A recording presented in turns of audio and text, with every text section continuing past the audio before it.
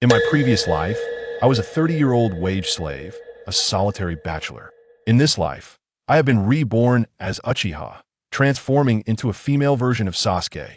On the night of the clan massacre, I pressed my lips to Itachi's trembling hand, whispering, "Brother, allow me to use love to touch the world." Turning around, I cornered little Naruto at Hokage Rock, exclaiming, "Hey, how about a date? I'll give you a Sharingan." From that moment, the narrative took a wildly unexpected turn.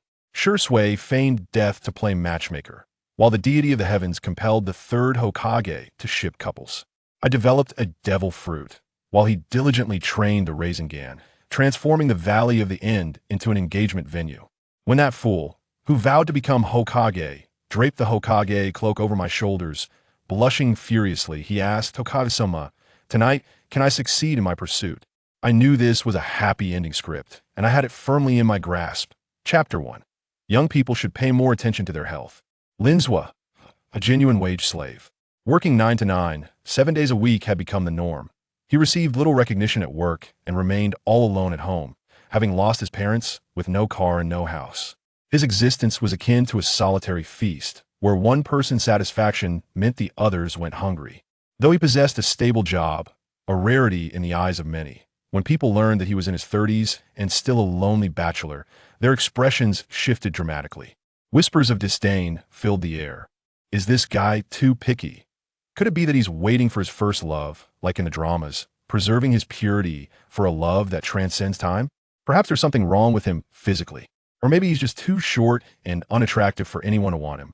In truth, ever since Linz was secured this stable job, numerous relatives have been recommending suitable women for him, and older colleagues at work had also tried to introduce him to eligible candidates. It wasn't that he had high standards. He had been on a few blind dates, but had yet to encounter anyone he felt a connection with. However, what Linzwa didn't expect was that once he crossed the threshold of 30, he suddenly became invisible to the world, perceived as a picky and undesirable outcast. Not only had the introductions for women ceased, but even men stopped approaching him. After work, Linzwa returned to his empty rental room, where the few pieces of furniture were aged and the entire space felt stark and barren. With a loud bang, the door slammed shut, causing a large patch of paint to peel off the white walls. Another day of being a lonely ghost. He was filled with the essence of his job, and his face bore the marks of misfortune. Sometimes, Linzwa pondered, if one day he were to collapse, his eyes closing forever, how long would it take for someone to notice? A week? A month? A year? Or perhaps even longer? Wouldn't he then become a dry corpse? How terrifying and grotesque that would be. That simply wouldn't do. Linzwa harbored a hint of anxiety concerning his appearance. Gazing into the bathroom mirror, though he wasn't particularly handsome, he was passably decent, standing at 168 meters with a well-defined six-pack. Achieving those six-pack abs was no easy feat. He had never slackened in managing his physique, dedicating at least 3 hours to sweating it out at the gym, no matter how late he worked. Linzwa turned on his music player, shedding the last remnants of his burdens, and stepped under the shower, losing himself in song. "Hey girl across the street, look this way, look this way, look this way, da-da-da-da. Stop singing. It's unbearable." A soft, sultry voice from next door penetrated the wall. Bang! Another chunk of paint fell from the bathroom's white walls. "Shout, shout. Turn up the volume. Hey girl across the street, look this way, look this way, look this way. Don't be frightened by my appearance. Actually, I'm quite adorable, the sorrow of a lonely boy." Linzwa lingered in the bathroom for an extended period, drenched in sweat, reveling in his catharsis. It was more than just a shower. Until someone knocked on his door again. Startled, Linzwa quickly wrapped himself in a towel. Coming. Who is it? So late, what's going on? Can't a person get any rest?" As he opened the door, he was taken aback, instantly alert. 2 police officers stood at the threshold, their faces filled with caution. "Officers, is there something you need at this late hour? We received a report regarding noise disturbances coming from apartment 301 in Fuhue building, suggesting possible indecent gatherings." Indecent gatherings? Linzwa was momentarily speechless. "How can that be? I live alone in 301. Officer, I'm innocent. You can come in and check. I'm just a bachelor. I swear I'm wronged. I'm even more wrong than dough." Linzwa's face displayed a blend of green and white, resembling a spilled paint palette. Quite a sight. "Sir, please step aside, allowing us to conduct a search." One of the officers glanced around Linzwa. "Before we proceed, kindly put on some pants. Oh, my apologies. He turned and dashed back into the bathroom. When he emerged again, he had changed into a set of Ultraman pajamas. The officers couldn't help but twitch their facial muscles at his comical outfit, as if they would burst into laughter at any moment. Cough, cough. You need not be overly anxious. It's merely a routine check to alleviate residents' concerns. Duty calls. We apologize for the disturbance.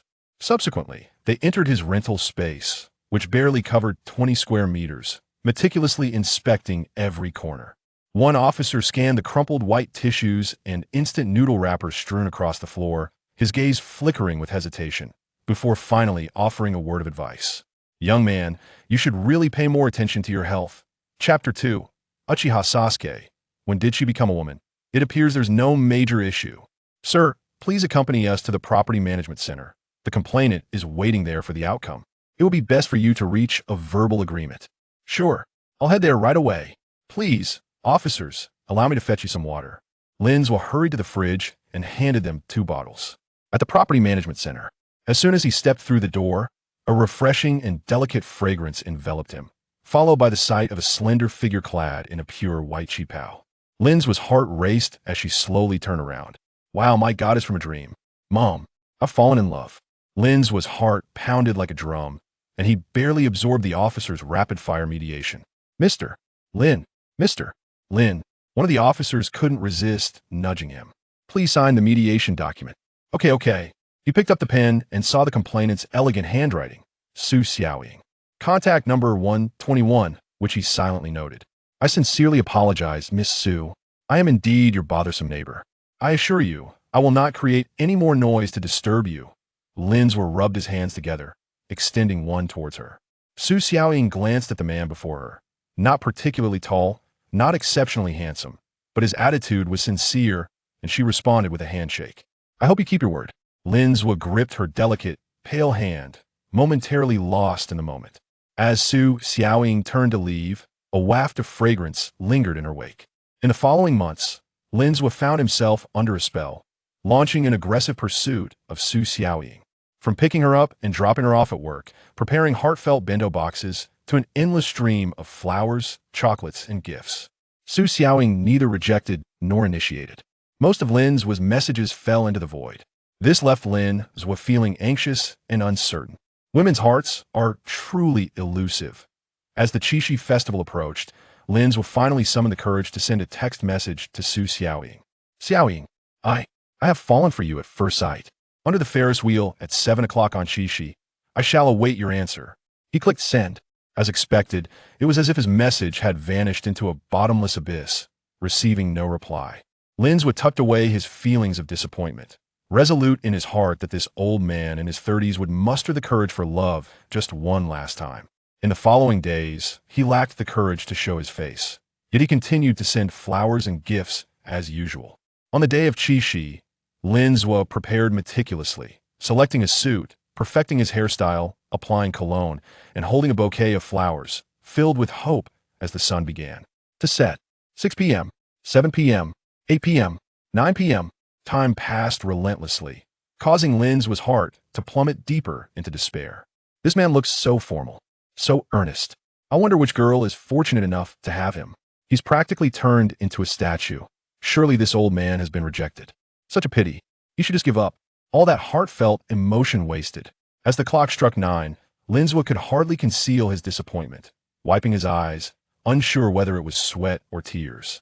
He left in solitude. What does gay mean? A familiar shout echoed in his ears, like a celestial melody transcending mountains and rivers. What? He had no time to ponder the meaning of that term. Suddenly lifting his gaze, he spotted the person he had longed for, standing across the street, her beaming smile directed at him. Overjoyed, all the shadows faded from his face as he rushed towards her white figure. Beep, bang, Someone's been hit. A scream erupted from the crowd. Who died? Why am I lying on the ground? My flowers. Where's my hand? Where's Xiaoying? Where's my Xiaoying? Lin's consciousness became increasingly hazy, his vision tainted with crimson. The last image he saw was that white figure rushing towards him. When he opened his eyes again, he found himself staring at a little girl floating in the air, surrounded by a hazy void. Ah, you finally woke up. Who are you? Lin's rubbed his head and then looked down at his body. Thankfully, everything was still intact. I am your deity, the little girl proclaimed. In your original world, your physical body has perished. However, there exists a method to reverse time, but you must complete a task, she said with a cunning smile. A chill ran down Lin's spine. Who is this suspicious little girl? Is she trying to make me work? Is this a scam? Reverse time? Could it allow me to rekindle my connection with Shisui? The little girl noticed the flicker of skepticism in his eyes. With a wave of her wand, a monitor materialized in midair, displaying a scene that twisted Lin's heart like a knife. The scene unfolded. Beneath the promised Ferris wheel, Su Xiaoying burst through the crowd, weeping heart-wrenchingly as she clutched Lin's lifeless body, crying out, "Please, save him." "All right, what do you want me to do?" The little girl was taken aback by his swift agreement. "Ahem, you will be reborn in the world of Naruto, with the identity of Uchiha Sasuke. Your objective is to pursue the target, Uzumaki Naruto, and your mission is to become Hokage. Naruto." Lin's felt a sense of familiarity. It was merely an anime he had encountered in short videos. "Very well. I will accomplish the task promptly and return as soon as possible," he declared earnestly. The little girl grinned mischievously. "Then I wish you success. Additionally, I will bestow upon you a special ability to unlock during your mission." "What special ability?" Lin's began to inquire. Before he could finish, the little girl pointed her wand, and he felt himself plummeting as his consciousness began to fade once more. What a scam. Sasuke. He lifted his head to see a strikingly handsome face and desperately searched his mind for information about Naruto. Itachi Uchiha, Sasuke's brother. Cough, cough. Lin's coughed up water. You're all right. It's all my fault for making you practice shuriken techniques too vigorously, causing you to fall into the water, Itachi said with a look of regret, gently patting Sasuke's back. As Lin's regained his senses, he endeavored to grasp his current predicament. Itachi Uchiha appeared to be merely 13 or 14 years old, while Sasuke was 5 years younger, meaning this body was only about 8 or 9 years old. He instinctively looked at his own form, clad in the Uchiha clan's ninja attire, but, why had my hair grown so long, reaching my chest? Why was I wearing a skirt on the lower half? In terror, he reached towards his precious parts. Everything felt smooth. A sharp cry escaped Lin's lips. This deceptive little girl. This is not the Naruto world I envisioned. Where has she sent me? When did Uchiha Sasuke become a woman? Chapter 3. The first encounter with Naruto. Uchiha Itachi observed his sister's unusual behavior. His eyes filled with concern. It appeared she was truly frightened. This was entirely the brother's fault. With that thought, he hoisted Sasuke onto his back and made his way to Konoha village. At that moment, Lin's finally regained her senses and reluctantly accepted her identity as a girl. She then closed her eyes to feel a trace of chakra flowing within her, her hands instinctively wandering across her upper body. Although it was unexpected, the sensation was rather pleasant. It felt somewhat advantageous, causing the corners of her mouth to lift slightly. Since she was here, she might as well embrace it. Completing her mission was paramount. She must strategize to win over Naruto, become Hokage, return to marry Sakura. The layout of Konoha was much as she had imagined. As night fell, the streetlights gradually illuminated the surroundings, and looking up, she beheld the Hokage's visage carved into the rock. This must be the Hokage rock. Hey Sasuke, what do you wish to eat? Today is a special treat. A secret between us siblings, so do not tell mother and father. Itachi interrupted Lin's thoughts. You may choose from tomato pasta, tomato salad, or tomato rice balls. Itachi smiled, enthusiastically presenting the 3 options. They're all tomatoes.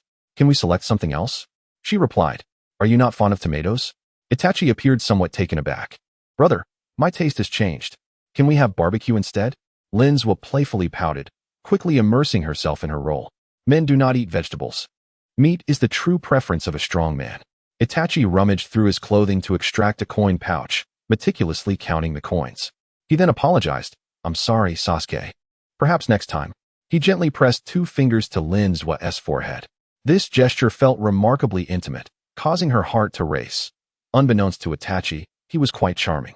Continuing onward, Itachi traversed the bustling streets, moving through the throngs of people. Nestled against Itachi's sturdy shoulder, Lin's experienced an unprecedented sense of security. Suddenly, a cacophony of harsh shouts and curses erupted ahead, drowning out the market's clamor. Get away, you monster! Who allowed you to touch that? Filthy creature! Who would dare to take something you've touched? Stay away from my shop. How unlucky. A crowd had gathered before a toy store, where the owner was furiously berating a small, scrawny figure, even hurling fruit from his stall at the boy. Instead of intervening, the onlookers wore expressions of disdain, whispering words like demon fox and disaster. The child at the center of this turmoil had striking golden hair, now unkempt and dirty, clad in worn-out, faded clothing. He was smeared with the remnants of the fruit that had been thrown. He kept his head low, his small frame curled up like a frightened chick drenched in rain, trembling in the face of the crowd's malice. He clutched a rough, seemingly self-carved wooden shuriken, as if it were his only solace. Upon witnessing this scene, Linz was suddenly realized. This was indeed the person she needed to win over. Golden hair, blue eyes, the demon fox. Uzumaki Naruto. I wasn't doing anything. I just picked it up when it fell, he attempted to explain in a soft voice, laden with tears and immense grievance. Look, everything you touch brings misfortune. How dare you retort? Clearly, you're an untrained wildling. A belligerent man stepped forward, brutally snatching the wooden shuriken from the boy's grasp and smashing it to pieces beneath his foot. No, Naruto cried out in despair, lunging for the shards, only to be easily shoved aside, landing heavily on the ground, his palms scraping against the rough surface, drawing blood. Tears cascaded down his face, mixing with the grime. His blue eyes were filled with profound pain, confusion, and a near-numb despair. Why does everyone treat me this way? Is merely existing a sin? Linzwa, still on Itachi's back, was utterly stunned. The scene before her was far more visceral and brutal than anything she had witnessed in the anime. This blatant, collective malice directed at a child filled her with visceral nausea and burning anger. She finally understood. This was the childhood of Uzumaki Naruto. As the shop owner, seemingly unsatisfied, picked up another object to hurl at the cowering Naruto, a clear yet commanding voice rang out. Stop! Everyone froze, turning towards the source of the voice. There stood the remarkably beautiful Uchiha girl, who had somehow leaped down from her brother's back and strode confidently into the fray, arms outstretched, resolutely shielding the golden-haired boy. Her petite figure cast a long shadow under the streetlights, exuding an unusual aura of protection. Her obsidian eyes, brightened by anger, scanned the adults present. Her voice cold and unyielding, incongruent with her age. You all, surrounding a child so much smaller than yourselves, bullying him, humiliating him, and resorting to violence.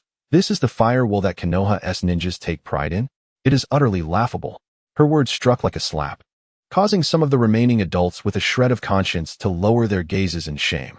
Yet, others were infuriated. Uchiha girl, this is none of your business. Step aside. Do you know what he is? He is a demon fox. He will bring disaster. The shop owner shouted. I see you all creating disaster. Sasuke stood her ground, stepping closer, her gaze piercing into the man. What heinous act has he committed? Did he break your belongings? Compensation is one thing, but what gives you the right to trample on his dignity? With that, she turned away from the stammering adults, crouching down to meet Naruto's tear-streaked, shocked face. Her expression softened from its earlier sharpness as she pulled a clean handkerchief from her pocket, unbothered by the filth on his face, and gently wiped away his tears and grime. Hey, don't cry, she said, her tone softening. It's a waste to shed tears for such unworthy people and matters.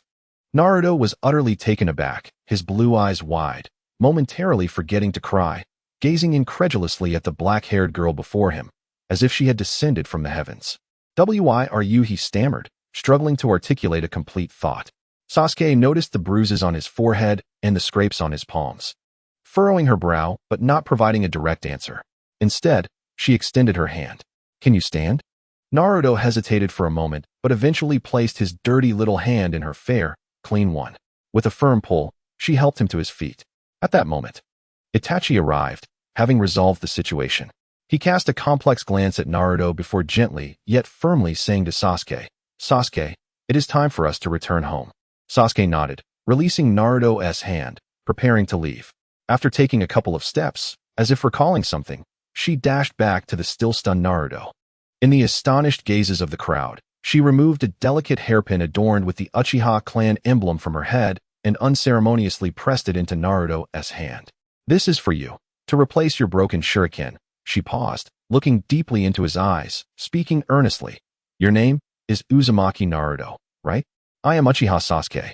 With that, She turned and ran back to her brother's side, pulling him away. Naruto stood alone, tightly clutching the hairpin that still held the warmth of the girl. Surrounded by the intricate and varied gazes of the crowd, he gazed in the direction of her disappearance, motionless for a long time. Chapter 4. The moment of stillness. By the time Itachi and Sasuke returned home, it was already late at night. "Where have you been?" Uchiha Fugaku's voice was cold and firm. Instinctively, Itachi shielded Sasuke, bowing deeply. "Father, I apologize. I lost track of time while training with Sasuke." Sasuke hurriedly followed suit, his heart racing. "Training?" Fugaku's tone rose slightly, laced with an almost imperceptible skepticism. "What sort of training requires you to be out at this hour?" "Itachi, your recent activities seem increasingly difficult to explain to the family." The implication in his words caused Itachi's body to stiffen ever so slightly. Just then, Makoto, their mother, appeared at the right moment, gently breaking the tension. All right, you're back. The children must be starving. We can talk after dinner." This feeling was so foreign, yet so warm that Sasuke found his eyes unwittingly moistening. Linzwa had never experienced the warmth of family. "Oh, our Sasuke is growing up and becoming more thoughtful. Soon he'll be a young lady," Makoto teased, wiping away Sasuke's tears. "Sasuke, what's wrong? Did your brother bully you? Or did someone else?" Fugaku rushed to Sasuke, one hand supporting him and the other brushing away the tears at the corners of his eyes. The sternness he had just shown was replaced by an expression of deep affection. "Tell father, who bullied you? I'll send the police force to deal with him." No one bullied me. I just feel too happy." Happiness. Itachi watched this scene unfold, a bittersweet feeling welling up within him. After dinner, Fugaku indeed summoned Itachi to his study. As soon as the door closed, muffled yet intense arguing could be heard from within. Sasuke's heart leaped into her throat as she suddenly realized the grave event that would change her brother's life overnight, turning him into an orphan, the Uchiha clan massacre. Executed by none other than her brother, Itachi. Could it be about to happen? She feigned helping in the kitchen, lingering near the study door. Makoto glanced at her, sighed softly, her expression complex, yet she did not stop her. Sasuke pressed her ear against the cold door. There was no more time for hesitation. This is Father's voice, suppressing his anger. "Father, that future isn't Itachi's voice. It's urgent and pained. You've been brainwashed. Itachi, have you forgotten you are an Uchiha?" "Because I remember." Bang. It sounded as if a teacup had crashed onto the table. Then, a clear, desperate declaration pierced through the door, reaching Sasuke's ears. If the clan and the village cannot coexist, for Sasuke, the rest was unclear. But the finality in that murderous intent froze her in place. Overwhelmed by shock, she lost her balance and accidentally brushed against the door, making a slight noise. "Who?" Itachi's sharp voice rang out from within. In the next moment, a shadow of death burst through the door. It was a kunai infused with chakra. Its speed and angle lethal, not a test, but a direct threat to life. Sasuke's mind went blank, yet the instinct for battle inherent in Uchiha Sasuke surged forth, igniting her body with a primal response. In a reflexive motion, she executed an extreme backward bridge. The kunai whizzed past her nose, cutting through the air. At the same time, her waist twisted with incredible flexibility, one hand bracing against the ground while the other shot out like lightning. With a crisp clang, she miraculously pinched the kunai's handle between her fingers. The entire sequence transpired in the blink of an eye, flowing with a breathtaking elegance. Holding this precarious pose, Sasuke stared at the deadly weapon she had captured, cold sweat instantly soaking her back, her heart racing as if it would burst from her chest. This body was terrifying yet remarkably reliable. "Sasuke!" The study door was flung open. Itachi rushed out, his face devoid of color, his Sharingan activated in fear. When he saw Sasuke standing unharmed, clutching the kunai he had thrown, a wave of relief nearly caused him to collapse. Fugaku followed closely, his expression shifting drastically upon seeing his daughter at the door. He swiftly pulled Sasuke close, checking her for injuries. "Are you hurt? Are you all right?" His voice trembled, recalling the moment he thought he might lose his daughter. "I am fine." Itachi fixed a penetrating gaze on her, his eyes filled with a complex mix of emotions as he struggled to maintain his calm. "Sasuke, what are you doing at the door?" "I wanted to ask if you wanted to eat, have a late-night snack," Sasuke stammered, conjuring a feeble excuse, her voice still quivering from the shock. Itachi's gaze lingered on her face for several seconds. His crimson Sharingan seemed to see through everything. Eventually, the sharpness in his eyes softened as he reached out, gently taking back the kunai, his fingertips brushing against Sasuke's palm, sending a chill through her. Do not approach the study again, he spoke in a low, gravelly tone. Fugaku let out a heavy grunt, seemingly about to say something, but ultimately just tightened his embrace around Sasuke's shoulders. It's all right, my dear daughter. You must have been frightened. It's just your brother being too anxious. I'll discipline him later. In that moment, Sasuke felt a suffocating sense of confusion and terror. The shadow of the massacre loomed closer than ever before. The next dawn, before the light of day broke, Sasuke lay awake, waiting for Itachi to sneak out. Suppressing the tumult within her, she resolved to follow her brother at all costs. However, the Uchiha clan felt like a warm net. Almost as soon as she stepped outside, various concerns poured in. Little Sasuke up so early? Auntie just made dumplings. Sasuke, want to go to the training ground? She was forced to muster a smile to respond. Her gaze fixed desperately on Itachi's figure growing ever more distant. Just as she was about to lose sight of him, Itachi's silhouette darted down the path leading to the southern riverbank. Sasuke finally shook off the enthusiastic clan members and stealthily followed, hiding behind a massive rock. At the riverbank, shrouded in morning mist, Itachi was not alone. Another figure had been waiting there all along, dressed in a common Uchiha dark, high-collared short sleeve. Adorned with a small fan emblem on the back, he stood with his back to Sasuke. His posture was upright, and his aura contrasted sharply with Itachi's somberness, radiating a carefree, unrestrained energy. Just seeing his silhouette was enough to brighten one's spirits. You're here? The figure turned, a bright smile illuminating his face. His eyes slightly uplifted, exuding confidence and a hint of mischief. His gaze fell upon Itachi, and his smile deepened. I thought you were ensnared by your little ancestor. It was Uchiha Shisui. The moment of stillness. Stop joking, Itachi replied, a hint of exasperation in his voice, yet there was little reproach. As if he were accustomed to Shisui's teasing. How is that joking? As Shisui approached, he naturally raised his hand, seemingly intending to place it on Itachi's shoulder as he had done in the past. Everyone in the clan knew that he was hopelessly infatuated with his younger sister. However, Itachi subtly turned to the side, skillfully evading his touch. Ah, how he had grown, not even allowing a simple touch anymore. Shisui crossed his arms, tilting his head to observe Itachi, his tone laced with teasing, yet veiled beneath a sheer layer of delicate emotions. Itachi averted his gaze, focusing instead on the gentle flow of the river. Let us get serious. The situation in our clan is dire. I know, Itachi began, but Shisui interrupted, his tone turning slightly grave. But your condition appears even worse. Did you not sleep well last night? Taking a step closer, he scrutinized Itachi's face, noticing the bloodshot eyes. The proximity was unnervingly close, nearly allowing them to feel each other's breath. Itachi instinctively took a half-step back, his brow furrowing. Shisui, be serious. I am quite serious, Shisui replied, blinking innocently. I am concerned for my most important friend. He deliberately elongated the word friend, imbuing it with a hint of ambiguity. From behind the rocks, Sasuke held his breath, feeling the peculiar tension between the two, an almost imperceptible closeness, a deliberate avoidance, and an underlying tension masked by jest. At that moment, Sasuke, having held his position for too long, accidentally dislodged a small stone. Who? Itachi and Shisui exclaimed in unison, their sharp gazes instantly directed toward the rocks. In an instant, Shisui vanished. A true body flicker technique. The next second, he appeared beside the rock, staring at Sasuke, who had nearly cried out in fright. Wow, look who has wandered into this place. Shisui exclaimed upon seeing Sasuke. Itachi's expression shifted abruptly to one of alarm. He crouched down and shielded Sasuke behind him. Shisui. Ah, now I understand, Shisui drawled slowly. No wonder Itachi has been avoiding me lately. Your protective heart is truly touching. His words dripped with unmistakable innuendo and jest. Shut up, Shisui. Itachi's face flushed a mix of red and white, torn between anger and embarrassment. All right. I'll be quiet. Shisui raised his hands in mock surrender, though the amusement in his eyes deepened. But Itachi, are you really going to let your precious little sister lie here by the chilly riverbank? She might catch a cold. As he spoke, he naturally extended his hand, seemingly intending to help Itachi lift Sasuke, or at least brush the leaves from her hair. Just as his fingertips were about to make contact with Sasuke, Itachi's reaction was unexpectedly fierce.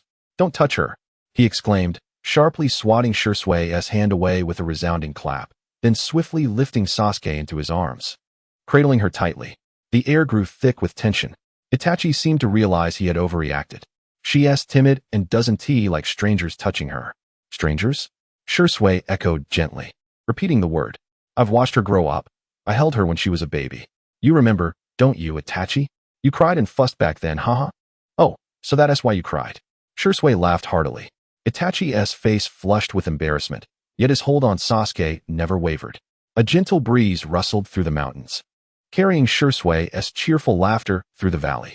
Itachi, Sasuke is too fragile to be resting outdoors for extended periods. I will return home. Wait for me at the South Shrine. There are urgent matters to attend to. Itachi gently lifted Sasuke, formed a hand seal, and vanished in place. Chapter 5, Naruto. Be my follower at the South Shrine. Sasuke's mind raced with these keywords, urgent matters. Is the plan about to commence? Has my time of happiness begun to count down so soon? Itachi gazed tenderly at her face, gently covering her with a quilt. Suddenly, Sasuke's whimpering voice startled Itachi. Don't hurt Shisui, Lord Danzo. The crows are crying, holding the Sharingan. They're all dead. They're all dead. Brother, no? Itachi's eyes widened in shock. How could Sasuke know this? A bitter smile crept onto his lips. Dreams should not be taken seriously. He resolutely turned and formed seals, vanishing in place.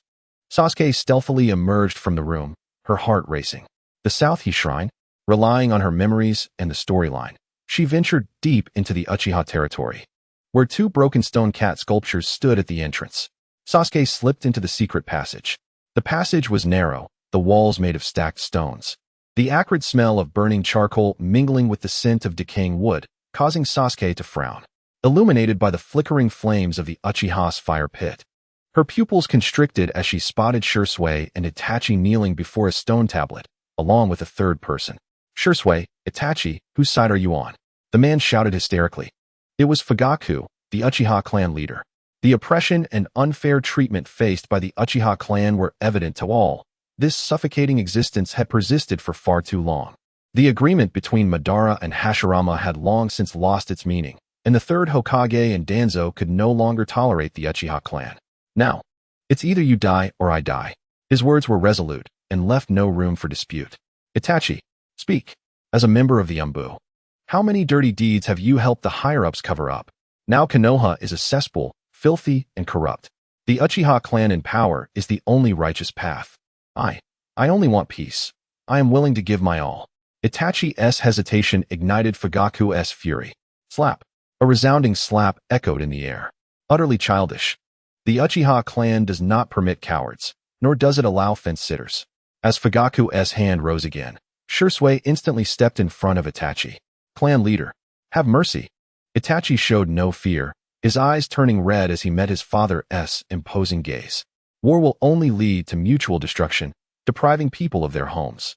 I only wish for Sasuke to grow up in a safe environment, without the constant fear for his life. Itachi, you will regret this. The final words were laced with a deep sigh. Hey Sasuke, what are you doing crouched there? A gentle push on Sasuke's left shoulder broke the tension. The voice was neither loud nor soft. The people inside froze momentarily. Cursing under his breath, he realized the gravity of the situation. Turning around, he saw Naruto with his signature spiky yellow hair and big grin, completely oblivious to the seriousness of the moment. Look who it is, Shisui exclaimed, lifting Naruto as if he were a chick ready for slaughter. Sasuke, bracing himself, emerged from the shadows of the passage. I'm sorry, father. Brother, I didn't mean to eavesdrop. Sasuke's brother's face showed concern as he left. I was just worried, so I followed. Fugaku glanced at Naruto and then at his beloved daughter, his stern demeanor softening as he bent down to affectionately stroke Sasuke's hair. My dear daughter, you need not worry. Your brother is strong. Just take care of yourself. Shisui observed this absurd scene, brother Itachi kneeling and taking a beating, sister Sasuke comforting him, a clear depiction of their family dynamics. Sasuke, do not worry. Your brother is fine.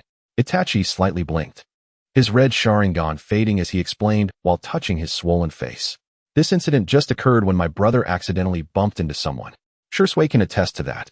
In an instant, all eyes turned to Shisui, who looked innocently at Itachi, while Itachi blinked rapidly, conveying a frantic hint. Ultimately, Shisui nodded helplessly. It was akin to Zhou Yu beating Huang Gai. One was willing to strike, and the other to endure. To the Uchiha elders and my brothers. I am not a mere demon child. My name is Naruto Uzumaki, and I aspire to become Hokage. Are you playing hide and seek? It's quite challenging to find anyone here. If I hadn't followed Sasuke in, I would never have located this place. Can I hide here next time? By the way, this secret chamber is quite impressive. Sasuke, there is something I'm uncertain whether to say or not. The Uchiha clan's fan emblem somewhat resembles a ping-pong paddle. Sasuke seethed internally, pleading, don't say that. No matter how strong a life, it cannot withstand reckless self-destruction on the edge of a blade. This annoying demon child is rather noisy. Perhaps we should eliminate him. Shisui casually suggested. Itachi did not oppose, while Fugaku remained silent. In a moment of panic, Sasuke wrapped his arms around Fugaku's neck, pleading with his father, please don't kill this foolish child. Let him be my follower. Chapter 6. Sasuke's lunchbox. Although Fugaku and Itachi displayed reluctance, under Sasuke's adamant insistence, Naruto became Sasuke's subordinate. After all, one was a devoted father and the other a late-stage little sister complex. Demon child, you must protect Sasuke, treating her as more important than your own life. If she suffers even the slightest harm, I will hold you accountable. Fugaku spoke slowly, his words laced with threats. Keep your distance. Otherwise, Itachi's gaze was calm, yet a murderous aura sent shivers down Naruto's spine from several meters away. Father, brother, you need not worry. Konoha is quite safe. Besides, who would dare provoke the Uchiha clan? Sasuke appeared blissfully unaware of the encroaching danger, exuding innocence. Sasuke, just be this way. The rest, leave to your brother. Itachi silently resolved to himself. Sasuke secretly rejoiced. Having a close follower would create opportunities to win over the foolish Naruto in no time. Orphaned since childhood, he had never known warmth and thought that if he were a bit more proactive, Naruto would surely kneel at his feet. A smug smile crept across his face. Sasuke, what are you laughing at? When she regained her senses, she found herself outside the shrine, with everyone gone except for Naruto, who was staring blankly at her. Determined, Sasuke immediately displayed her resolve. She grasped Naruto's hands, her gaze soft enough to draw tears. Naruto, are you thirsty? Hungry? Would you like to come to my house? I'll make you a lunchbox. Sasuke had never been in a romantic relationship, and her direct approach left Naruto stumbling back. No, Sasuke, what's wrong? Are you sick? Don't joke around. Naruto quickly withdrew his hand, his voice tense and barely hiding a tremor. Go to Sasuke's house. Let Sasuke cook. Itachi's words lingered in my ears. Naruto may be slow, but he wasn't foolish enough to risk his life. Seeing him retreat in a panic, Sasuke assumed he was simply shy. After all, facing the pursuit of the esteemed Uchiha clan's young lady could easily make anyone feel inadequate. Naruto, as my follower, you need not feel inferior. I should treat you well. When it counts, you just need to charge forward. However, Sasuke never considered being protected by him, given Naruto's notorious reputation as the bottom of the class. Naruto, struck by Sasuke's sudden concern, was momentarily stunned. No one had ever spoken to him in such a manner. His eyes flickered, torn between gratitude and Itachi's earlier admonition. He quickly adjusted his emotions. Sasuke, it looks like it's going to rain. I need to go home and fetch the laundry. With that, he dashed away, leaving no trace. What happened to my follower? Sasuke gazed skyward at a 45-degree angle. The sky was clear, showing no signs of impending rain. Naruto, you can't escape. He fled, she pursued, and he was trapped. A subtle smile graced Sasuke's lips. The following morning, the luxurious Uchiha kitchen resonated with the symphony of pots and pans clattering. Fugaku and Mikoto were startled awake by the sudden commotion, instantly alert. In a flash, Fugaku activated his Sharingan to peer into the kitchen. The smell of burnt meat wafted through the air. The couple rushed to the kitchen, only to be met with a jaw-dropping sight. Sasuke, adorned in her mother's pink apron, her long hair elegantly tied up, and a rosy blush gracing her delicate, pale face, skillfully maneuvered various kitchen utensils. Fugaku could not conceal his astonishment and rushed to embrace Sasuke. He planted a kiss on her cheek. Sasuke was taken aback, quickly overwhelmed by Fugaku's enthusiasm. Sasuke, you possess a talent for cooking. You truly are my daughter. Pride radiated from him. Mikoto chuckled softly, covering her mouth as she observed the heartwarming scene. Sasuke, are these 2 lunchboxes for your father and brother? Mikoto, you have given me a wonderful daughter. She is the greatest asset of the Uchiha clan, Fugaku remarked, gently rubbing Sasuke's cheek with his stubble. Sasuke found herself at a loss for words, hesitating. These are for my brother and Naruto. I can't say it out loud. Father, I have already chosen a recipient for this lunchbox. With that, she bolted, clutching the bag tightly. Behind her, Fugaku and Mikoto stood frozen, and Fugaku's expression shattered. Before long, Sasuke arrived at the training ground where Itachi was. Itachi and Shisui were engaged in a tense spar, their eyes glowing red, evidently employing their Sharingan for physical training. Brother, I made you lunch. I left it here. I'm off. Itachi froze at the sound of Sasuke's voice. Lunch. He immediately signaled Shisui to pause, turning to search for Sasuke, but only spotted a striking red bag resting on the gray stone. Shisui quickly snatched the bag from the stone, triumphantly waving it in the air. Shisui, give it back. Itachi's voice turned grave. His eyes crimsoned as he activated his Mangekyo Sharingan. Seeing Itachi's agitation, Shisui hastily waved his hands. Itachi, don't be serious. I'm just helping you out. I don't need it. With a swift motion, Itachi snatched the lunchbox from Shisui's hands, intending to enjoy it alone. Don't be stingy. Share some with me. Shisui playfully leaned in. Sasuke's lunch must be a culinary delight. No way.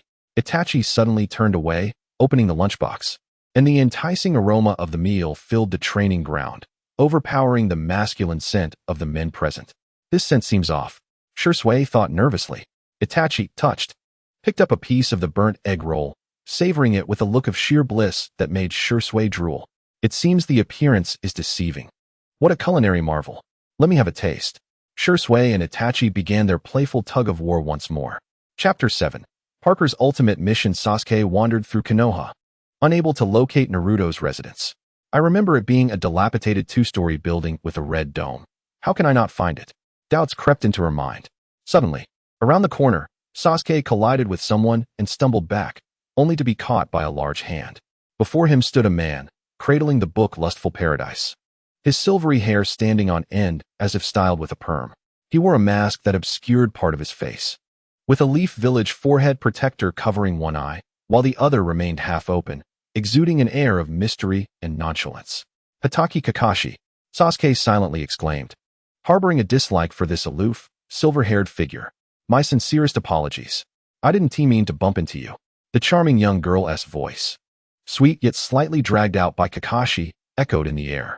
If you don't let go of me, how long do you intend to hold on? Sasuke shot Kakashi a haughty glare. Kakashi regarded the adorable girl before him, her attire a trademark of the Uchiha clan, a smile lingering in his eyes as if he were reminiscing about an old friend, momentarily lost in thought. Let me go? If you don't, I'll call for help.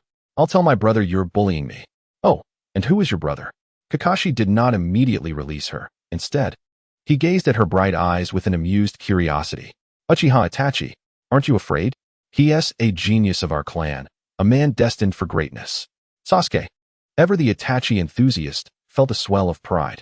Kakashi waved a dismissive hand, his expression dripping with disdain. No matter how you argue, Itachi is my junior. He must still respectfully address me as his senior. Sasuke was momentarily speechless, unable to refute this claim, for indeed, Kakashi had entered the Umbu long before Itachi. Stop with the hierarchical nonsense. My brother is more handsome and stronger than you. Sasuke began to pout, sticking his tongue out at Kakashi before jumping out of his grasp, hands firmly placed on her hips. Kakashi's posture stiffened, one eye narrowing dangerously, the nostrils beneath his mask flaring with a soft snort of defiance. He clearly was not pleased. He then tucked away Lustful Paradise, seizing Sasuke and hoisting her onto his shoulder. Then let Itachi and I have a sparring match right in front of you. You can judge who is stronger and more handsome. Really? Sasuke's eyes sparkled with excitement, her anticipation reaching its peak. No, perhaps it's better to avoid that. She stammered, raising her hands in a gesture of dismissal, suppressing her gossiping spirit. Although she was intrigued by the true visage beneath Kakashi's mask, she could not allow her curiosity to derail her plans for Naruto. She had to keep her strategy intact. However, as compensation for bumping into me, do share Naruto's home address. Naruto? Uzumaki Naruto. What do you want with him? Kakashi's demeanor immediately shifted to one of caution. That's none of your business, Kakashi-sensei. The honorific was drawn out by Sasuke. If you want to tell me why, then I shan't reveal the address either. How fair. Kakashi leaned against the wall, retrieving Lustful Paradise once more, preparing to immerse himself in its pages. Sasuke, realizing the uselessness of her previous attitude, adopted a more humble demeanor, her hands wringing together in a pleading gesture. Pouting won't work, I'm not your brother. Kakashi's tone turned icy, lacking any semblance of sympathy. Sasuke muttered under her breath. No wonder you remain a bachelor until death. It's hardly surprising. Fine, don't tell me then. You're not the only one who knows, she exclaimed, her eyes blazing with frustration as she turned to leave. Follow this path to the end, take a right. Then a left, another left, go uphill, and you'll see a red house. Kakashi's nonchalant voice echoed behind her. That's more like it, Sasuke thought, not bothering to look back as she sprinted forward. Kakashi watched her dash away, a mix of emotions flickering in his gaze, somewhat moved yet cautious. The tensions between the Leaf Village leadership and the Uchiha clan had been palpable lately, and as a former Umbu member, Kakashi had heard whispers of discord. In such critical times, the intertwining of an Uchiha girl and the Jinchuriki of the Nine Tails raised suspicions. With that thought, Kakashi quickly performed a summoning jutsu. A puff of smoke erupted, revealing his lead ninja dog, Pakin, clutching a copy of Lustful Paradise. Kakashi, what is going on? A somewhat mature voice emerged from Pakin. The book fell to the ground. Pakin, did you sneak a peek at my book again? Kakashi scolded, pulling Pakin closer. Pakin feigned innocence, hastily changing the subject. That Uchiha girl ahead. She smells of burnt flesh and urgency. Perfect 10 on the urgency scale. Follow her and see who she meets and what she does. Kakashi pointed in her direction. Pakin's brown eyes widened, his tone urgent. Kakashi, she's just a kid. Have you no morals? Is she still an Uchiha? Are you courting danger? Kakashi was momentarily taken aback by Pakin's words. Hurry up and go. You got it. Task accepted. Pakin shot forward like a brown lightning bolt, racing after the slender figure ahead. For Kakashi's lifelong happiness, this ultimate mission is mine to fulfill. Chapter 8. Sasuke gets captured. As the morning mist gradually dissipated, a shaft of radiant sunlight illuminated the Hokage Rock, and the previously quiet streets buzzed with the sounds of vendors calling out. Sasuke brushed aside her bangs, revealing a smooth forehead, and gently wiped the beads of sweat from her brow. Her cheeks flushed as her gaze fell upon the red house. This was Naruto's home, remote, dilapidated, and hardly befitting the orphan of the fourth Hokage, who had sacrificed himself to seal the Nine Tails. She stealthily ascended to the second floor and pushed open the door. It was unlocked. The curtains were tightly drawn. The bed was unoccupied. Sunlight streamed through the ragged holes in the curtains, illuminating the dimly lit 20-square-meter room, which contained a single bed, a table, and a chair. On the table sat an open carton of milk, its presentation exceedingly sparse. Sasuke picked up the carton and squinted, discovering it was indeed expired. What a vigorous life force. Everything seems to thrive. Who are you? A sharp kunai glinted menacingly as it was thrust towards Sasuke's neck from behind. Without a moment's hesitation, her body reacted to the danger, swiftly retreating and flipping in midair, raising her arm to block the kunai. As the weapon brushed against her delicate arm, Naruto froze momentarily. Upon closer inspection, he realized the girl before him was none other than Sasuke. Naruto, you've got some nerve. A mere lackey trying to take on the master. Sasuke teased, snatching the kunai from his hand. Sorry, I didn't mean to. I didn't expect it to be you. Usually, no one comes here. My apologies. Are you hurt?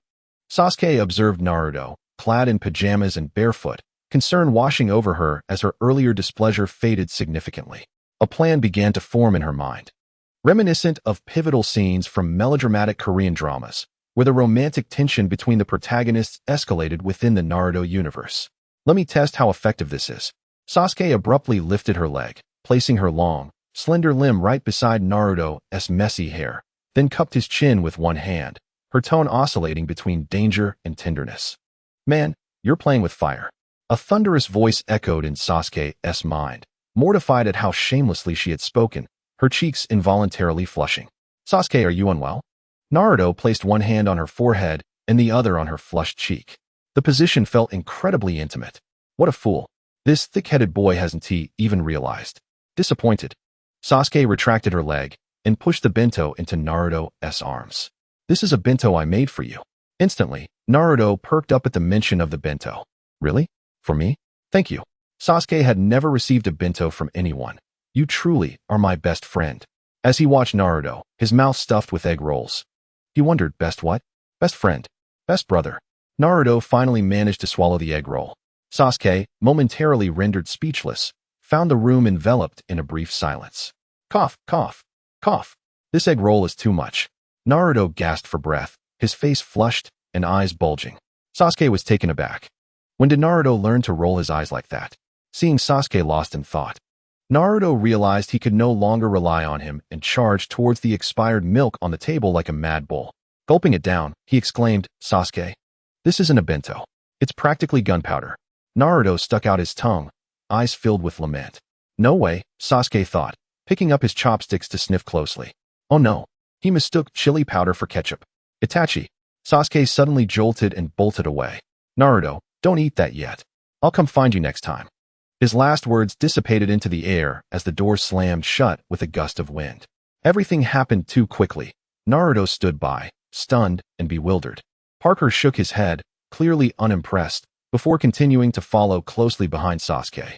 As they passed a secluded area on the edge of Konoha, a ninja wearing a black snake mask appeared silently behind Sasuke. Sensing the presence immediately, Sasuke assumed a fighting stance. What do you want? Uchiha's little brat, quite alert. The cold voice of Danzo sliced through the air, chilling the atmosphere instantly. Sasuke realized that the visitor was not benevolent. With a swift motion, she threw several black shurikens. Immediately forming hand signs, she unleashed a fire technique, fire style, fireball jutsu. A burst of flames erupted. Earth style, earth wall. The figure behind her quickly formed hand signs, raising a wall of earth to block both the shurikens and the fireball. Lightning style, lightning tomato explosive. A sphere of red light appeared in Sasuke's hand, which she hurled at her opponent. The snake-masked figure dodged, and the lightning technique exploded behind him, creating a deep crater. Oh, dual attributes. Not bad. I'm done playing. Little girl, time to wrap it up. Earth style, hell swamp. Earth style, earth prison. In an instant, Sasuke's legs were ensnared by mud, and an earth prison descended from above, trapping her securely. Let me go? Sasuke glared furiously, struggling in vain. What skill is it to bully a child? Why not go after my brother? Your brother? Humph, Itachi Uchiha's turn will come soon. The snake-masked voice dripped with disdain. Parker, witnessing the unfolding situation, sensed the gravity of the matter. This is bad. The Uchiha princess has been captured by Root. I must inform Kakashi. It stealthily exited the scene of the battle. As the sun set, Itachi returned to the Uchiha compound, weary from his mission. From a distance, he spotted a blonde boy pacing at his doorstep, holding a bento box similar to his own. Itachi's pupils constricted, his gaze sharpening. This rascal. At that moment, Naruto noticed Itachi approaching and stepped back in surprise, summoning the courage to move forward. Itachi, have you seen Sasuke? I've searched for her all day, scouring every possible place. Not only did I fail to find her, but I also discovered signs of a struggle on her usual route home. There were traces of lightning, fire, and earth techniques. Hearing this, Itachi's heart sank. Though his expression remained unchanged, Naruto could feel the temperature around them drop to freezing. Someone is about to make a move. Naruto, go back. Keep your mouth shut. No. Take me with you. Naruto pleaded urgently. I won't be a burden. At that moment, Itachi's figure was nowhere to be seen. Naruto's last words seemed to echo into the empty air. Itachi's eyes glowed a deep crimson as he rapidly formed hand signs, heading into the dark vortex. Danzo, how dare you? A bucket of cold water splashed over Sasuke, leaving her chilled to the bone. Struggling to open her eyes, she felt dizzy and her body ached painfully. Damn it, this Danzo has no sense of honor. He promised a visit, yet behaves so barbarically. Sasuke cursed inwardly. Her gaze scanned this unfamiliar world, devoid of day and night, illuminated only by an eternal, ghostly blue glow. The air was thick with the stench of rust and formaldehyde, each breath akin to swallowing ice needles. This was the belly of Konoha, digesting innocence and excreting weapons known as Root. Apologies, little princess. The people down below are rather uncouth and tend to be heavy-handed. Please bear with me. The man sitting on the central stone throne spoke slowly, his voice devoid of any emotion. Sasuke glanced at herself, suspended by iron hooks piercing her collarbone, blood and water dripping from her toes into a fan-shaped blood basin below. Her long ponytail was swept away by the currents, clinging tightly to her body as the coldness of Root assailed her from all sides, leaving her utterly defenseless. Danzo, you're joking. An 8-year-old girl warrants such elaborate measures? It is truly an honor to be invited by an adult. Her words subtly implied that Danzo was bullying the weak. Upon hearing this, Danzo's eyes darkened like a black mamba, but his smile deepened. The Uchiha clan is indeed a thorn in Konoha's side. I vow to eradicate it completely. You, insignificant child, are merely bait. Do not worry, the show is about to begin. Lord Danzo, Uchiha Itachi requests an audience. Oh, so soon? Let him in. The trap was set. A sense of foreboding surged within Sasuke. The door slid open silently, and Itachi's figure cut through the shadows. Upon catching sight of Sasuke, the tomato-red bento box in his hands fell to the ground with a thud, empty. His pupils shrank to pinpricks, nails digging into his palms, blood trickling through his fingers. Yet he felt nothing. Brother. Sasuke's voice was barely audible. With gritted teeth, Itachi spat out. Danzo, may I ask what this is? Danzo, with a heart full of zeal for Konoha, declared, to protect Konoha, we must act. Itachi, the Uchiha clan harbors ill intentions. It is well known. If left unchecked, it will inevitably lead to a third shinobi world war, resulting in rivers of blood. How can you bear to let this happen? I have given you ample time to consider your options. Your indecision ends today? With that, he leaped, thrusting a chakra blade straight towards Sasuke's right shoulder. Sasuke watched as the glowing blue blade approached, her body instinctively wanting to evade, but ultimately, she could only weakly struggle. In the next moment, blood droplets fell like rubies. A piercing scream erupted from Itachi's throat, his fingertips trembling. Black and red chakra coalesced into substance, shattering the ceiling lights, with fragments cascading like shooting stars. Those eyes. A member of Root cried out. Itachi's eyes glowed crimson, the three tomo of his Sharingan spinning wildly, even producing blood tears in a non-Mangekyo state. Danzo, you're seeking death. Itachi's killing intent surged.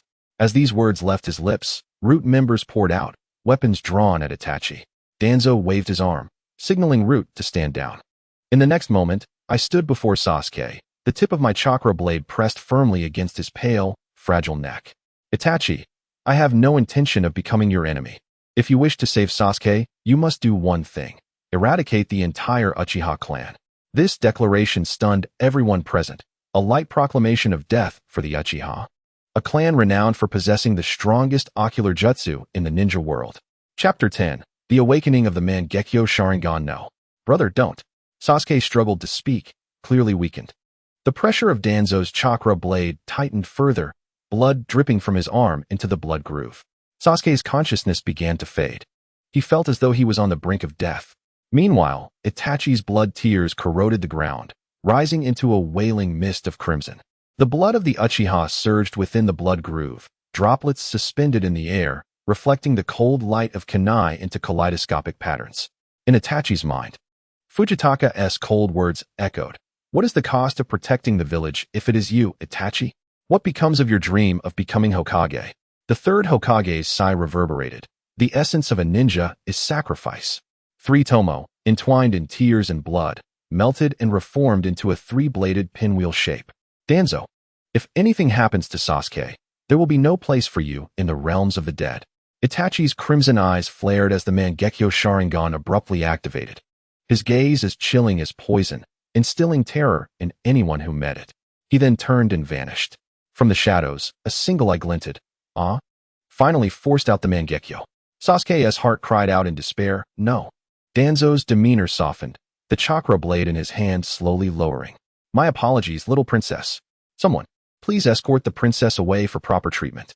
Danzo dared not imagine the madness Itachi would unleash if he were to kill Sasuke, the brother who was utterly devoted to him. He waved his hand, and Sasuke was carried away by a masked figure. Is Uchiha Shisui here? Danzo's face gleamed with greed as he remained seated in the central stone throne, his fingers tapping rhythmically. His Kotoamatsukami was the greatest variable. His tone remained calm, his voice unyielding, clearly dismissive of Sasuke's fate. Shisui, Sasuke gasped, recalling the plot from the original anime, where Danzo seized the eyes. Sasuke was taken to a secluded stone chamber, where a female medic wearing a panda mask tended to his wounds. Sasuke felt as if his heart had turned to ash.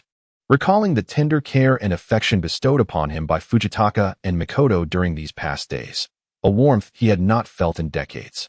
His eyes grew misty, and he inwardly raged, cursing the dubious little girl. Others are reborn with systems and golden fingers, yet I have nothing. What of the promised special ability? I am about to be killed. If I die, no one will help you with your tasks anymore. How he longed for additional buffs to help Shisui and rescue Itachi. The panda-masked medic observed Sasuke, whose eyes brimmed with unshed tears, his youthful, delicate face etched with stubbornness. Such severe injuries, yet he uttered no complaints, truly resilient. It was remarkable. Suddenly, the panda-masked medic's hand faltered as Sasuke's body collapsed, hitting the stone floor heavily. What happened? The Uchiha girl is so fragile. Surely this injury won't be fatal. She quickly checked for his breath, finding it stable. Her heart eased slightly. A loud snoring suddenly erupted from Sasuke, an inappropriate interruption. How magnanimous. The panda-masked medic adjusted his lying position and continued stitching and applying medicine. A girl's body must not bear scars. Her movements were gentle and meticulous. At that moment, Sasuke's consciousness was drawn into another realm, where he once again encountered the dubious little girl who floated leisurely in midair, a sly smile gracing her lips. It seems you have adapted to the identity of Uchiha Sasuke. I am quite satisfied with your performance in Naruto. Satisfied, my foot.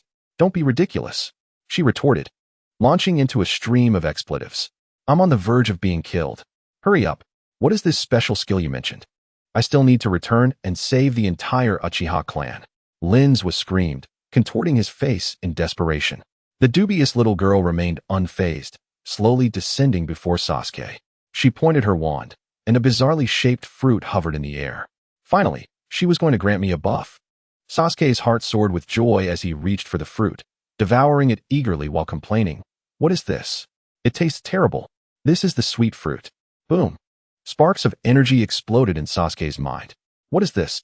Sweet fruit. The dubious little girl pronounced slowly. This script can be played this way. The devil fruit from One Piece is here. Linzwa, I know you are a seasoned pirate enthusiast. Surely you understand the powers of this fruit. It can enchant and petrify. But as a little girl, I fear I cannot unleash its full potential. Do not underestimate yourself. You can do it. Please, little lady. Do not let me down. With so many powerful fruits in One Piece, such as the Nika fruit or the Tremor fruit, can I not have a different one? Sasuke blinked helplessly, large tears falling. Truly a sight to behold. Uchiha Sasuke will be forgiven for anything, for she is as beautiful as a celestial maiden. However, the dubious little girl was entirely unmoved by the tears, instead stifling a laugh behind her hand. Do not mimic Hancock's speech. Chapter 11. The Sweet Fruit Knock. Knock, knock. The door of the Hokage's room resounded with urgent knocks. Kakashi, having received a message from Pakken, was filled with anxiety. The Uchiha clan's little princess had been captured by Root, and if mishandled, Konoha would descend into chaos, or worse, face unforeseen consequences. He rushed towards the Hokage's office without pause. The third Hokage stood alone, gazing out the window, still holding his large pipe, his expression contemplative. He slightly raised his hand, and the door creaked open. Third Hokage, we have a serious situation. Kakashi, usually laid back, now wore a grave expression, his voice low. Oh, what is it, Kakashi? Kakashi recounted Pakken's observations in meticulous detail to the battle-hardened Hokage, the highest authority and spiritual leader of Konoha. I understand, Kakashi. How do you believe this matter should be addressed? The third Hokage exhaled a cloud of smoke, his demeanor calm. Kakashi was taken aback, clearly not expecting the third Hokage to seek his opinion. After a moment of contemplation, he declared, I will prioritize maintaining the peace of Konoha. However, the third Hokage did not explicitly express his viewpoint, but merely instructed Kakashi to withdraw. He was already aware of Sasuke's abduction, and even Danzo's actions stemmed from his own neglect and indulgence. As Itachi set forth on his mission to annihilate the clan, to ensure complete safety, he called out, Black Cat. The third Hokage's gaze sharpened, as if he had made a resolute decision. At your service. A shadowy figure swiftly emerged, kneeling before the third Hokage. Gather all elite Umbu and head to the Uchiha clan's territory. Should anything occur, the Konoha Umbu will act in place of Itachi to eliminate the Uchiha. Yes. The Black Cat complied and departed. In the depths of the stone prison, Sasuke awoke, nearly crying out in alarm, startling the panda-masked medic beside him. Hancock. Sasuke. You were dreaming. She gently wiped away the tears from Sasuke's eyes, inquiring with genuine concern. Sasuke's physical pain had lessened considerably. It seemed that this panda-masked individual was indeed a good person. Being 11, refrain from unnecessary actions. Just endure, as long as you're alive. The wolf-masked guard warned coldly from the entrance. The panda-masked figure quickly bowed his head, hastily gathering all the medical supplies before silently exiting. The wolf-masked figure slowly approached the stone prison, issuing a stern warning. Princess of the Uchiha clan, do not attempt to get close in hopes of escaping. It is futile. You might as well wait obediently for Itachi to complete his task and come for you. Haha. Soon, your entire Uchiha clan will be wiped out. How ironic that you, who always look down on others, are destined for such a fate. It is truly a swift justice. Lord Danzo's strategy is indeed brilliant.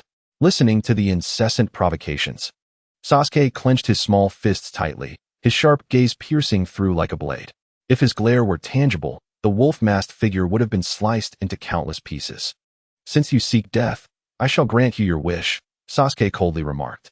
Little girl, who are you trying to scare? You haven't even activated your Sharingan. The prisoner scoffed. You are just like your brother. So self-righteous and utterly detestable. Sasuke's resolve hardened. The dubious girl's fruit buff was just perfect for this moment. As she tossed her long hair and flashed an innocent smile, she secretly chanted for the sweet fruit to activate. Her palms came together to form a heart shape. And in an instant, her Sharingan activated, not in the traditional Tomo shape, but with crimson eyes adorned by a pink heart at the center. It was extraordinarily enchanting. The wolf-masked figure was momentarily startled. Mellow, mellow, mellow, sweet, sweet wind. Her palms radiated a wave of cherry blossom-colored heart-shaped light, surging forth like a tide. In that instant of contact, the wolf-masked figure shattered, falling to the ground, and his body began to petrify at an observable speed, ultimately transforming into a stone statue with a heart-shaped eye and a blissful expression. Sasuke smirked wickedly. The sweet fruit had triumphed in its first battle. That dubious girl was indeed capable. Time was of the essence. She needed to find Shisui swiftly to prevent him from being ambushed and having his eyes plucked out. With a swift kick, Sasuke struck the iron lock of the stone prison, shattering it instantly. Following the memories of her escort, she stealthily entered the central stone chamber of the root. Chapter 12, The Scheme for the Eyes. As she ventured deeper, the guards became increasingly sparse, which spared Sasuke considerable effort. After all, she couldn't petrify everyone she encountered and then struggle to carry them away. Such physical labor was too burdensome for an 8-year-old girl's body. Just as she stealthily reached the edge of the central stone chamber, a sudden commotion erupted from within. Smack! Danzo struck Shisui across the face, then feigned deep sorrow, shaking his head. Shisui, you are my most promising junior. A genius ninja. The Uchiha's rebellious intentions have been apparent for some time. How could you have so confidently vowed that with your Mangekyo Sharingan, the Uchiha clan leader would abandon his rebellion? Because I believed your promise, I have repeatedly persuaded the third Hokage to delay the purge of the Uchiha. Shisui lowered his head in silence, his eyes concealing unspeakable sorrow. Sasuke felt a wave of anger welling up inside her. Danzo had just manipulated Itachi and was now attempting to brainwash Shisui. Not a word he uttered was sincere. The entirety of Konoha was filled with masters of verbal manipulation. She thought, Shisui, please do not trust him. Peeking into the central chamber, she saw Danzo rising from the central throne, observing Shisui, who still kept his head down, with a barely perceptible smile at the corner of his mouth. He stepped closer, casting a shadow over Shisui, then placed his hand on his shoulder. The village still fears the Uchiha. If you are willing to join me, we shall create true peace, your eyes and my schemes. Shisui's shoulder visibly tensed. Danzo's actions did not falter. His other hand seemed poised to lift Shisui's lowered gaze. An alarm sounded in Sasuke's mind. It was clear that Danzo had ulterior motives. He intended to strike. Amidst the eternal azure glow of the root, Sasuke, feeling desperate, could no longer hide her presence. She suddenly leaped forward, shouting, Shisui, don't listen to Danzo. He wants to take your Sharingan. Her voice echoed dramatically in the spacious stone chamber, and in an instant, members of the root, clad in various dark masks, surged in from all directions like cockroaches emerging from the shadows. The rustling footsteps, gathering in the central stone chamber, continued. Upon seeing Sasuke's familiar face, Shisui instinctively swatted away Danzo's hand that rested on his shoulder, flipping backward and glaring coldly at Danzo, deliberately maintaining his distance. What is Sasuke doing here? Where's Itachi? Shisui's mind was flooded with 100 questions, but it was clearly not the right moment to inquire. Princess of the Uchiha clan, you are quite disobedient. How dare you thwart my plans? I promised Itachi that I would spare your life and even heal your wounds. And this is how you thank me. Danzo's words were chillingly sharp, his gaze cutting through the air as the scent of blood thickened ominously. Danzo, spare me your pretense. Was it not you who used me as bait, leveraging my life to coerce my brother into doing your dirty work? You only care for your own skin. If anything were to happen to me, it would surely cost you your life and your precious root. Bait, dirty work. Shisui's mind was shaken. A strong premonition of unease washed over him. Sasuke, where is Itachi? Sasuke felt a surge of sadness well up within her, but did not answer. She merely cast a deep glance at Shisui. Ha, no need to ask. By now, your Uchiha clan has likely been slaughtered. Danzo's lips curled into a triumphant smile. Then, he raised his hand slightly, and a wave of root members surged forward, weapons glinting ominously. The Uchiha clan has but a few of you left. No need to rush. You'll each take your turn, as Root represents Konoha, to settle the score. You madman. Shisui's face turned pale, his teeth biting down hard on his lip. Blood dripping from the corner of his mouth. His hands rapidly formed seals. Fire style, fireball jutsu. A massive fireball shot into the sky, bringing with it a destructive heat. Water style, water dragon jutsu. A bat-masked figure immediately countered with a ninjutsu. The fireball and water dragon entwined upon contact, spiraling upward, clashing against the stone chamber's ceiling, producing a deafening roar. Accompanied by thick, white smoke, visibility in the central stone chamber plummeted. The scene of this ninjutsu duel appeared impressive to Sasuke, at least. It was not on the same level as her fireball jutsu, body flicker technique. Just as Sasuke was captivated by the dazzling battle, Shisui silently appeared behind her. Sasuke, come with me. Before his words could fully escape, he swiftly scooped her up, preparing to perform the body flicker technique once more. Danzo's reaction was swift. Realizing the trap, the root members quickly adjusted their formation into the four symbols sealing technique. Chapter 13. Do not invade the heavens. Shisui's eyes, if they cannot be attained, shall be destroyed. Listen, those of Root must not gaze directly into Shisui's eyes. Those ensnared by his genjutsu will not escape with their lives, but I will take yours. With unwavering determination. We must capture Uchiha Shisui and Uchiha Sasuke. His tone, as cold as a serpent, issued orders devoid of emotion, laden with an unmistakable threat. You intend to seize me again, Danzo? You truly embody the quintessential villain of the original anime. At that moment, as Sasuke's thoughts began to stir, the ground beneath them glowed ominously with the four symbols array. The positions of Chien, Kuin, Jun, and Sun unleashed chakra chains that ensnared Shisui's limbs and Sasuke's waist. The four symbols sealing technique now activated. Shisui's hands, poised to form seals, suddenly froze. Both he and Sasuke were immobilized, locked in a sacrificial pose, rendered motionless. No matter how formidable your genjutsu or body flicker technique may be, you cannot escape the grip of the root. Shisui, Sasuke, prepare to dissolve into a pool of blood within the four symbols sealing technique. Danzo's face twisted with malevolence as he unleashed a chilling laugh. A sense of dread washed over Sasuke. The sweet fruit required the caster to maintain a specific posture, and in their current predicament, he could only rely on his elder brother. Shisui, whatever happened to your strongest eye technique, Kotoamatsukami? Time was of the essence. They could not afford to linger any longer. Danzo was truly insufferable. Sasuke deliberately lowered his voice, maintaining the posture of being cradled by Shisui as if he were a cherished little princess. Shisui's gaze faltered slightly at Sasuke's words. His younger sister was aware of this secret. After all, as the ultimate illusion of the Uchiha clan, Kotoamatsukami possessed the power to completely alter another's will without detection, a supreme genjutsu. Shisui's Kotoamatsukami could be activated without direct eye contact, a secret known only to Itachi. Danzo, do not rejoice prematurely. Shisui's eyes fixed intently on Danzo. With that, his Sharingan swiftly transformed into its kaleidoscopic form, featuring four interlinked, curved tomo spiraling inward like an invisible vortex.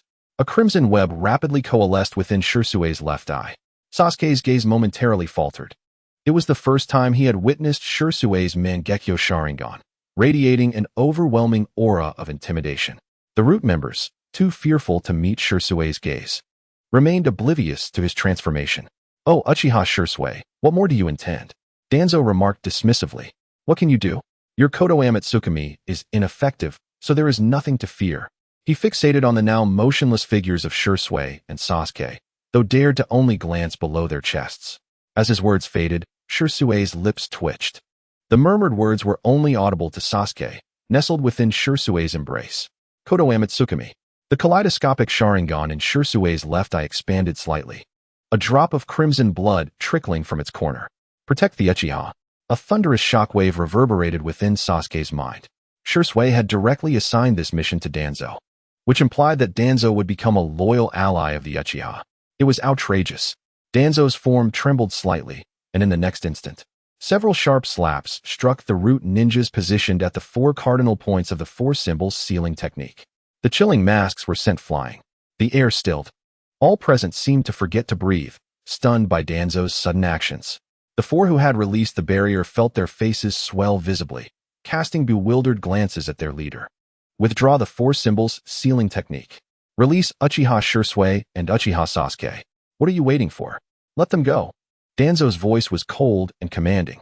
The barrier ninjas, confusion etched on their faces, retracted the sealing tools.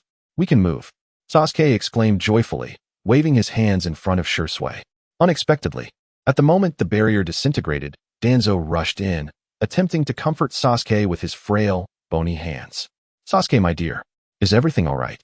Shisui was taken aback by Danzo's sudden display of concern, stepping back in surprise and swatting away Danzo's outstretched hand. To everyone's astonishment, Danzo did not react with anger. Instead, his aged face trembled slightly, sorrow etched across his features, as he knelt before Shisui and Sasuke in a show of despair. Gasps filled the air. What was happening? Who had ever witnessed the leader of the root, Danzo, kneel before anyone? Even in the presence of the 3rd Hokage, he had never bowed. Shocked, Sasuke, for the first time, witnessed the might of the ultimate Jinjutsu and discreetly gave Shisui a thumbs up. Chapter 14. The blade to annihilate the clan. Seeing Sasuke's gesture, Shisui's lips curled into a faint, elusive smile. Shisui, Sasuke, I do not seek your forgiveness for my past actions. All I desire now is to make amends. Though I am uncertain if it is still possible. Itachi has been absent for some time, and I fear that he may have heeded my previous misguided orders, committing the foolish act of slaughtering the Uchiha clan. Hurry, we must stop him. Danzo knelt, anguish etched on his face. Tears streamed from his murky, yellowed eyes, and with determination, he raised his hand. The root ninjas immediately sheathed their weapons and retreated, exiting the central cavern without a single voice of dissent. Though they did not comprehend their leader's actions, unwavering obedience to orders was ingrained in their very being.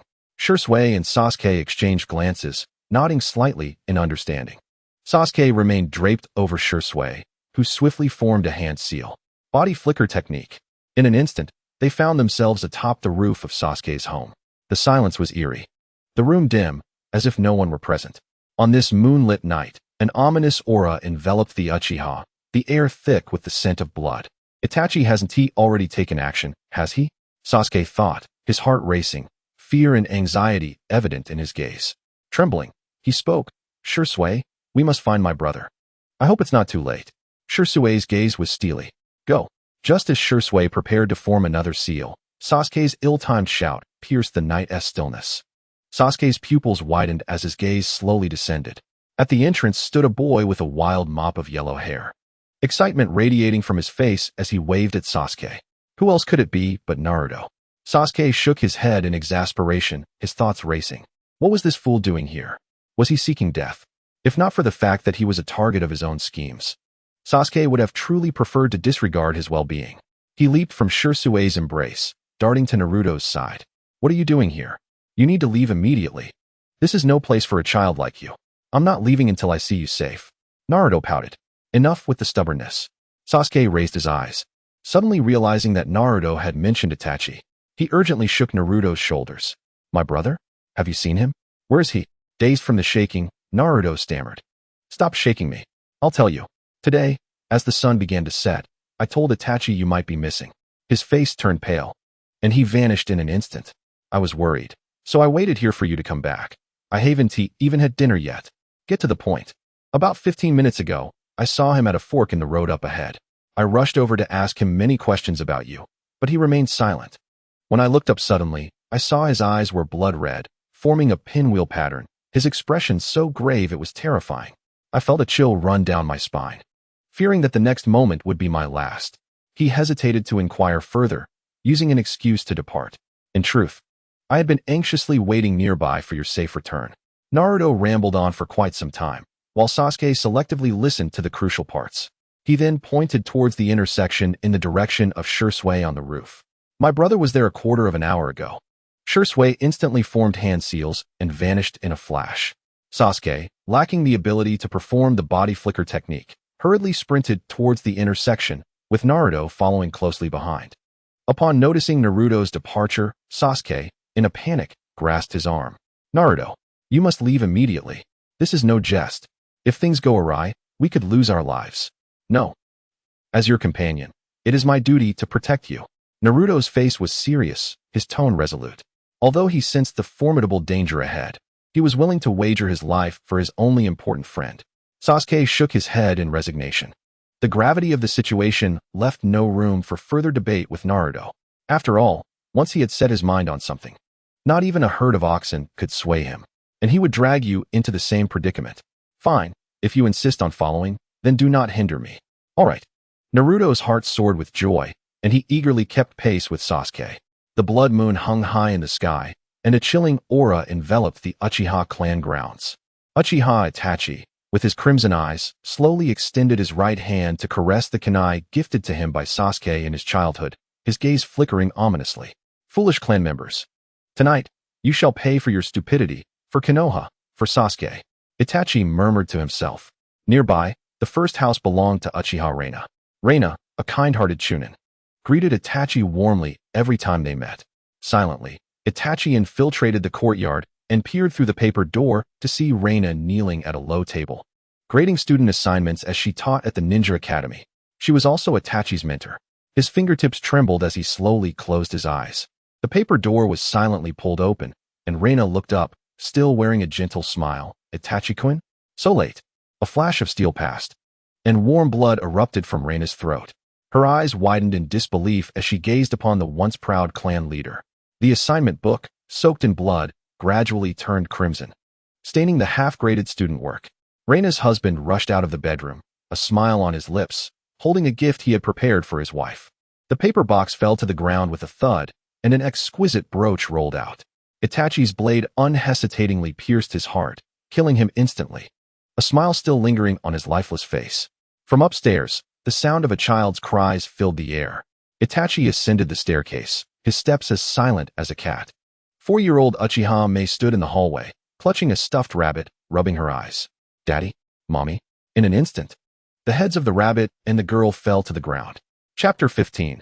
The joy of the fangirl. Itachi abruptly opened his eyes, still standing in Uchiha Reina's courtyard, mentally rehearsing the impending massacre. Observing his expression hardening, his Sharingan glowed a sinister red in the darkness. The three tomo gradually spun, revealing the flowing chakra pathways within Reina, exposing the most vulnerable artery in her neck. The paper door was silently pulled open, and Reina looked up, still wearing a gentle smile. Itachi-kun? So late. Just as Itachi was about to draw his sword from his back, a familiar voice erupted in his ear. Brother. Sasuke's voice. His movements faltered. No. Before I complete my task, Danzo will not spare him. Brother, Itachi. Sasuke urgently called out again. Meanwhile, Shisui, using the body flicker technique, had already arrived beside Itachi, standing slightly taller, and from the shadow behind him, Shisui had firmly grasped Itachi's hand that was attempting to draw his sword. Calm down. I've already rescued Sasuke. Don't lose control. Shisui spoke soothingly, whispering gently in Itachi's ear, attempting to pacify the agitated lion. The posture appeared rather intimate. Itachi halted, abruptly turning to see Sasuke approaching him with a radiant smile. Her cheeks flushed from running, resembling the rosy glow of dawn. Her brows relaxed slightly, and a strained smile tugged at her lips, clearly having just escaped the shadow of the clan's massacre. This smile was meant solely to reassure Itachi that she was safe. Itachi's gaze sharpened, then he broke free from Shisui's hold, opening his arms to embrace Sasuke. Sasuke's expression betrayed her excitement. The grave error had yet to be committed, and there was still room for redemption. Her delicate, pale fingers brushed against Itachi's hand, her tone tender and composed. "Brother, you need not bear this pain alone. Trust me. Allow me to touch the world with love." Itachi embraced his sister with overwhelming joy, his heart tumultuous. She seemed to have matured overnight. "Sasuke, are you hurt?" Itachi gazed at her pale face with concern. Sasuke shook her head, appearing somewhat relieved. "Sasuke, are you injured? Let me see where." Naruto's untimely worry suddenly erupted. His face etched with anxiety.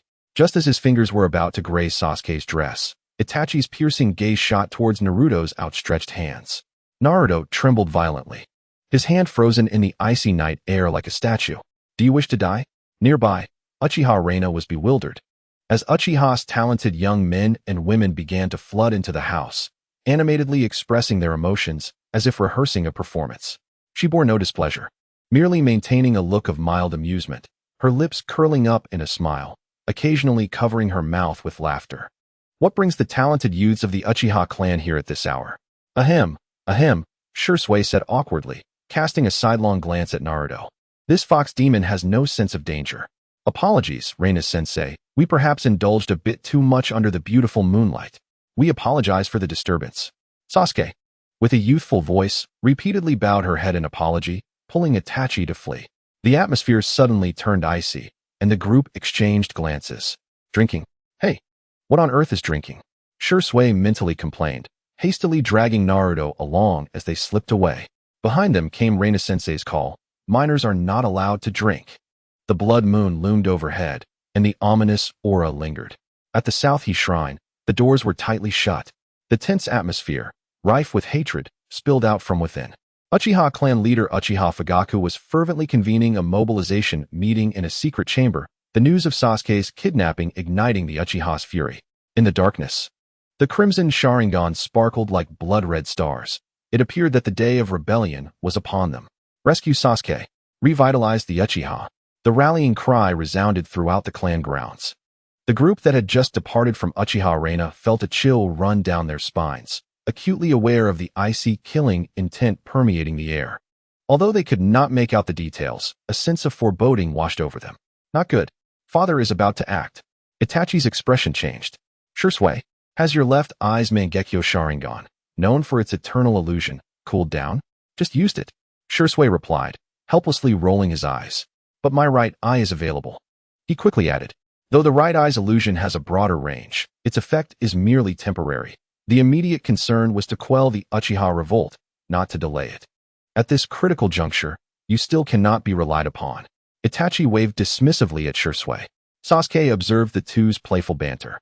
A twitch at the corner of her mouth as she lowered her head, burying her face.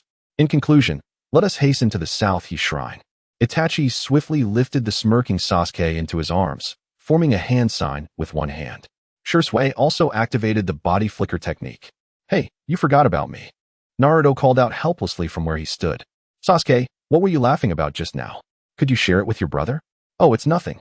You wouldn't understand. It's the joy of a Fujoshi." Chapter 16, Rescuing Sasuke. Reviving the Uchiha. The leader of the third Hokage's Black Cat, stood atop the treetops of the Uchiha clan grounds, shrouded in the shadows of the night and dense foliage, surrounded by dozens of elite operatives. All remained silent and still, awaiting Itachi's arrival. The moon hung low, and the night was well advanced. "Where has Itachi gone? We agreed to annihilate the clan, didn't we?"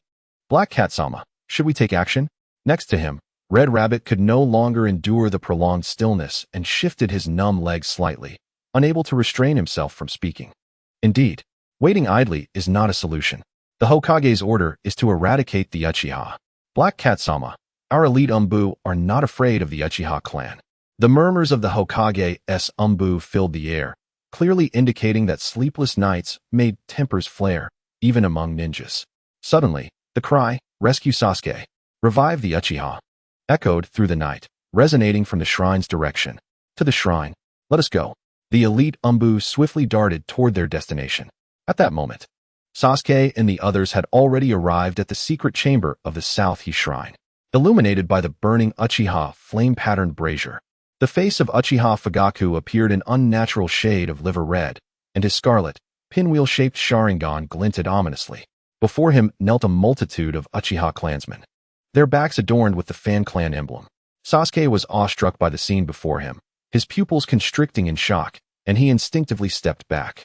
The sight of his father in such a manner was something he had never witnessed before, cold, bloodthirsty, possessing absolute control and leadership. As Fugaku laid eyes on Itachi and Shisui emerging from the secret passage, suspicion and scrutiny filled his gaze. With the Sharingan activated, he could clearly perceive the flow of chakra. Was there yet another presence concealed within the passage? Who could it be? Sent by the third Hokage? By Danzo? Are you friends or foes?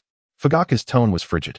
At that moment, all clan members activated their Sharingan, their scarlet eyes burning with intensity as they turned to scrutinize the two. If battle is to ensue, please leave the Uchiha Shrine. As the current clan leader, the shrine represented the ancestors and glory of the Uchiha, a legacy he was determined to uphold. The crowd gasped in astonishment. Could it be that the prodigious young clan leader would side with the Hokage? Itachi's brow furrowed. The conflict between the Uchiha and the higher-ups of Konoha had escalated to an irreparable point. It was now a matter of life and death. Sasuke, steeling himself, stepped out from the shadows. The moment the crowd beheld Sasuke's unharmed presence in the chamber, their pupils widened in disbelief. According to reliable intelligence, Sasuke had indeed been deeply entangled in a kidnapping situation. His appearance here? Could there have been a misunderstanding? The frigid atmosphere surrounding Fugaku dissipated instantly, replaced by a joyful exclamation as he rushed to embrace Sasuke. You have suffered, my daughter. His face flushed, a smile breaking across his lips as he gently stroked Sasuke's long hair. The clan members stood in stunned silence, witnessing a side of their leader they had never seen before. Everyone was left speechless, the atmosphere heavy with silence. Shisui placed a hand on his forehead and whispered into Itachi's ear. I was also startled when I saw the clan leader react this way last time. Itachi shot him a warning glance, the meaning clear. Shisui quickly covered his mouth. Sasuke felt overwhelmed in his father's embrace, the pain coursing through him suddenly flaring up.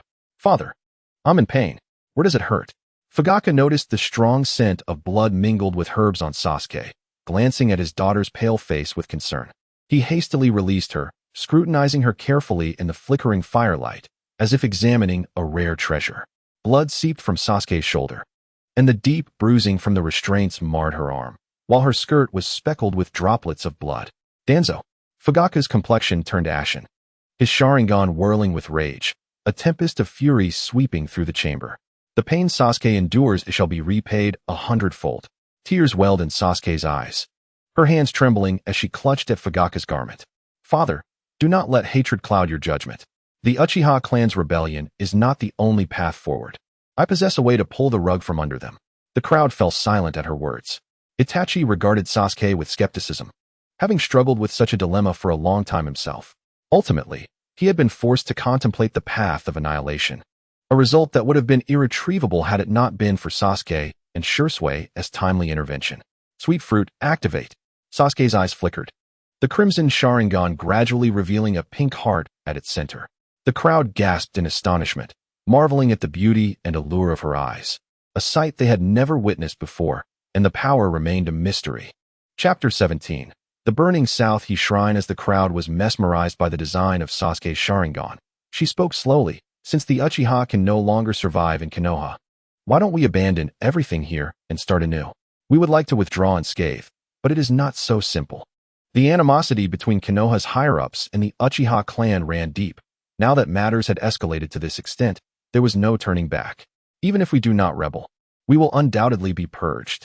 Uchiha Jin stroked his long beard, his gaze filled with resignation. As one of the elders of the clan, his words carried weight. You, an 8-year-old girl, even with the awakening of the Sharingan's unique abilities, how do you plan to allow the Uchiha to retreat unscathed? Do not speak such grandiose claims. Clan leader, please send your daughter away. Uchiha Jin waved his hand dismissively. The words of this 8-year-old girl were evidently incapable of swaying this antiquated elder. Even with Sasuke's rescue, we must still cleanse Konoha in blood to avenge the grievances the Uchiha have suffered for years. Yes, yes, yes. Cleanse Konoha in blood. Let the Uchiha take power. Kill Danzo. Annihilate Sarutobi Hiruzen. The clan members began to chatter, their voices rising in fervor, dozens of crimson Sharingan glowing ominously in the reflection of the Uchiha flame-patterned light. Itachi, upon witnessing the extraordinary Sharingan of Sasuke, was astonished yet fell into a momentary contemplation. He suddenly recalled her words when he embraced her. "You need not bear this pain alone. Trust me, let my love touch the world." It seemed that even then, she had devised a plan to break the deadlock. Shisui touched Itachi's arm, his face a mask of doubt. "Itachi, do you know the power of Sasuke's pink Sharingan? Can it truly resolve our current crisis?" The words hung in his throat, unspoken. "Foolish clansman." Itachi's gaze hardened, his resolve solidifying as he spoke slowly. "Since Sasuke has revealed her unique pink Sharingan, she has shown her hand. Her purpose is to save all our clansmen. I believe in her. If there are those who harbor doubts, let them take up arms and face me in combat." As I spoke, my sharp gaze swept across all the clansmen present, my three-tomo Sharingan slowly spinning, heralding the emergence of the kaleidoscope. All eyes turned to the young clan leader, a prodigy of unparalleled talent, who had awakened the kaleidoscope at such a tender age. One by one, they lowered their heads, not a single soul daring to oppose. Fugaku observed his son's transformation with a subtle, fleeting smile that quickly vanished. "Itachi, show some respect." Fugaku maintained his stern demeanor. "Now that there are no objections, we shall proceed as Sasuke suggests. After this night, the Uchiha will bid farewell to Konoha and embark on a new beginning." At that moment, an unexpected turn of events unfolded. The elite Umbu, led by the Black Cat, had been lurking outside the shrine for some time, waiting for Itachi, but his absence prompted a realization. If we wait for them to be fully prepared, our losses would be catastrophic. The time was ripe, all gathered together, to strike unexpectedly and ensnare them all. "My Lord Black Cat, will you not issue the order?" The moment for battle was at hand. The Black Cat's gaze deepened, and after a moment of contemplation, he raised his hand slightly. "Umbu Elite, for the peace of Konoha. Crush the Uchiha. Go." Shadows shot forth like arrows, swiftly encircling the shrine. As the shrine was besieged, the Uchiha immediately sensed the flow of chakra from dozens of individuals. The roof of the shrine ignited, the cold gleam of shurikens slicing through the dense smoke. It seemed they intended to force the Uchiha out. "This is bad. We are surrounded." The chakra flow was rapid, indicating they were indeed elite. "How shameless, to set fire to our clan's shrine. Sarutobi, Hiruzen, and Danzo, you cannot contain yourselves." Fugaku's eyes were filled with fury. "Since they have come to our doorstep, my clansmen, I trust you will ensure they do not return." No sooner had he spoken than the blade of an Umbu with a tiger mask was a mere inch from Fugaku's throat, yet it suddenly froze. The three tomo swirling deep within Fugaku's pupils. "The sins of the Uchiha shall be judged by Konoha." The tiger mask growled, but Fugaku swiftly countered, twisting the wrist of the Umbu. The sound of bones cracking was drowned out by an explosion as a great fireball shattered the water barrier, scalding steam scorching the Umbu's mask, revealing their astonished faces beneath. Judgment? Fugaku's kaleidoscope erupted into a brilliant display, the triple purple shuriken spinning wildly in his eyes. "What you tread upon is the sacred ground of the Uchiha. You deserve to die 1,000 deaths." An arrow shot forth from his sleeve, piercing the knee of the tiger mask. Amidst the cries of agony, Uchiha clansmen descended to the ground. Itachi shielded Sasuke behind him, coldly observing the chaos. The beams of the shrine creaked and tilted under the sound of explosions, the burning vermilion paint dripping like tears of blood. "Does the chief of the police see despair through the Sharingan?" The Black Cat's eyes reflected the burning beams, his voice calm and unwavering. Before Fugaku could respond, the Black Cat lightly gestured. 5 Umbu advanced in a wedge formation, the blade of a dog-masked figure slicing through the smoke to target Fugaku's left flank. Yet upon contact with his kimono, they struck only an afterimage, as his true form had already shifted behind them. The Uchiha's illusions extend beyond mere sight. Fugaku's kunai pierced through the Umbu's kidney, blood spraying onto the torii gate. Before the screams could fade, the Umbu in the earth position completed their hand signs. Earth release, yellow spring swamp. The cobbled ground turned to a quagmire, as 3 Uchiha clansmen suddenly sank to their knees. Fire release, great flame bomb. Scalding lead rained down from the roof of the southeast building. Molten metal poured onto the struggling Uchiha's back, the stench of charred flesh mixing with their wails, soaring into the night sky. Team 8, finish them off. The Black Cat's roar split the air. 3 shuriken affixed with explosive tags shot forth in a triangular formation toward the swamp, the flames consuming the outlines of the dying. fractured bones embedded into the shrine's plaque, splitting the character for Celebrate in two. Fugaka's kaleidoscope blazed brightly amidst the smoke. The triple purple shuriken whirled in a frenzy. Visions piercing his mind, a wind-style ninja concealed behind a stone lantern in the northwest, an earth-style user performing hand seals beside a broken pillar in the northeast, and an incense burner to the southeast. Dodge. The roar was swallowed by the explosion. The incense burner detonated, a rain of poisoned kunai blanketing the shrine's forecourt. Two youths who had activated their Sharingan leapt to evade, only to be ensnared by chakra chains erupting from the ground, binding their ankles. As the poison needles pierced their eye sockets, their three tomo remained frozen in shock. Blood mist enveloped the scene. Chapter 18. The Arrow of Captivity so close. It exceeded all expectations. Sasuke stared in shock at the bloody spectacle unfolding before him. Each scene was brutally vivid. Is this the nature of conflict in the ninja world? Each strike merciless, each move lethal. Stop fighting. Cease this. Everyone stop. Sasuke pleaded desperately. Brother Shisui, help me.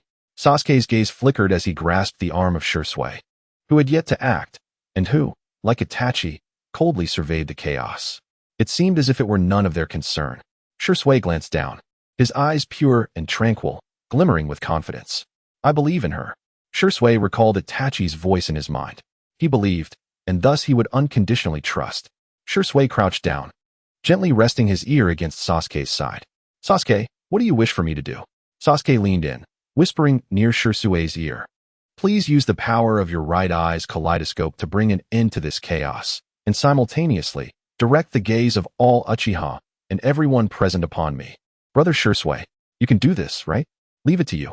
With that, he shot a provocative glance at Itachi. Itachi paid no heed, his focus unwaveringly fixed on his precious little sister, as he merely sought to ensure her safety, the fates of others beyond his concern. Shisui's eyes turned a deep crimson, the four interconnected curved tomo manifesting in a swirling kaleidoscope. Kaleidoscope Sharingan. This is bad. Shisui is about to act. Do not look into his eyes. The black cat's pupils constricted, panic swiftly overtaking him as he shouted. Shisui, which side will you stand on? You cannot betray the Uchiha. Such is the might of the strongest ocular technique. Even before its activation, it exudes an overwhelming aura. Uchiha Shisui, truly a glitch in the ninja world. Thankfully, he is not an enemy, just a good friend of my brother. Sasuke pondered while preparing to unleash her buff. Kotoamatsukami.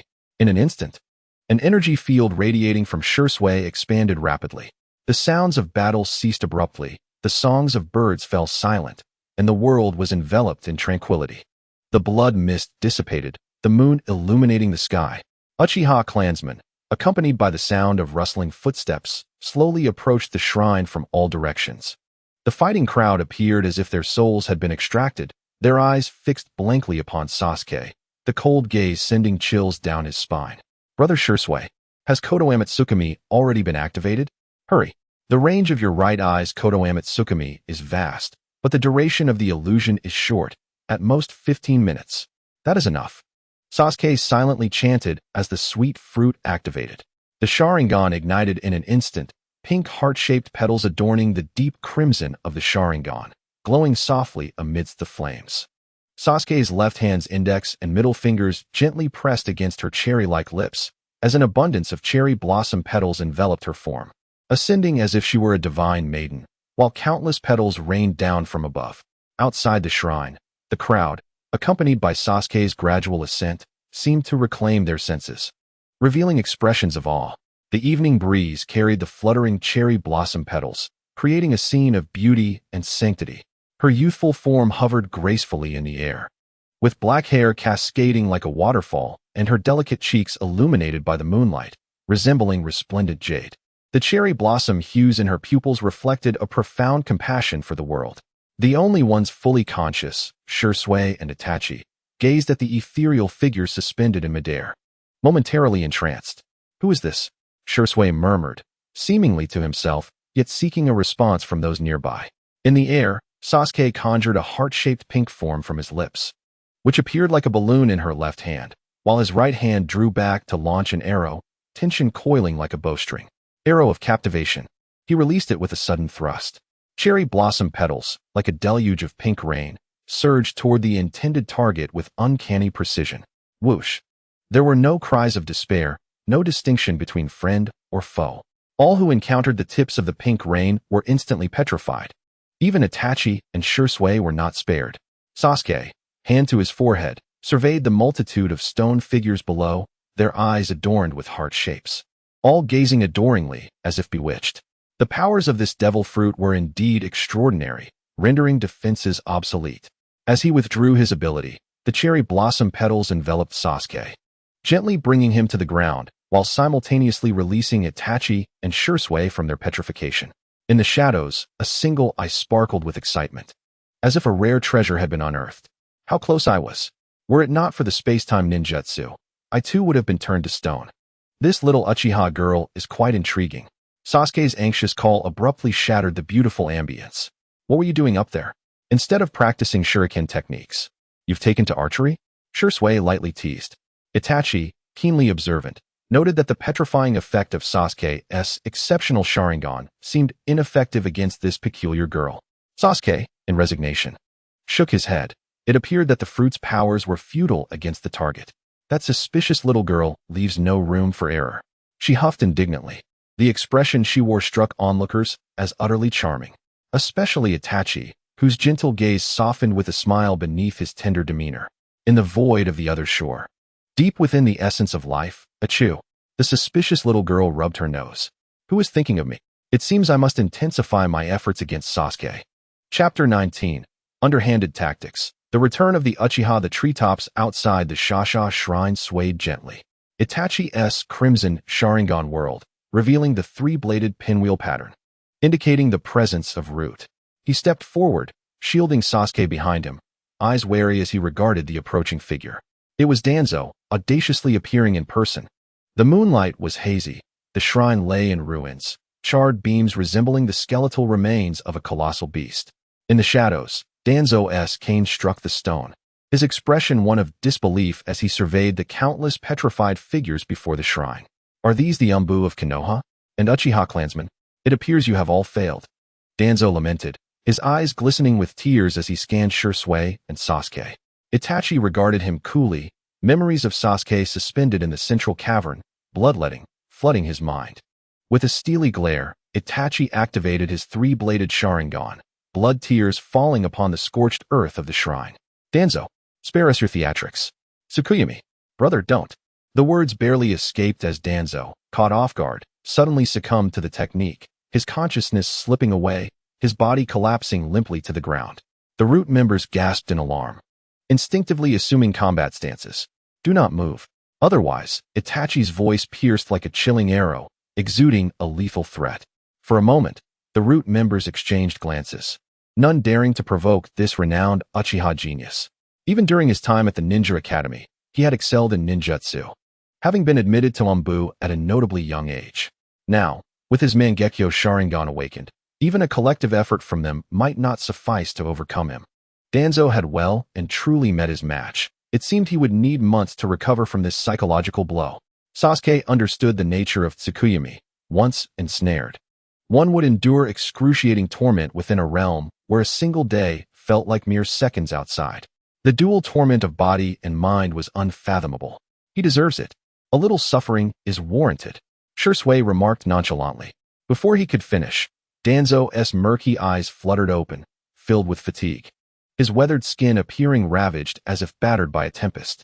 Itachi, your Mangekyo Sharingan ability is truly remarkable. He coughed, struggling to speak. Danzo, are you all right?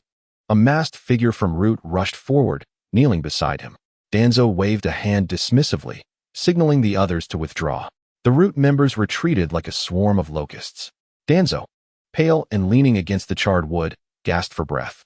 Itachi, I genuinely regret my past actions and sincerely apologize. My presence here is solely to assist the Uchiha. Alas, I have arrived too late. Itachi's brow furrowed, his crimson Sharingan fixed on Danzo's aged face, attempting to pierce through his deep-seated schemes and machinations. Sasuke gently tugged at Itachi's ninja gear, rising on his tiptoes to whisper, Brother, he has fallen victim to Shisui's Kotoamatsukami. He is now a guardian of the Uchiha. Itachi's pupils widened, clearly taken aback by this unexpected turn of events. So, It seems that Danzo is now an ally of the Uchiha. Grandfather Danzo, Sasuke exclaimed with a sweet smile, though a wave of nausea washed over him. He knew that Lin would exploit anyone and anything he could. Shisui looked astonished, unable to comprehend Sasuke's rapid shift in demeanor. This is a complete reversal. He chuckled, covering his mouth. Although Itachi maintained his composure, the slight twitch at the corner of his mouth betrayed him. Grandfather Danzo, could you do me a favor? Grandfather. Danzo's expression shifted to one of emotion, finally feeling that a Uchiha believed in him without malice. Speak, speak. Whatever it is, I will do my utmost. For the peace of Konoha, now that they have passed on, I hope their remains are not left in Konoha any longer. Please grant their souls freedom.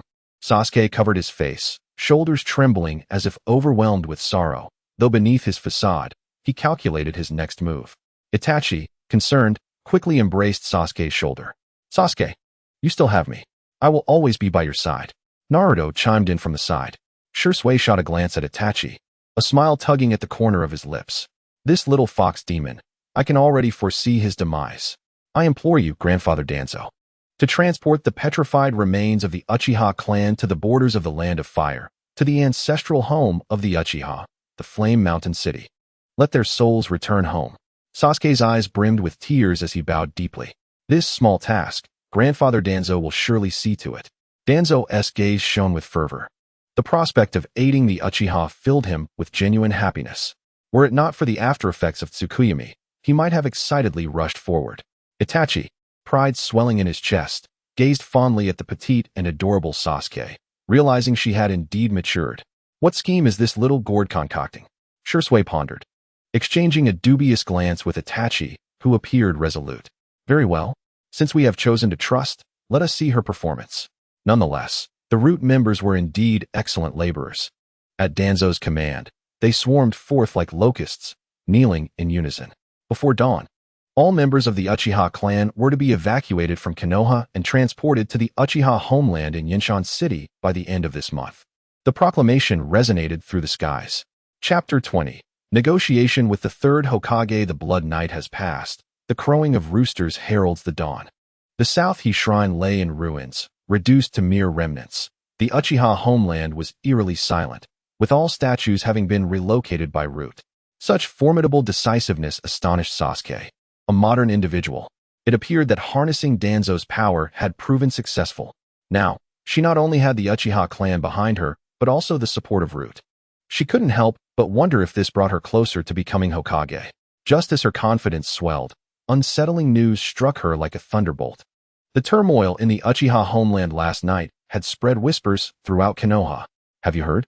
The Uchiha clan has been exterminated, leaving only Sasuke Uchiha. How tragic. It seems to have been an inside job, supposedly by someone named Itachi Uchiha. How ruthless. That terrifying Itachi's Sharingan ability was said to be petrification. Before dawn, I saw countless stone statues standing at the entrance of the burned shrine. Itachi appears to have fled the village. Surely the third Hokage will take action. Upon hearing this, Itachi smirked. His objective had been accomplished. Before dawn, Itachi stealthily entered the third Hokage's office. The room was dim, with no lights on, and the only illumination came from the glowing embers of a tobacco pipe, as if the Hokage was awaiting something or fearful of it. Itachi, is that you? The Hokage's elite Umbu had vanished without a trace, and Danzo's root organization had mobilized, indicating a significant upheaval within the Uchiha clan. You still stand with the Uchiha? Hokage-sama, I come not to discuss loyalties, but to propose a transaction. Itachi spoke without bowing, meeting the gaze of the aging leader of Konoha directly. Oh, a transaction?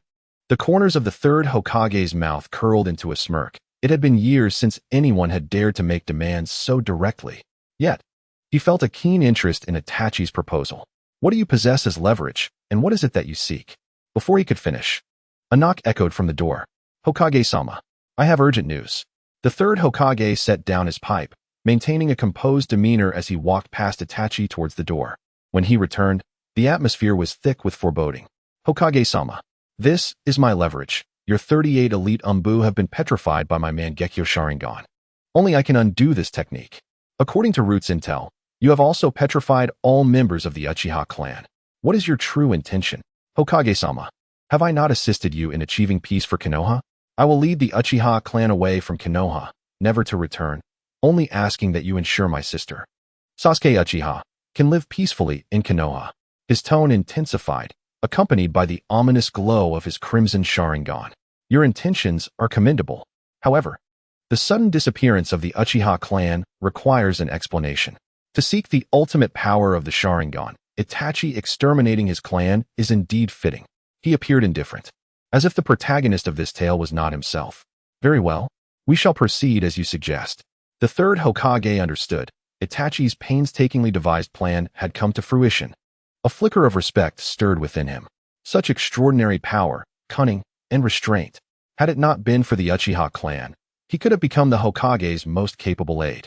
What a pity. When will you lift the petrification of the Umbu? Itachi turned sharply, his voice icy.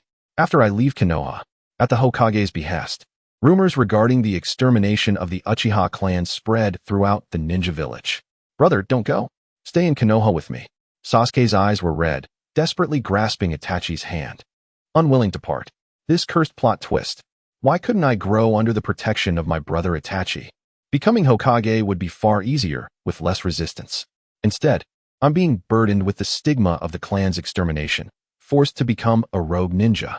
Sasuke was both angry and anxious, clutching Itachi tightly. She couldn't comprehend why, despite changing the outcome of the massacre, Itachi still couldn't escape the fate of being labeled a rogue ninja. Who was orchestrating all of this from the shadows? Could there be a force I am unaware of? She mentally listed the potential suspects. The cold-hearted Danzo had already been swayed. The third Hokage was wise and skilled in ninjutsu, adept at strategizing. Could it be him? Or perhaps Obito? Following the original plot, Obito had significant involvement on the night of the massacre, yet he had yet to appear. Defeated, she lightly tapped her head. Itachi seized her hand firmly. Sasuke, the entirety of the Uchiha clan will migrate to Yinshan City. Rumor has it that the site was ravaged in a past ninja war. As the lesser clan leader, I must accompany them to rebuild our homeland. It is my responsibility. I understand you wish to remain in Konoha, and I support you unconditionally. Konoha provides excellent ninjutsu and academic education. Staying here is far better than being displaced and starting anew. As a parting gift, Itachi summoned Shisui, looking affectionately at Sasuke's watery, doe-like eyes. Shunshin no jutsu. Brother Shisui will teach you. If you can fight, do so. If not, run. I will always wish for your safety. Me? Shisui appeared bewildered, his mouth agape, alternating between pointing at himself and Sasuke. Itachi, I want to go to Yinshan City with you. The Uchiha's reconstruction needs manpower. Let me join. But the Shunshin technique is an S-rank ninjutsu, and Sasuke hasn't even graduated from ninja school yet. How can she learn it? I can learn. It is your duty to teach me. Itachi's declaration was firm and left no room for dispute. Shisui sighed helplessly. Many people could never master S-rank ninjutsu, which required not only diligence, but also talent. Very well. Since the lesser clan leader insists, then so be it. Shisui quickly acquiesced. Sasuke, let us begin your training today. I will be very strict, so don't come crying to Itachi. Of course not. Brother Shisui, you must be diligent and responsible. I can only go to Yinshan City to find my brother if I learn. She deliberately half-covered her mouth, whispering the last 3 words only for Shisui to hear. Shisui looked utterly defeated, turning to glance pitifully at Itachi, only to be met with Itachi's indifference. Chapter 21, Transformation Technique. I will master it. Itachi gazed at Sasuke with gentle eyes, his tone unusually carrying a hint of sternness. Sasuke, as we part ways, I have 3 points to convey that you must remember. First, after I leave, the petrification of the Hokage's Umbu will be lifted, no one will trouble you, and you may continue to live well in Konoha. Second, return to ninja school to hone your ninjutsu and refine your ocular techniques. Your Sharingan ability is unique and should not be revealed lightly. I will assist you in investigating the cause of your Sharingan's mutation and in training techniques. You must build a solid foundation in ninja school. Third, this is a messenger for you. In case of emergencies, you can use it to send messages. With that, a crow, unbeknownst to him, perched on Itachi's right shoulder, flapping its wings and unconsciously inching towards his neck, affectionately pressing against its master. Upon learning that it was to be left with the frail little girl before him, it paused in its tracks, its glossy black eyes briefly lingering on her face before turning away. Clearly, it did not wish to accompany me. Sasuke thought to herself indignantly. This crow is named Kuro. Adept at stealth and swift travel, capable of traversing 1,000 miles in a day. He will conceal himself behind your ear, resembling a tattoo. Merely call upon him to send your message. However, should you require him to hide his form and gather intelligence, you must harness him for your own purposes. With a flick of his right hand, the raven transformed into a wisp of black smoke, dissipating into the air, only to coalesce once more as a diminutive black bird tattoo on the back of Sasuke's right ear. Unconsciously, Sasuke reached for the tattooed area, which bore no distinct markings. Merely a faint sensation of warmth. TSK, TSK, TSK, I've bestowed upon you Kuro, a master of reconnaissance. Sasuke's sister, do make good use of him. Itachi teased from the side. Thank you, brother, Sasuke replied sweetly, her large, glistening eyes narrowing into joyful slits. She truly dreaded the thought of parting with her brother, who unconditionally indulged her and was always ready to assist.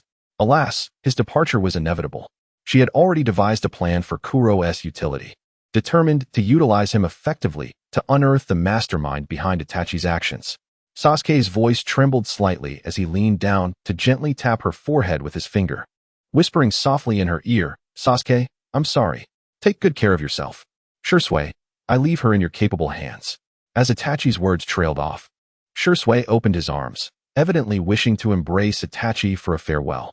Itachi paused momentarily, then turned to leave with a curt I'm off, before swiftly performing hand seals and vanishing from sight. Sasuke watched as Shisui, ignored by Itachi, became momentarily frozen like an ancient ice sculpture, even emanating a chill, which dulled the sadness of Itachi's departure. Moshi Moshi, Shisui, are you still there? Sasuke waved her hand in front of Shisui, who promptly grasped her wrist. Sasuke's sister. It's time to train in the body flicker technique. Let us commence at once. Sasuke, feeling exasperated, focused her thoughts and released the petrification of the elite Umbu members. Shisui, you are now perceived as an erased existence in the eyes of Konoha, so you cannot swagger about the market as before. She reminded him as she bent down to collect her ninja tools. You needn't worry about that. Just then, a loud bang echoed. Transformation technique. A golden-haired, blue-eyed woman, with a slender waist and scant attire, gracefully approached Sasuke, her appearance rivaling Naruto's seductive techniques during his prime.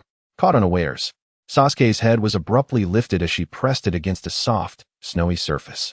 Startled by this unexpected benefit, Sasuke froze, unsure whether it was hormones or chakra surging within her. A rush of blood surged from her dantian to her head, flushing her face crimson and quickening her breath. Shisui, alarmed by her intense reaction, quickly released her and placed a hand on her forehead. Sasuke's sister, are you feeling unwell? Is everything all right? He asked anxiously, dispelling the transformation technique. Please, don't let anything be amiss, or Itachi will surely not forgive me. At that moment, Sasuke's mind drifted. This was a luxury she had never experienced in over 30 years of solitude. The ninja world offered such applications for ninjutsu, and she had unlocked a new realm of possibilities. Go. I must hurry. I want to attend the Ninja Academy. Transformation technique. I've resolved to learn it. Chapter 22. Ninja Academy. Sasuke glanced at her blood-stained clothing, emanating a mix of sweat and the metallic scent of blood, and realized she could no longer wear it. After a quick shower, she donned the Uchiha clan's traditional outfit and slipped into blue, low-heeled sandals, stepping out of her home. In the early morning, the mist enveloped the Uchiha compound, rendering it eerily desolate. The familiar greetings, the aroma of baked goods, and warm embraces had vanished, leaving her momentarily dazed. Surviving the harrowing night was a stroke of fortune for the Uchiha clan. Reflecting on this, she could accept the current scene. The upcoming practices of the substitution technique, shadow clone technique, multi-shadow clone technique, and the Sharingan's insight were all blessings. Unconsciously, her steps quickened, a cheerful tune escaping her lips, her face aglow with excitement. Soon, dew collected on her face and in her hair, leaving her damp. She brushed it away. And this scene caught the attention of the ants at the entrance of Konoha village, who observed the Uchiha orphan, feverish, with tear-filled eyes, heartbroken. Such a young girl. Merely 8 years old. It's truly not easy. How will she manage from here on? Sasuke paid no heed to the seemingly concerned remarks of those around her, hastening towards the Ninja Academy. The Uchiha compound was remote, and even as she quickened her pace, she still arrived just as class was beginning. Ding, ding, ding. As she stepped into the familiar classroom, a quick scan revealed a sense of both strangeness and familiarity. The sight of so many real-life cosplayers was indeed overwhelming. Her gaze landed on a few particularly noticeable girls. One with pink hair was animatedly arguing with another girl, her wide forehead and exaggerated expressions suggesting an abundance of energy. On the opposite side, a girl dressed in light purple, with short hair, stood confidently with her hands on her hips, challenging the pink-haired girl. Sasuke's eyes inadvertently met those of a blue-haired girl, and in the next moment, her face flushed crimson, fingers nervously fidgeting, her head bowed nearly to her chest. Hinata Hyuga, a curious and timid girl. The boys appeared to be a lackluster bunch. In the back, a boy with a spiky hairstyle wore an expression of utter exasperation. Half slumped in his chair, his gaze lazy as if he had just awoken. Beside him, a chubby boy was wholly absorbed in a bag of snacks, munching away noisily. Lost in his own world. An utterly non-threatening ensemble. There was also a boisterous lad with a dog, his teeth prominently displayed as he clamored for attention, seemingly fearful that others might overlook him. His white puppy, however, was far more peaceful and appealing than its owner. Sasuke withdrew her gaze to the window. Ding, ding, ding. Accompanied by the ringing of the official bell, hurried footsteps echoed at the entrance. I'm sorry. Naruto dashed towards the podium, his yellow hair resembling a chicken's nest, bowing repeatedly in apology. The other students erupted in laughter at his comical appearance, the classroom filling with joyous noise. The teacher hasn't arrived yet. Naruto, who are you apologizing to? Huh. Naruto looked up, sheepishly scratching the back of his head. His gaze sharpened as he scanned the room, and when it landed on a certain girl with twin ponytails, his eyes lit up with interest. Sasuke felt the intensity of his gaze and noticed Naruto staring at her with admiration, prompting her to huff and turn her attention elsewhere. This boy's ridiculous antics strangely induced a sense of embarrassment. Reflecting on their interaction the previous night, she acknowledged that Naruto had contributed to her situation and was now on a mission. Just as Naruto passed by Sasuke, he hesitated briefly. Sasuke remained impassive. Before Naruto could inquire, Shino and Kiba, along with several other boys whose names she didn't know, fixed threatening glares upon him, as if to say, Naruto, do not provoke Sasuke, or you will find yourself in great trouble. Under the scrutiny of those hostile gazes, Naruto glanced around, noting that Hinata was the only one concerned for him, while most of the girls were preoccupied elsewhere. All right, he conceded with a sigh, retreating to his seat, leaving Sasuke undisturbed. Naruto, surprisingly attuned to the atmosphere, left Sasuke somewhat astonished. Soon after, Iruka-sensei appeared, clutching a textbook. His dedication to teaching was palpable, yet his delivery was monotonous, reminiscent of an elderly professor presenting a decade-old PowerPoint during Sasuke's university days, passionately engaging, yet ultimately moving only himself. Cultural lessons are enriching, yet they offer little sustenance, akin to a hypnotic lullaby. After only 15 minutes of Iruka's lecture, drowsiness began to envelop her, her mind feeling as though it were encased in glue, especially after last night's exhausting battle. Glancing back at Naruto, she noticed the soft sounds of his snoring, a clear indication that he had already drifted into slumber. Sleeping in class was indeed Naruto's daily routine. Chapter 23. A challenge to Naruto. The next class was a practical ninjutsu lesson. Sasuke, roused from his stupor, eagerly anticipated which Jonin would be teaching the ninjutsu course. Would it be the copy ninja Kakashi? Might it be the formidable Guy? Or perhaps one of the legendary Sannin? To borrow a phrase often uttered by the third Hokage, where there are leaves dancing in the wind, fire shall burn. The shadows of that fire illuminate the village, and new leaves shall burgeon once more. Surely, the new leaves of Konoha deserve their due recognition. Shikamaru, can you guess who our ninjutsu instructor might be? Could it be the incredibly cool Kakashi Hatake? Or the manly Asuma Sarutobi? Ino's eyes sparkled with excitement as she gently nudged Shikamaru beside her. Women can be quite troublesome. Isn't it obvious? Shikamaru, stifling a yawn, merely pointed ahead. Suddenly, a series of loud thumps echoed from the podium, the sound of books striking the desk. Silence. Iruka's voice resonated after the bell rang. From today onwards, I will continue to serve as your ninjutsu instructor. The atmosphere in the classroom plummeted to an icy silence. Iruka was merely a chunin? Could he truly teach effectively? Ignoring the murmurs of doubt from the students, Iruka began explaining the fundamentals of the transformation technique, detailing the steps and applications of chakra manipulation. As he spoke, he demonstrated the technique. Shadow Clone Technique. With a puff, two identical Irakus with spiky hair appeared before the class. Wow! Came a collective gasp from below the podium. Such sights were indeed rare. Ino, sitting nearby, dismissed it nonchalantly. While Iruka was meticulous, his abilities as a mere chunin were limited. How long could he truly teach us? Seated in front of the Inuzuka and Nara duo, Naruto's expression changed upon hearing this. He turned and spoke earnestly. Though Iruka-sensei is a chunin, he is also an exceptional ninja. You haven't even mastered the foundational techniques he teaches, yet here you are boasting. Come on, Choji, said Naruto, noticing the rare seriousness in his demeanor, and rushed to mediate. What a hassle! Shikamaru chose to turn away, calmly gazing out at the swaying trees and drifting clouds. Ino's face flushed with indignation, hands on her hips, clearly infuriated. As a member of the prominent Yamanaka clan, she had never been so publicly humiliated. You foxboy, what do you know? A child without parents, clearly lacking in upbringing. Have you even encountered such basic ninjutsu? Before Naruto could respond, Sasuke, upon hearing this, was incensed and slammed his hand down.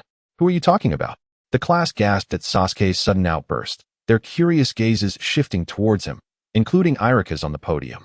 Uchiha Sasuke, known for his slender frame, pure and beautiful features, and innate talent in ninjutsu, was regarded as a genius by his peers. Often aloof and reserved, he seldom interacted with others, let alone engage in conflict. Yet now, he was willing to stand up for Naruto, inciting jealousy among the boys in the class, their teeth clenched in frustration. Meanwhile, the female students observed the unfolding drama with a sense of intrigue, except for Sakura. Ino, feeling that such a personal attack had strayed into family matters, found it particularly distasteful. If you doubt Iruka-sensei's ninjutsu, you can always seek any jonin from your clan to learn the shadow clone technique that he just taught. Naruto declared, let us settle this in the training grounds in 3 days. Sasuke maintained a calm gaze on Ino's flushed cheeks, his clear voice echoing in the classroom. Let Naruto and Ino face off in a duel of the shadow clone technique. Sasuke wouldn't be losing his mind, would he? Naruto's ninjutsu aptitude is well known, yet he has yet to master any technique. He is, without a doubt, the bottom of the class. Whispers circulated among the students. Ino, with a raised eyebrow and a cold chuckle, replied, you want to challenge me, the underachiever? Just don't say I bullied you when I win. If Naruto loses you, Uchiha Sasuke will kneel alongside that fox boy and apologize to me. No problem. Sasuke agreed promptly, ignoring Naruto's expression as his eyes twitched. Naruto understood that he lacked talent in ninjutsu, and didn't he want to drag Sasuke down with him. If I win, you can no longer call me fox boy. You must shout in the training ground that I am not a fox boy. I am Uzumaki Naruto. Alright, it's a deal. The agreement was sealed with a firm handshake between Sasuke and Ino, the wager established. Sasuke wore a slight smile, fully aware that Naruto's multiple shadow clone technique was his forte, and it would undoubtedly assist him in winning this round and restoring his reputation. You're underestimating me, Naruto. I will easily surpass you. However, Naruto felt otherwise, his face displaying a bittersweet expression as he turned to Sasuke. I'm sorry, Sasuke. I might not be able to do it. The last word was left unspoken, blocked by Sasuke's slender finger pressed against his lips. A man should never say he can't. The boys watched as the Uchiha goddess displayed such intimacy towards Naruto, their gazes sharp as blades directed at him. I think I just heard a heartbreak, Sakura murmured, her eyes wide with astonishment at the scene before her. Chapter 24. Hinata Niji is a gentle girl. Sasuke's display of affection towards Naruto left many envious. I want that too, Choji exclaimed, dreamily pressing Shikamaru's finger against his lips. Ugh. Shikamaru immediately withdrew his hand in disgust. Ino shot him a glare. Another man bewitched by beauty. How troublesome. Don't consider me a mere substitute for Sasuke. I won't indulge you. Shikamaru's eyes were filled with distaste as he desperately rubbed his fingers against his clothes. Iruka, observing the unfolding events, refrained from intervening, almost encouraging it. For the homeroom teacher, this was an excellent opportunity to observe the students. Their every action reflected their personalities and character.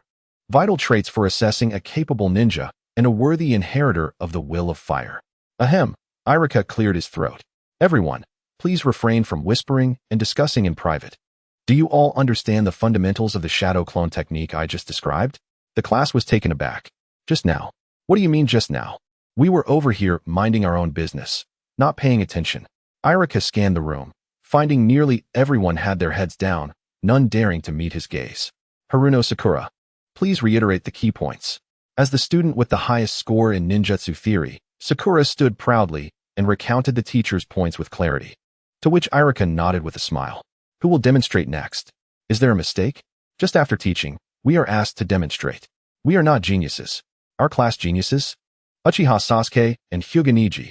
A group of onlookers pointed at Neji and Sasuke, who were situated at opposite ends of the classroom, while Naruto chimed in beside them. Sasuke! Sasuke! The crowd began to cheer. Neji! Neji! The calls rose and fell, creating a palpable tension between the two factions, silently clashing in the center of the classroom. Sasuke, feeling the pressure, thought, Naruto, are you setting me up? I just learned this. I didn't even clearly see the hand signs. Oh, with such high cheers for Sasuke and Neji, very well, let Neji demonstrate first. A sigh of relief escaped Sasuke as he maintained a calm demeanor, exuding an air of confidence. When Naruto glanced back at Sasuke, who appeared so assured, he suddenly raised his hand and bounced with excitement. Irika-sensei, let Sasuke go first. Show Neji how it's done. Wow, the genius girl of the Uchiha clan is about to showcase her skills. In awe, Kiba and a few others gazed at Sasuke, their eyes glowing with admiration. Sasuke's calm expression momentarily froze, his lips twitching slightly. Naruto, you truly are my good partner. Irika-sensei, let me go first. A clear voice chimed from the other side of the classroom. Sasuke's pupils constricted as he turned to see Hyuga Neji. Her skin, bathed in moonlight, resembled warm jade. Her brows arched like distant mountains, gracefully swaying like clouds against the azure sky, with long, flowing black hair cascading like a waterfall. Her white eyes, a legacy of the Hyuga clan, gleamed like crystal, with a natural downward tilt that lent her a look of gentle compassion. This gentle and beautiful girl. Could she really be the calm and awkward Neji from the original work? Yet, relief washed over Sasuke. Don't push yourself too hard, sister. Hinata nervously glanced at Neji, fidgeting with the hem of her clothes. It's all right. You possess great strength. What do you have to worry about? Neji smiled softly, her gaze piercing through the classroom and landing on Sasuke's surprised face. As Neji gracefully approached the podium, Shikamaru leaned over to ask, Hey, don't you think Neji seems different today? She's actually willing to demonstrate? Oh, so you're interested in Neji again? Shikamaru yawned languidly. Is it wrong to appreciate beauty? Unlike you, who seems oblivious to everything, always wanting to nap.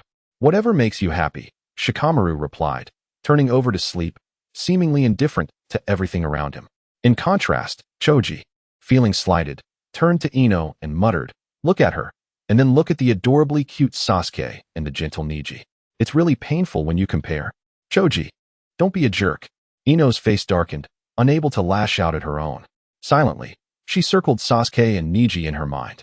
Choji, knowing Ino's temper, refrained from saying more and turned his attention back to the podium, where Neji had already taken her place, nodding respectfully to Irika. She was ready. Now, let us have Hyuga Neji demonstrate the shadow clone technique. Sasuke, with his Sharingan activated, mentally chanted, but the anticipated crimson eyes did not appear. Suddenly, he remembered that his Sharingan might not have awakened yet. Not to mention, he needed to utilize it to see the hand signs and replicate the jutsu. In the original story, Sasuke's Sharingan awakened during the massacre night caused by Itachi, and since the crisis had been averted, could it be that the previous changes in his eyes were merely due to the influence of the sweet fruit? This was quite the predicament. Chapter 25, Hinata. Is she my rival? Clearly unable to use the Sharingan's benefits, Sasuke could only brace himself, straining his eyes to see all the hand signs. Neji, with a calm demeanor, executed the signs with remarkable slowness, allowing not only Sasuke but everyone to understand and remember them. Wow, Neji is truly an excellent teacher. I've memorized it. Naruto whispered beside Sasuke, having quietly moved over during the earlier commotion. Not too far away sat Choji, perfectly positioned between them. Don't be too pleased. The hand signs may be similar, but the application of the jutsu is worlds apart. Shadow clone technique. With a low command from Neji, a gentle girl identical to her gracefully bowed to the audience, her skirt swaying elegantly. Fantastic. Absolutely fantastic. Naruto exclaimed, whistling brightly. And a round of applause erupted in the classroom. Well done, Neji. Irika smiled approvingly.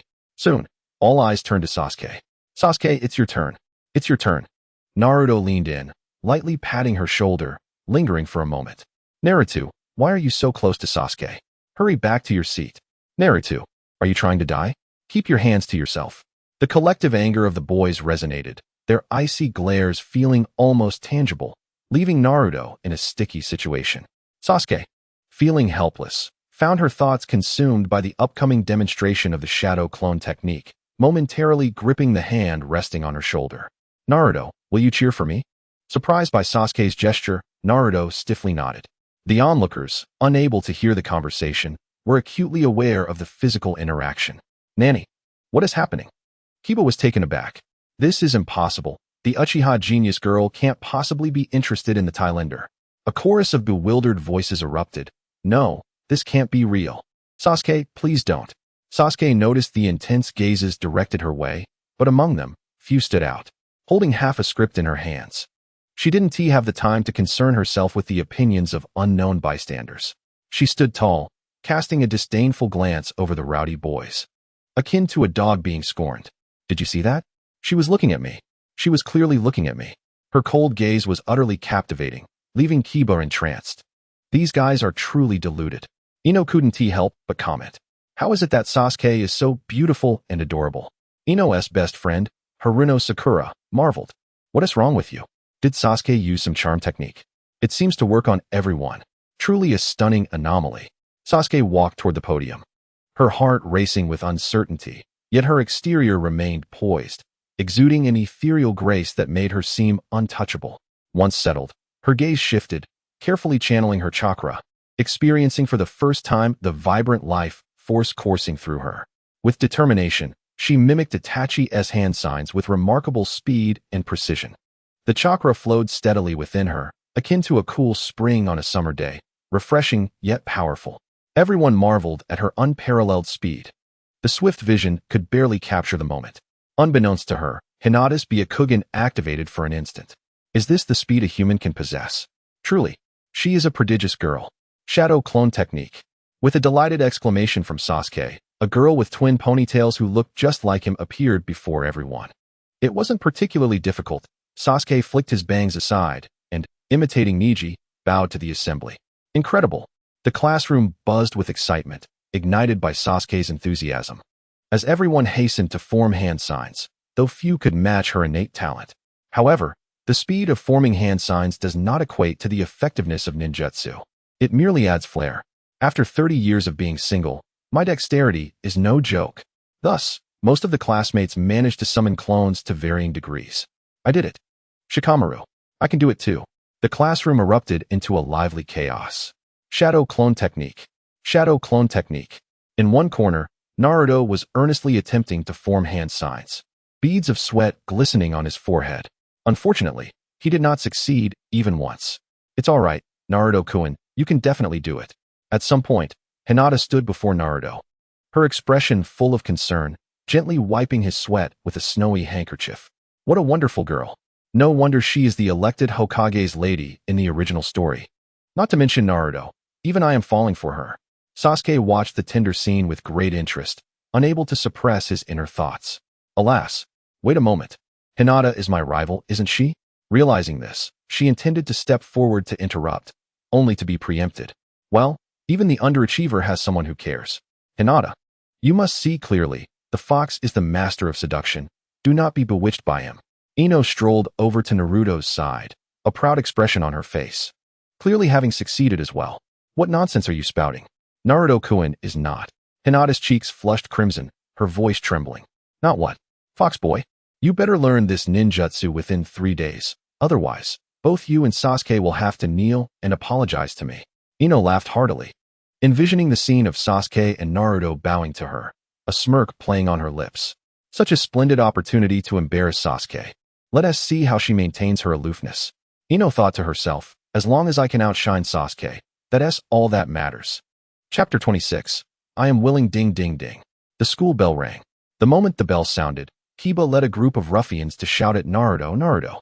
Startled by the sudden outburst, Naruto trembled, and before he could turn around, he was surrounded by a horde of boys, their eyes burning with jealousy, clearly intent on confrontation. Kiba swiftly put his arm around Naruto's neck. Come clean. What is going on between you and Sasuke? You seem foolish and clumsy usually, but your moves are surprisingly swift. What do you mean? I have no idea what you're talking about. Naruto replied, bewildered, his blue eyes sparkling with innocent confusion. Oh really? Not saying, huh? Kiba tightened his grip. Ouch. Take it easy. What do you want me to say? Sasuke and I are just that kind of relationship. That kind of relationship. Shino murmured, seemingly trying to grasp the situation. What kind of relationship? Speak clearly. Kiba, clearly agitated, pressed for answers. Just say it. However, before they could vocally express their frustration, Sasuke swiftly gathered his ninja tools and leaped out the window, heading straight for the Uchiha clan grounds. Woof woof. Kiba's ninja dog, Akamaru, hurriedly reported to his master. Kiba released his hold on Naruto, who at that moment had no time to spare with this crowd. He saw himself as Sasuke's loyal shadow. Protecting him closely was Naruto's ninja way. With a swift motion, he slipped through the encirclement like an eel, following Sasuke and vanishing in a leap. The boys beside Kiba stood in stunned silence. Hey, don't run off. Kiba's furious shout echoed in the now empty classroom. To Sasuke, this commotion appeared merely as typical juvenile antics, a phase every boy experiences, and he paid it no mind. He had often whistled at beautiful girls and discreetly delivered love letters during his student days. Nothing to take seriously. His thoughts were solely occupied with the agreement with Shisui. After class, he was to head to the South Shrine to begin training in the body flicker technique. If I'm late, I will be quite upset. Although he uttered this, he had never seen Shisui genuinely angry, nor had he ever turned red. With a face like a young boy, his heart was as calm as still water when it came to others. Except for Itachi Uchiha. When Sasuke breathlessly arrived at the South Shrine, the expected scene of scorched ruins was absent. Instead, there was a flat expanse of land, adorned with a few scattered green leaves. Who could have cleaned up the site so quickly? Sasuke's surprise was evident, as it was clear that only a few high-ranking officials from Konoha could boast such efficiency. Danzo really is considerate, helping the Uchiha clean the shrine. Suddenly, a cool breeze swept through, and Shisui arrived. Indeed, someone had come to tidy up. But it was not Danzo. What? What does this mean? Apart from the clan leader's house and your own, the homes of the other clan members have been ransacked. What? Who lacks martial virtue? Who did this? Sasuke's face flushed with anger. Are you picking on the Uchiha clan because nobody is around? Shisui, why didn't you stop them? Shisui remained calm, clearly unconcerned about the lost possessions, while Sasuke's anger seemed to surprise him. The Uchiha have already relocated. These items are of no use anymore, merely a matter of finances. What do you mean, merely a matter of finances? Young Master Shisui, you are quite generous. Sasuke huffed, crossing his arms and turning away from Shisui. This Uchiha Shisui clearly had never experienced a hard life. He likely had no idea what it was like to be without money. These possessions were the testament to the Uchiha clan's hard work, accumulated piece by piece through missions. How could anyone just take them as they please? The subtext was, they are mine. All mine. No, I'm going to get them back. Before he could finish, Shisui had yet to speak up to stop him when a familiar, robust voice echoed from afar. Sasuke, wait for me. Huff huff. Sasuke, why are you running so fast? Wait for me. Turning around, he saw Naruto grinning widely, his sunny smile lighting up his face. Naruto, the money, multi-shadow clone technique. An idea sparked in Sasuke's mind, and a plan quickly formed. Naruto, I will have to put you in a tight spot. You are willing, aren't you? Naruto nodded vigorously. I am willing. Chapter 27. Naruto willing to be the bait you are willing? Do you know what you're getting into? Shisui placed a hand on his forehead. This boy, did he not know if he was genuinely foolish or just pretending? Sasuke wore a cunning smile, ultimately a good thing. A splendid thing. Shisui, upon witnessing such a sinister grin from Sasuke, turned to leave, pondering what mischief this girl was concocting. Meanwhile, Naruto appeared blissfully unaware of the gravity of the situation, still grinning foolishly. Shisui and I, where are you going? I have something to ask of you. If you don't help me, I might get hurt, and if I get hurt, brother will be sad, and who knows what he might do then. Woo-woo. As Sasuke pretended to cry, she discreetly observed Shisui's reactions. His fingers, which had been forming seals, hesitated momentarily, and in an instant, his expression shifted from gloomy to sunny as he half-squatted beside Sasuke. All right, fine. What do you need me to do? I shall oblige. Now that is more like it. Sasuke beamed with a sweet smile. Haha, it feels wonderful to have others in my grasp. She then turned to pursue her next target. Naruto, with a gentle flick of his dark hair, spoke softly.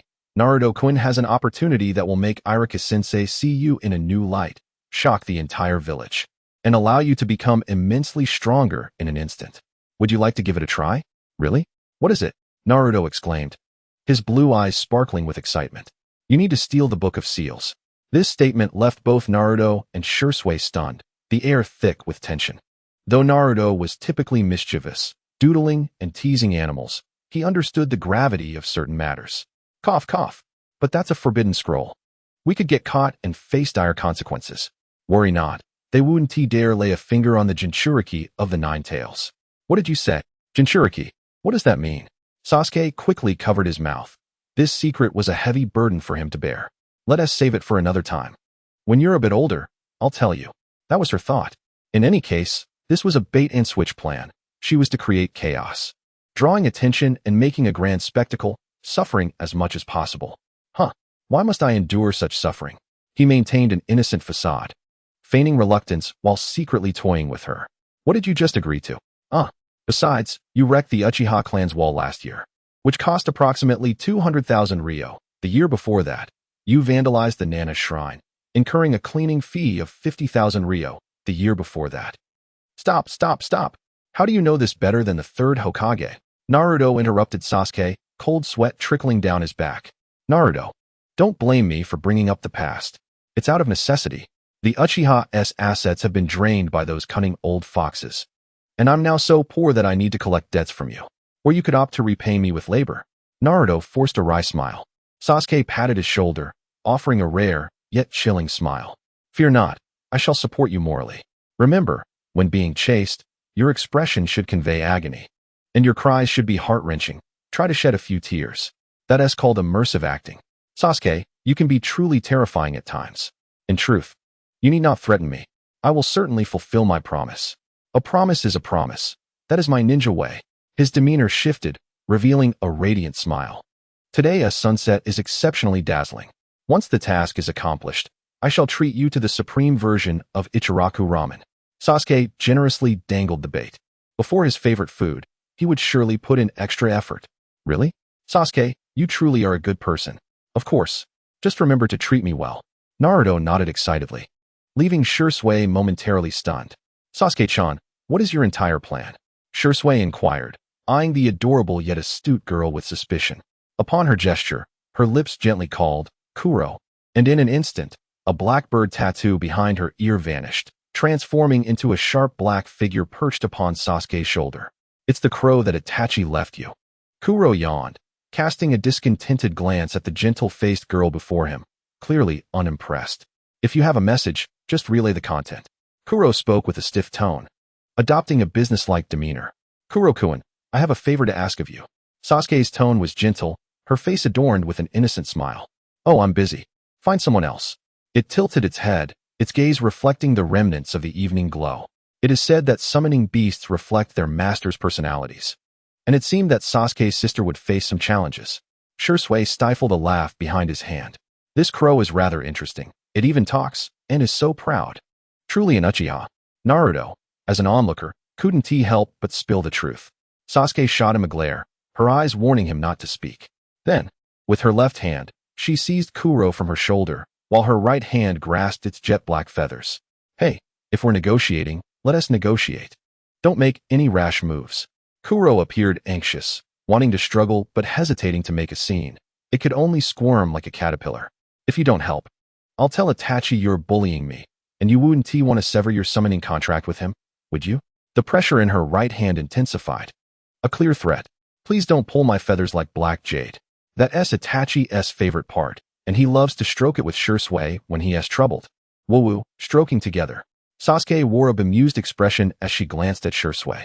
Ahem, ahem. Shisui cleared his throat, his pale cheeks aglow with the colors of sunset. I agree. I agree. What must I do? Kuro spoke mournfully. All previous coolness vanished. That works. Naruto silently gave Sasuke a thumbs up. This woman is indeed formidable. Chapter 28. The Uchiha Legacy, the Book of Seals, I shall claim them all. Sasuke appeared calm, suppressing a triumphant smile within, and spoke with a serious demeanor. In truth, this should be your forte. All you need to do is help me locate 2 items, the Book of Seals and the Uchiha Legacy. Kuro, not fully grasping the significance, recognized that these were highly confidential matters, unlikely to be easily discovered. Despite its entirely black form, Sasuke could see hesitation and concern in its eyes. Very well, but don't blame me for pulling out all the stops. I refuse to believe any straight man can resist. Sasuke thought to herself, deliberately lowering her voice to an alluring tone. Kuro and I can, please help me. I will certainly sing your praises before Itachi, and you shall be his premier summoning beast.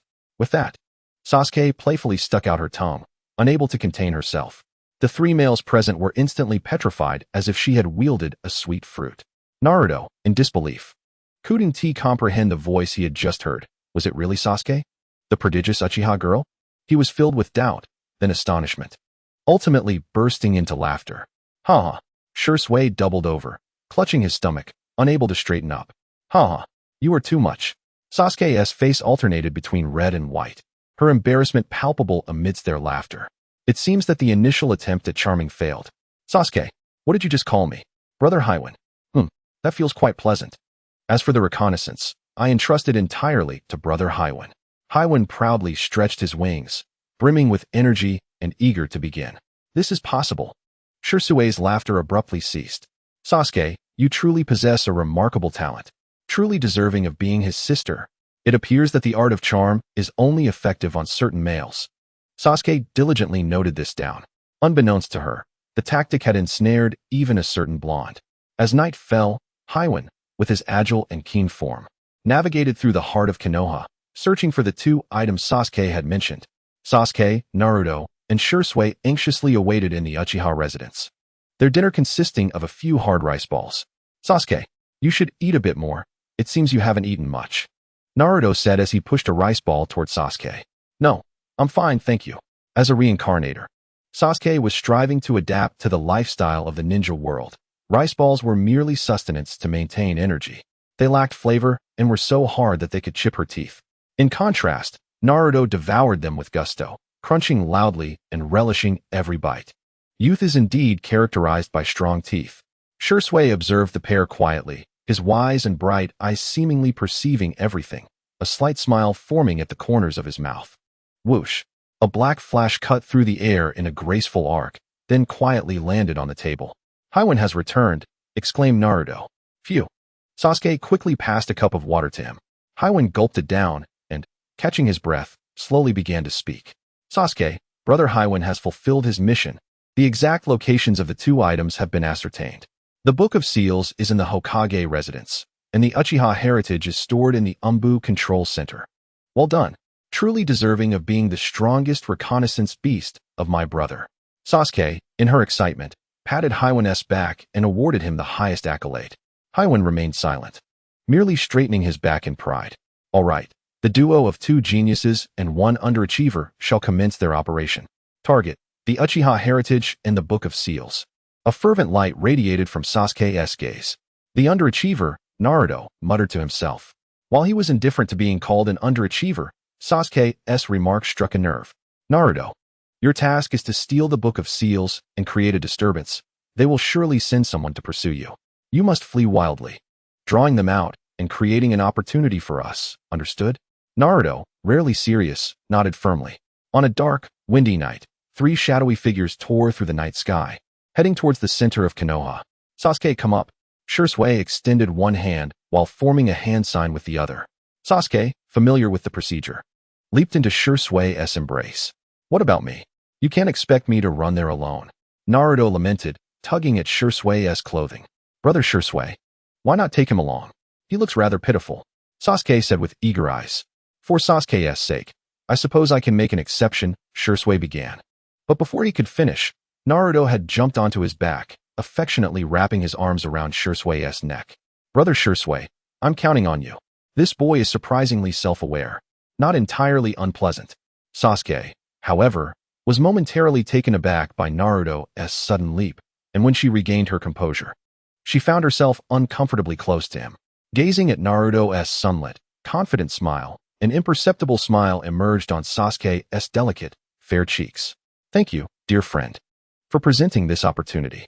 Leaning against Shisui's shoulder, Her eyes glimmered with affection, one hand, as white and delicate as jade, propped her chin as she inched closer to Naruto. With slightly parted lips, she asked, "Naruto-kun, do you think I'm beautiful?" Boom. Naruto was clearly startled by Sasuke's sudden and provocative question. His mind raced, desperately searching for the best answer. Unfortunately, the usual eloquence failed him at this moment, and he could only stammer, "Be beautiful." Sasuke observed Naruto's obliviousness, her heart screaming in frustration. What a dense individual. Completely oblivious. When will the task be completed? Ahem. Shisui could no longer contain a light cough. You too, he was at a loss for words. Witnessing the intimate exchange between the youthful boy and girl on his shoulder, completely disregarding his presence. Vanishing Technique. Chapter 29. Dual Operations in the Stillness of the Night. Under the cover of darkness, Sasuke, Naruto, and Shisui instantly appeared before the Hokage residence, taking refuge in the shadows. Naruto leaped down, feigning calmness despite his anxious heart. Then turned dramatically. "I'm off." "Await good news." Sasuke watched his departing figure with a worried expression, remaining silent. Naruto crept stealthily along the wall, his heart racing as he approached the underground chamber housing the Book of Seals, mentally invoking every deity he could think of. The Hokage residence was dim and silent, with just the right number of guards. Miraculously, he avoided all sentries and successfully arrived at the basement door. The two guarding ninjas appeared weary, their bodies still erect at the entrance.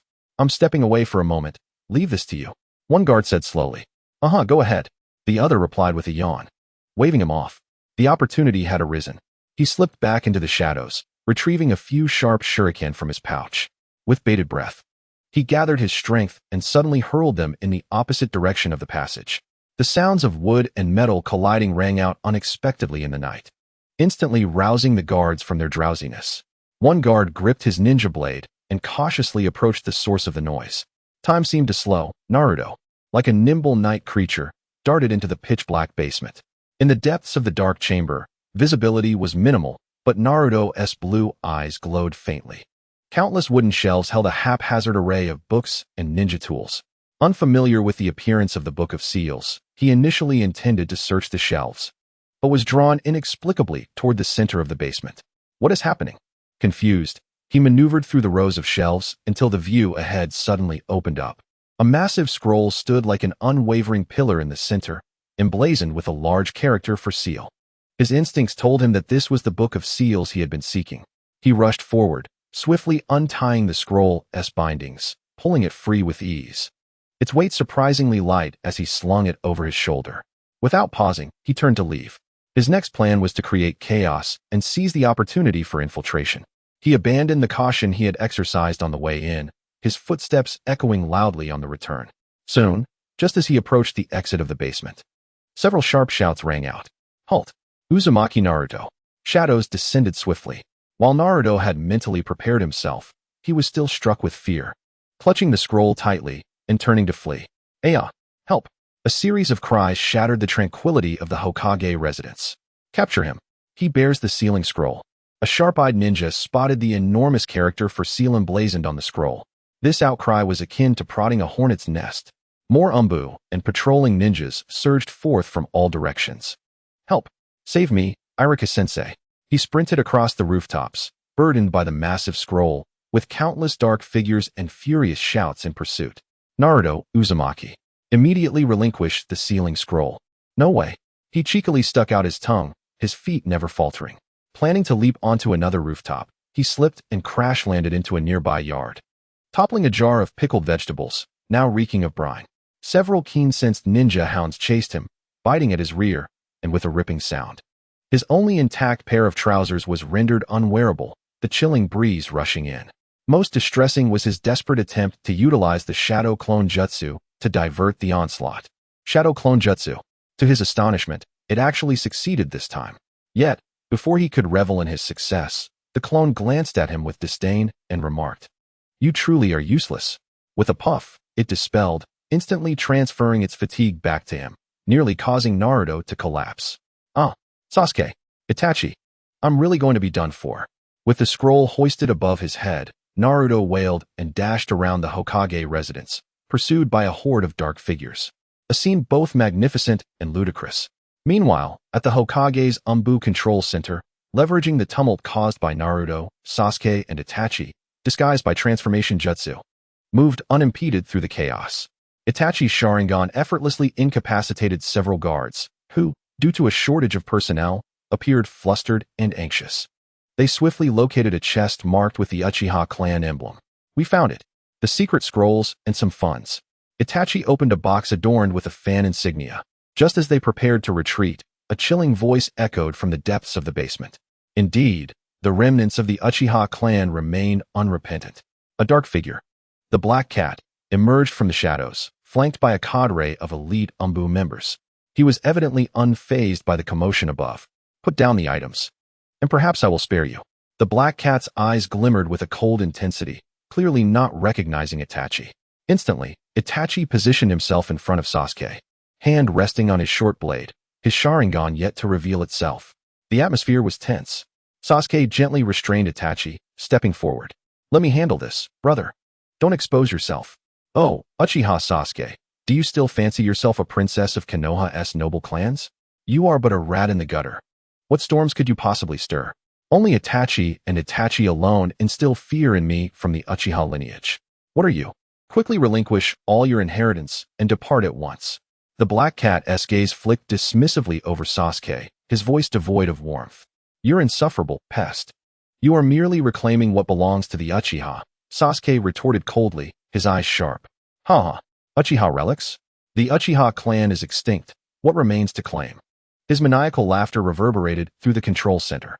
You remnants of the Uchiha, your cleansing is nigh. It appeared that negotiations had failed. Her voice was frigid as she locked eyes with the Black Cat. Secretly, she invoked the sweet fruit. Then, Malamuro Malamuro Malamuro. Her crimson lips parted, her eyes transforming into enchanting heart-shaped cherry blossoms, an intangible, saccharine wave instantly radiating outward. In an instant, the Black Cat's expression shifted rapidly, from icy to astonished, then to enthralled. Not only the Black Cat, but all the members present became entranced, their gazes glazed over, abnormal flushes appearing on their faces, their movements stilled, and their skin began to exhibit a grayish-white stone-like sheen. Your Sharingan's Jinjutsu is truly otherworldly. No matter how many times I witness it, I am always astounded. Itachi couldn't help but praise. This is not Jinjutsu, it is a devil fruit. Sasuke replied with a smile. Devil fruit? Chapter 30, Multiple Shadow Clone Technique on the ground. Naruto found himself cornered. Naruto, stop. Put down the scroll. Iruka-sensei panted heavily, his face etched with shock and sorrow. He never anticipated that Naruto would resort to such actions. Upon seeing his most revered Iruka-sensei appear, eyes filled with disappointment, Naruto's steps faltered, a wave of anguish washing over him, rendering him speechless. Iruka-sensei, I didn't. The surrounding members slowly closed in. The elite Red Rabbit, was the first to act, launching several shuriken from a concealed angle, aimed directly at Naruto. The sound of metal clashing rang out. In an instant, Iruka teleported in front of Naruto, weapon drawn, blocking the onslaught. Iruka, are you aiding the fox demon? Are you complicit in the theft of the sealing scroll? Red Rabbit's voice was cold, his gaze flickering ominously beneath the streetlight. He's just a child. He doesn't even understand what that is. Iruka pleaded anxiously, sweat trickling down his brow. This must be a misunderstanding. Let me take him to see Lord Third. There is no misunderstanding. The evidence is irrefutable. This is your final warning. Otherwise, you will be treated as an accomplice. Before the words had fully left his lips, two members lunged forward, their figures darting like phantoms from both sides, targeting Naruto. Ninjutsu, Shuriken Shadow Clone Technique.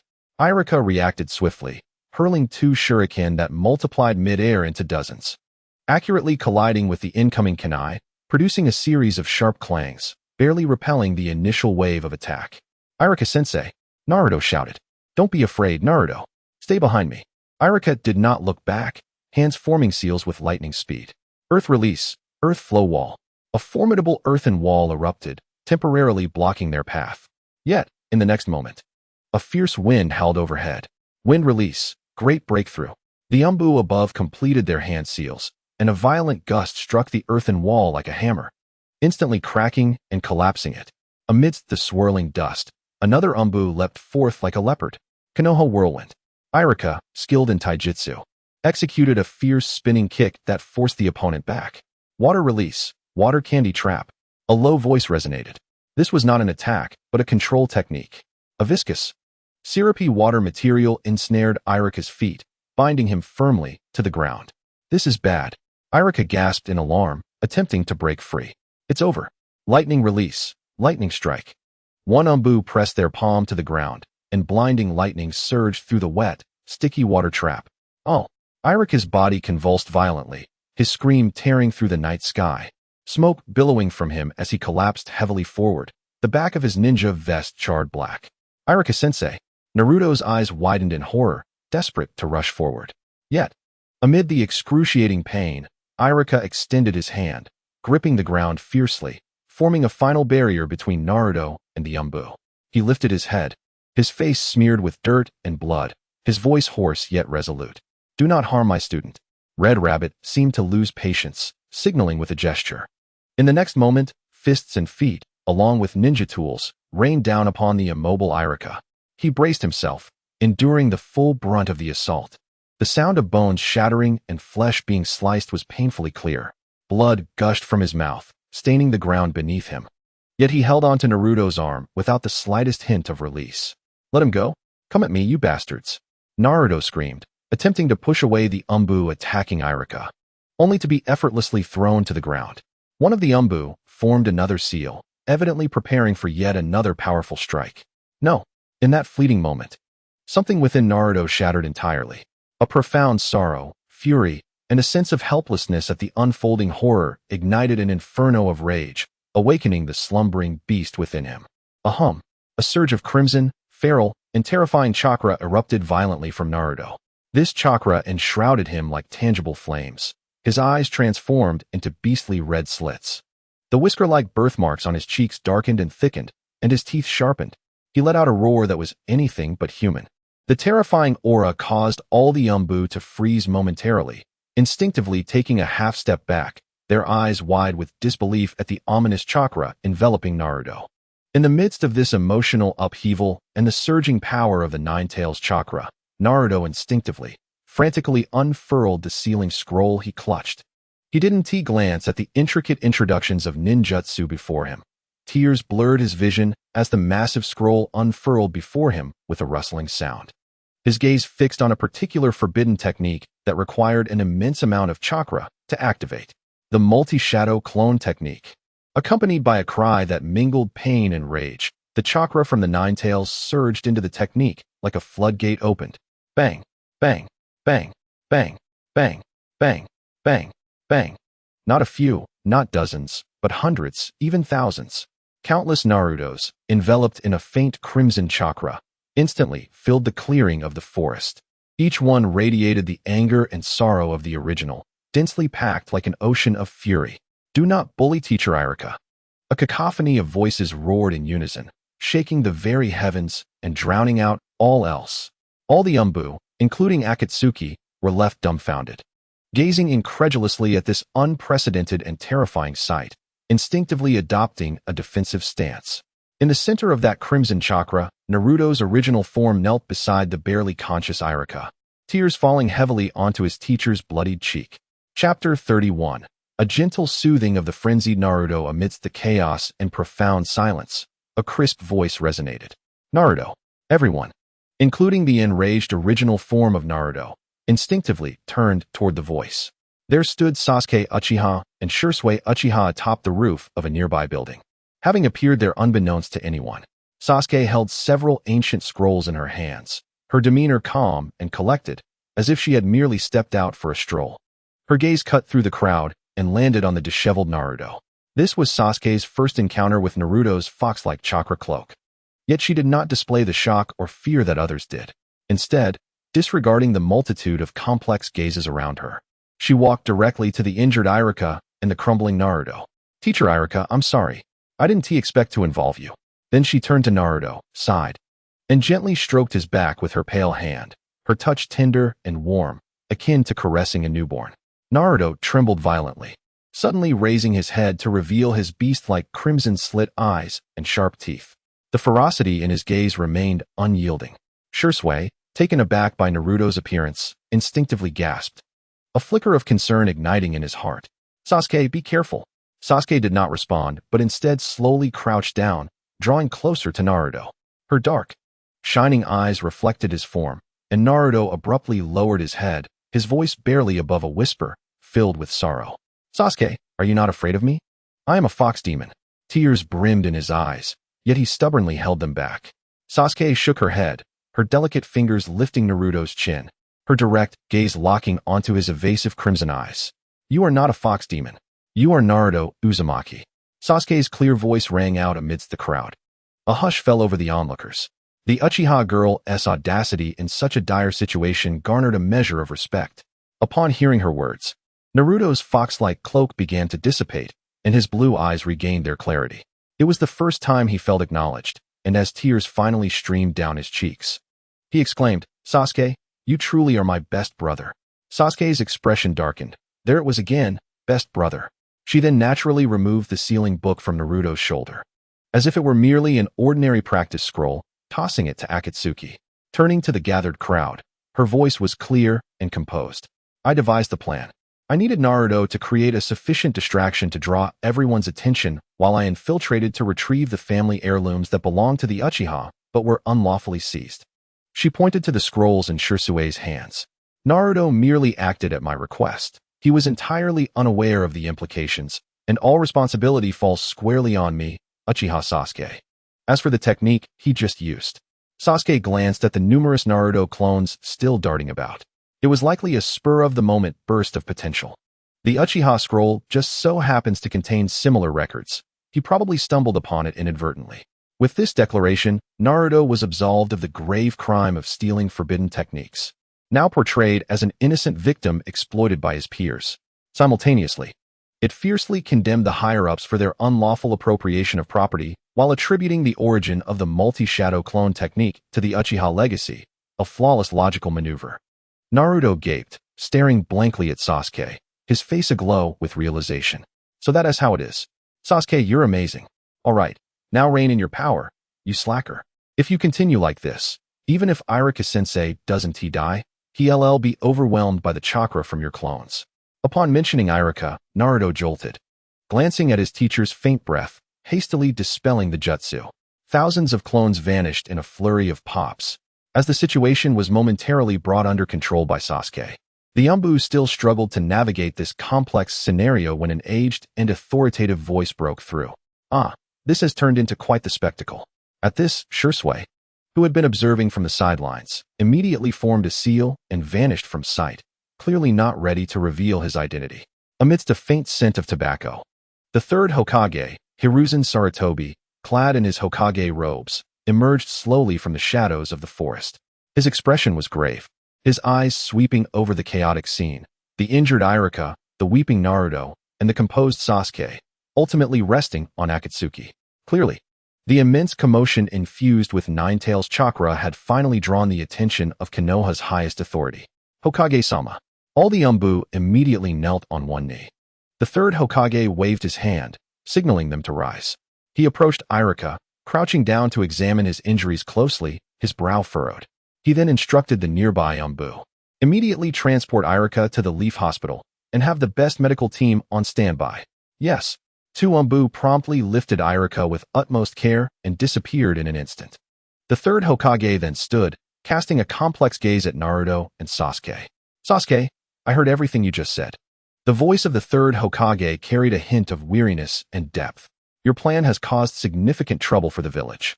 Sasuke lowered his head slightly, maintaining a composed demeanor. "I am willing to accept any punishment, Lord Hokage. However, Naruto is innocent. I ask you to see this clearly." The third Hokage then turned his gaze towards Naruto, his expression softening somewhat. "Naruto, you should return home and rest. Let tonight's events end here." "But Iruka-sensei," Naruto began, only to be interrupted. "The hospital will do everything in its power to save him," the third Hokage stated firmly. "Umbu, escort Naruto home. Sasuke, come with me to the Hokage's office." Red Rabbit seemed poised to speak. "Lord Hokage." "That sealing book." The third Hokage glanced at the enormous scroll in Red Rabbit's arms and sighed. "The sealing book will be recalled, and the guard levels reassessed." All participants in tonight's operation must sign a confidentiality agreement. What transpired tonight must remain undisclosed. One order after another was issued, swiftly restoring order to the chaotic situation. This was the authority of the Hokage. Naruto was escorted away by an Umbu member, glancing back at Sasuke and the third Hokage repeatedly. Sasuke offered him a reassuring look before calmly following the third Hokage towards the Hokage building. Chapter 32. Maturity Beyond Years Inside the Hokage's Office. The atmosphere was so tense it could almost be cut with a knife. The third Hokage, Sarutobi Hiruzen, sat behind a large desk, his pipe flickering dimly as the rising smoke obscured the deep wrinkles etched into his face. Sasuke stood quietly before the desk, patiently awaiting the words of this so-called perfect Hokage. After a prolonged silence, the third Hokage finally spoke, his voice laced with weariness and scrutiny. Sasuke, your performance tonight was quite impressive. It nearly deceived everyone. Sasuke nodded slightly, maintaining a calm facade. Your praise is unwarranted, Lord Hokage. I merely stated part of the truth and chose the narrative most conducive to calming the situation. Part of the truth? The third Hokage quizzed. You implied that the village unlawfully seized Uchiha property, completely removing Naruto to rationalize your actions. Such a sophisticated web of linguistic traps and political maneuvering. Who taught you this, Sasuke? Her actions clearly exceeded Sarutobi Hiruzen's expectations. The cunning of an 8-year-old girl was indeed formidable. The Uchiha clan does not require others to teach us how to protect our rights, Sasuke replied, her tone unwavering and subtly sharp. When justice itself becomes a luxury, the weak must rely on rules and language for self-preservation. Wouldn't you agree, Lord Hokage? This statement nearly questioned the integrity of Konoha's leadership. The third Hokage's fingers tightened around his pipe as he scrutinized the girl before him, seemingly sensing her hidden acuity. What did you retrieve? He asked, shifting the question. His voice low. Some old belongings, the clan's genealogy, family accounts, and a few basic ninjutsu practice scrolls. Sasuke replied nonchalantly, her answer meticulously crafted. She refrained from mentioning the substantial wealth she had actually reclaimed, in order to avoid unnecessary complications. The third Hokage, unconvinced that she had taken only these items, lacked evidence to conduct a forced search, especially after the earlier incident. To excessively pressure an Uchiha orphan reclaiming her family's possessions would be politically disastrous. He was once again reminded of Sasuke's astuteness. The power within Naruto is exceedingly dangerous. The third Hokage redirected the conversation to its core. You exploited this danger, he asserted. I utilized Naruto's trust in his friends and his desire to assist me, Sasuke corrected, her gaze unwavering. The perilous power was ignited by your Umbu nearly killing his most revered teacher right in front of him. Lord Hokage, if we trace the roots, who truly created this danger? She shot the question back, her tone tinged with cold sarcasm. The third Hokage fell silent, momentarily at a loss for a counterargument. Yet another lengthy silence ensued. He exhaled a puff of smoke. Sasuke, you are quite astute, perhaps even more so than your brother at your age. However, a blade that is too sharp can easily wound its wielder and cause discomfort. This was both a reminder and a warning. Sasuke lowered her head slightly, a glint of sharpness flashing in her eyes. It seemed this old man intended to manipulate her. She pondered for a moment before making her next move. I only wish to reclaim what is rightfully mine and protect those I care for. I have never sought to oppose the village. However, if the path I tread is fraught with thorns, then I must choose to sever those thorns rather than dull my own edge. Her words were soft yet firm, articulating her stance while subtly conveying her determination not to be easily swayed. The third Hokage regarded her deeply. He understood that he would not extract further confessions or compromises from this young girl tonight. She exhibited a maturity and wisdom far beyond her years. She had laid all her cards on the table, standing on the moral high ground. Continuing to press would only sever the last threads of reconciliation between Konoha's leadership and the Uchiha clan, and might provoke Naruto further. He sighed resignedly. The failure to secure the sealing book will be addressed. I will ensure Iruka's situation is resolved, and the Umbu will face consequences for their excesses. He conceded. Since what you retrieved is Uchiha property, you may keep it. This was nearly an acknowledgement of her actions. However, the third Hokage's tone suddenly turned serious. Sasuke, there cannot be a next time. The Order of Konoha cannot tolerate repeated provocations. Take heed. Thank you for your insight, Lord Hokage, Sasuke replied, bowing slightly, her manners impeccable, leaving no room for criticism. If there is nothing else, I shall take my leave. Not so fast. Sasuke halted mid-step, taken aback by the man's tenacity. The chaos at the Umbu Control Center was orchestrated by you to reclaim your heirlooms, wasn't it? The third Hokage's words were clearly probing, alluding to the petrification of certain Umbu members. He had finally brought the conversation to the aspect that puzzled him the most. Sasuke detected the subtext in his words and quickly waved her hand. I merely slipped in quietly to retrieve Uchiha's belongings. I did not incite any chaos. I am unaware of what Lord Hokage refers to. Sasuke feigned ignorance, ever mindful of Itachi's warning about her unique abilities, which should not be readily displayed. Moreover, it was not yet time to reveal her hand. The third Hokage, having failed to obtain the answers he sought, waved his hand, signaling Sasuke to depart. She turned and walked out of the Hokage's office with steady steps. Her expression relaxed. The door softly closed behind her. Inside the office, the third Hokage remained seated, lost in thought. The unique skill of petrification could only stem from the Mangekyo Sharingan. Yet the girl before him had yet to awaken even the ordinary Sharingan. She could not possibly be the source. However, Uchiha Itachi had left and had not returned, leaving this a genuine mystery. As he pondered this, his pipe had gone out. Could there be an unknown force infiltrating Konoha? He rubbed his temples, clearly fatigued. Slowly rising, he gazed out the window at the vanishing figure of Sasuke, murmuring to himself, Uchiha Sasuke, this girl is not to be underestimated. Fugaku, your Uchiha clan has truly produced an extraordinary blade. Where will this blade point in the future? Chapter 33. The Fox Demon must leave Konoha. Under the sharp and scrutinizing gazes of numerous Umbu and ninjas, Sasuke appeared outwardly composed as he departed. Family, who understands? The palms of his hands had already grown slick with perspiration, and his heart raced fiercely. Although the third Hokage had aged, his imposing aura remained. In the shadowed corner, she leaned against the wall, striving to calm her tumultuous emotions. Sasuke's younger sister had performed admirably. A nightingale perched upon her shoulder, and she could hear Shisui's voice. Shisui, you certainly run quite swiftly, she teased. Of course, it was Sasuke's sister who instructed me to remain inconspicuous. Shisui's light-hearted tone effortlessly lifted the gloom from Sasuke's expression. In truth, he had been vigilantly observing the Hokage's residence, ready to confront Sarutobi Hiruzen should he dare to harm Sasuke. Let us return, Shisui said, dispelling his transformation jutsu and extending his hand gently. Sasuke nimbly leaped into his embrace. Body flicker technique. I'm back. Opening the door, Sasuke stepped into the vacant courtyard, depositing the spoils of the night, a considerable trove of wealth, ninjutsu scrolls, and various small ninja tools. Her eyes sparkled with the thrill of sudden fortune. Her cheeks flushed with happiness. It was as if she spoke to herself or perhaps conversed with the essence of her original self. Sasuke, you are destined for riches. It seems I am Konoha's future tycoon. A resounding laugh echoed through the desolate Uchiha district. Shisui's figure, still lingering nearby, paused momentarily, silently critiquing her obsession with wealth. He then turned his gaze to the pitch-black night sky, feeling a pang of melancholy. Itachi, how are you now? I can no longer indulge Sasuke's whims. Teaching her ninjutsu is of utmost importance.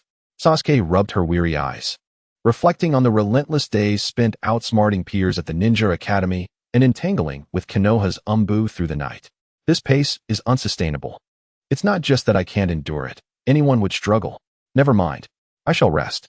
She promptly shed her outer garments and sprawled on her bed, drifting into a deep slumber. The next day, en route to the Ninja Academy, Sasuke overheard a plethora of rumors regarding the previous night's turmoil at the Hokage's residence. Although the third Hokage had decreed silence, the uproar had been too significant to remain concealed. Not only did the prominent clans with sensory ninjas grasp parts of the story, but even ordinary citizens harbored numerous speculations. The Fox Demon's intrusion into the Hokage's mansion caused chaos, even injuring Iruka-sensei from the Ninja Academy. Why not expel the Fox Demon from Konoha? How audacious! How utterly rebellious! Drive out the Fox Demon! Drive out the Fox Demon! Drive out the Fox Demon! The outcry against Naruto grew increasingly fervent. Some shops even displayed signs proclaiming that Naruto and his ilk were not welcome. Upon hearing the rumors, Sasuke was momentarily taken aback, witnessing the escalating malice directed at Naruto, far beyond her expectations. A chilling premonition swept over her, prompting an immediate turn towards the secluded apartment of Naruto. To her surprise, the closer she ventured in that direction, the more the crowd swelled. Upon finally squeezing into the familiar red two-story apartment, she was taken aback by the scene before her. The entire building was besieged by a throng of people, a nauseating yellow liquid mixed with green vegetable leaves plastered against the walls and ceiling, a noxious stench of rotten eggs assaulting her senses. From the crowd, shouts filled with malice and insults erupted, as assorted objects were hurled, shattering the apartment's windows. "Damn fox, why don't you go die? Get out of Konoha. You are a calamity. Because of your presence, the village cannot find peace. Get out, fox demon. Get out, fox demon." Sasuke's pupils constricted, an overwhelming anxiety firmly suppressing her rising fury. With a powerful leap, her frail figure soared into the air, silently praying that Naruto had already fled, untouched by such malice. Clang! Sasuke landed softly on a relatively clean tile, peering through the recently shattered window. She found the interior deserted. Just as she began to feel a sense of relief, a faint whimper emanated from within. "No, I am not." Her figure froze. Steps cautiously approaching, her dark eyes widening in horror as she witnessed a scene she would never forget. The room was dim and chaotic, evoking the contours of hell. The floor was littered with debris from shattered stones, broken dishes, congealed egg liquid, and decaying vegetable leaves. A nauseating, sour stench pervaded the air. In the darkest corner of the room, the boy who was always boisterous, his smile radiant like the sun, curled up in a ball. Naruto had wrapped himself tightly, his small frame trembling violently from fear and cold. His orange jacket was soiled, his hair damp and matted against his forehead. Most strikingly, a dried, dark bloodstain marred his forehead, trickling down his pale cheek, evidently a result of being struck by flying debris. His face was buried in his knees. Yet Sasuke could see his shoulders trembling silently. His gaze was vacant, his face marked only by dried tear tracks, his entire being enveloped in a profound, despairing tremor. He resembled a small beast, battered and abandoned by the world, seeking refuge in his solitary nest, daring not to utter a sound. At that moment, Sasuke felt her heart clench as if gripped by a cold hand, then abruptly thrown into boiling oil. "Third Hokage, is this how you protect him? He is the hero of Konoha, the orphan of the fourth Hokage. Even if we were to take a step back, he is merely 7 years old." Anger, a previously unknown, icy and violent fury erupted from the deepest recesses of her heart, like a volcanic eruption. It scorched her limbs with tremors. She whirled around, facing the door where villagers continued to shout, attempting to hurl more objects. An invisible, frigid psychic field radiated from her center, expanding rapidly. In the next moment, a crimson glint ignited within her dark eyes. Subsequently, a tomo, stained with the essence of blood, gradually manifested around her pupils, swirling into existence. A single tomo Sharingan. In the dim light, those eyes, radiating an ominous crimson glow, seemed to gaze from the abyss. Sasuke's gaze, as sharp as the finest blade, slowly swept across the faces of each villager outside. Wherever her eyes fell, those once furious villagers felt as though their throats were being grasped, their shouts abruptly silenced. They beheld those eyes, those belonging to the Uchiha clan, the eyes said to harbor terrifying powers. In that moment, those eyes held no emotion, only a palpable, soul-chilling intent to kill and intimidate. She uttered not a word. Yet, everyone comprehended the meaning behind her gaze. Advance another step, hurl another object, utter another word, and you shall meet your demise. Chapter 34. The single tomo Sharingan's dominance. The cold terror swiftly eclipsed the blind fury. The gentle morning sunlight pierced through the lingering fog, illuminating the pallid faces of the villagers, who instinctively recoiled, their weapons clattering to the ground without a second thought. Before her stood a girl of the Uchiha clan, her crimson eyes radiating a terrifying red light beneath the sun's embrace. The atmosphere, once filled with raucous noise, abruptly plummeted into an eerie silence. Sasuke's icy wrath swept through the gathering, effectively quelling all malice with her sheer presence. She could distinctly perceive her own transformation, sensing the subtle movements of her muscles and the flow of chakra, even tracking the flight patterns of birds with flawless precision. Is this the power of the Sharingan? Indeed, it is the foremost ocular prowess in the world of ninjas. The environment around her seemed to undergo a silent metamorphosis, imparting a sensation of detachment from reality, as if existing in a different realm. In this absolute stillness, shrouded by the oppressive aura of the Sharingan, threats required no words. The intent to kill had materialized into a palpable force. The faint, stifled sobs from a corner became acutely pronounced. Naruto cowered in the shadows, trembling instinctively, his mind echoing with Sasuke's voice. He was not the Nine Tails. He was Uzumaki Naruto. I am not the Nine Tails. I am Uzumaki Naruto. He desperately suppressed, stifling the fear that lurked within. Suddenly, the cacophony from outside vanished, and this unnatural silence only amplified his dread, leaving him uncertain of what horrors might follow. Summoning his courage, he trembled as he slowly lifted his head from his knees, gazing out through tear-blurred vision. Then, he beheld that silhouette. The slender yet upright figure in black stood resolutely at the threshold of his dilapidated home, a barrier between him and the malice beyond. And from the side of her face, he could see those eyes, glowing ominously with a red light. Sasuke? Naruto could scarcely believe his eyes, a breathy whisper escaping his parched throat. Is it Sasuke? How could she be here? Her eyes. Is that the Sharingan? She activated the Sharingan. For me?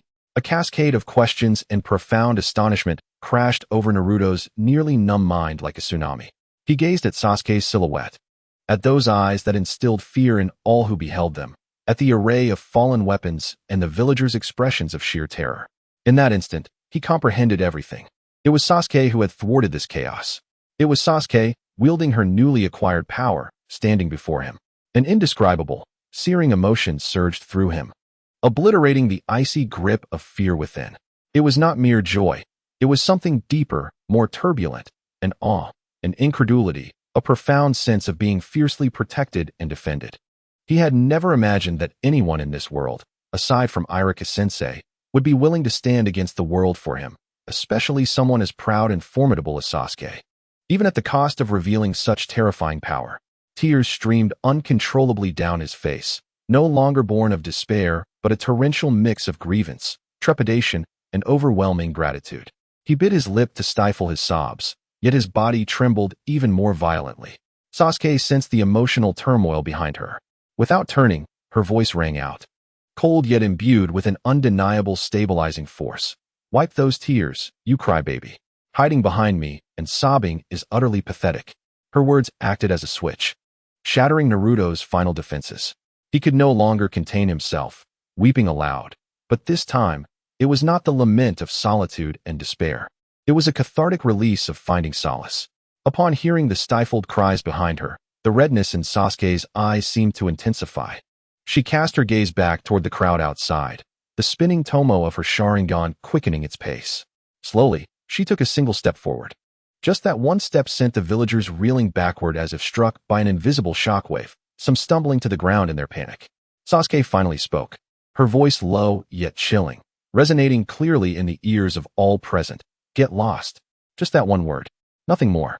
The villagers, as if granted amnesty yet also confronted by a horrifying specter, abandoned all pretense, scrambling away in sheer terror, as though lingering even a moment longer would result in being dragged into hell by those crimson eyes.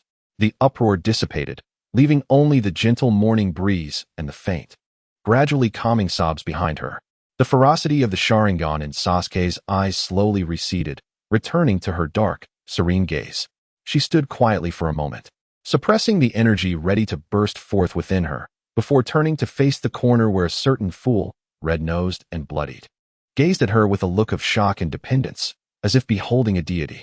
With a sigh, she approached him, retrieving a water-lake blue handkerchief from her pocket, gently brushing it against his cheek to wipe away the traces of blood and tears. "Sasuke, you must be an angel," he exclaimed, eyes still glistening with tears, his expression brimming with emotion. "I'm sorry, Naruto. I've dragged you into this," he continued, "but I willingly accepted it. This time, I didn't lose control. I just wanted to be praised." Sasuke regarded him with an exasperated expression, her gaze suddenly resolute as she locked eyes with Naruto's azure ones. "Naruto, you must grow stronger quickly, so that everyone in Konoha will see you in a new light." Naruto's gaze fell momentarily, but then he nodded firmly. He resolved within himself. He could no longer hide behind Sasuke. He must grow. He would become a man capable of fighting alongside Sasuke. "Let us go? I'll treat you to Ichiraku ramen." "Really? Sasuke, you're the best." Naruto's earlier gloom vanished, replaced by his signature warm smile that radiated like sunshine. Chapter 35. All expenses covered by Uchiha Sasuke in the Hokage's office. Sarutobi Hiruzen still clutched his weathered pipe, the rising white smoke obscuring his grave expression. Just moments ago, he had received word from the ANBU that villagers in Konoha attacked Naruto. Sasuke's Sharingan intimidated the crowd. Once again, it was Uchiha Sasuke. He was all too familiar with her methods, recognizing her as a formidable force to be reckoned with. Umbu, keep a close watch on Uchiha Sasuke. Report any unusual movements immediately. Yes. The third Hokage's tone sharpened, directly addressing the villagers' assault on Naruto. Why had the ANBU not intervened immediately in the chaos surrounding Naruto? If the Nine Tails stirred again, the consequences would be dire. The messenger, Miku, dropped to his knees, unsure of whether to speak or remain silent. He was merely a liaison within the ANBU. The leader, Black Cat, had been petrified, and the deputy leader, Red Rabbit, was currently reorganizing the existing team, leaving them short-handed. After a moment of contemplation, he made no excuses. The responsibility of the ANBU should be shared by all members. The third Hokage sighed softly, waving Miku away. Boss, we'll have 2 bowls of the supreme ramen family set. The flap of Ichiraku ramen was lifted, revealing the sight of the 2. Naruto appeared disheveled and despondent, while Sasuke's icy demeanor still bore remnants of the crimson hue, startling the chef. Naruto-kun? Sasuke-chan, what has happened to you? Double chashu. Sasuke abruptly interrupted, pressing Naruto down onto the bench before taking a seat beside him, his Sharingan gradually fading. He ordered a bowl of ramen, requesting 2 extra portions of bamboo shoots and a soft-boiled egg. Subsequently, he extracted 2 bills from a stack of cash in his bag and handed them to the ramen chef. Naruto's eyes lit up in astonishment upon seeing the money in Sasuke's wallet, momentarily forgetting his pain. Sasuke, have you struck gold? So much money. You must be a little rich girl. He even contemplated reaching past Sasuke to get closer to his wallet. Sasuke swiftly slapped his hand away, glaring at him. This has nothing to do with you. It's all mine. Naruto immediately withdrew his hand, obediently sitting back, yet his eyes continued to dart toward Sasuke. Musing silently, Sasuke's anger is terrifying, but his love for money is endearing. Soon, their bowls of ramen arrived, towering like small mountains. The steam wafted up, warming their faces. As Naruto gazed at his meal, he recalled earlier events and, with chopsticks in hand, found his appetite waning. Sasuke picked up his own chopsticks but refrained from eating, abruptly stating, "Those people from earlier were merely fools and blind." Naruto looked up at her. Sasuke continued coldly, "They cannot see who you truly are and only know how to cheer along. To deal with such individuals, one must either ignore them or silence them through strength." She tapped Naruto's bowl with her chopsticks, producing a crisp sound. Starving yourself with a sorrowful face only plays into their hands. After a brief pause, her tone softened slightly. "Hurry up and eat. You need to gain strength to become stronger. Next time, if anyone dares to surround you." She huffed, leaving her words hanging. But her meaning was unmistakable. Naruto stared at Sasuke, and although she still bore her usual awkward demeanor and spoke harshly, occasionally exhibiting strange behavior, he felt an inexplicable warmth seep into his heart, dispelling the chill and grievance he had felt earlier. Yes, he still had Sasuke, a good brother. Though her temper was strange and her words sharp, she would rush to his aid with her Sharingan when he was bullied and even bring him to eat ramen. "All right." Naruto nodded emphatically, grabbing his chopsticks and exclaiming, "I'm digging in." He then began to devour his meal voraciously. Slurping noisily, tears fell uncontrollably into the fragrant broth. It's delicious, Sasuke, thank you." "Those bastards," he mumbled through a mouthful, his words indistinct. Sasuke watched his pitiful yet ravenous eating style with a look of disdain, her brow furrowing, but inadvertently, the corners of her mouth twitched upwards. "Eat more slowly. If you choke, it's not my problem. Your snot is about to drip into the bowl. That's disgusting." Though she spoke such words, she silently placed a large piece of char siu from her bowl into Naruto's, as he stuffed his mouth with noodles. Seeing the extra char siu made his tears flow even more fiercely, and he nodded vigorously, savoring every bite. The ramen chef observed this awkward yet heartwarming scene, chuckling and adding an extra spoonful of broth to Naruto's bowl. After satisfying their hunger, just before leaving, Sasuke discreetly stuffed all the bills from her wallet into the ramen chef's hands. "From now on, all of Naruto's expenses at Ichiraku Ramen will be covered by me." Uchiha Sasuke. Shoo, please don't tell him. It's a secret. With that, she offered a faint smile and waved goodbye amidst the chef's astonishment and admiration. Naruto, this is your reward. Sasuke contemplated, knowing that despite the recent upheavals, they could not continue wandering aimlessly. Returning to the Ninja Academy for classes was the rightful path. Sneaking outside the Ninja Academy, Naruto scratched his face, his tone hesitant. Are we really going in now? What if everyone? Sasuke shot him a glance. Her tone flat yet resolute. Can avoiding this make you stronger? You're at the bottom of the barrel. The more a situation like this arises, the more you must present yourself before them. She adjusted her clothing and skirt.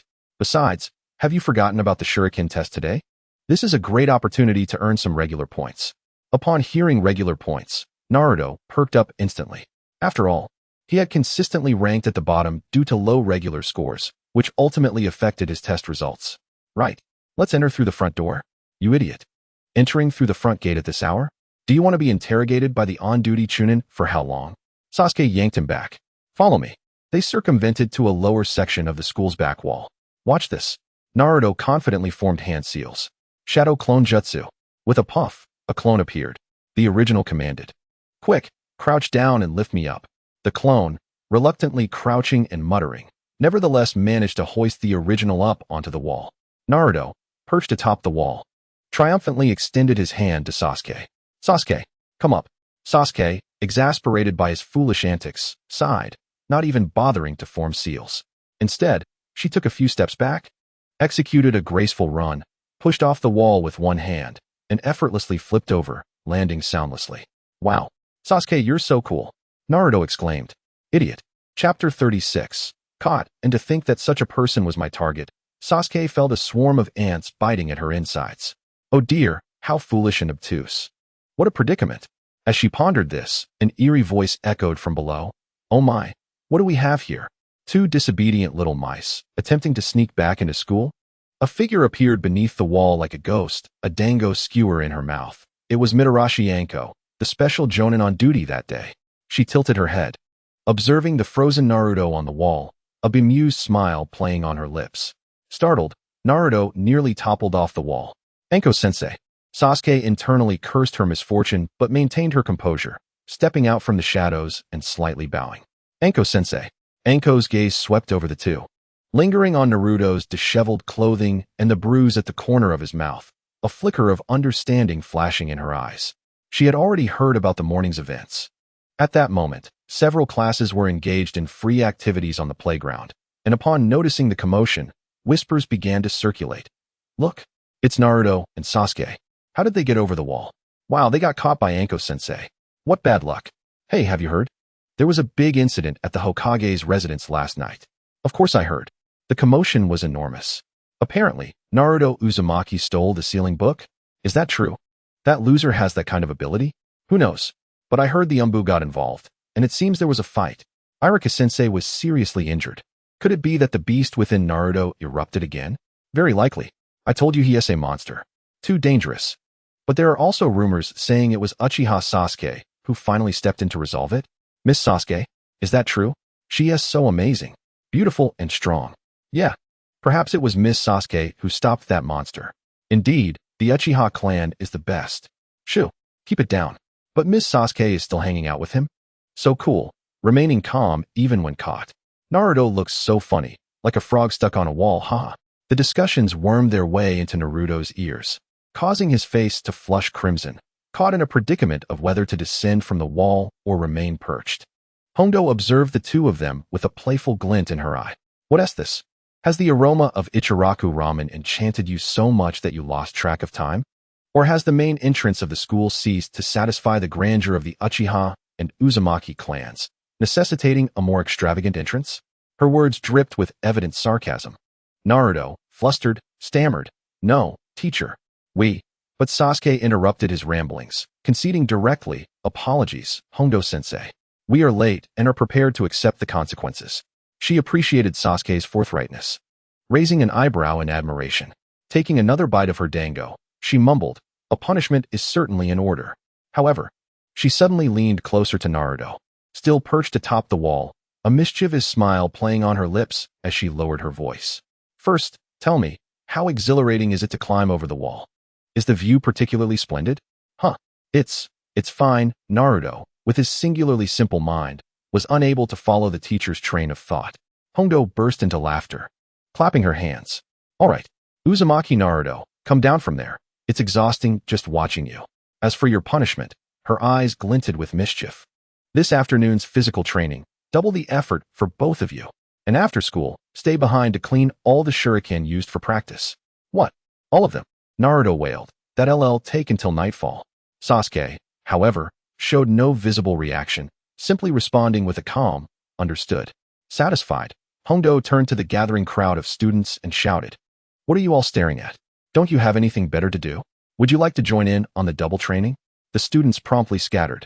Hondo waved off the two boys. "What are you still doing? Hurry back to class. Do you truly wish to be on display here all day?" Relieved, Naruto scrambled down the wall, nearly tripping upon landing. Sasuke silently steadied him. The two walked toward the classroom with a semblance of calm under Hondo's amused gaze. Naruto entered the classroom first, where the substitute teacher was explaining the intricacies of the body replacement technique. He swaggered in with his trademark carefree grin, tousling his unruly golden hair, as if he were not caught skipping class but returning triumphantly from a grand adventure. "Hey, we're back." Following closely behind was Sasuke, exuding an entirely different aura.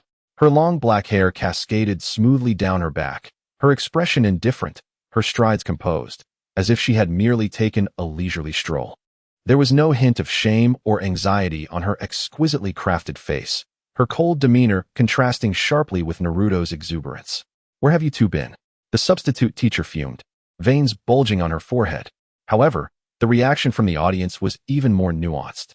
Akimichi Choji paused mid-bite of his chips, his round face and small eyes fixated on Sasuke, filled with a complex blend of disapproval over skipping class and deep jealousy that Sasuke had allied herself with a troublemaker like Naruto. He clenched the snack bag tightly, producing a soft crunch, as if silently accusing them. Inuzuka Kiba, on the other hand, was much more direct.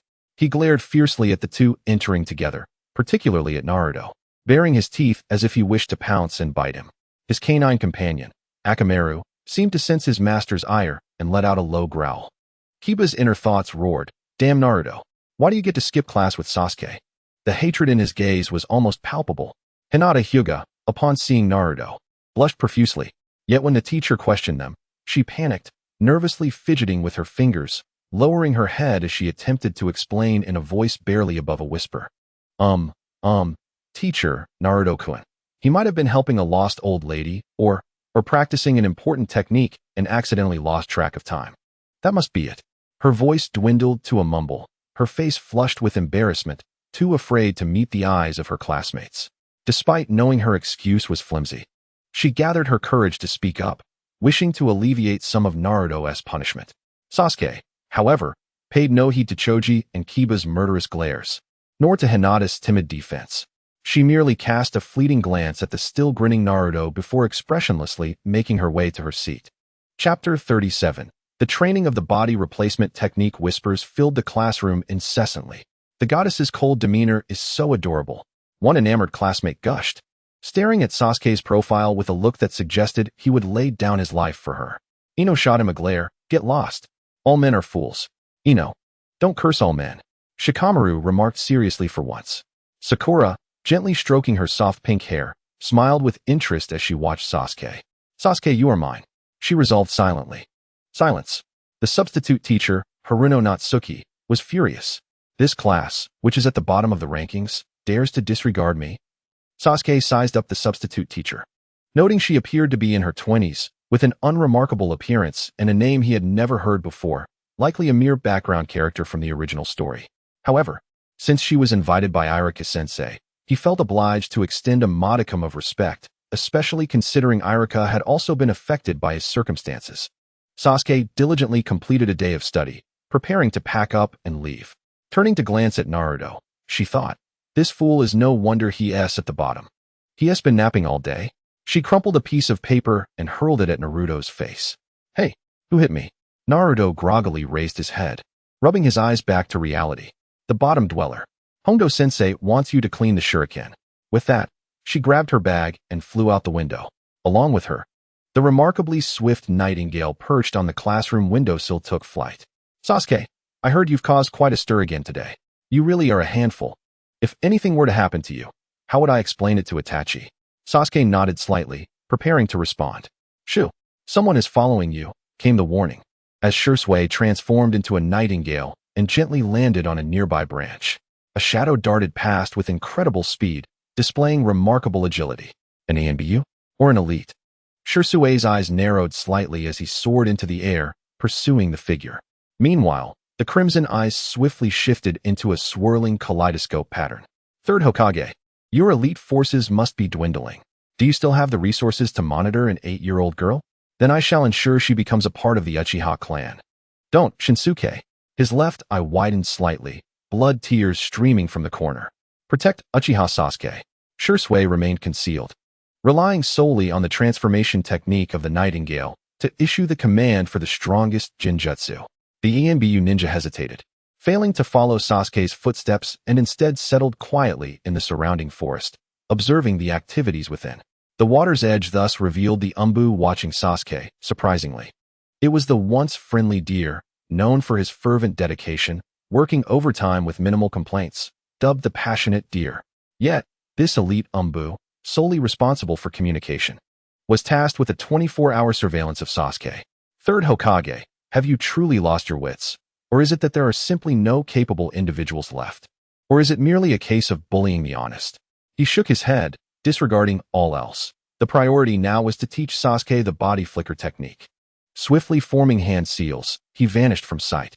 As night descended, the open space of the South shrine was adorned with countless fireflies, echoing the stars in the night sky, while a cool evening breeze rustled the clothing of the two figures facing each other in the clearing.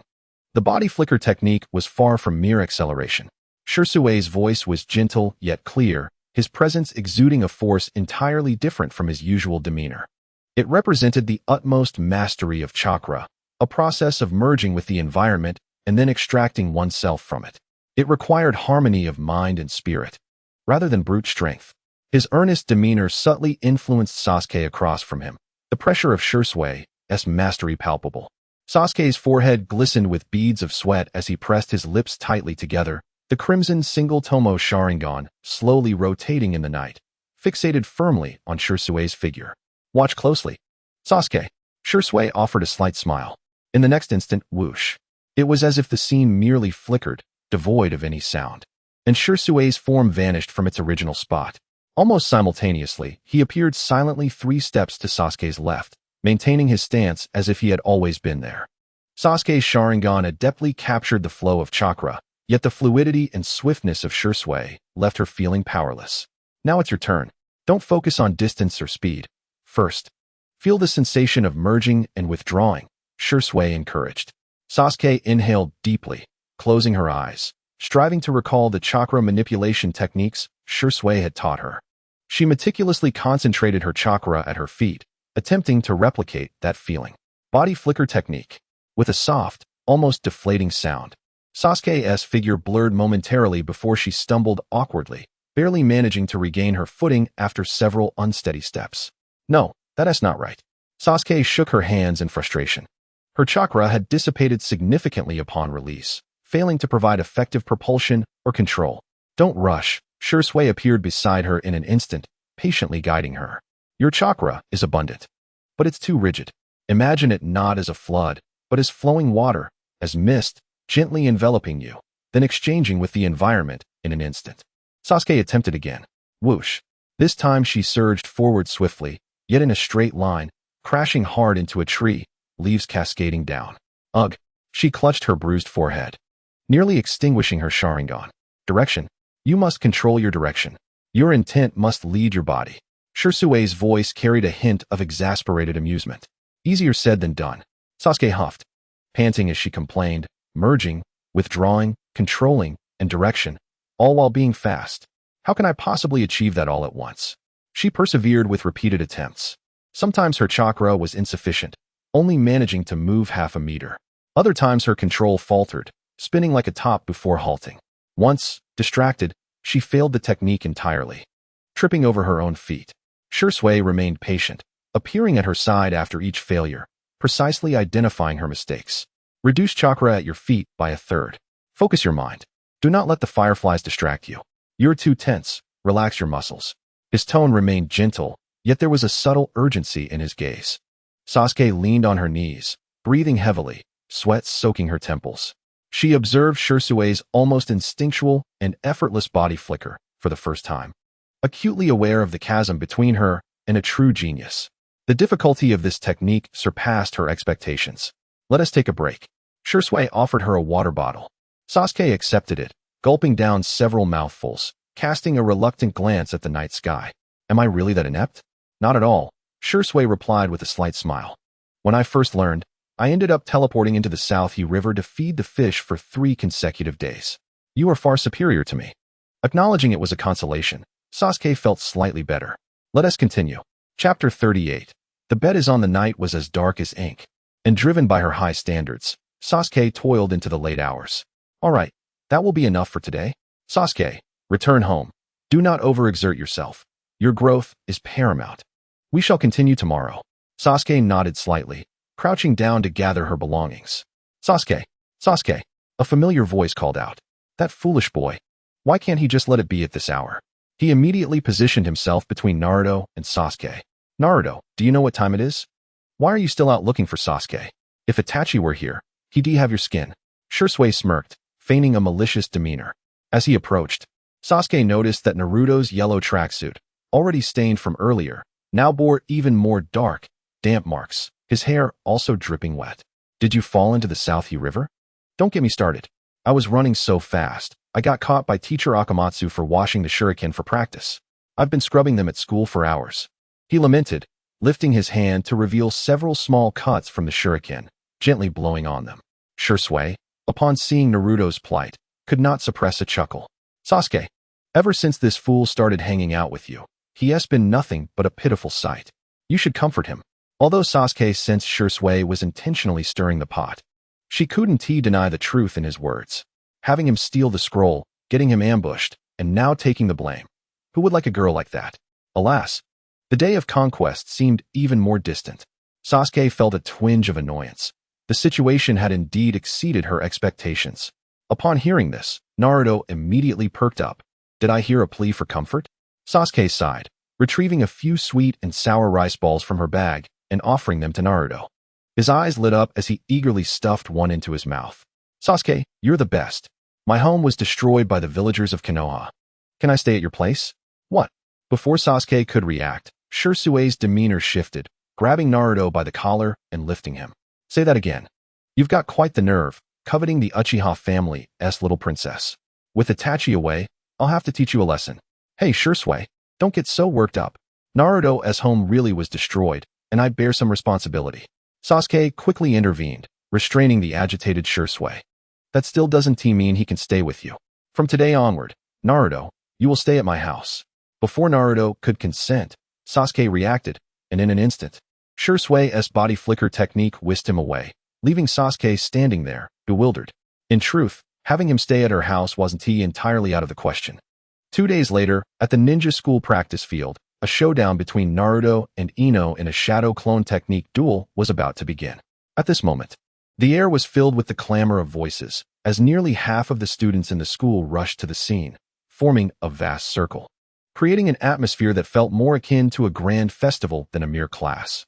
In the center, Naruto Uzumaki and Ino Yamanaka stood facing each other. Ino, hands on her hips and chin held high, resembled a proud peacock, her gaze brimming with disdain toward her opponent. Conversely, Naruto appeared somewhat anxious, fidgeting with his hands.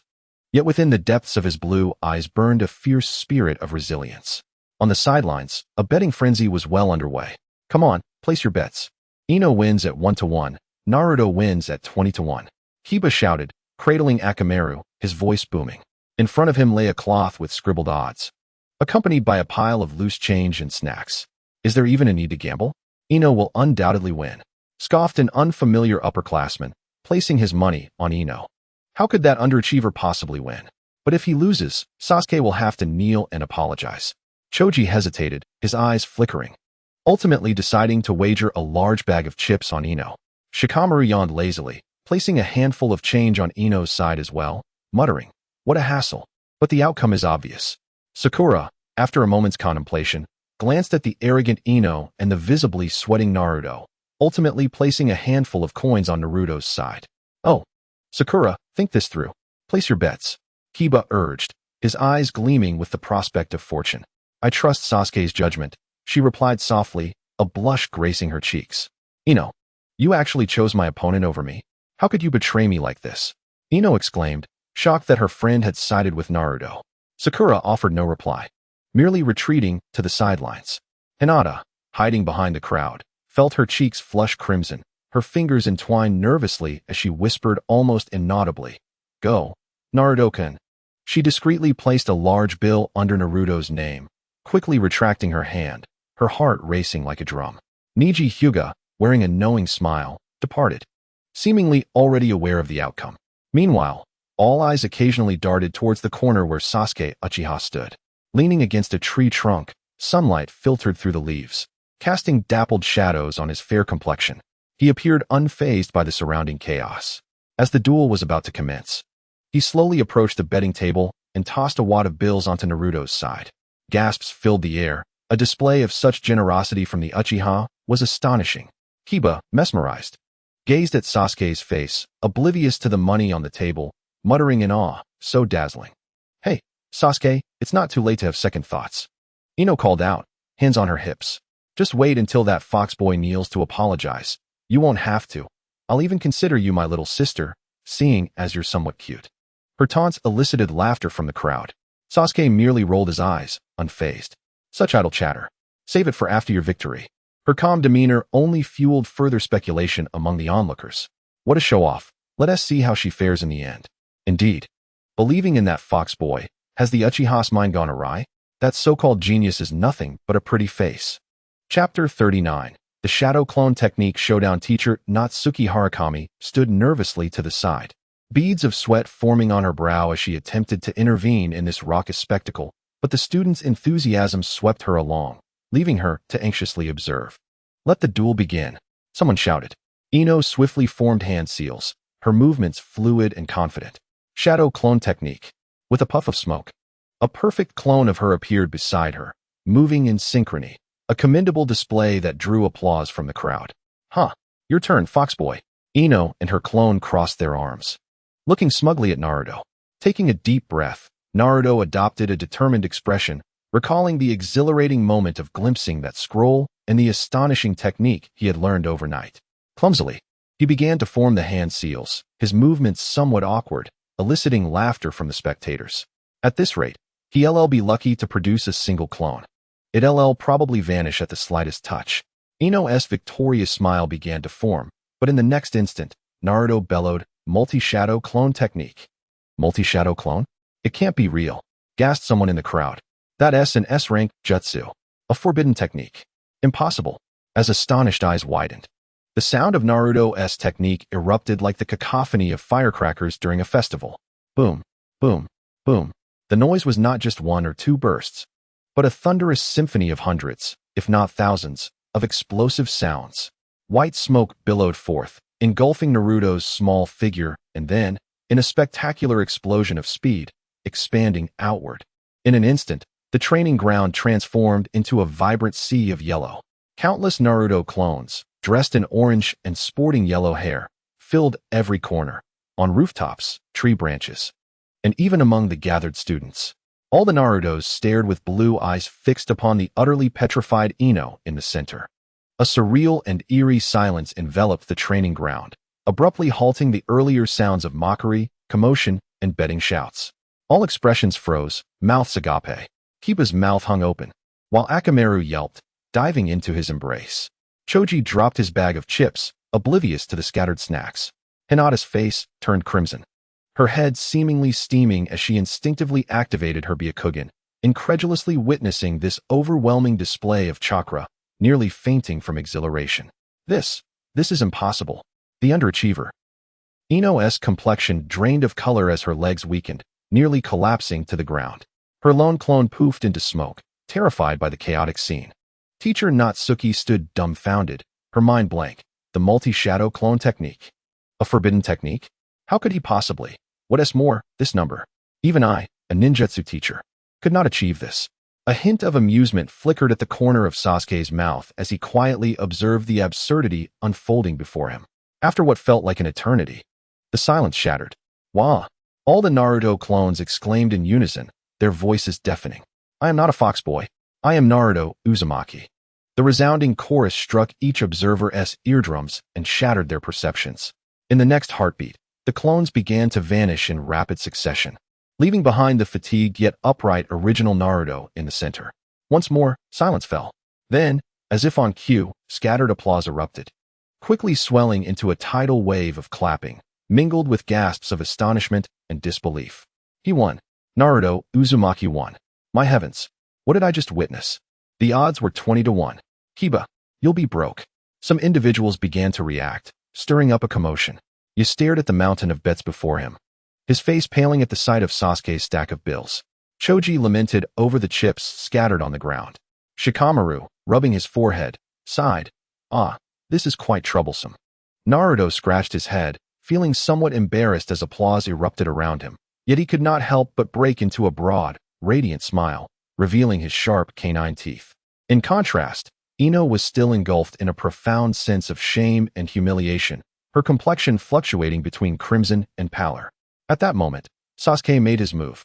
She slowly walked from beneath the tree into the center of the crowd, stopping before the dazed Ino, her voice calm, yet unmistakably clear. Hey, Ino. It's your turn to fulfill the wager. Ino abruptly looked up, meeting Sasuke's impassive face, then glanced at her classmates who were all staring at her, feeling an overwhelming urge to cry from both shame and anger. However, under the watchful eyes of the crowd, the wager was one she had proposed herself. Taking several deep breaths, her face flushed, she mustered all her strength and, with a quavering voice, shouted to the sky, he is not the fox demon boy. He is Uzumaki Naruto. After her declaration, she could no longer contain herself, bursting into tears and pushing through the crowd to escape.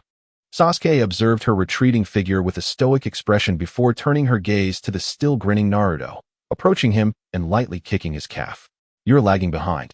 Grinning like a fool, Naruto looked at her, his smile growing even brighter. After today, the moniker Fox Demon Boy would likely fade into obscurity for many, while the name Uzumaki Naruto would be etched in everyone's memory in a profoundly impactful manner. On the rooftop of the Ninja Academy, a white-haired figure donned in wooden clogs beamed with affection as he spoke.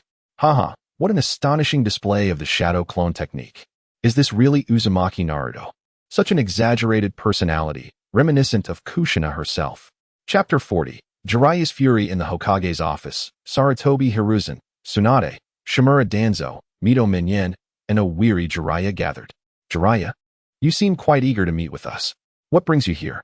Jiraiya lounged in a chair with an air of nonchalance, one foot resting on the opposite knee, exuding an air of casual defiance. However, his usually squinted eyes, often surveying beautiful women, were now remarkably sharp.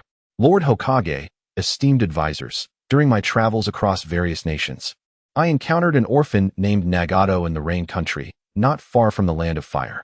I wish to bring him back to Konoha and seek your opinions. His gaze swept over Sarutobi Hiruzen seated behind the desk, and the others sitting rigidly on either side. Oh, the Rain Country? That war-torn nation? Orphans are a dime a dozen there. If you wish to adopt a child, Konoha has plenty, Tsunade remarked, puzzled. But this child is different. He possesses the Rinnegan and has distinctive red hair, likely indicating a connection to the Uzumaki clan. His playful tone bore an unusual seriousness. The Rinnegan? The legendary final evolution of the Sharingan. Sarutobi Hiruzen's eyes flickered as he slowly lowered his pipe from his lips, tapping it against the corner of the desk. We cannot allow this to go unchecked. It could lead to disaster. Danzo interjected sharply. Immediately bring him to the root, and I will personally oversee him. Jiraiya did not immediately counter, but waited patiently for his mentor, the third Hokage's response. Danzo, you are overreacting. This child, Nagato, has already awakened the Rinnegan, suggesting exceptional innate talent. Konoha has already lost the Uchiha clan, having resolved the rebellion but at the cost of a significant ocular power. If Nagato's Rinnegan could be harnessed for Konoha, it would bolster our strength immensely. The others were taken aback by the third Hokage's far-reaching perspective. Jiraiya's smile seemed to freeze, his mentor's dedication to protecting the village ingrained deeply within him. However, Upon reflection, he considered that if Nagato were to gain Konoha's protection, it would undoubtedly benefit his growth, preventing further upheaval in his life. Furthermore, Jiraiya, investigate Nagato's identity and background thoroughly. Konoha must be aware of everything regarding him, Mito Minion stated, standing and leaning against the wall, her tone carrying an air of warning. We must not invite a wolf into our midst. Understood, Jiraiya replied, maintaining a light demeanor as he lifted a teacup, blowing gently at the steam. By the way, Sensei, during my journey back, I heard quite a few amusing tales about our Konoha. Sarutobi Hiruzen paused, his hand holding the pipe momentarily, glancing up at him. Jiraiya, seemingly oblivious, continued in a casual tone. I heard that our hero, the orphaned son of the fourth Hokage, is living quite uniquely in the village. He seems to be quite the topic of conversation. Tsunade frowned. Jiraiya, what rumors have you heard? Villagers often exaggerate. Oh, exaggerate, you say? Jiraiya smiled, though the mirth did not reach his eyes. I've heard that the child faces disdain when purchasing items, that being called that thing or the demon fox is a daily occurrence. Just the other day, he was nearly attacked by villagers, almost left to sleep on the streets. TSK, what treatment? One might think this is how we treat the child of a hero in Konoha. Mito Minion adjusted her glasses, her tone flat. Regarding Naruto's identity, that is classified information. For the sake of stability, Jiraiya interrupted, his voice steady yet laced with an imperceptible chill. Elder Minion, during my travels, I have witnessed many so-called stabilizations. Some places confine danger, while others expel trouble. Yet in Konoha, we isolate the son of a hero as if he were a plague, allowing the village's malice to be unleashed upon a single child in exchange for this so-called stability. He paused, his gaze shifting to the silent Danzo. Elder Danzo, your route is tasked with monitoring unusual activities within the village. Such a sustained, collective act of ostracism over the years cannot be deemed unusual, can it? Or does the scope of Root's responsibilities not include protecting a child from psychological torment? Danzo raised his gaze, his expression cold. Jiraiya, are you questioning my department? The emotional stability of the Jinchuriki is paramount. All arrangements are made to control, I understand. Jiraiya interjected once more, leaning slightly forward, his jovial demeanor replaced by a profound scrutiny. I am merely curious. When a child grows up receiving the unrelenting message that they are a monster, that they deserve to die, that everyone despises them, do you suppose that the true monster within them might one day perceive this animosity as directed at it? And perhaps it might conclude that breaking free from its confines is the rightful choice? His words caused a subtle shift in the expressions of all the high-ranking officials present. The direct warning regarding the risks of the Jinchuriki's potential loss of control resonating deeply. Jiraiya's gaze returned to his mentor, his tone growing complex. Sensei, on the night when Minato and Kushina sacrificed themselves, you cradled that child in your arms. You assured me that you would take care of him and help him become a hero of Konoha. He paused, his voice growing somber. Yet now, what I perceive is not the emergence of a cultivated hero, but rather a pitiable orphan, bullied and isolated by the entire village, resorting to mischief merely to garner a modicum of attention. Is this truly how we, Konoha, treat the child of the Hokage? Is this how we regard our heroes? The office fell into a protracted silence, broken only by the faint crackle of tobacco burning in Sarutobi's pipe. The old man took a deep drag, the smoke obscuring his expression. Jiraiya refrained from speaking further, silently observing them, his gaze pressing upon them with unvoiced intensity.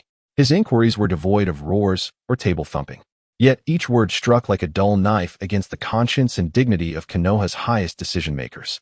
He did not come to overturn the table today. Rather, he aimed to plant a thorn deep within their hearts, one that spoke to the injustices endured by Naruto Uzumaki, sharp and impossible to ignore. Chapter 41. You live with Uchiha Sasuke? Jiraiya gradually exited the Hokage's office, choosing silence. The setting sun painted the horizon in warm shades of orange as Naruto Uzumaki trudged towards his dilapidated apartment building, his steps slightly heavier than usual. He had recently settled comfortably at Shisui's residence, a traditional Japanese house with a spacious courtyard, offering a sense of security and joy, especially being near Sasuke. This return was merely to gather some essentials. As he approached the ground floor, Naruto blinked in confusion. Oddly, the roof of his home, which had been damaged, seemed less dilapidated than before, almost reflective. He quickened his pace, running downstairs, only to be taken aback completely. What was once a broken roof had been meticulously repaired. The old tiles replaced with new ones, glimmering warmly in the sunset. Even the shattered windows had been replaced. Strangely, a figure stood atop the roof. A tall, white-haired man. Facing away from him, hummed an off-key tune, tools in hand, contentedly patting the last secured tile. Dressed in a red coat with a forehead protector, he had a massive scroll beside him. "Hey, who are you? What are you doing on my roof?" Naruto shouted, hands on hips. Taken aback by the audacity of a stranger on his roof, the man turned at the sound. His face bore peculiar red markings, his eyes squinting in mirth, exuding an air that was both mischievous and oddly endearing. "Oh, the little master has returned?" The white-haired man scratched his head before nimbly leaping down from the roof, moving with surprising grace for someone of his stature. He dusted off his hands. "I noticed your roof was so dilapidated that even crows wouldn't nest there, so I took the liberty of fixing it up a bit. No need to thank me, kid." He tousled Naruto's messy hair. "But beware, with such unkempt hair. You might attract crows to nest there." He chuckled, his grin wide. Naruto tilted his head, eyeing him warily. "Who are you? Why are you helping me? What do you want?"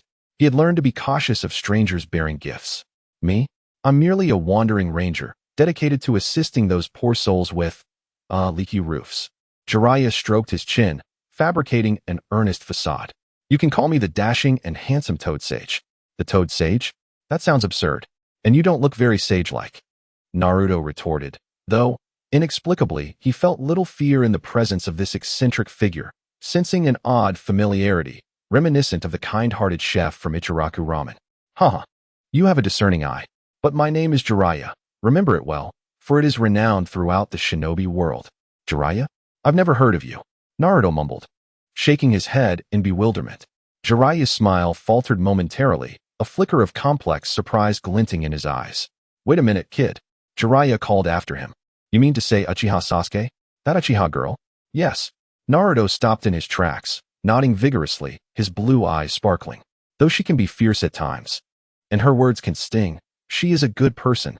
I won't have to face them alone anymore." He hesitated, the unspoken words about those who despised him lingering in the air, but then his spirits lifted again as he carefully pulled out a hand-fan hairpin from his pocket, presenting it to Jiraiya like a treasure. "Look, this was given to me by Sasuke. It's very important. I almost lost it once, but thankfully I found it. So I carry it wherever I go." Jiraiya examined the delicate hairpin, clearly feminine, and then looked at Naruto's expression of possessive joy. Feeling a complex swirl of emotions within him, he rubbed his nose, sighing, his tone shifting to a teasing yet subtly gentle manner. "Oh, who would have thought that at such a young age, you'd receive tokens of affection from a girl and be on the brink of cohabitation? Truly, the youth are formidable. What nonsense are you spouting, old man?" Naruto erupted, his face flushing like a ripe cherry. "It's not a token of affection. It's a symbol of friendship. Friendship, not cohabitation, not cohabitation, not cohabitation." In a flurry, he insisted, his cheeks ablaze. Seeing Naruto's flustered state, Jiraiya burst into laughter, the previous tension dissipating. He ruffled Naruto's spiky hair. All right, a symbol of friendship. And certainly not cohabitation," he chuckled in concession. "Keep your symbol of friendship safe. But, kid," his tone turned slightly serious, "even if you go to your friend's house, this place is still your home. I've fixed your roof. You can return whenever you wish." Naruto paused, gazing into Jiraiya's smiling eyes, the sense of warmth and familiarity deepening. He lowered his head, murmuring softly, "Thank you, Jiraiya." Then, like a bashful rabbit, he darted into the hallway. Jiraiya watched his retreating figure, shaking his head and wearing a genuine smile, tinged with warmth and a hint of helplessness. "Watergate, it seems your son possesses a charm with the ladies that surpasses your own. Moreover, his taste is rather unique. Isn't it?" He mused softly, then chuckled to himself. "However, it appears he has made some commendable friends, which may not be entirely bad." Chapter 42, Whatever Sasuke Desires. "I shall comply." As Naruto descended the stairs with a hefty bundle of supplies, Jiraiya's presence was nowhere to be found. What a peculiar old man. He thought nothing of it, shouldering his pack and hastening towards the Uchiha estate to embark on a new chapter of his life. Passing by the ruins of the South Shrine, Sasuke and Shisui were engaged in the practice of the body flicker technique. "Hey, you really intend to make Uchiha your permanent residence, don't you?" Sasuke remarked, wiping the sweat from his brow while surveying the various bags Naruto carried. This man truly does not regard himself as an outsider. Sasuke, I have nowhere else to go. If you do not take me in, I shall be forced to sleep on the streets. Can you bear to let that happen? He implored with a pitiful tone. Sasuke sighed in resignation, conceding to the situation. The object of his affections sleeping on the streets was simply unthinkable. Moreover, living in close proximity might just spark some enlightenment in that thick-headed boy. With this thought, Shisui playfully flicked her finger against Sasuke's forehead. Stay focused. Continue. Yes, sir. With that, Shisui swiftly transported Naruto out of sight, grabbing him and pinning him against the wall. Her gaze turned dangerous. You may reside with the Uchiha, but do not entertain any ill intentions. Otherwise, she tightened her fist, shaking it before him. Brother Shisui, what wicked intentions could I possibly have? I'm as innocent as can be. Do you not understand this? Upon hearing this, Shisui's tone rose a notch. Although you may be rather foolish, you must maintain your distance from Sasuke. Do not walk to and from school together. Do not let others discover that you reside within Uchiha territory, and so forth. This is all for Sasuke's reputation. Shisui rattled off a dozen do-nots, leaving Naruto somewhat dazed, ultimately failing to grasp the majority. However, upon hearing it was for Sasuke's honor, he immediately adopted a serious demeanor. Understood. Brother Shisui, whatever Sasuke wishes, I shall comply. I shall cooperate. Seeing this foolish boy so devoted to Sasuke brought Shisui a slight sense of relief. With Itachi absent, I must protect Sasuke in his stead. Shisui slowly raised her gaze to the full moon in the night sky, a wave of nostalgia washing over her. Another full moon, and Shisui still sported her neatly cut short hair, her features strikingly handsome, the childlike innocence fading away. Under the pure white moonlight, her figure appeared increasingly poised, no longer fitting the description of a mere child, but rather that of a true handsome figure. Body flicker technique. With a spirited shout from Sasuke, chakra surged from her feet throughout her body. Integrate, withdraw, control, direction, distance, speed. Her heart aligned with her will. Chakra flowed through her body more smoothly than ever before. In the next moment, she flickered to Naruto's side, startling him thoroughly. Sasuke, you did it. Naruto lifted his blue gaze to meet the sight of this raven-haired beauty, her enchanting aura radiating with countless charms, a broad smile gracing her lips. This distance, this speed. Sasuke, my sister. For years, and you have finally succeeded. A triumphant shout from Shisui pierced the night sky, and he finally exhaled a sigh of relief. I have honored Itachi's request. His eyes glistened with tears, brimming with excitement. Brother Shisui, I can no longer claim to be the Uchiha's genius girl. Just mastering a single body flicker technique took 4 years. Sasuke chuckled as she materialized beside Shisui. S-rank ninjutsu requires such rigorous training. It is only natural. To succeed is already a mark of exceptional talent. You are too hard on yourself, Sasuke. S-rank ninjutsu? Then why can that dead-last Naruto learn the shadow clone technique in an instant? Shisui found herself at a loss for words. Could that boy truly possess greater talent than Sasuke? Oh well, Sasuke thought to herself. After all, Naruto is the protagonist of the original story. He deserves some accolades. Just then, Naruto excitedly joined Sasuke's side. It seems another master of the body flicker technique is about to emerge. Previously, Konoha had names like Shisui of the body flicker and Konoha's golden flash. Sasuke, shouldn't you adopt a title as well? Or would you prefer I name one for you? Sasuke shot Naruto an exasperated glance, a look of defiance on her face. Go away, dead last. Spare me your nonsense. Before her, Naruto donned a bright yellow tracksuit. His hair neatly styled, his skills in verbal sparring improving alongside his ninjutsu. For years, while Sasuke diligently honed her body flicker technique, he also quietly practiced his fundamentals, occasionally benefiting from Shisui's guidance, effectively clinging to Shisui's coattails. The next day, Sasuke and Naruto set off for school, as was their custom, engaging in warm-up exercises for ninjutsu combat. Over the years, Sasuke had noticeably observed a shift in the village's attitude towards Naruto. Overt hostility had diminished, replaced by hushed whispers and discussions behind his back. However, the hostility within the ninja academy had only intensified. Hey, Uzumaki Naruto. A voice laced with evident hostility shattered the tranquility of the training ground. Sasuke sighed. Here we go again. She furrowed her brow slightly, her gaze turning cold as she surveyed the scene. 3 boys from the same grade advanced towards Naruto, who had just completed a round of shuriken throwing practice. their demeanor aggressive. The leader pointed at Naruto, his tone dripping with disdain and jealousy. Why do you constantly hang around Sasuke-chan? Are you using your obnoxious persistence to cling to her again? Exactly, chimed in another. Sasuke-chan needs peace to train. You, dead last, are nothing but a hindrance. Why don't you just get lost? Having just finished his practice, sweat still glistening on his forehead, Naruto did not cower in response to their accusations. Instead, a spark ignited within him, and he straightened his back, though it did little to make him appear taller before the three boys. With his hands on his hips, he wore a mischievous grin, a blend of arrogance and provocation. I can be wherever I please. It's none of your business. He arrogantly pointed towards Sasuke with his thumb. Sasuke, without uttering a word, thought, who do you think you are? Jealous? Envious? How petty. The sight of him flaunting his victory, seemingly desperate for a reaction, even made Sasuke roll her eyes inwardly.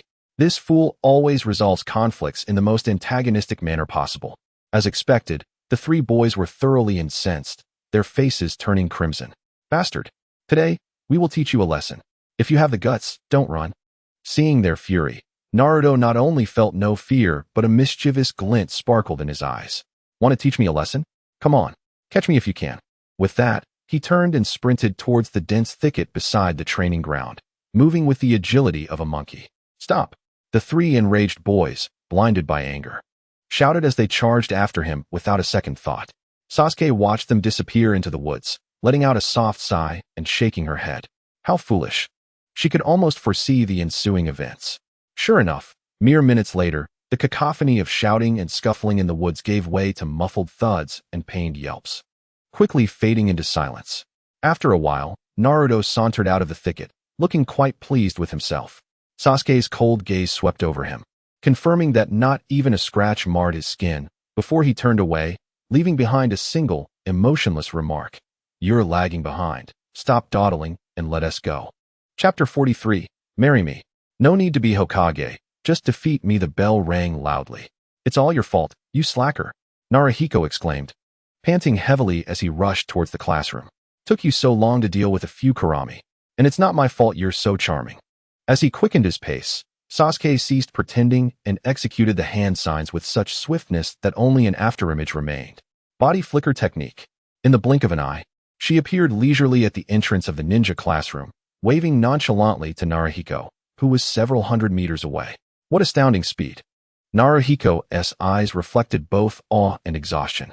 Move it, legs, he urged himself, propelling forward at the equivalent of 300 kilometers per hour. Just as he stepped into the classroom, the final bell rang. Remarkably, the two entered alongside Iruka-sensei, one drenched in sweat and panting, while the other strolled in with an air of calm confidence. Upon entering, Naruhiko and Sasuke were met with the gaze of 20 pairs of eyes, most of which were fixed on Sasuke. Don't you think Sasuke is becoming increasingly alluring? One boy remarked. Why is that slacker always trailing behind her? What on earth happened for them to come to school together? Sakura clenched her fists, her mind racing with vivid images. Naruhiko, clinging to Sasuke all day long? You're doomed. Today's last class is practical training. Just wait and see how I'll beat you. Sakura's broad forehead was lined with tension as she glared at Naruhiko's back, silently vowing her revenge. Meanwhile, Sasuke maintained her aloof demeanor, embodying the essence of a high-class goddess, seemingly unaffected by the chaos around her. The winds outside continued to stir, reflecting her detached serenity. Naruhiko, however, barely touched the desk before the drowsiness struck him, having exhausted himself training with Sasuke. Rubbing his sleepy eyes, he gazed at Sasuke's straight posture. Is her body made of iron? Practicing the body flicker technique until dawn and still able to attend class with such vitality? As Naruhiko drifted into a daze, he let out a massive yawn, raising his hands unconsciously. Is Naruhiko falling asleep again? Iruka's voice broke through, startling the drowsy Shikamaru, Naruhiko, Kiba, and other sleepy classmates. Naruhiko, jolted by Iruka's sudden call, instinctively sprang from his seat, a conditioned reflex. Sleep? Stand in punishment. Sleep? Stand in punishment. This routine unfolded every few days. Sasuke shook her head in exasperation. At that moment, all eyes were on Naruhiko, many boys wearing expressions of schadenfreude. Yet to everyone's surprise, Iruka spoke gently. Students, cherish the time spent together at the Ninja Academy. There's only 1 month left in this semester before you graduate. He paused for effect. I hope you won't remember your time at the Ninja Academy as merely a series of late arrivals or sleeping in class. Right, Naruhiko? Naruhiko lowered his head, his gaze flickering as he dared not meet Iruka's eyes. Iruka-sensei, if I don't sleep in class, can I really become Hokage?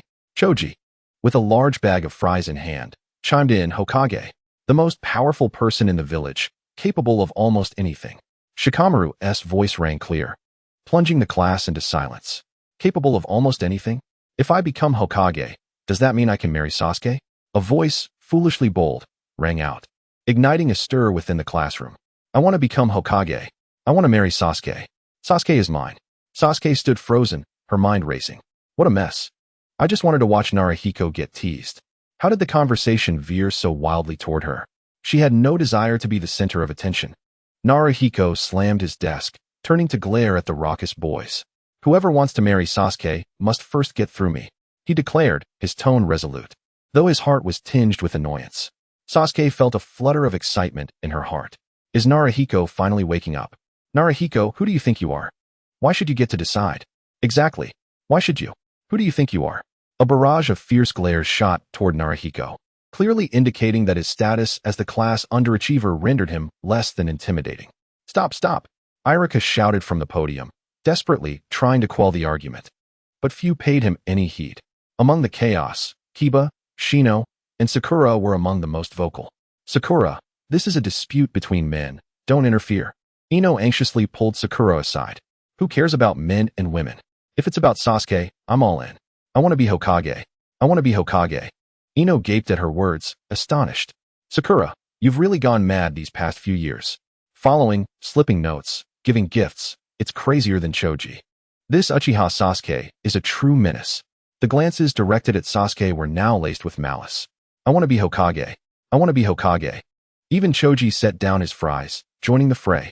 The classroom erupted into chaos. Iruka, at his wit's end, cast a pleading glance at Sasuke. As if sensing Iruka's gaze, Sasuke slightly opened her closed eyes, the crimson of her Sharingan swirling slowly. With a single hand propped against the desk, her lithe figure arched gracefully through the air and landed softly on the podium. Her gaze sharpened as it swept across the room. Just now, did I hear someone say they wanted to marry me? Kiba was the first to raise his hand, appearing utterly fearless. A group of nameless boys also clamored me. Me. Well, it seems marrying me doesn't require becoming Hokage, just defeat me. Her crimson Sharingan accentuated her enchanting figure, exuding an overwhelming allure and intimidation. The classroom fell silent instantly. Chapter 44, Naruhiko vs. Sakura. Sasuke's words detonated like an atomic bomb within the classroom, spreading with astonishing speed. Defeat Sasuke to marry her? Do you think I can win? Kiba desperately shook his dog, Akamaru, hoping for the right answer. To his dismay, Akamaru vehemently shook his head. Woof, woof, woof. Kiba, like a wilted eggplant, lost all vigor. Shikamaru, honestly, do you think I stand a chance? Even if I can't now, is there potential for the future? Choji stuffed several bags of chips into Shikamaru's arms, his entire stash for the day. As a childhood friend, Shikamaru would undoubtedly side with him, Choji thought. Shikamaru gazed at Choji's bright, hopeful eyes, his shiny face, and his round belly, casually tearing open a bag of chips. You have no chance. Before the words had barely left his lips, Dinksy snatched away the freshly opened fries. I can't believe this. What else are you eating? He retorted, turning his head away in an exaggerated display of pride, as if contemplating severing ties. Haruno Sakura, upon hearing Sasuke's words, felt a surge of energy. Her eyes ignited with fervor, radiating confidence. Niji observed the unfolding drama quietly, seemingly detached, yet the tenderness in his gaze betrayed his involvement. The atmosphere was swiftly brought under control as Iruka breathed a sigh of relief. Although the enthusiasm for learning had waned, at least they managed to fulfill the day's teaching objectives. Time flew by, and soon it was the last class of the morning. Classmates, our final lesson will be practical sparring. Everyone gather on the field. In this ninja school, practical classes allowed for challenges not just within a single class, but across the entire grade. Naruto, do you dare accept my challenge? Sakura shouted, hands on her hips, her demeanor fierce. Naruto, taken aback by Sakura's intensity, felt a flutter of trepidation. Sakura, I haven't done anything to you. Why are you being so aggressive? TCH. Enough with the excuses. Are you scared? Last in the rankings, she declared, immediately adopting a combat stance. Her emerald eyes bore into Naruto, aflame with evident anger and jealousy. Or are you just a tail wagger for Sasuke? When it comes down to it, you back off. Go for it, Sakura. You can do it. The support from their peers grew louder, everyone eager to see Sakura deliver a well-deserved beating to Naruto for his constant clinginess to Sasuke. Confusion and hurt filled Naruto's azure eyes. Sakura, why are you saying this? Stop with the nonsense. I ask you again, will you accept my challenge? The loser stays away from Sasuke. Shikamaru sighed in exasperation, while Ino appeared to relish the spectacle. Standing at the edge of the crowd, Sasuke crossed his arms, remaining silent, curious to see how Naruto would respond. As Naruto gazed at Sakura, whose face was flushed with fury, he realized the source of her animosity. Taking a deep breath, he stood tall, his expression turning serious. I accept your challenge, Sakura, but I won't wager Sasuke. He is my friend, not a bet. Humph. Such noble words. Let's see if you can back them up. Before she finished speaking, she launched her attack. Though lacking any secret family techniques, her fundamental taijutsu was solid. A swift, powerful punch aimed straight for Naruto's face. Naruto's reflexes had vastly improved. The pointers from Shisui and his own relentless training bore fruit as he dodged aside and nimbly retreated. Yet Sakura's onslaught was relentless, her strikes coming like a tempest, filled with an intensity that seemed to be a form of catharsis. Is dodging all you can do? Last in the rankings. Why do you always cling to Sasuke? You don't even know what love is. As she attacked, her words cut like daggers. Naruto remained silent, blocking and evading, appearing somewhat beleaguered and unable to counter effectively. It's just like before. Sakura is so powerful. Just give up, Naruto. The spectators murmured. Sasuke lounged on a branch of a large tree, maintaining an air of indifference. He knew Naruto could handle Sakura's strength. Suddenly, Sakura saw an opening and executed a high kick aimed at Naruto's head. Naruto seemed unable to evade and raised his arm to absorb the blow. A dull thud echoed as he staggered back 2 steps, his arm numb. Meanwhile, Sakura landed gracefully, a hint of triumph on her face. However, at that moment, the ground beneath her became unexpectedly slick. It was oil. A small puddle had appeared at her landing spot, without her noticing. Ah! Sakura gasped, losing her balance and falling backward. Sasuke smirked, recognizing Naruto's handiwork. This guy had significantly improved his battle IQ. In what had seemed like a desperate dodge, he had discreetly poured a small bottle of oil from the kitchen at several key points. He had taken that hit just to lure her into this trap. Opportunity.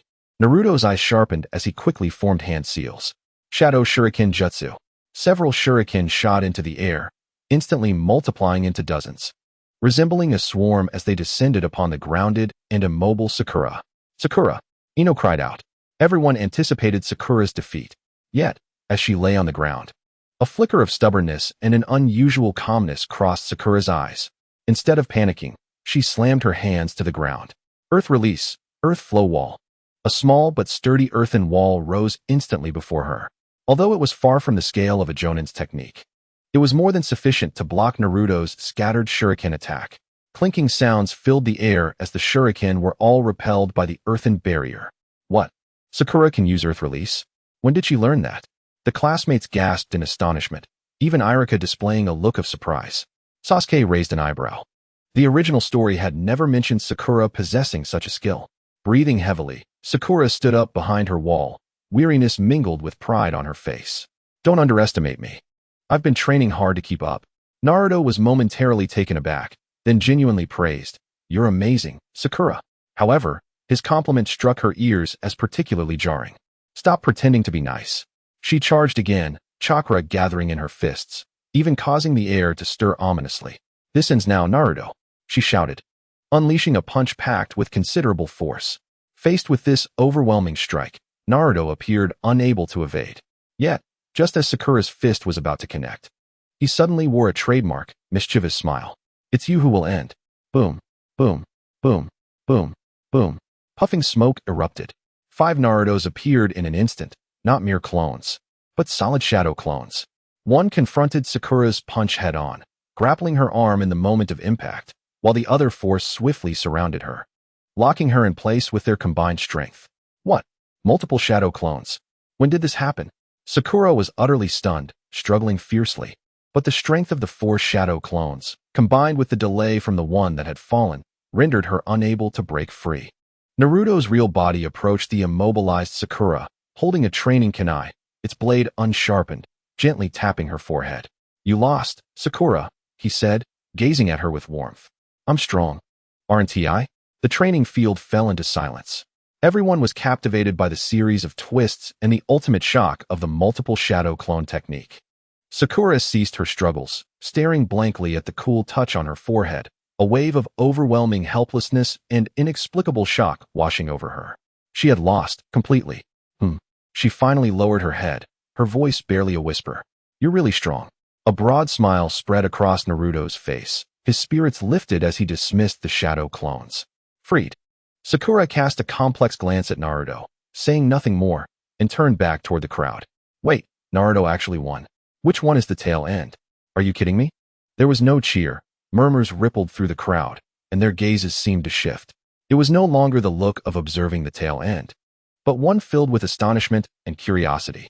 Naruto scratched his head, chuckling awkwardly, his eyes instinctively searching for Sasuke. There he was, gazing at him from a distance, the corners of his lips curving slightly upward, though quickly reverting to a straight line. But Naruto was certain he hadn't been mistaken. "Sasuke, I have grown stronger." "Did you see that?" he exclaimed loudly, drawing the gaze of everyone who now looked at Sasuke with puzzled anticipation, eager for her reaction. Sasuke, with a gentle push of her hands against a branch, caused the fallen leaves to dance around her, gracefully descending and framing her lithe figure, capturing the attention of the youthful boys around her. "Tail end, don't get too proud. You're still far behind." With an air of haughtiness, Sasuke turned to leave. Suddenly, a hand blocked her path, startling the crowd. Who was so audacious? Sasuke frowned, intent on ignoring the interruption and sidestepping it. Before anyone could react, a lackey stepped in front, his coarse voice booming. "So this is the legendary Uchiha genius girl from your class? She certainly looks the part. A match for our leader." A group of ruffians from the neighboring class surrounded Sasuke, their arms crossed, scrutinizing her face with intrigue. "Truly, you resemble a celestial being. Stop pretending to be aloof. Come play with us, beautiful." One hand reached out, attempting to lift her delicate chin. With a swift motion, Sasuke raised her hand, delivering a sharp slap that interrupted the action before she could utter a word. In an instant, Kiba leaped forth, positioning himself protectively in front of Sasuke, rebuking the assailant fiercely. "What the hell? Who dares to so brazenly provoke my goddess? Who do you think you are, meddling in affairs you don't understand? Do you know who our leader is? The foremost of the Byakugan clan, the Hyuga." The aggressor boasted, hands on his hips. "The Hyuga?" Niji, not far away, paused in surprise, evidently not expecting this uproar to involve him. Hinata was engrossed in a spirited duel with Ten, oblivious to the commotion. "The Hyuga? And what of being the best in ocular techniques? It seems you have no regard for the Uchiha. Not to mention, the head and branch families of the Hyuga are in our class. Who is this little upstart?" Kiba understood this well and couldn't help but chuckle. "You little brat. What are you laughing at? Move aside," he shouted, swinging a punch aimed at Kiba's face. Kiba, with a quick burst of energy, leapt back, skillfully evading the attack. "Where did you come from, you ignoramus?" The Uchiha clan is the acknowledged master of ocular techniques in the ninja world. To hell with that consensus. The Uchiha clan is down to this little girl. How much power could she possibly wield? You'd be better off aligning with our leader. The Uchiha could use some expansion. His eyes gleamed with greed, surveying Sasuke as if she were a plaything to be toyed with. Sasuke's gaze lowered, as frigid as frost, regarding the swarm of insects before her. "Oh? You look down upon the Uchiha? You dare to underestimate me, Uchiha Sasuke?" Her expression remained calm as she absent-mindedly brushed her hair aside, contemplating the fate she would bestow upon these individuals. "Mind your words." In a flash, Naruto surged from the sidelines, his fist colliding with the mouth of the leading provocateur. "You vile creature. You dare to lay a hand on her.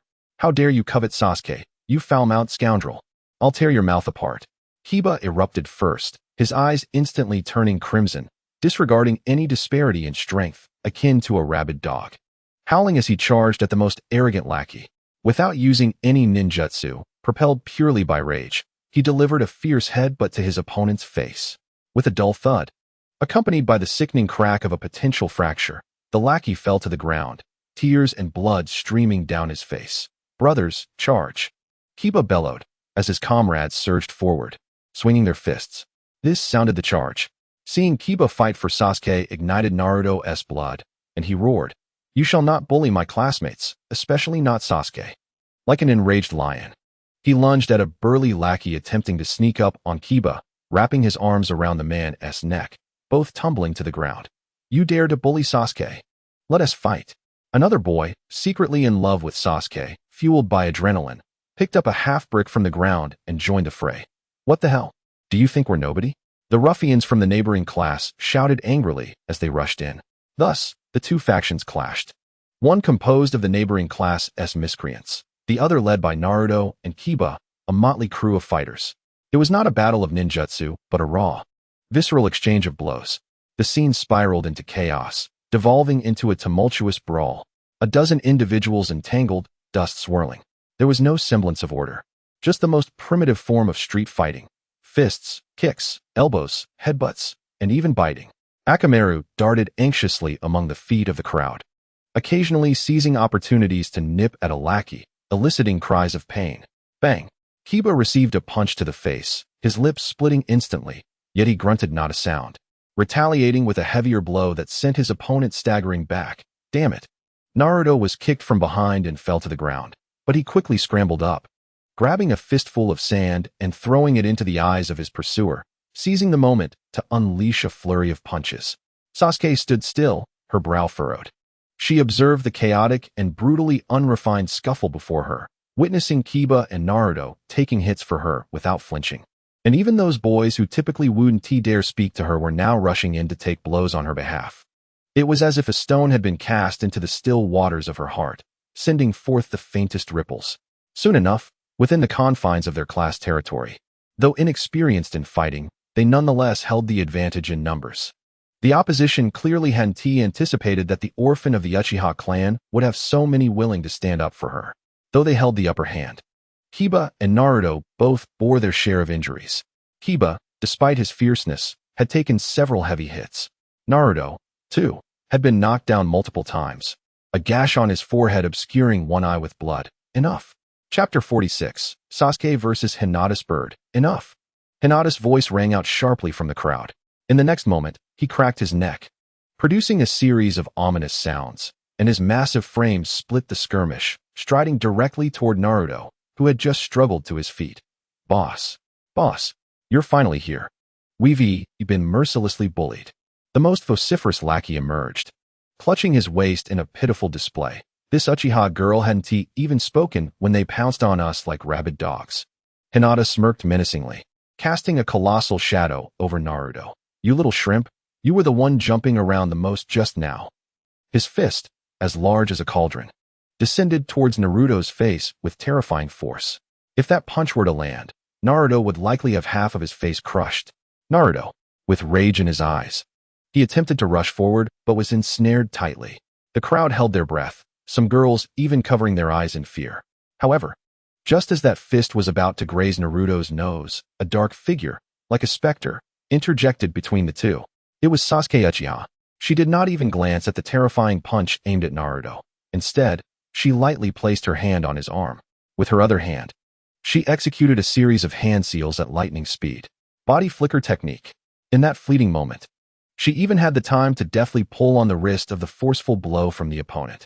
Naruto felt as though his powerful strike had plunged into a pile of cotton, a force pulling his center of gravity forward with great intensity. He could not halt his momentum, and his massive frame stumbled forward, nearly causing him to fall flat on his face. This sudden turn of events caused all the fighters in the melee to instinctively cease their actions, shock evident on their faces as they turned to the center of the commotion. Sasuke, having teleported Naruto several meters away, slowly turned to face the astonished opponent. Her dark eyes seemed to crystallize with millennia of coldness. Her voice, though not loud, resonated clearly in everyone's ears, chilling them to the core. "Your opponent is me." She stood tall, her stature seemingly dwarfed by Naruto, yet radiating an overwhelmingly powerful aura. That extraordinary display of skill had instantly silenced the entire arena.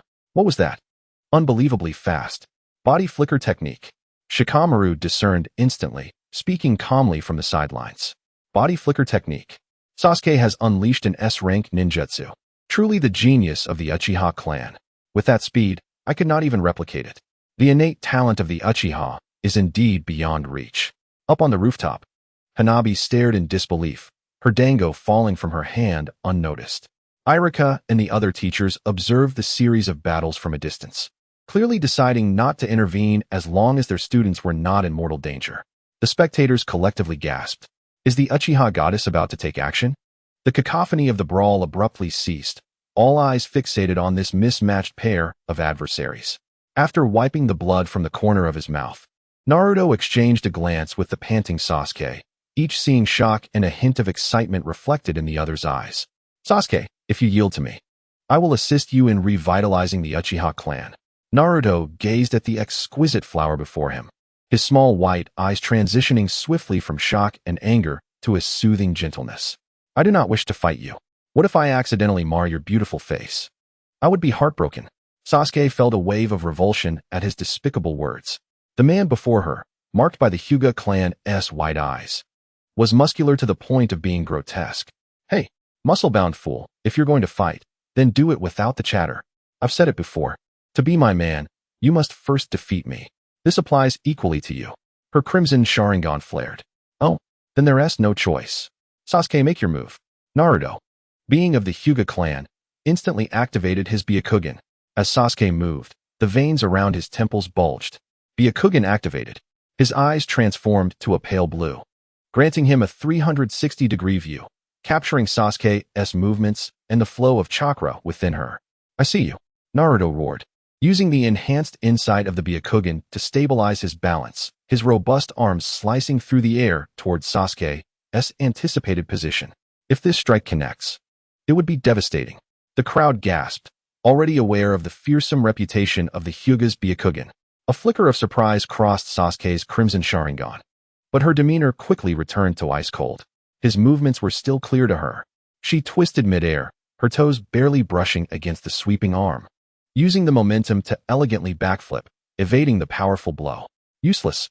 Under my Byakugan, your every action is laid bare. Naruto roared triumphantly, pressing forward, his palms gathering chakra as he assumed the stance of the Hyuga's gentle fist. Although his technique was far from the finesse of Neji, combined with the Byakugan's insight and his raw strength, it posed a significant threat. He unleashed a flurry of palm strikes, targeting Sasuke's chakra points. The fierce winds from his strikes confined much of her space to evade. Gentle fist, 8 trigrams, 32 palms. The display was somewhat intimidating. Sasuke's gaze sharpened, her Sharingan spinning wildly, analyzing the trajectory of his palm strikes and the flow of chakra. She no longer relied solely on speed to evade.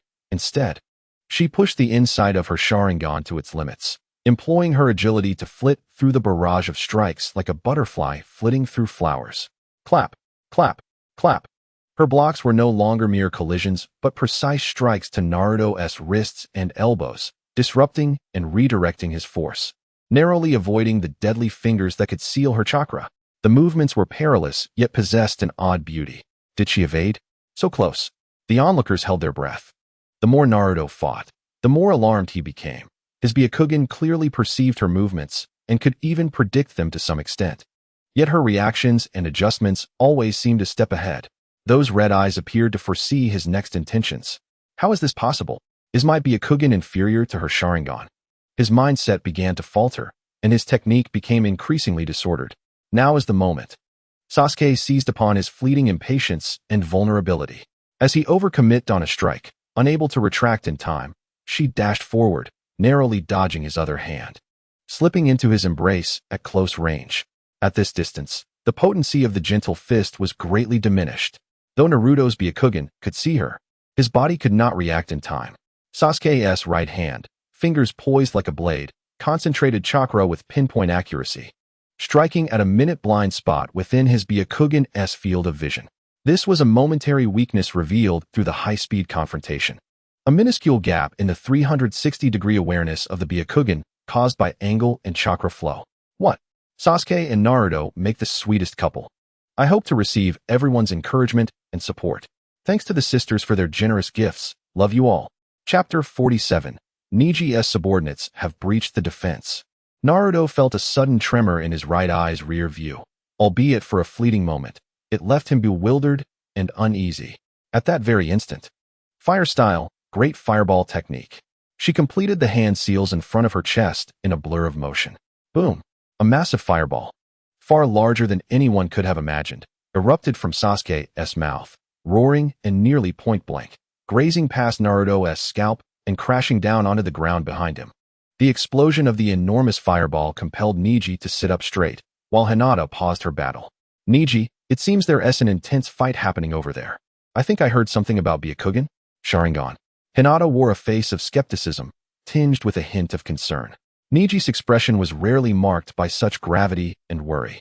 How audacious of the Hyuga clan to incite trouble. As they spoke, the two made their way to the edge of the battleground. Cough, cough, cough, inside the arena. A haze of heat and smoke enveloped the area, severely limiting visibility. Byakugan, activate. Both Hinata and Niji simultaneously unveiled their Byakugan, startled by the fierce clash between two figures. It was Sasuke and Birdman. What was happening? Why were they fighting so seriously? Wasn't this practical combat class supposed to be merely a spar? Hinata anxiously tugged at Niji's sleeve. Birdman was also a key ninja under the branch family, affiliated with Niji. Hinata, do not worry, Niji said calmly, attempting to steady her. Though a burning rage simmered within him. This was unacceptable. Visibility was obscured. Birdman frantically waved his arms, trying to disperse the smoke. The Byakugan's penetrating ability was significantly hampered amidst the dense chakra flames and smoke.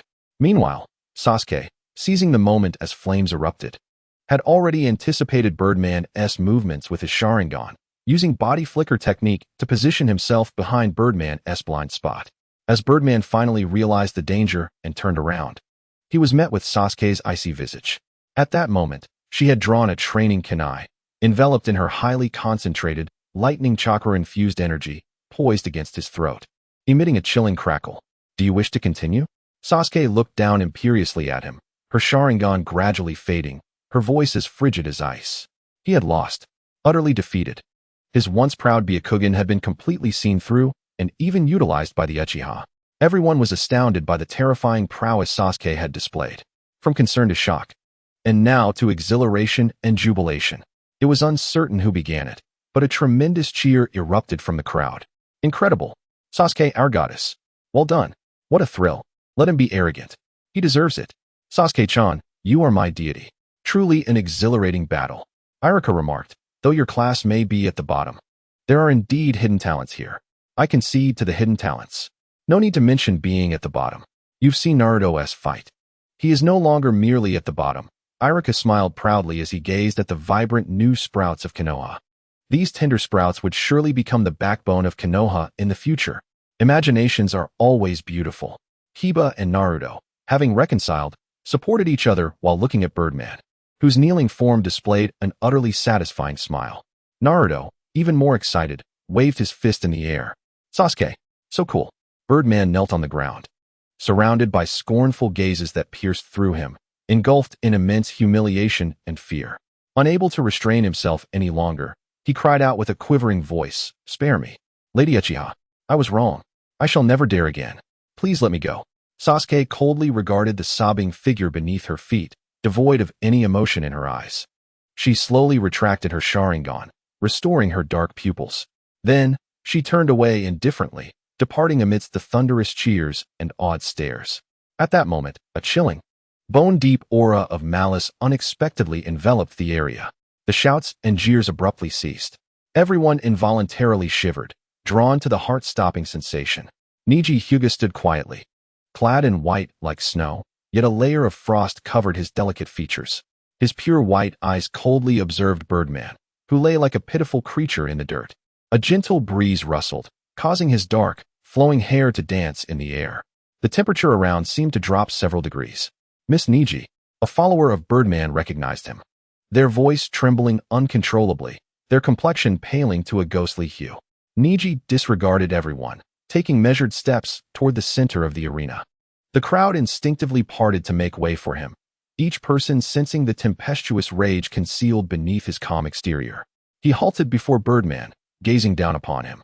That look, More terrifying than Sasuke's Sharingan, filled Birdman with dread, a gaze of utter disappointment and cold judgment from his own kin, an authority he could not contest.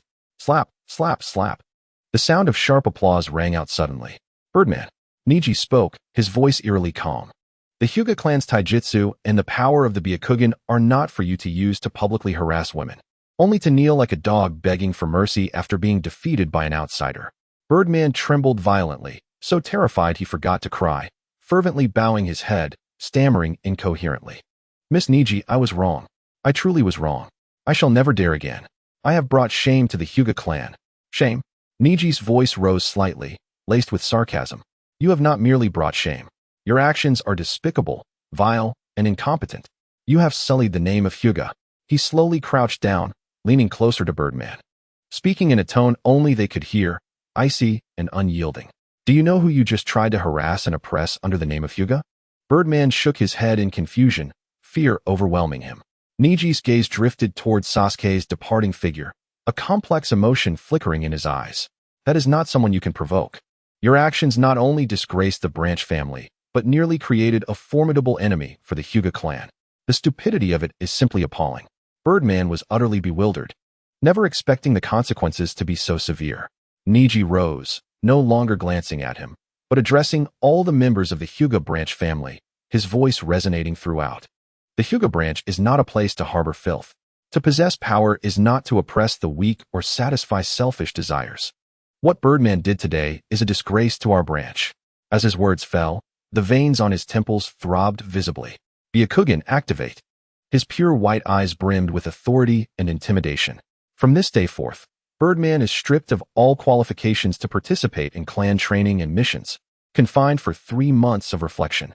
Now, immediately, return to face the wall in remorse. This punishment was severe, nearly severing all prospects for his advancement within the clan in the near future. Birdman, face ashen, was helped to his feet by his followers, escaping the scene in a pitiful scramble, not daring to look back. Should anyone dare to imitate his actions, Neji's voice chilled like the depths of winter. The consequences shall be borne by them. Chapter 48. Sasuke's feeble assault. Did the stubborn one finally awaken? The series of upheavals left Sasuke feeling weary. This form had truly stirred up considerable trouble. Sasuke, oh Sasuke, your looks are indeed a calamity for the nation. Linzwa could not help but comment. Sasuke, wait for me. I shall accompany you home. Sasuke did not need to turn around. That familiar, robust voice resonated in his ears. Oh, the bottom of the barrel dares to walk alongside me today? Not afraid of Shisui-san raising your eyebrows. Naruto suddenly drew near, pressing against the wound on his forehead.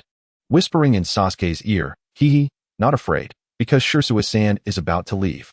What? What did you say? Although Shisui had concealed himself within Konoha for years to teach Sasuke the body flicker technique, and the mission was now complete, Sasuke had not anticipated his departure would come so soon. As the words of Naruto lingered in the air, Sasuke's heart was already ablaze with urgency. Consumed by the thought that Shisui was leaving today, without a moment's hesitation, she formed a series of hand seals and activated the body flicker technique, intending to depart after Naruto's unfinished sentence. But those words became trapped in her throat, leaving her to whisper to the empty space around her. In an instant, she materialized in the courtyard of Shisui's home, calling out, Shisui, are you here? Yet, silence greeted her. Slowly, she pushed open the door to Shisui's room and stepped inside, softly repeating, Shisui, are you here? Again, no response. With a swift leap, she ascended to the rooftop, her anxious gaze sweeping over the desolate Uchiha clan grounds, still devoid of life. In the next moment, she arrived at the training grounds within the Uchiha estate, only to find it equally empty. A wave of despair washed over her, darkening her expression to one of utter gloom. Could it be true? Was he really leaving without a word, so unceremoniously? A surge of sorrow filled her heart. The years they had spent together, day in and day out, had forged a bond that could not be dismissed lightly. Particularly, Shisui's optimistic and considerate nature had made him a true confidant. Just then, Naruto arrived, gasping for breath, and indeed found her there. He could now sense the tumult within Sasuke's heart. Why are you crying? He exclaimed. Disbelief etched across his features as he beheld the vulnerable and hurt Sasuke. In his eyes, she had always been the embodiment of strength and resilience, a steadfast figure to rely upon. Each confrontation had seen her overpowering foes with remarkable prowess, rescuing him from peril, only to turn and teasingly chide him for lagging behind. Sasuke abruptly turned away, her long ponytail swaying, clearly wishing to conceal her fragility. Naruto felt an overwhelming urge to comfort her. As if something deep within him had been stirred, he instinctively stepped closer, gently brushing his hand against her soft, pale cheek, wiping away her tears. The moment his hand made contact with her warm, damp skin, a thunderclap resonated in his mind. He jerked his hand back as if shocked. No, Sasuke, don't misunderstand. I didn't mean to. His gaze flickered, cheeks flushed, as he awkwardly scratched his head. No. She slowly lifted her eyes, her dark pupils flecked with crimson veins. While she tenderly grasped his hand, his heart raced. What was happening? Wherever you go, you must never depart without a word. Sasuke's earnest gaze reflected Naruto's reddened face. He nodded slowly, evidently affected by her emotion, his body rigid, as his other hand began to inch closer to her. Just then, a teasing voice broke through the moment. Stepping out to catch a breeze, and what a moving scene I stumbled upon. Sasuke, dear sister, it's not even dark yet. Shisui perched playfully on a tree branch, looking down with a mischievous grin. Instantly, Naruto withdrew his hand from Sasuke's. No, Shisui, you've got it all wrong. I didn't do anything to Sasuke. No. Wait, it was Sasuke who didn't do anything to me. Oh dear, what am I saying? His face burned crimson as he helplessly knocked on his own head. Upon hearing Shisui's voice, Sasuke's eyes momentarily lit up with surprise. However, she quickly masked her vulnerability and turned, thinking, this guy has ruined my moment. This thick-headed fool. Just as I was about to charm him with my delicate demeanor, I thought you might leave without a word, which would have saddened me. She pouted, tears still glimmering in her eyes. Shisui paused, clearly moved by her appearance, and decided against continuing his jest. Me? Leave without a word? How could I, Uchiha Shisui, be so irresponsible? Sasuke, I would definitely inform you before I leave. He continued, by the way, I just returned from the market with some ingredients. Could you help me fulfill a dream? What dream? What does it have to do with the ingredients? She inquired. Of course it does. Itachi once had your bento, and his expression was nothing short of divine. I too wish to savor it. Would you be willing to cook again? Oh, you wish to taste the dishes prepared by this humble chef? Very well, let us go. Sasuke replied, as Naruto swallowed hard at the thought of her bento, the memory of its explosive flavors lingering on his palate. In the blink of an eye, they vanished using the body flicker technique. When Naruto regained his senses, he found himself sprinting after them. Soon, the kitchen was alive with the symphony of pots and pans. At the dining table, Naruto and Shisui exchanged glances. Clearly having discussed Sasuke's culinary prowess. Was inviting Sasuke to cook a mistake? Shisui raised an eyebrow, suppressing his thoughts. Approximately 20 minutes later, to their astonishment, Sasuke emerged, carrying a modest clay pot to the table. A small flame simmered beneath it, and the rich broth bubbled enticingly, with radishes, bamboo shoots, fish tofu, and eggs contentedly rolling in the savory liquid, exuding an irresistible aroma. Wow, it smells amazing. Sasuke, did you make this? Naruto's eyes widened in disbelief. His gaze fixed on the pot of Odin, saliva nearly escaping his mouth. Shisui wore a gentle smile, tinged with surprise. What a delightful surprise, Sasuke. I had no idea you possessed such culinary skills. His eyes scanned the meticulously arranged ingredients, his tone genuinely appreciative. Sasuke, not lifting her gaze, felt a slight warmth creeping to her ears. The broth is simmered with chicken stock, seasoned with a touch of miso and soy sauce. She explained, deftly using chopsticks to lift a translucent, perfectly cooked radish, placing it into Naruto's eagerly extended bowl. Ah, hot. So hot. Naruto gasped, taken aback by the heat, yet reluctant to spit it out. He chewed hastily and swallowed, his eyes lighting up. Delicious. This radish is incredible. Better than Ichiraku ramen. His praise was unreserved and fervent, as though he had tasted the most exquisite delicacies in the world. Sasuke and Shisui exchanged amused glances, unable to stifle their laughter at Naruto's comical display. Seeing Naruto so content, Sasuke remarked, it's only thanks to Shisui's years of diligent training in the body flicker technique that I dared to cook again. Naruto, you owe your good fortune to Shisui. Oh, Sasuke, you're so considerate, Shisui said, carefully taking a bite of fish tofu. The delicate, juicy texture mingled with the sweet broth, prompting an awestruck response. Wow, this is truly a rare delicacy. Indeed, it tastes incredible. I absolutely love it, Naruto exclaimed. His cheeks flushed from the steam as he stuffed his mouth with various oden, eager to offer the highest praise. Sasuke nodded, feeling a sense of satisfaction at their positive reactions. That is more like it. The last time was indeed a bit of a failure. This time, let my cooking conquer your appetite before winning your heart. The flavor has fully melded into the broth, and the cooking time is just right. Sasuke, this is no casual effort. You are quite skilled. Shisui's praise was as gentle and affirming as always, striking straight to the heart.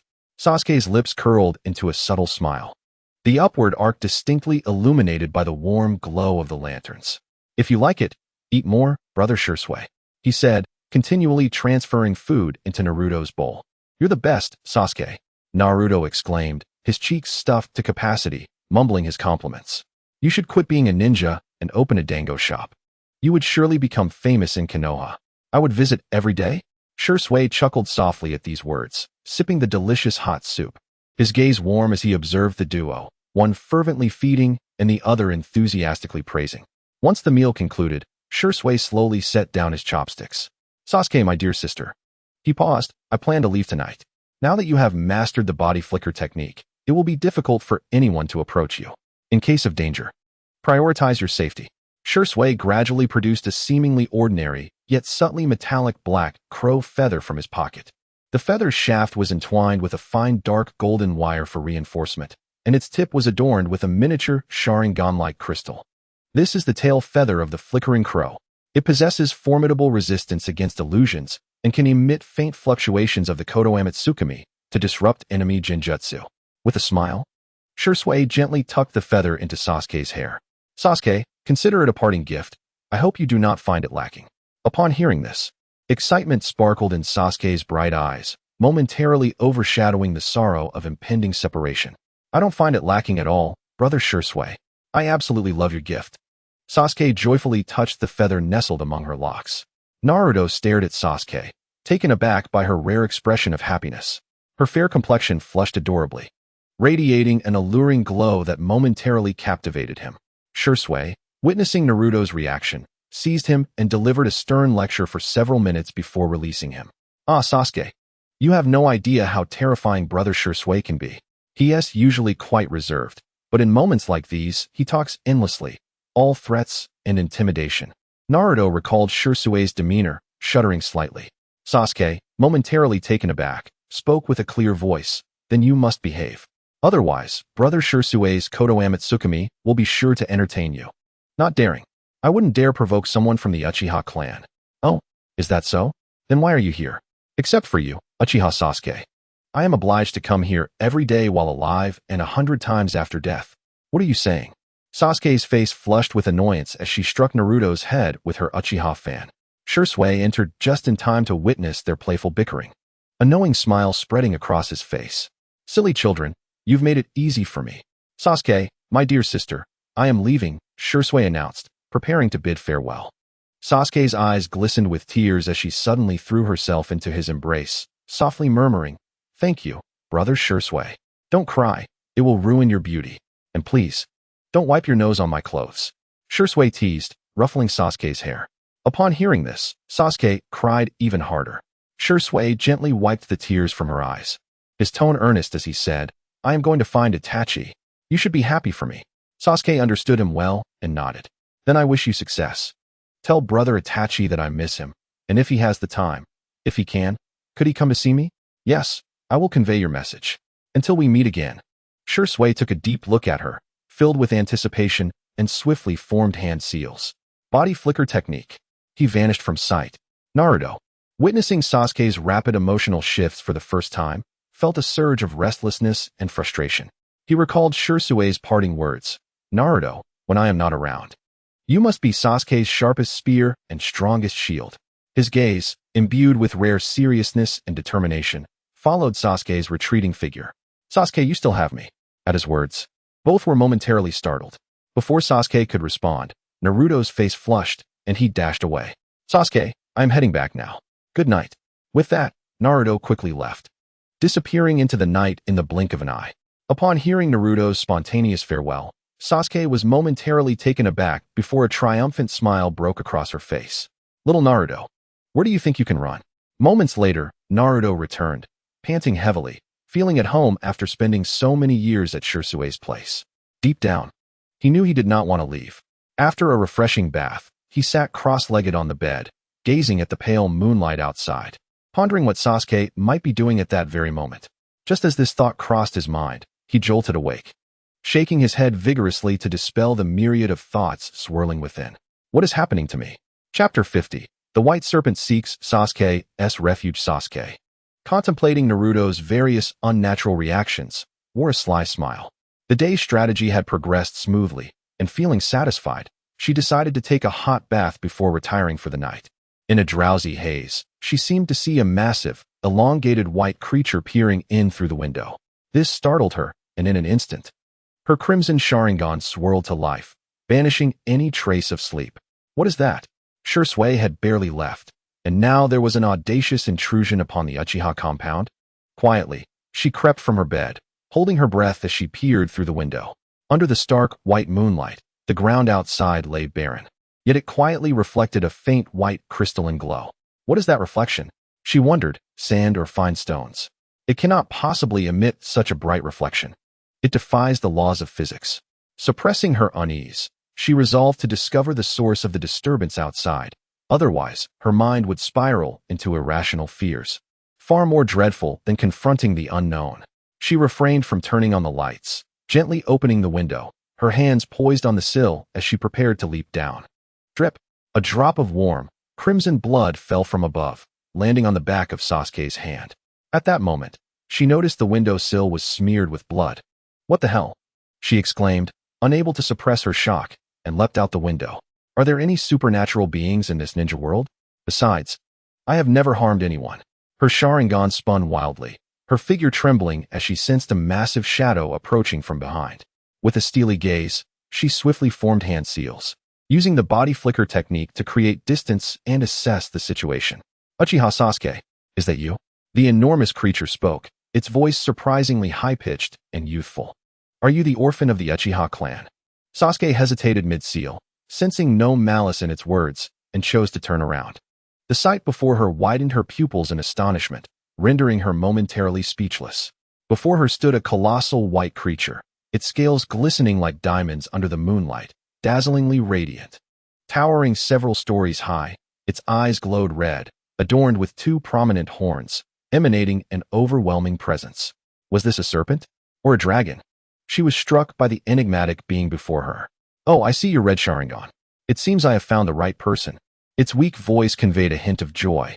In that moment, Sasuke noticed a distinct knife wound on the creature's chest, still oozing blood. Its tail swayed gently as it approached Sasuke, and a large drop of blood fell from the air. Sasuke quickly leaped back to maintain a safe distance. Don't move. What do you want from me? Ah, Uchiha Sasuke, would you be willing to let me be your summoning beast? Huh. Sasuke frowned, his face a mask of confusion. What is this creature? And the summoning beast seeking me out? Is it a trap or bait? I am the white serpent of the Dragon Cave.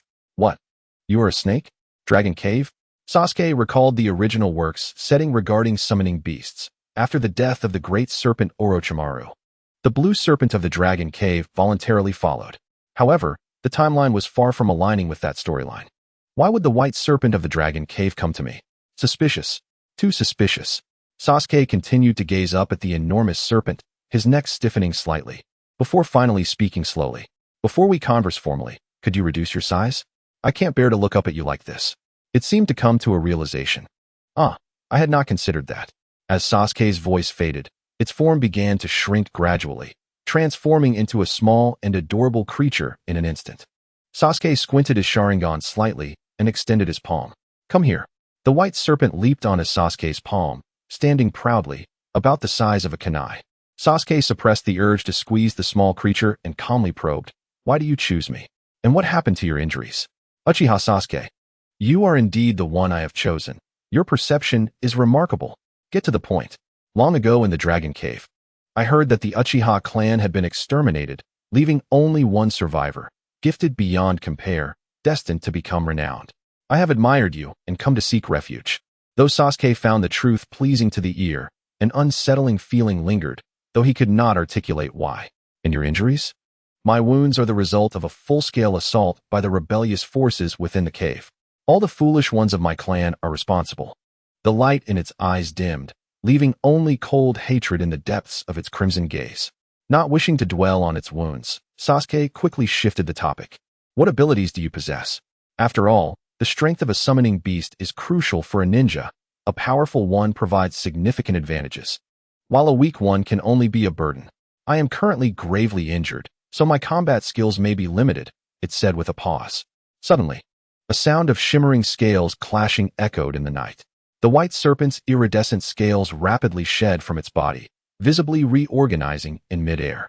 Soon, a dazzling white serpent scale armor formed, glistening under the moonlight, captivating all who beheld it.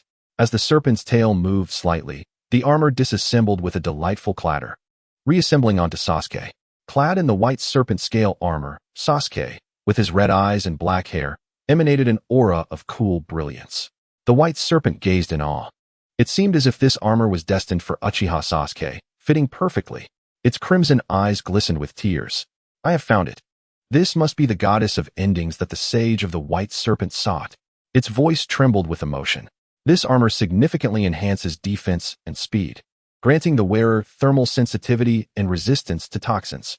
Sasuke, if you contract with me, you may summon this armor at any time. Of course, I possess many other combat abilities that can be unlocked in critical moments. Sasuke regarded its earnest expression, recognizing the substantial allure of such a proposal. Yet unease still lingered in his heart. Do you wish to sign the summoning contract directly? As it spoke, it suddenly coughed, blood soaking Sasuke's palm. All right, don't speak for now. Healing your wounds is the priority. We can discuss the contract later. With that, Sasuke gently placed the white serpent on the ground, leaving some healing ointment behind, preparing to depart without the intention of taking it with him. The white serpent, watching Sasuke prepare to leave, felt a flicker of panic beneath its calm facade. Sasuke, I have nowhere to go. Please, take me in. Sasuke halted mid-stride, pondering momentarily before responding seriously. No. White serpent, I am not heartless. However, your state of injury at such a late hour raises suspicion. My brother always taught me not to trust others easily. I cannot take you in. Please return. With that, he resolutely turned away. Big sister, brother? The white serpent murmured, seemingly savoring Sasuke's words, yet ignoring the refusal embedded within. The small serpent trailed after Sasuke, gently swaying as it silently followed her into the house. Big sister, I told you not to follow me. You have even entered my home. A flicker of annoyance crossed Sasuke's face as he maintained his distance from it. Sasuke, please forgive my rudeness. I have been guided by a divine presence and shall follow you henceforth, never to abandon you.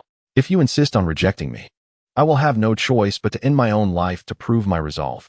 Before the words left its mouth, it had somehow retrieved a sharp kunai from Sasuke's ninja pouch, the kind meant for battle, not the dull training ones, resolutely holding it to its head. Don't do anything rash. I do not wish to bear the burden of a serpent's life. Sasuke was clearly startled. A serpent was now threatening to take its life over this. Fine. You can stay here temporarily, but once you recover, I would appreciate it if you would leave quickly. Upon hearing Uchiha Sasuke's agreement for it to stay, the white serpent joyfully wagged its tail. Sasuke, you are truly a kind child. However, calling me white serpent repeatedly is rather unappealing. My name is Jiraiya. Please refer to me as Sister Jiraiya. Sasuke paid no heed to its words, watching it sway its tail, its snow-white scales shimmering with a ghostly light even indoors. And the pair of horns atop its head were a striking red, undeniably adorable. The urge to pet it surged to a peak, and without thinking, she reached out to stroke it. Upon touching the cool scales, a refreshing chill coursed through her limbs, as if she were enveloped in air conditioning, startling Sasuke awake. In the ninja world during summer nights, cooling primarily relied on remaining calm, yet this little creature was like a mobile air conditioner.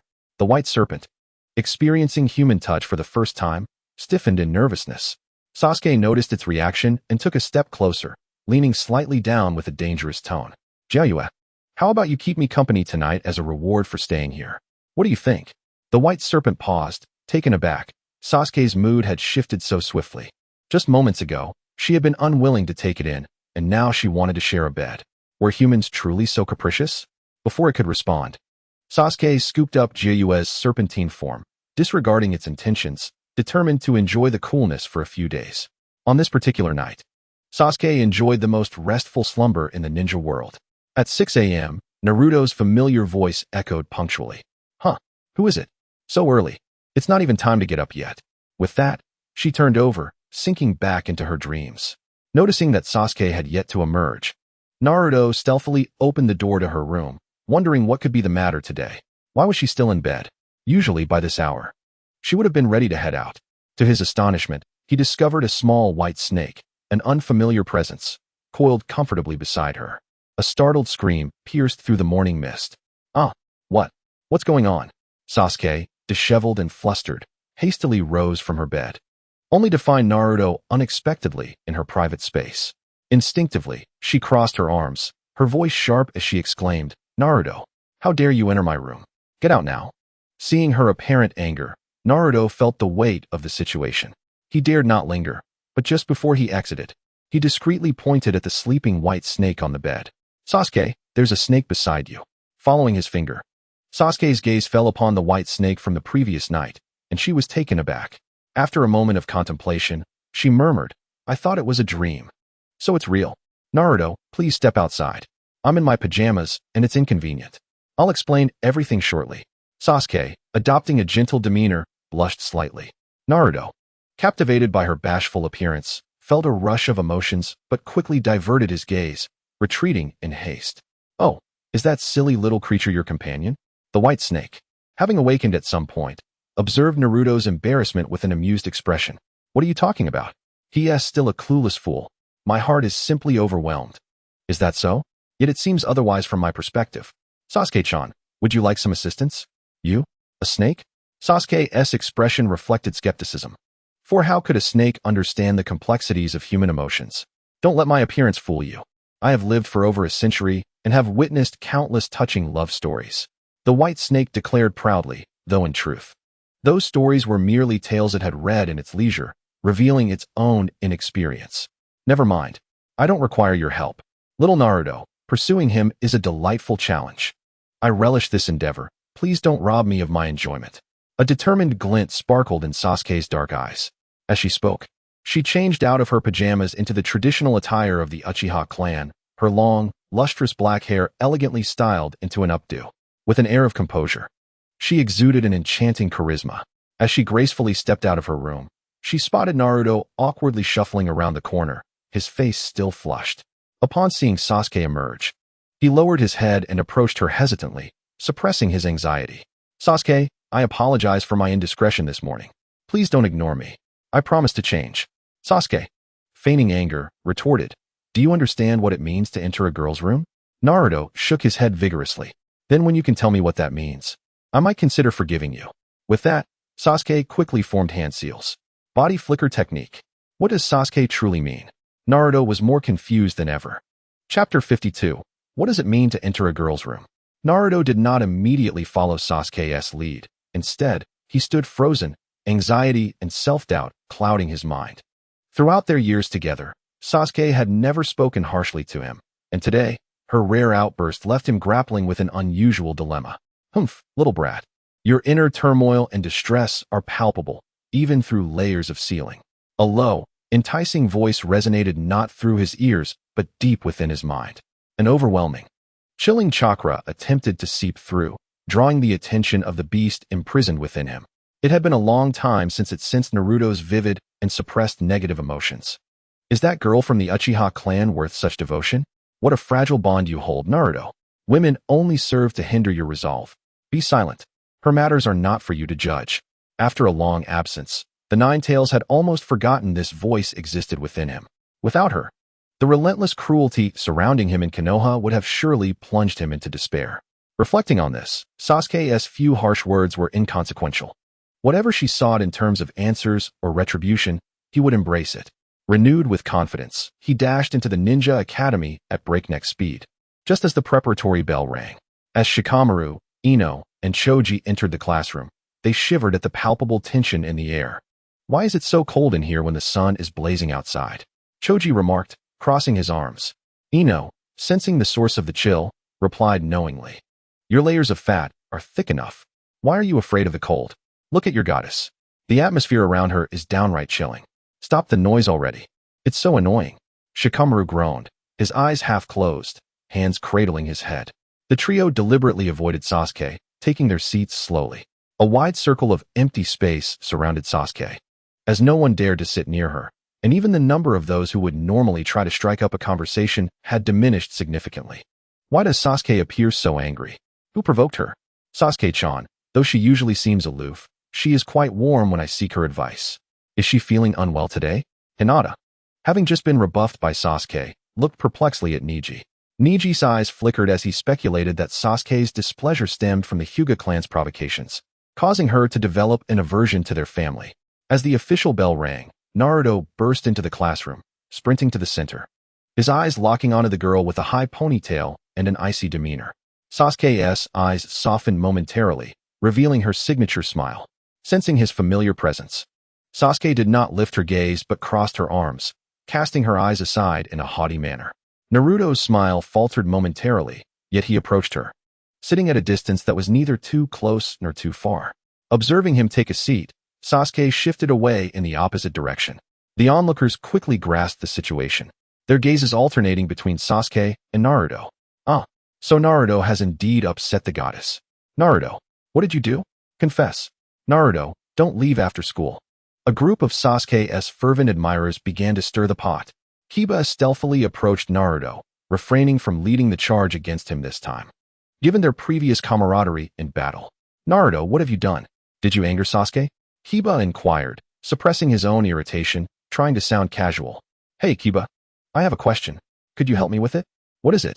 What does it mean to enter a girl's room? Naruto's voice was low, but it resonated deeply with those who were holding their breath to listen. What? You entered Sasuke's room. Kiba's expression turned icy. In an instant, the entire class became aware of this secret. Naruto, are you trying to get yourself killed? Kiba's first vein bulged as he seized Naruto. How dare you enter Sasuke's room? This is outrageous. Brothers, let's take him down. Enough. Iruka-sensei arrived just in time, shouting sternly from the podium. Although the boys were seething with anger, they dared not act out in front of their teacher.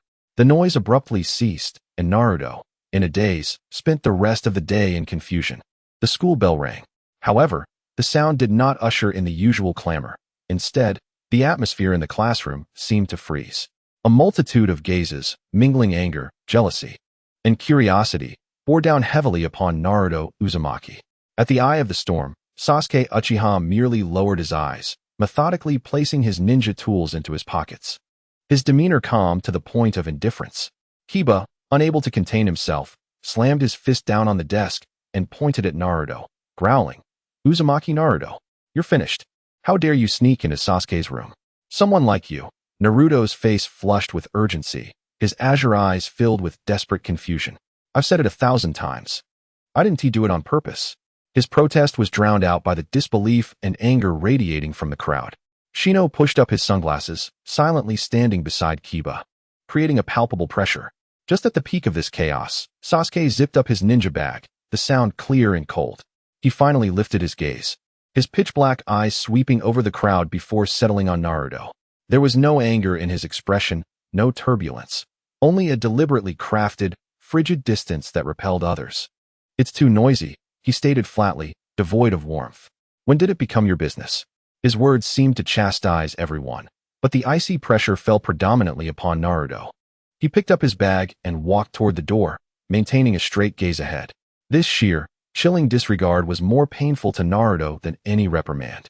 Instinctively, he chased out of the classroom and intercepted her in the corridor, his tone laced with wounded bewilderment. Sasuke, please believe me, I didn't mean to. I want to do it again. Sasuke halted, turning slightly. The evening sun outlined her perfect profile, perfectly concealing the fleeting wave of emotion that passed through her eyes. She intentionally made her voice sound even more indifferent, laced with a barely perceptible impatience directed at him. Your actions have caused me distress. Isn't that enough? Uzumaki Naruto, keep your distance from me. Her words pierced through Naruto like an ice shard. He stood frozen, his blue eyes wide, filled with disbelief and utter confusion. He watched as Sasuke decisively walked past him, the tips of her black hair trailing a cold fragrance, devoid of any lingering attachment. And in that fleeting moment as she brushed past him, unseen, the corner of Sasuke's mouth twitched slightly, a near-silent sigh lost amidst the sound of footsteps. Idiot. Is it really the end of the world just because I pushed a little? At the doorway, Shikamaru, who witnessed everything, wore a lazy smile that seemed to see through it all. He nudged Kiba, still sulking beside him. Hey, Kiba, stop being angry. Don't you see? See what? Kiba retorted irritably. Shikamaru lowered his voice, filled with insightful understanding. That is Uchiha Sasuke. If she were genuinely furious, would she merely say something cold and walk away? She'd have activated her Sharingan long ago.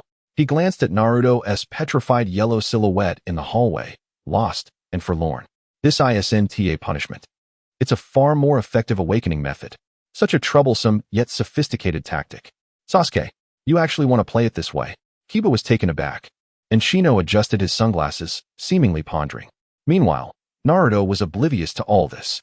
He felt a suffocating weight in his heart. Sasuke's words, "keep your distance from me," echoing relentlessly in his mind. He couldn't comprehend how things had escalated to this point. A wave of unprecedented grievance and unwillingness surged within him, and he abruptly turned, recklessly shouting at Sasuke's vanishing figure. Sasuke, wait for me. Chapter 53. The rogue ninja from Sunagakure. Sasuke instantly teleported to the training ground, resuming her basic ninjutsu practice. About 2 hours later, with beads of sweat still clinging to her forehead, she returned home. Wow, the body flicker technique. Sasuke-chan, you've even mastered this. The white snake reclined comfortably in a rocking chair on the porch. By the way, your home environment is exquisite. Rock formations, flowing water, a garden designed with great taste. Staying here, my injuries should heal quite quickly. Sasuke wore an expression of exasperation. This white snake was quite audacious, treating her home like his own. Just as she turned to enter the living room, she sensed a malicious gaze. Who? Her body reacted instinctively, hurling several sharp kunai and shuriken like lightning. Thud, thud. Her Sharingan activated instantly, the crimson eyes swirling slowly. Uchiha Sasuke, such keen senses. No wonder you are of the Uchiha clan. A man's voice rang coldly. Look, there's the legendary Sharingan. Scarlet and powerful. What should we do? Brother, I wanted even more. A sultry female voice chimed in suddenly. They were after the Sharingan. The sensory unit of Konoha seemed utterly incompetent. Or perhaps they were intentionally lax. Sasuke's scarlet eyes narrowed, and instead of retreating, she threatened. Who are you little rascals? Dare to covet the Uchiha? Turn back now, and I'll spare your lives. Ha ha ha, Uchiha Sasuke, you're young, but your bravado is impressive. A derisive male voice responded. Oh brother, look at her, she is quite lovely. I've changed my mind. I want not just her eyes, but her face as well. As you wish. The man wore a smirk of indulgence. Sasuke scanned her surroundings with her Sharingan, detecting only 2 chakra signatures, both moving with remarkable speed, indicating skilled opponents. She dared not let her guard down, assuming a defensive stance. Little girl, surrender and spare yourself the suffering. Let's talk. You're asking for punishment. Before she could finish, a man and a woman emerged slowly. They wore tattered Sand Village forehead protectors, marked by deep scars of betrayal. The man was tall and slender, with long fingers entwined in nearly invisible chakra threads. The woman wore a seductive smile, twirling several poisoned sunban with her fingertips. Swish, swish, swish. Countless invisible chakra threads enveloped Sasuke like a net, instantly cutting off all her escape routes. These threads were incredibly resilient and possessed paralyzing properties. Body flicker technique.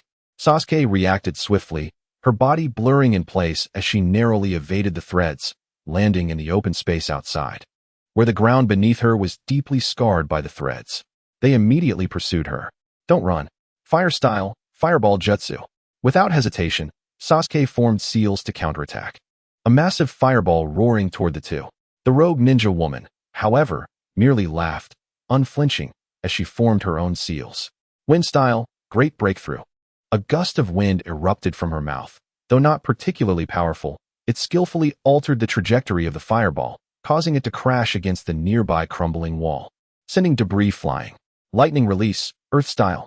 Sasuke attempted to channel lightning chakra into the ground, aiming to conduct the attack through the earth.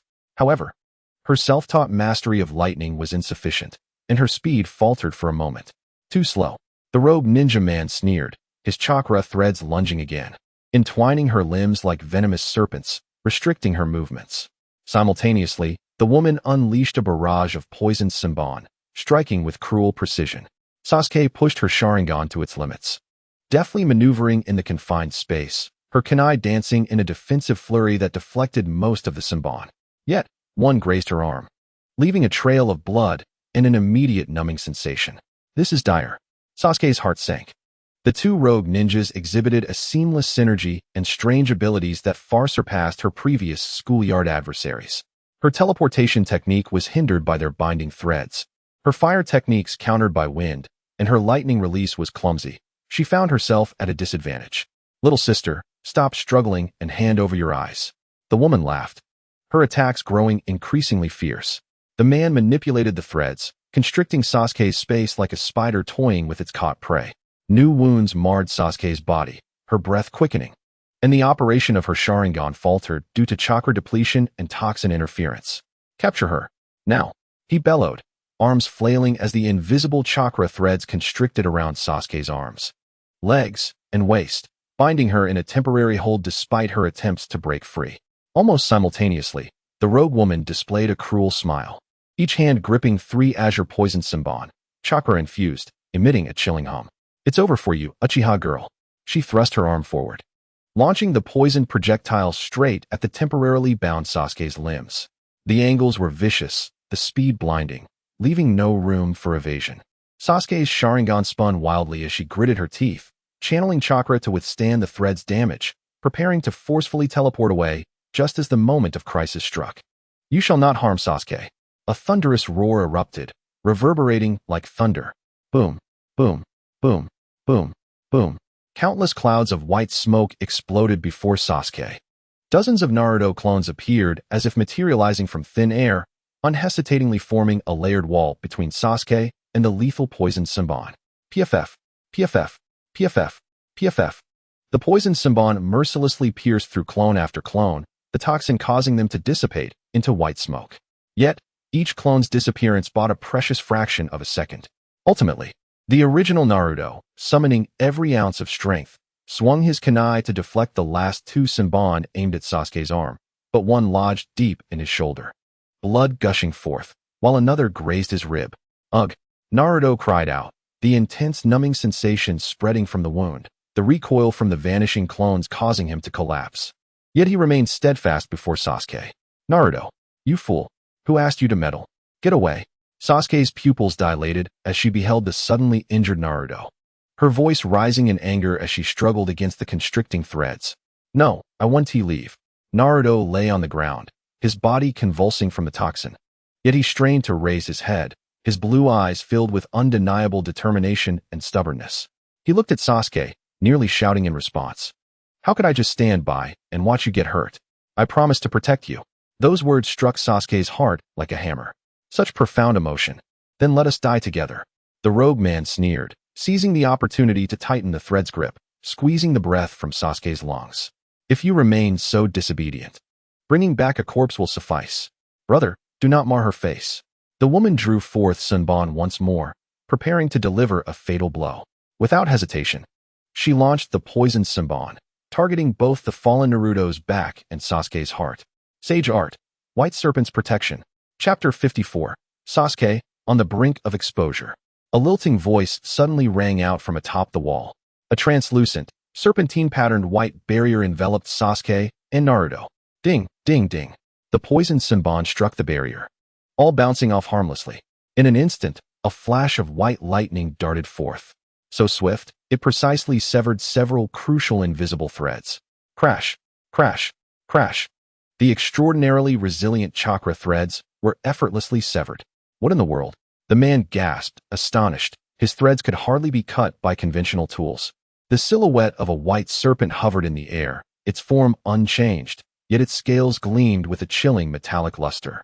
Its red-slit pupils coldly locking onto the 2 rogue ninjas, emanating immense pressure. A summoning beast.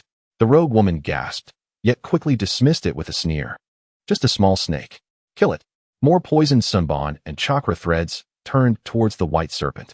The serpent, undeterred, twisted with incredible agility in the air, effortlessly evading all attacks, even using its tail to deftly knock away several Senbon. silver scale reflection. It coiled, its scales shimmering with a mercury-like wave. Several sunbon and threads that struck its scales were reflected back at an even greater speed. Ugh! The rogue woman, caught off guard, nearly injured herself with her own sunbon. Scrambling to evade, the man frantically redirected his threads, drenched in cold sweat. This snake can reflect attacks. However, the serpent's extensive movements reopened its recently healed wounds. Its scales dulled, and it softly descended, coiling atop the barrier, clearly exhausted from battle. Fortunately, seizing the opportunity created by the white serpent, Sasuke found a moment to breathe. Breaking free from her restraints and swiftly retreating, forming hand seals, fire release, phoenix fire technique. Dozens of small fireballs scattered forth, disrupting the enemy's line of sight.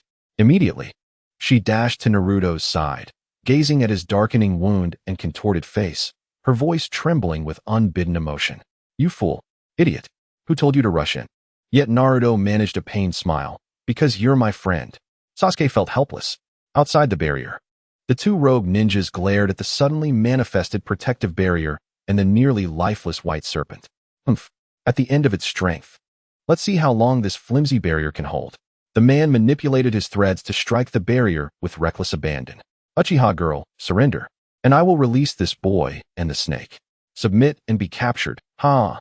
The woman sweetly taunted, continuously launching wind techniques and sunbon. The barrier trembled violently, flickering uncertainly, clearly unable to endure for long.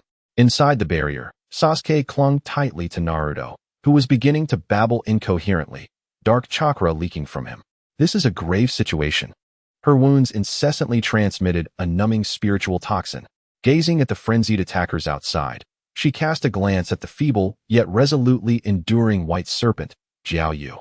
Sustaining the barrier, the scarlet Sharingan in her eyes spun with increasing velocity due to extreme emotional turmoil. "You shall not be forgiven." She lifted her gaze towards the enemies beyond the barrier, her voice frigid, as a pink heart slowly materialized within her pupils, radiating an unprecedented murderous intent. Just as the white-scaled barrier was on the verge of shattering, dozens of kunai, sharp as the scythe of death, surged towards the two. "Sweet fruit, activate." The crimson Sharingan in Sasuke's eyes, encircled by the pink heart, began to rise, readying for the activation of the devil fruit. Before she could assume the petrifying stance dictated by the sweet fruit, a sudden metallic clanging echoed as a dark ninja donning a deer mask recklessly charged into the heart of the battlefield, intercepting the onslaught. Though a few kunai still grazed past, drawing blood, a swarm of masked ninjas descended from the heavens, swiftly surrounding the two invading rogue ninjas. "Oh, the Umbu have arrived." The pink heart in Sasuke's eyes vanished in an instant. It was not yet the time to reveal their hand. They would leave the aftermath to them. "Ah, it turns out to be old acquaintances. You arrived quite early." We were almost the souls under the hands of the Sand Village's rogue ninjas. Red Rabbit paused momentarily upon hearing this, for she had already received the deer's report regarding the invasion of Uchiha. However, the third Hokage had issued an additional order for the Umbu to act concurrently. "Do not engage unless lives are at stake. We must force Uchiha Sasuke's trump card out. Let us see who stands behind Uchiha Sasuke." After all, a portion of the elite Umbu remains petrified. This muddled account remains unresolved to this day. The Umbu led by Red Rabbit had been closely observing their battle from the shadows. Although the Uchiha scion displayed extraordinary talent, her techniques appeared immature, and her combat experience was severely lacking. The single Tomo Sharingan held no special merit. Just as she began to relax, preparing to assist, the deer charged ahead impulsively. Captain Red Rabbit, Sand Village Rogue Ninja, codename Manipulator, codename Venomous Bee. Target confirmed. A ninja wearing a dog-faced mask declared. "Arrest immediately. Eliminate all resistors." Red Rabbit spoke coldly. "Yes." The remaining Umbu members responded in unison, their voices devoid of emotion. The two rogue ninjas from the Sand Village turned pale. "Damn it. The dogs of Konoha are quick to respond." The woman exclaimed with a mix of anger and fear. "Let's fight." The man's eyes flashed with madness as he wildly waved his hands, sending countless chakra threads not towards the barrier, but frantically shooting towards the surrounding Umbu, attempting to thwart their actions. However, they underestimated the Umbu's expertise and ferocity. Mere trifles." An Umbu ninja wearing a dog mask scoffed. Effortlessly dodging the entangled threads with a simple sidestep, as if foreseeing the future, while simultaneously launching a kunai with lightning speed. Swish! The resilient chakra threads, infused with powerful chakra, were effortlessly severed by the specially crafted kunai. His movements were clean and precise, embodying the essence of a master assassin. Meanwhile, the poisonous kunai shot by the woman was completely deflected by another umbu, adorned with a crane mask, using shuriken. The clinking sounds echoed like the rhythm of death. Wind release, wind cutter technique. Another umbu completed the hand signs in an instant, sending several invisible, sharp wind blades silently slicing towards the man. The man clumsily manipulated the threads to weave a defense, but the wind blades collided with the threads, producing a painful cutting sound. Though he managed to block the attack, he was still jolted back, blood surging within him. Fire release, fireball. Water release, water chaos wave. The other two umbu executed their jutsu in perfect synchronicity, not directly attacking the rogue ninjas, but cleverly sealing off all possible escape routes. Scalding steam enveloped the area, further obscuring their vision and senses. The umbu's teamwork was flawless, with offense, defense, control, and blockade, each step functioning like the intricate gears of a finely crafted machine, perfectly interlocked. Individually, their strength might not surpass that of the rogue ninjas, but their combined tactical execution was terrifyingly effective. Damn it, the man roared, attempting to seize an umbu as a hostage with his threads, but as soon as he reached out, a shuriken, shot from an unknown source, pinned his threads to the ground. The woman's toxic mist was instantly dispelled by an umbu using wind release, nearly causing her to be poisoned herself. They were completely suppressed, with no power to retaliate. It is over. Captain Red Rabbit spoke coldly, having appeared behind the man without his notice. The tip of her kunai pressed against his vital spot. Simultaneously, another umbu held a blade to the woman's neck. Their bodies froze in an instant, cold sweat pouring down as they utterly lost the courage to resist. They understood that any further movement would mean death. The battle, from start to finish, lasted but a few fleeting minutes. The rogue ninjas from the Sand Village, who had once been so arrogant, now appeared as powerless as children before the true elite umbu of Konoha. Captain Red Rabbit gestured, and immediately umbu approached, binding the two rogue ninjas with special chakra chains, sealing off their chakra. Only then did Red Rabbit turn her attention to the severely injured Sasuke, Naruto, and the feeble white serpent. Medical team, come immediately, she commanded in a deep voice. The medical team, already on standby, swiftly stepped forward. The Uchiha brat, the Jinchuriki of the Nine Tails, and this summoning serpent are truly a chaotic mess. Chapter 55. The origin of the white serpent. When Sasuke awoke once more, he found himself in Konoha Hospital, lying beside the white serpent, which was wrapped in a multitude of fine bandages, appearing to have been properly treated. Sasuke inhaled deeply, a prickling pain coursing through her lungs. She attempted to lift her hand to caress the serpent, only to discover that her arm remained numb. She managed to raise it slightly, but it fell heavily once more. Ah, Uchiha Sasuke, is it? Don't move around. Your injuries are severe. Thankfully, you encountered Lady Tsunade on her way back to the village, or else your arm might have left you with lasting repercussions. What? Tsunade? Her consciousness returned in an instant. Was she not the fifth Hokage from the original storyline? Upon closer inspection, the individual bustling about the hospital room, trimming her neatly cropped hair, was none other than Tsunade's assistant, Shizune, with a small cat lying at her feet. Lady Tsunade is the granddaughter of the first Hokage, one of the legendary Sannin. She is also an exceptionally skilled medical ninja. Shizune's eyes sparkled with admiration. Oh, Sasuke replied softly, harboring little interest in Tsunade. How is Naruto? That yellow-haired boy? He's doing quite well. Before you woke up, he had visited your hospital room several times. Shizune responded nonchalantly. Just as she finished speaking, the door to the hospital room gently opened. A yellow-haired head peeked in. Upon seeing Sasuke's bright black eyes reopening, Naruto instantly filled with excitement. In an instant, he dashed to her bedside, reaching out to touch her forehead with concern, his voice trembling slightly as he spoke. Sasuke, you really scared me. I thought. His azure eyes glistened with a barely perceptible mist. I was worried about you lagging behind. Don't get too proud. As he spoke, Sasuke couldn't help but admire Naruto's remarkable regenerative abilities. The presence of the Nine Tails within Naruto seemed to have its benefits. Sasuke, Naruto and I. We heard you were injured. We were so worried. A soft voice interrupted their conversation as footsteps approached the door. Hinata, Niji, Kiba, Shino, Shikamaru, Choji, Sakura, and a group of others entered the hospital room, carrying fruits and flowers. Hinata rushed to Naruto, her expression filled with concern.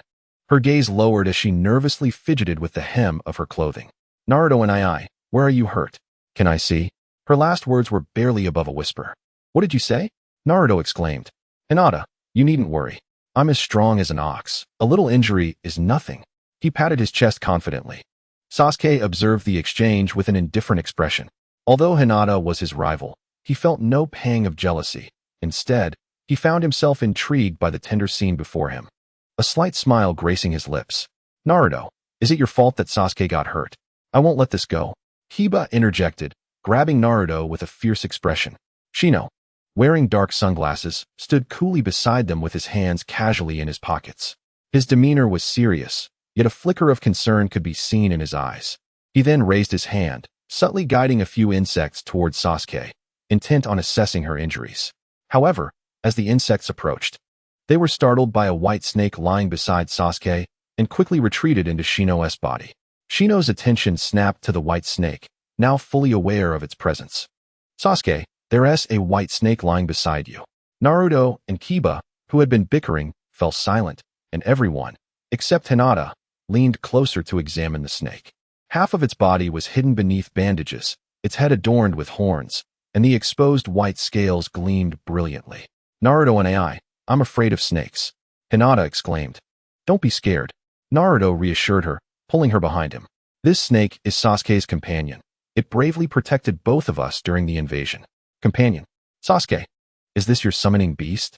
Shikamaru asked, astonished by the unusual and familiar creature, trying to recall memories of it. Not exactly a summoning beast. I haven't signed a contract with it yet, Sasuke replied calmly. This revelation stunned their friends. Summoning beasts cannot remain in the ninja world without a contract. They require a blood pact with a ninja and must draw on the ninja's chakra as a tether for their existence.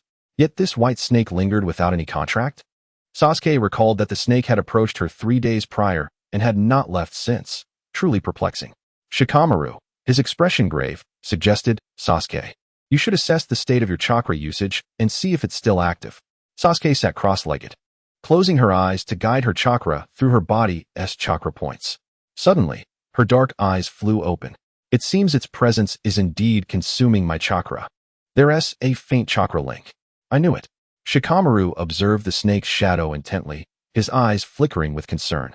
As the leader of their group as strategist, his words stirred the worries of everyone present, causing Sasuke's expression to darken. I once read about the white snake from the Ryuga cure. Its appearance matches that of the snake beside you. The text described it as such. Shikamaru turned to gaze out the window, his demeanor serious. Naruto, overhearing this, felt a knot of anxiety in his throat, prepared to act should danger arise. The white snake was powerful, held a high status within its clan, and had an ancient and unique contract with a certain family, choosing its master. It could draw on natural energy to sustain its existence in the world. As long as its master lived, it could remain with minimal energy consumption. What is the big deal? This is clearly a great fortune. Naruto sighed in relief. Choji playfully threw his arm around Shikamaru's shoulder. When did you learn to tease us like that? You startled us. I never said it was a bad thing.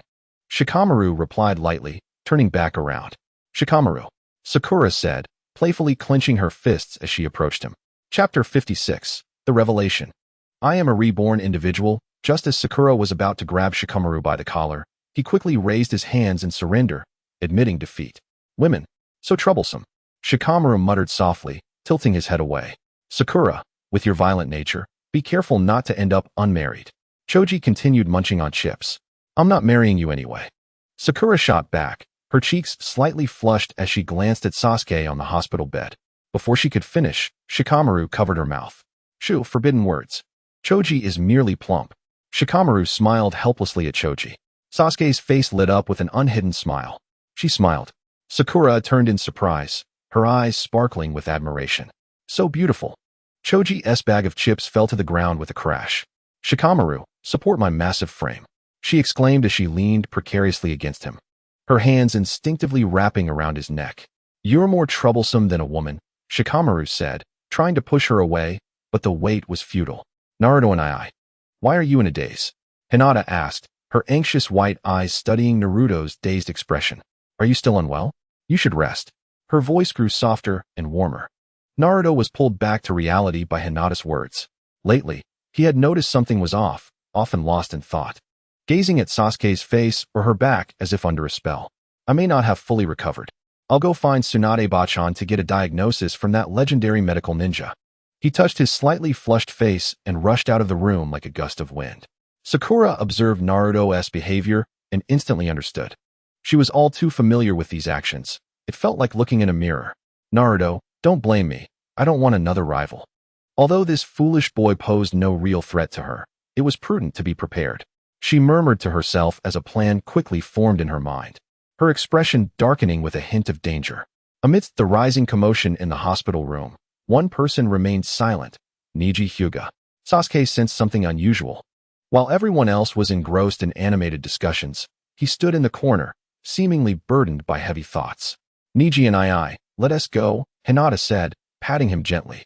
Coming back to reality, she noticed their visitors had departed, leaving just the three of them in the room. Neji surveyed Sasuke on the hospital bed with a complex expression before gently tousling Hinata's short hair. Hinata, you should head back. I need to speak with Sasuke alone. Upon hearing these words, Sasuke's spirits were instantly lifted. Here it comes. Finally, Hinata Neji, a female character and the only one to undergo a gender transformation since Sasuke's rebirth, possesses a personality entirely distinct from that in the original narrative. Her uniqueness has consistently kept Sasuke on guard and concerned. Yet to this day, she has seemingly refrained from doing anything detrimental to him. She does not appear to be an adversary. Hinata gazed into Neji's earnest eyes, naively believing that Neji merely wished to apologize for the earlier affront.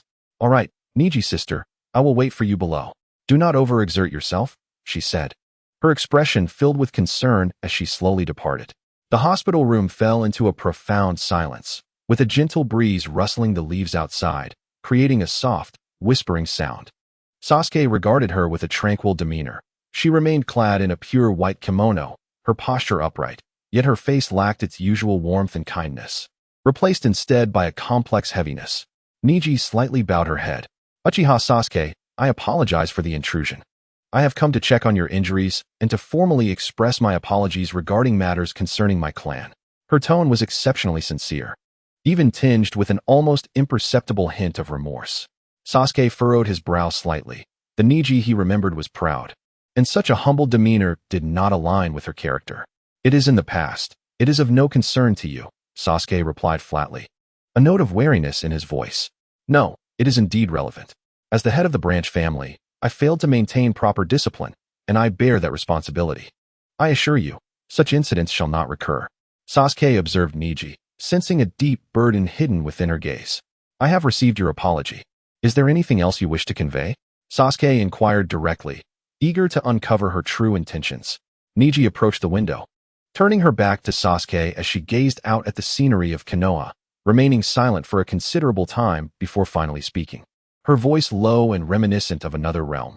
Uchiha Sasuke, what I am about to say may sound utterly absurd, but please believe that every word is true.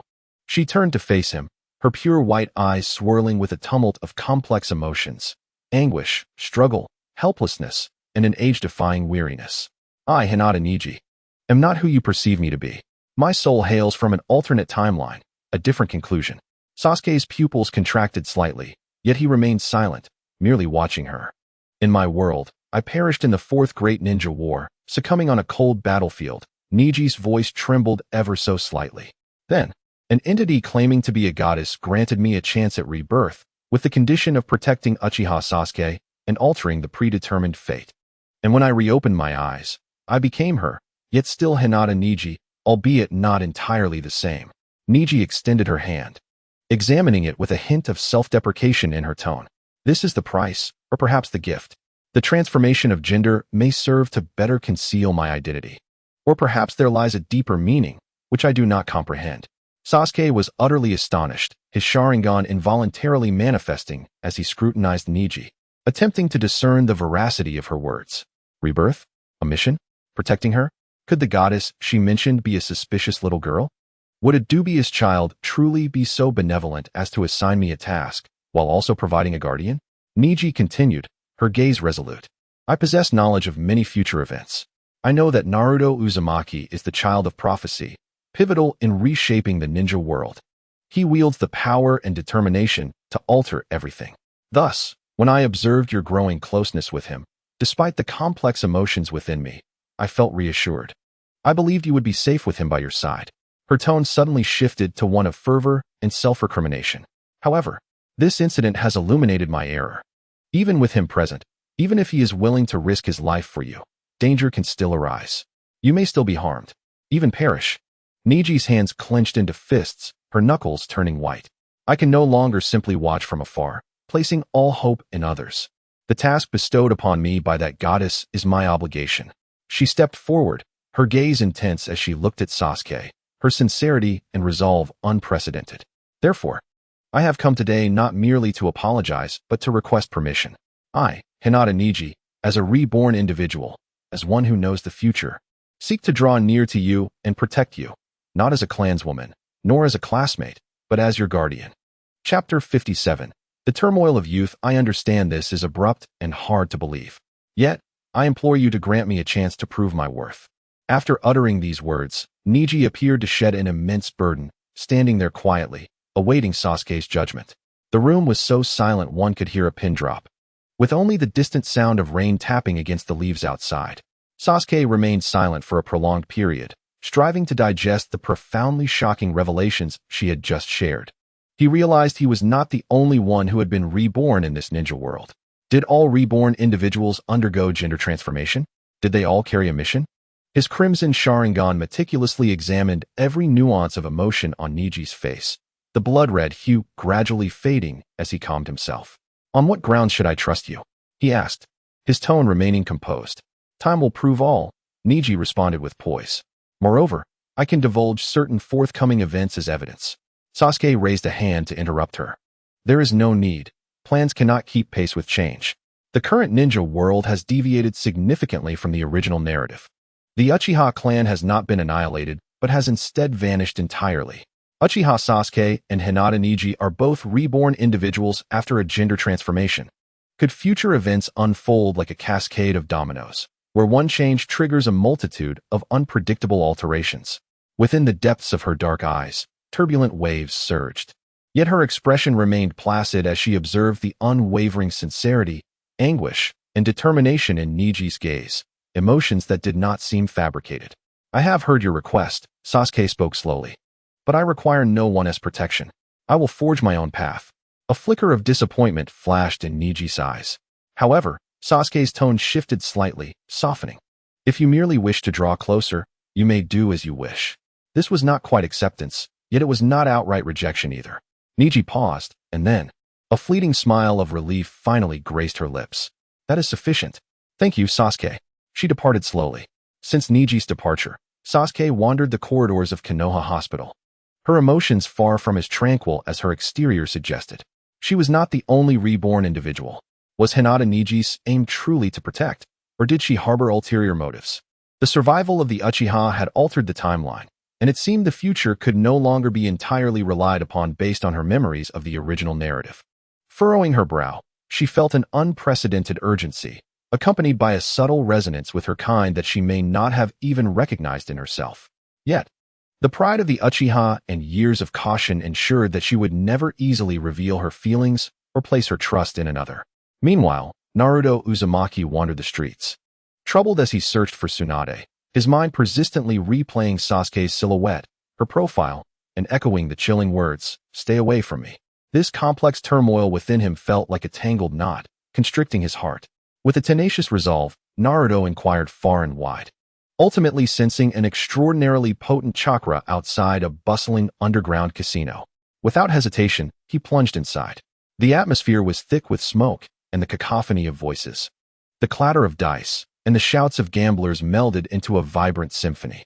Navigating through the throng, Naruto's gaze swiftly landed upon a striking figure with golden hair styled in twin ponytails, exuding an impressive aura, seated at a gambling table surrounded by a pile of chips. Behind her, Shizen clutched a small piglet, her face etched with anxiety. Grandma Tsunade, Naruto shouted, rushing towards her. Just as Tsunade cast the dice, she heard his call, causing her hand to tremble and the dice to land on an unfortunate number. A vein bulged on her forehead as she turned, irritation seeping through her expression. What do you want, you little brat? Can't you see I'm busy? You're distracting me. Grandma, help me. Naruto squeezed next to her, his face a canvas of genuine concern and confusion. Please, take a look. Am I trapped in some strange genjutsu? Or do I have a terminal illness? Terminal illness?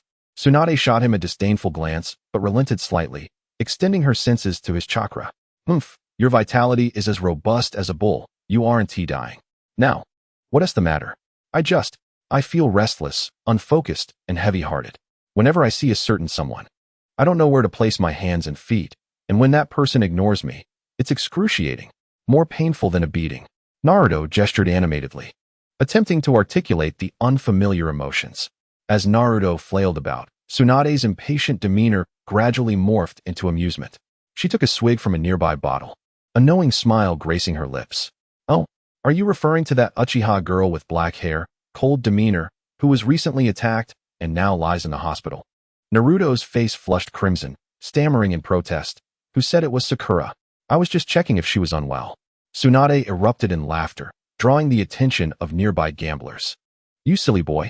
You aren't ill. Not ill. Then why do I feel this way? Tsunade set down the bottle and patted his shoulder with such force that it made Naruto wince. It's called the troubles of youth. Even a gambling deity cannot remedy that. Go play somewhere else and don't disturb me.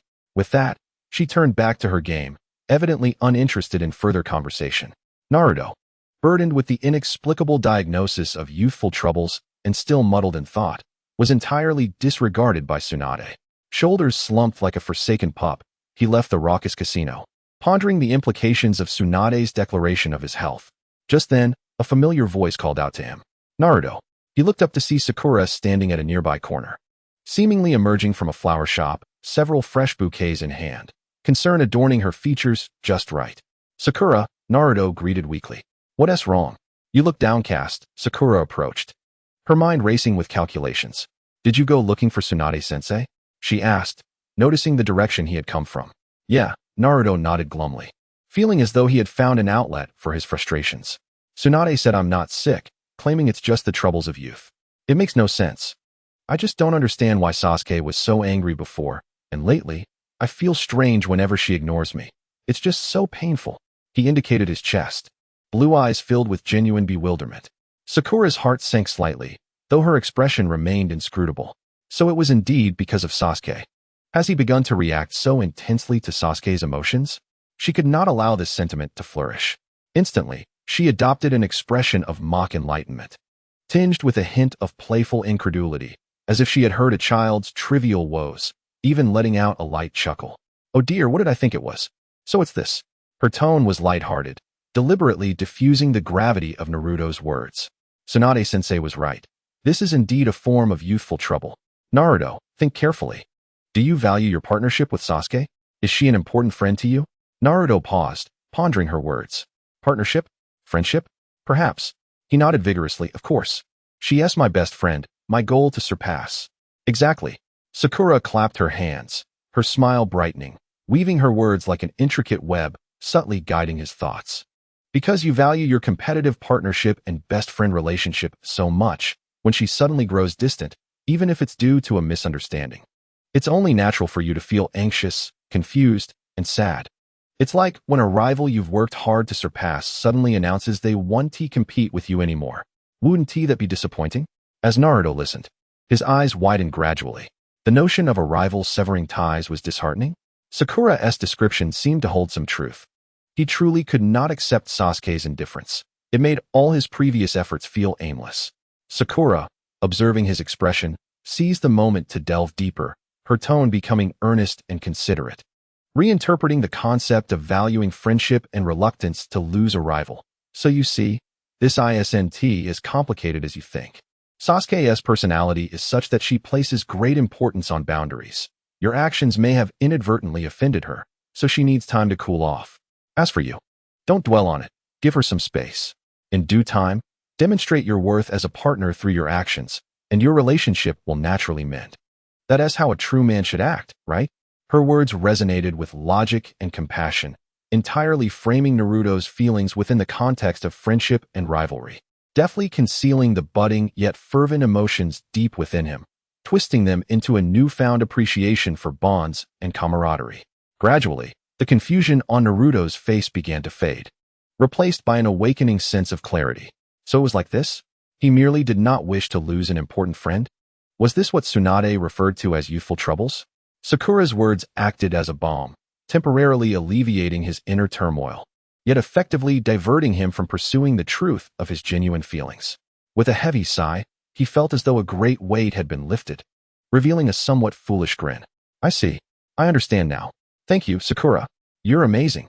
Sakura, witnessing Naruto's complete acquiescence and gratitude, inwardly exhaled in relief, maintaining a gentle, reassuring smile. I'm glad I could help. Now go on back. Watching Naruto stride away with renewed vigor, her own smile gradually dimmed, replaced by a complex emotion that was quickly supplanted by determination. This is fine, Naruto. Remain in the realm of rival and partner. I shall protect Sasuke.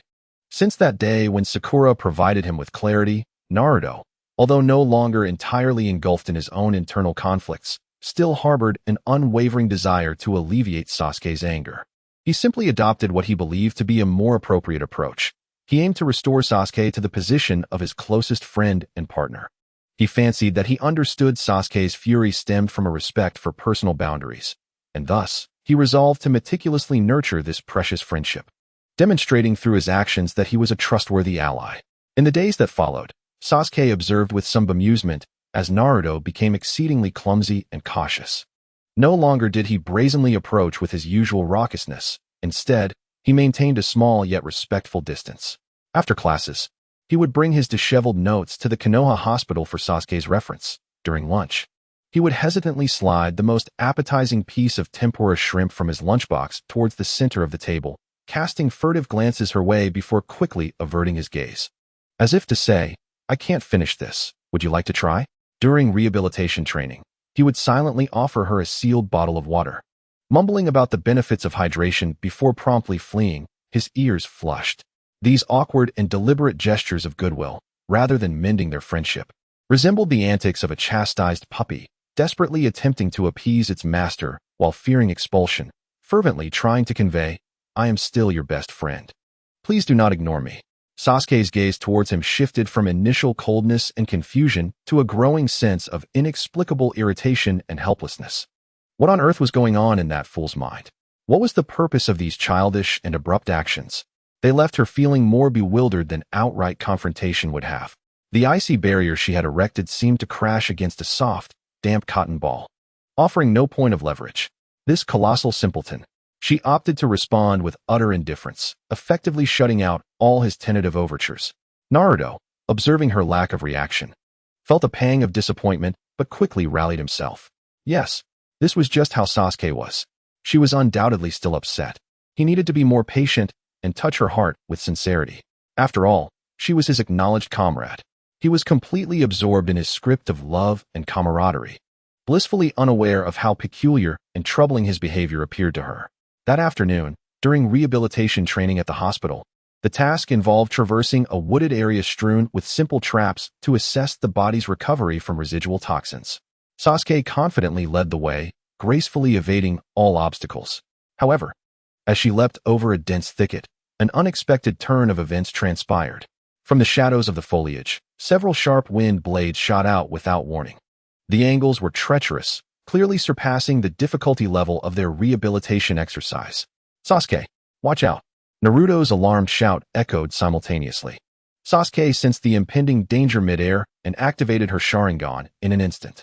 At that critical moment, her body executed an astonishing twist, and she swiftly formed the seals for a body flicker technique.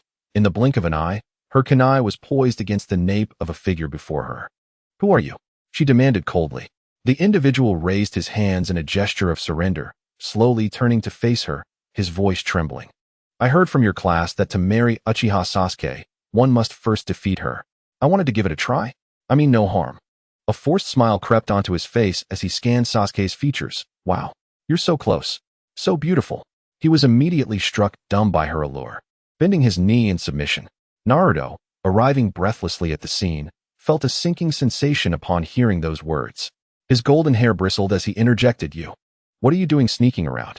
How could Sasuke ever like someone like you?" Sasuke glanced at Naruto, her expression shifting through a spectrum of emotions in mere seconds, akin to a spilled palette of paint. "I am Uchiha's genius girl. I understand that a direct challenge might not afford me the opportunity to act." Her gaze drifted back to the hesitant figure at her feet. Though the methods employed in the shadows were not particularly honorable, upon closer inspection, he bore a rather handsome visage. An idea struck her. She decided to further test Naruto. "So, this is your way of attempting to conquer me?" She leaned slightly, bringing herself level with him, playfully lifting his chin with her forefinger. This gesture was overtly suggestive, freezing everyone present in their tracks. Her eyes glinted dangerously as a gentle smile graced her lips, leaning in closer to his cheek, her breath soft and fragrant. "Are you implying that you prefer this underhanded approach?" Naruto's anxiety escalated, his frustration mounting. "Of course, such a tactic is acceptable. However, I much prefer a straightforward challenge. Do you understand?" Sasuke continued to slyly entice, casting her bait. "I understand, Sasuke. I will do as you say," he stammered, captivated by the proximity of her divine visage, his hand instinctively reaching out to touch her. Sasuke did not flinch. She remained poised, waiting. Suddenly, Naruto dashed forth, interrupting the moment with a swift motion, glaring fiercely at the intruder, his intentions crystal clear. "Sasuke, I suspect this person harbors ill intentions. Do not be swayed by his flattery. Allow me to handle this." Without waiting for Sasuke's response, he swiftly dragged the assailant away. "Hey, you fox demon, let go of me. Who do you think you are, meddling in Sasuke's affairs?" The figure exclaimed. "You, the tail end of the class, if you have the guts, let go of me and let us have a proper duel like real men." "All right then." The altercation escalated into a cacophony of noise, with shouts and scuffles echoing through the woods. Sasuke, observing the commotion, managed to suppress a subtle smile. It appeared that the antics of this tail-end fool were leading to a promising outcome. Naruto puffed out his chest, striding confidently away. "Sasuke, I took care of that nuisance for you. No need to thank me. Anyone at this level wouldn't stand a chance against me, let alone think of marrying you. As a friend, I shall be the first to object. Mind your own business." Sasuke's smile froze, replaced with an icy demeanor as she turned to leave. Naruto trudged away, feeling dejected. Had he erred once again? Yet there was no time for reflection. Today marked the ninja school's graduation ninjutsu simulation exam, and he knew he must participate, otherwise, given his current abilities, he risked being held back. He turned back to call out, "Sasuke, wait for me. I'll prepare the exam highlights for you." Sasuke waved her hand dismissively, her demeanor unfazed. Actually, that's unnecessary, she thought to herself. These past few days at the Konoha hospital had been relatively peaceful. Aside from Naruto's incessant chatter and bewildering behavior, Niji Hyuga would visit at least once a day. She did not mind. After all, who would refuse a free bodyguard? She reached into her pocket, feeling the white snake, still peacefully asleep, yet its vitality was evidently returning, instilling a sense of reassurance within her. Following this ordeal, her wariness of the creature had diminished, and she found herself nurturing an unexplainable trust in it. Perhaps it was indeed a fateful summoning beast bestowed upon her by some serendipitous twist of fate. "Uchiha Sasuke, come down here." A resounding, chilling roar pierced her ears, resonating with icy intensity. The sound was somewhat unfamiliar to her. Yet, as she peered down from the window, she recognized the iconic green spandex and watermelon-shaped hair, with furrowed brows and clenched fists, exuding an air of righteous indignation. Was it not Rock Lee, even more impassioned and foolish than Naruto? "I heard you laid hands on my little brother," he exclaimed. "Is this the manner of the Uchiha genius?" Upon spotting Sasuke, Lee charged towards him on the second floor of the hospital, his voice booming, attracting the attention of several nurses in the distance. Sasuke cast a disinterested glance at him before turning back to gaze out the window, his tone flat and devoid of emotion. "I have no idea what nonsense you are babbling. Moreover, this is a hospital. Keep your voice down, bushy brows." Lee was momentarily taken aback by her dismissal and choice of words, but upon noticing her hospital gown and her slightly frail appearance, his blazing spirit was somewhat quelled. Taking a deep breath, he held his head high. "I, Rock Lee, never take advantage of the vulnerable. You are in a hospital gown. I would never challenge you now. However, you must apologize to my little brother." He is gravely injured and now speaks in delirium because of you, little brother. The one who just got beaten to a pulp by Naruto? You expect me to apologize? Sasuke barely lifted an eyelid, treating him as if he were invisible. This utter disregard ignited a spark within Lee. He perceived it as a tremendous insult not just to himself, but also to the bonds he cherished and the path of a ninja he upheld. In a moment of desperation, he recalled some rumors circulating in the village, attempting to provoke her. Is this how the Uchiha clan behaves, with such arrogance? No wonder you faced annihilation. Now that the Uchiha are all but extinct, you dare act this way? Before Lee could finish his taunt, a chilling aura suddenly enveloped him. Sasuke spun around, her dark eyes turning crimson in an instant, the single tomo swirling ominously within. You seek death, she hissed, her voice low and menacing. It was evident that Lee had lost his senses. It seemed there was no way to resolve this peacefully, as he had clearly come seeking a fight. Ignoring the pain in her injured arm, she summoned her chakra. Taken aback by the sudden wave of intimidation and the legendary Sharingan, Lee retreated a step, but then his face lit up with exhilaration. Oh, are you finally getting serious? This is what youth is all about. Even in a hospital gown. I will uphold my ninja way. Come on, Uchiha Sasuke. He immediately assumed a standard fighting stance, his blood surging with fervor, completely forgetting his earlier declaration of not taking advantage of the weak. Swoosh. Without a moment's hesitation, Sasuke moved, her speed undiminished despite her injuries, delivering a swift knife-hand strike aimed at Lee's neck. The Sharingan precisely anticipated his movements. Too slow, Lee shouted, effortlessly leaping back to evade, his agility remarkable. Such attacks cannot touch me. Sasuke's gaze turned icier as she quickened her assault, her punches and kicks cutting through the air, targeting vital points. However, Lee's foundational taijutsu was exceptionally solid. Even within the confines of the cramped hospital room, he managed to deflect or evade every strike with his impressive reflexes and speed. Ineffective. Ineffective. Lee taunted while dodging. Your taijutsu is riddled with flaws. Is this the drawback of relying on a bloodline limit? The commotion from their brawl caught the attention of the nurses, who gathered at the door of the hospital room, whispering amongst themselves, none daring to intervene. The Uchiha are still causing trouble even when injured. Today alone, several have come looking for a fight. This girl knows how to stir up trouble. How could she possibly win? Even injured, she is still trying to show off. She should just admit defeat. Otherwise, her wounds will reopen. At that moment, Lee's right leg coiled like a steel whip, sweeping towards Sasuke's lower half with such speed it created a gust of wind. Sasuke's pupils constricted, forcibly twisting her body to leap back, the movement tugging at her wound, causing her to frown and her breath to falter slightly. Too slow. Your movements have become sluggish due to your injuries, Lee shouted, launching a relentless onslaught. Straight punches, side kicks, and elbow strikes flowed seamlessly from him. Each blow powerful and unyielding, targeting vital points without mercy, taking full advantage of Sasuke's weakened state. With the insight provided by the Sharingan, Sasuke could clearly perceive Lee's attack trajectory, yet the piercing pain from her injuries hindered her ability to fully react in time. She could only struggle to block and evade, her slender arms trembling as they absorbed the impact of Lee's heavy strikes, her back colliding against the walls of the room, leaving her in a rather disheveled state. Behold, this is the sheer power of pure taijutsu. What genius, girl! Even without a bloodline limit, I can defeat you. Lee's fervor surged as he shouted while attacking. Uchiha girl, just admit defeat already. If you resist any longer, your wounds will reopen. Recovery will not be so easy. Sasuke's expression hardened as she realized that relying solely on taijutsu would not suffice against Lee. Gritting her teeth, a glint of determination flashed in her crimson eyes. This won't do.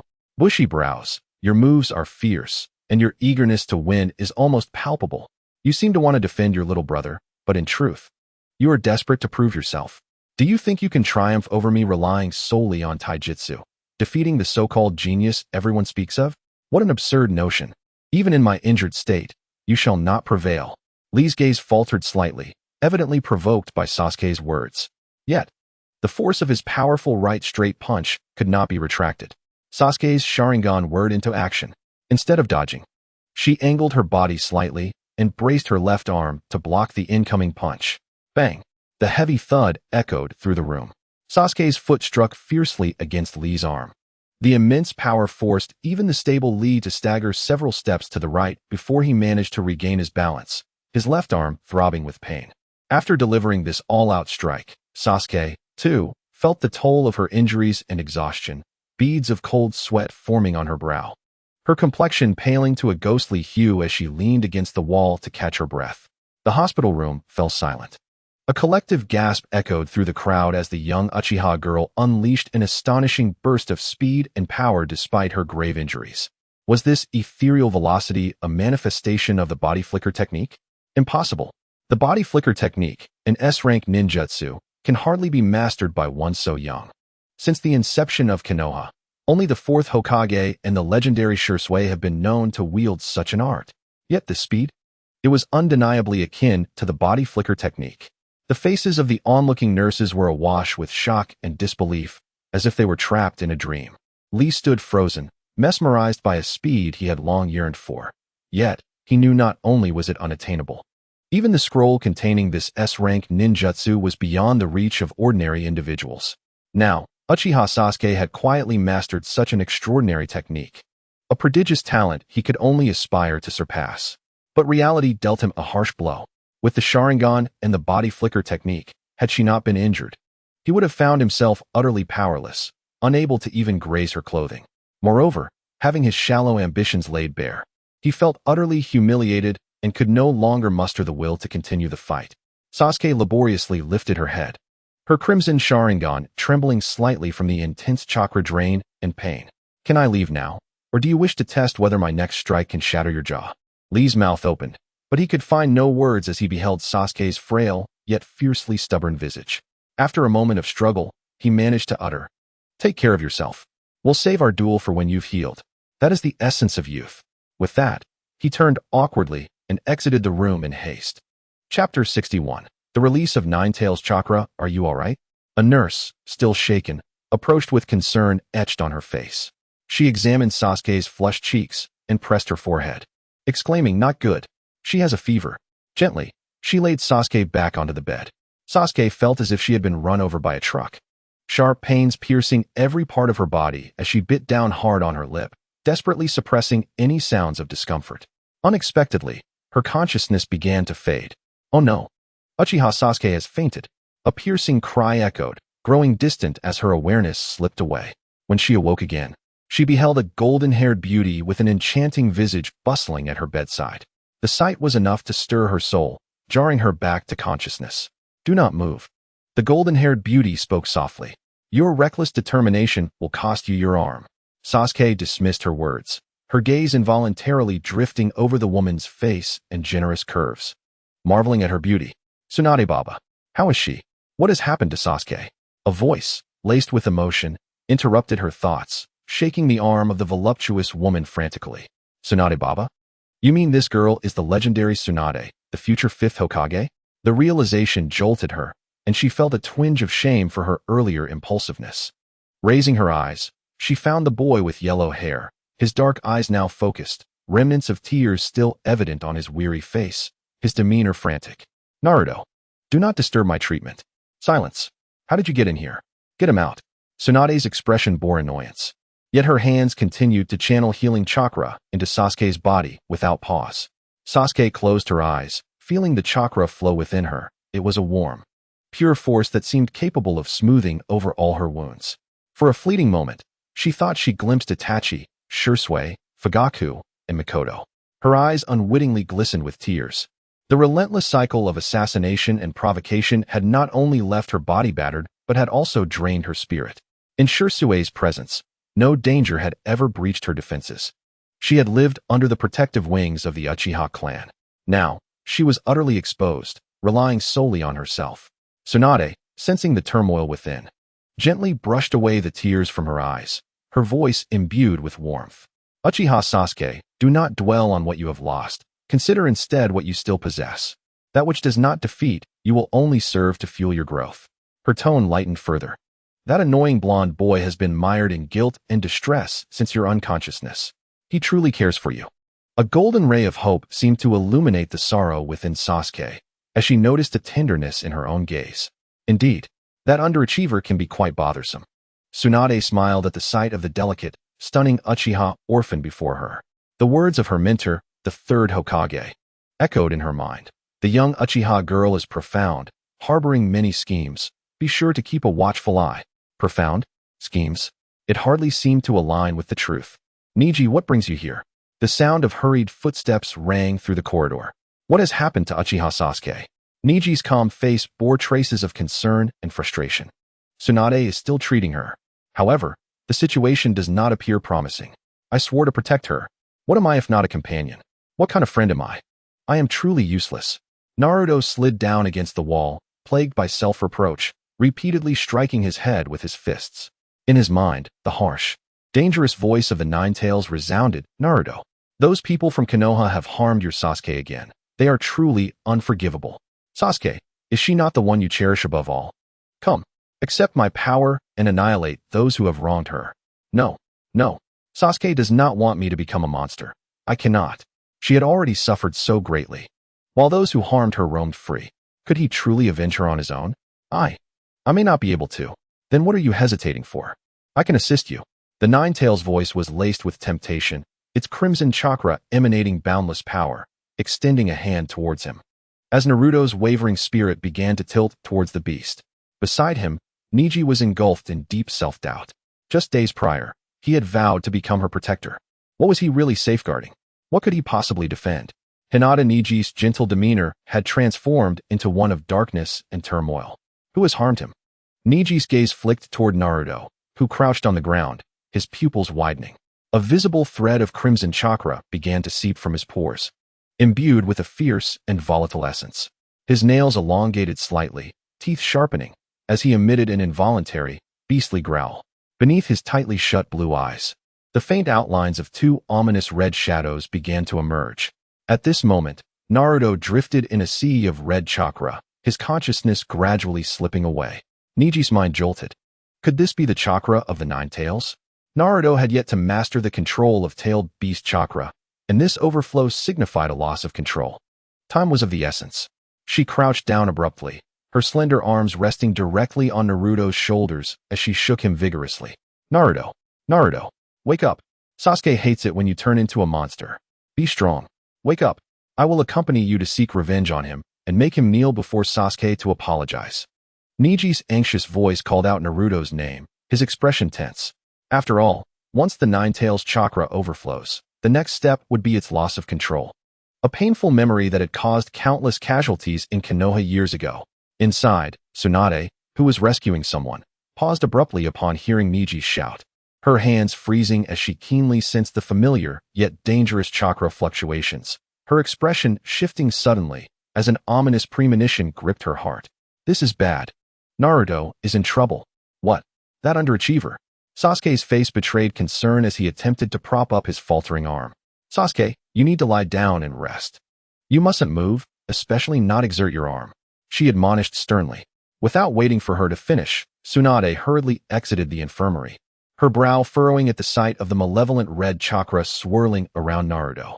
With a commanding shout, Tsunade infused her voice with chakra, trying to rouse him from his stupor. Yet, Naruto seemed entirely engulfed in his agony and the Nine-Tail seduction, unresponsive to her calls. And the tailed beast chakra threatened to erupt further. Niji, what is happening? Why has he suddenly become this way?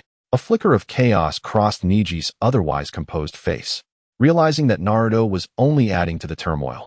I never expected him to explode like this. Niji lamented, feeling deep guilt. In the past, no matter how much the villagers of Konoha ridiculed him or bullied him, he had never reacted like this. His will was far beyond what ordinary people could comprehend. Sasuke held an extraordinary position in his heart. Both Niji and Tsunade were profoundly moved, fully aware of this reality. This meant that controlling the Nine Tails would no longer be solely about protecting Naruto. Sasuke must also be included in the protective measures, for the consequences of neglect could be equally dire. Tsunade's expression hardened, no longer hesitating. Shizune, evacuate the nearby personnel. Quickly, she commanded Shizune, who had just arrived, while she herself dashed forward, moving with such speed that only an afterimage remained. Wake up, you brat! Tsunade bellowed, her right hand splayed open, vibrant green chakra enveloping her palm. This was not for healing, but for precise interruption and suppression. She deftly avoided Naruto's unconscious swing, infused with red chakra. Her palm striking the spot on his abdomen where the seal lay, commanding, seal. Her formidable chakra control surged through her hand, acting like the strongest of shackles, forcefully pushing back the restless and rebellious crimson chakra, attempting to break free from its confines. Ugh! Naruto emitted a pained grunt, his body convulsing violently as the red chakra dissipated as if crushed by an invisible hand. He suddenly lifted his head, his blue eyes bloodshot and momentarily bewildered, the furious aura receding, leaving only exhaustion and profound weariness. He gasped for air, staring at Tsunade's serious face, seemingly realizing what had transpired. "Tsunade Baba?" His voice was hoarse. Tsunade did not respond immediately. Instead, she carefully assessed the state of his seal, confirming it was temporarily stabilized before exhaling in relief, though her brows remained tightly knit. Gazing at Naruto, who appeared lost and nearly caused a catastrophe, she felt a mix of anger and helplessness. "You fool." She lightly punched him on the head, her force controlled. "How many times have I told you to manage your emotions? Do you wish to harm Sasuke and destroy Konoha?" Upon hearing that he might harm Sasuke, Naruto shook his head vigorously. "No. How could I want to hurt him? I can't even protect him." "Then learn to control yourself. Don't go berserk every time you hear about Sasuke." Neji interjected calmly, devoid of reproach. "What Neji said is correct. You must not lose control again. Sasuke is only halfway through his treatment, and he still needs to manage you. If he ends up with any residual issues, you will be the culprit." "I? The culprit? No, Tsunade Baba, you must hurry back and treat Sasuke. I promise to behave. I won't cause any more trouble." With that, he pushed Tsunade back into the infirmary. Seeing Tsunade enter, weary yet slightly relieved, Sasuke felt a great weight lifted from his heart. That idiot. Because of your injury, he let self-doubt drive out the Nine-Tails chakra? This is truly reckless. Tsunade sighed deeply. Sasuke's dark eyes brightened suddenly, deep in thought, pondering whether Naruto's actions might indicate that his plan for conquest was nearing success. When Tsunade noticed the overwhelming excitement on Sasuke's face, her body trembled slightly, mistakenly believing he was moved and would offer himself in gratitude. "This is mutual pursuit, the sweetness of youth," Tsunade said with a slight smile. "What?" Outside the infirmary, Naruto was contemplating how to make the instigator of Sasuke's injury pay. He had already pieced together the events from snippets of conversation among various nurses. That rascal. Neji was equally taken aback, realizing that the usually honest and simple Lee would take advantage of the situation to challenge Sasuke. That thick-browed brat. Naruto clenched his fists, his azure eyes ablaze with rare fury. If it weren't for his inexplicable provocation, Sasuke's injury wouldn't have worsened. He stood up abruptly, ready to rush out and settle the score with Lee. "Wait, Naruto. Are you just going to confront him directly? And then what? Get into another fight? Make things worse?" Neji's straightforward words cut through Naruto's impulsive thoughts. "Then are we just going to let it go?" Naruto growled. "Of course not." His actions were indeed thoughtless and require accountability. But violence is not the only solution, especially right after you've been warned by Lady Tsunade. He paused, glancing towards Sasuke's room, a deep concern flashing in his eyes before turning back to Naruto with a more effective proposal. "I will go with you, not to fight, but to invite him over. Some matters should be clarified in front of Sasuke." Naruto hesitated for a moment, gazing at Neji's calm, yet resolute expression, his anger oddly subsiding and shifting into a more purposeful emotion. He nodded firmly. "All right." Lee was at the third training ground, practicing his spinning kicks against a wooden post, still savoring the brief yet intense clash with Sasuke. Although it ended somewhat awkwardly, he believed that was the essence of youthful passion. Just then, two undeniable presences appeared at the training ground entrance. Lee halted his movements, looking over in confusion to see Naruto and Neji approaching side by side. Naruto's expression was grim, his eyes full of ire, while Neji remained his usual calm self, yet his ever-stoic eyes now bore an unspoken pressure. "Naruto? Neji? Are you here to challenge me to a friendly spar?" Lee's eyes lit up as he assumed a combat stance. "Friendly spar, my foot." Naruto, filled with fury, pointed at him and exclaimed, "You thick-browed scoundrel. Your provocation has exacerbated Sasuke's injuries." Upon hearing this, Lee's expression froze, his fervent demeanor suddenly subdued. "What? Exacerbated?" he stammered. "I merely wished for a fair contest." "Ninja, blocking the doorway to the infirmary while the opponent is still recovering from serious injuries. This is your notion of fairness? Neji interjected coldly, his tone laced with unmistakable reproach. Your impulsiveness and lack of foresight have led to grave consequences. Now, we require you to accompany us. Lee furrowed his brow. Though he was headstrong, he realized he might have indeed caused trouble. Yet, Rock Lee, had his own principles. If that is the case, I will apologize, but not in the manner of being escorted by you, he declared. If you wish to take me, you must first defeat me, just as I hoped. Naruto could no longer contain himself, chakra surging through him as he prepared to charge. Yet Neji was quicker. Naruto, cut off his escape route, she commanded calmly. Activating her Byakugan, the veins around her eyes bulging as she discerned Lee's chakra pathways. 8 trigrams air palm. Without hesitation, Neji unleashed a ranged chakra blast, forcing Lee to sidestep. Multiple shadow clone technique. Naruto immediately complied, creating several clones that surged toward Lee from all directions, disrupting his movements. Lee's taijutsu was indeed formidable. Despite being besieged by Naruto's clones and Neji's intermittent ranged attacks, he managed to evade and retaliate, shattering several clones with swift kicks. Leaf Hurricane.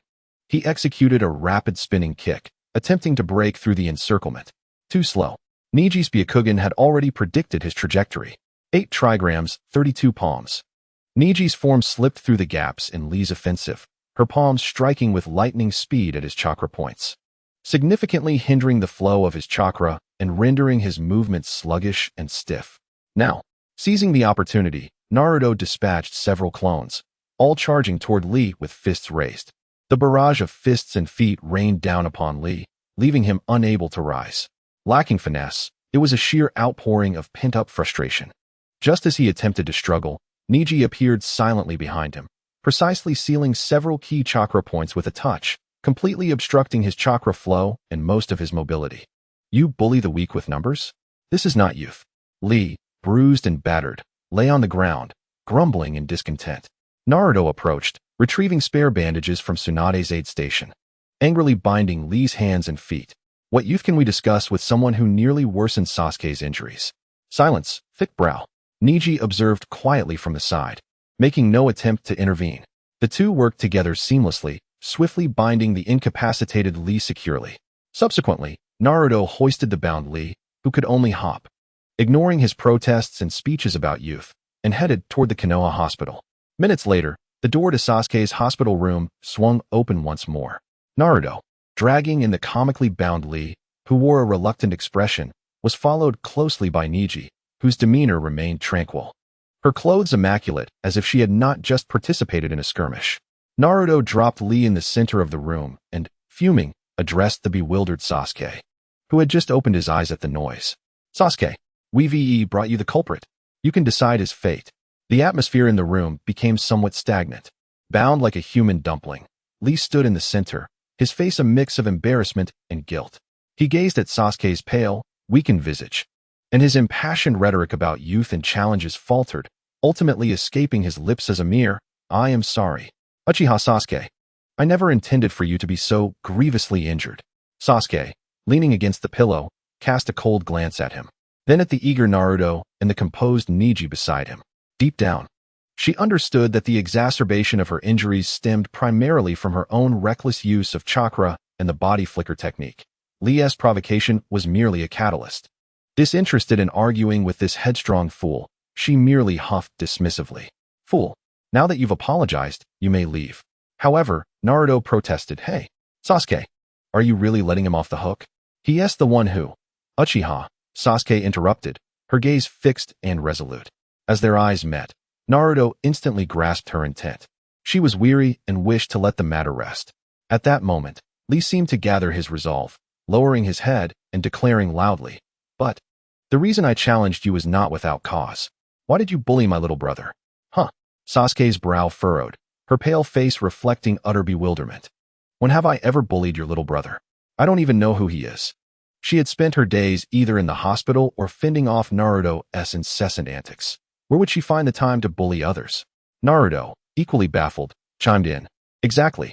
Thick brow, don't slander Sasuke. She is not that kind of person." Lee raised his head, sincerity and indignation in his eyes. He told me yesterday morning that he would come to the hospital to visit the injured Uchiha goddess, but when I saw him again, he was battered and bruised. His consciousness fading, mumbling incoherently. What? Sasuke's name echoed in Lee's accusation.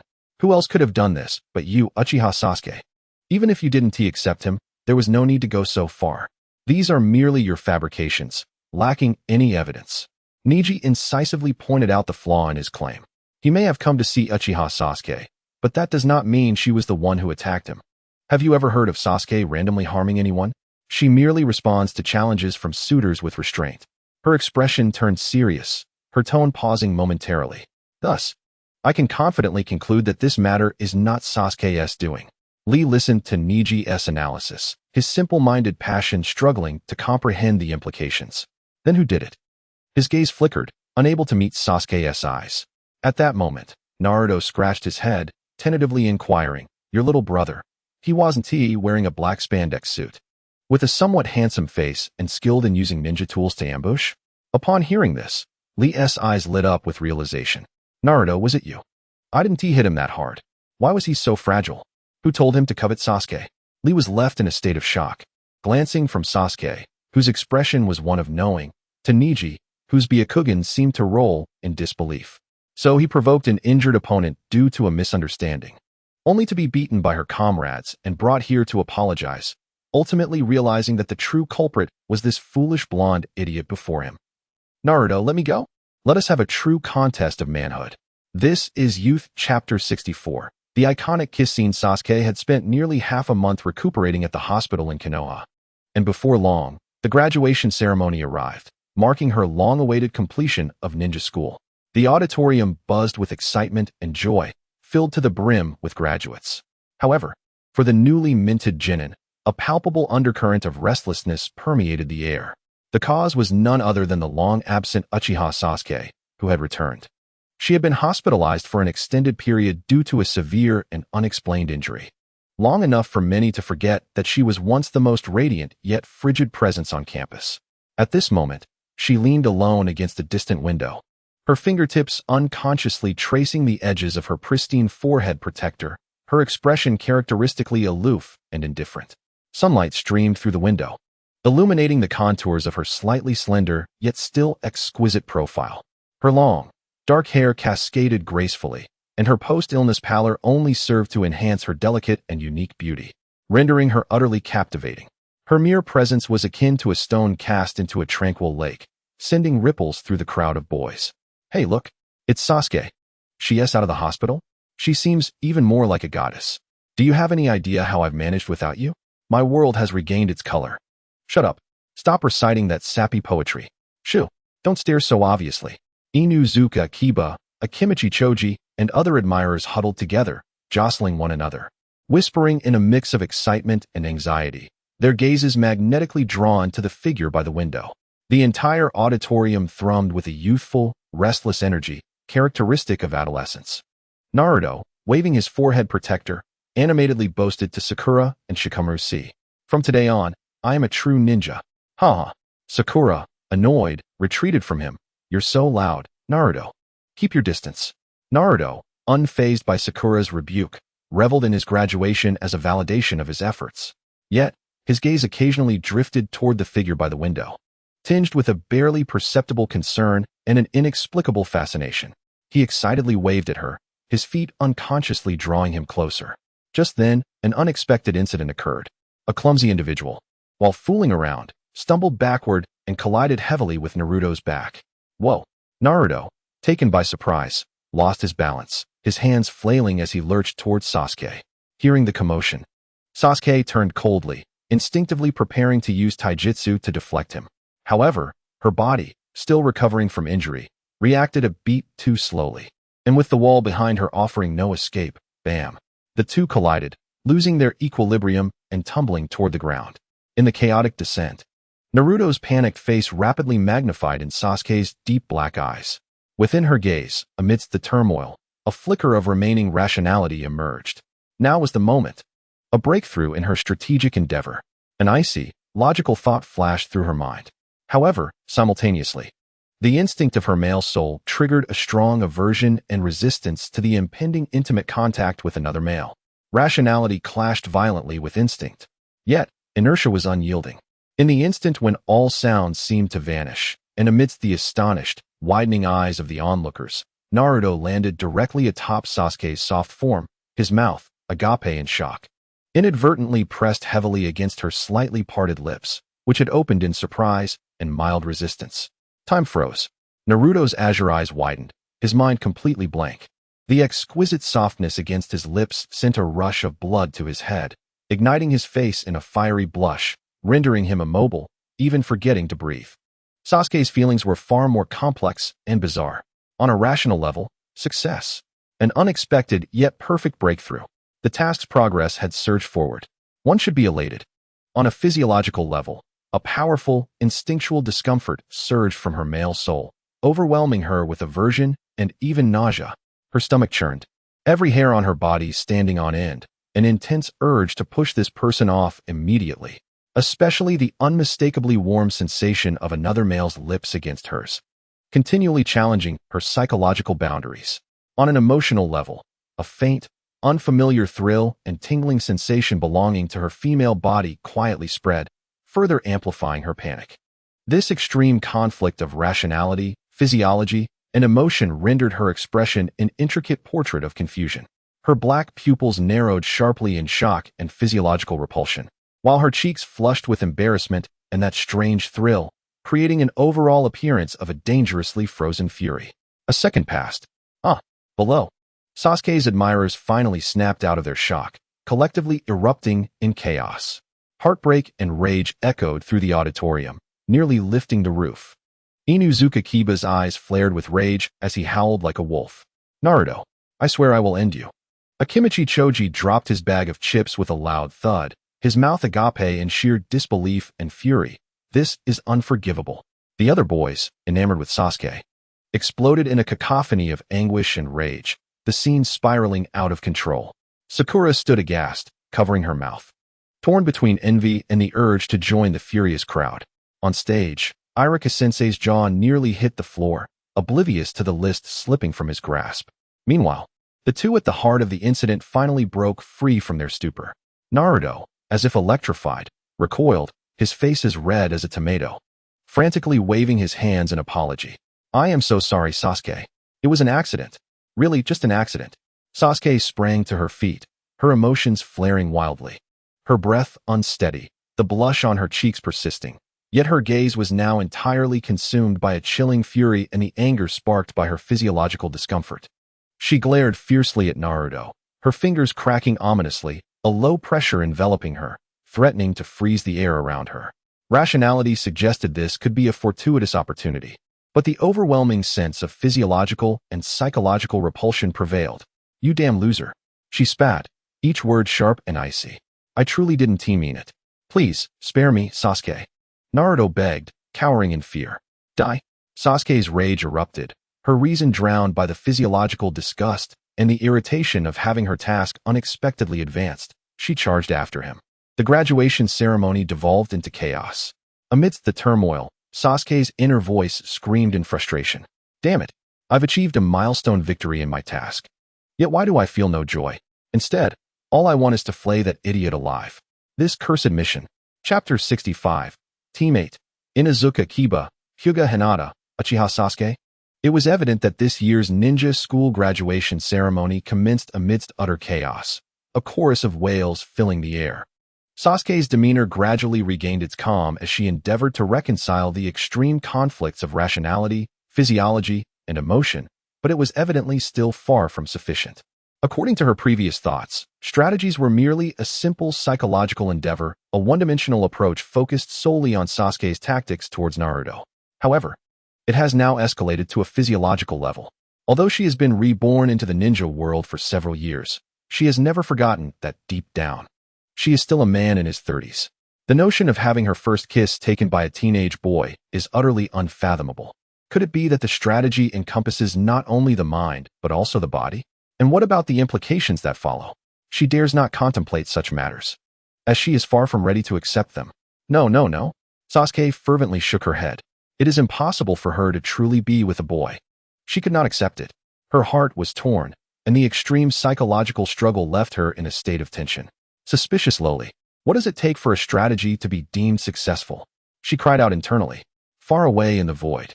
The enigmatic lowly sensed Sasuke's intense inner turmoil and broke into a harmless smile, offering no response. Silence, indeed, was the best answer.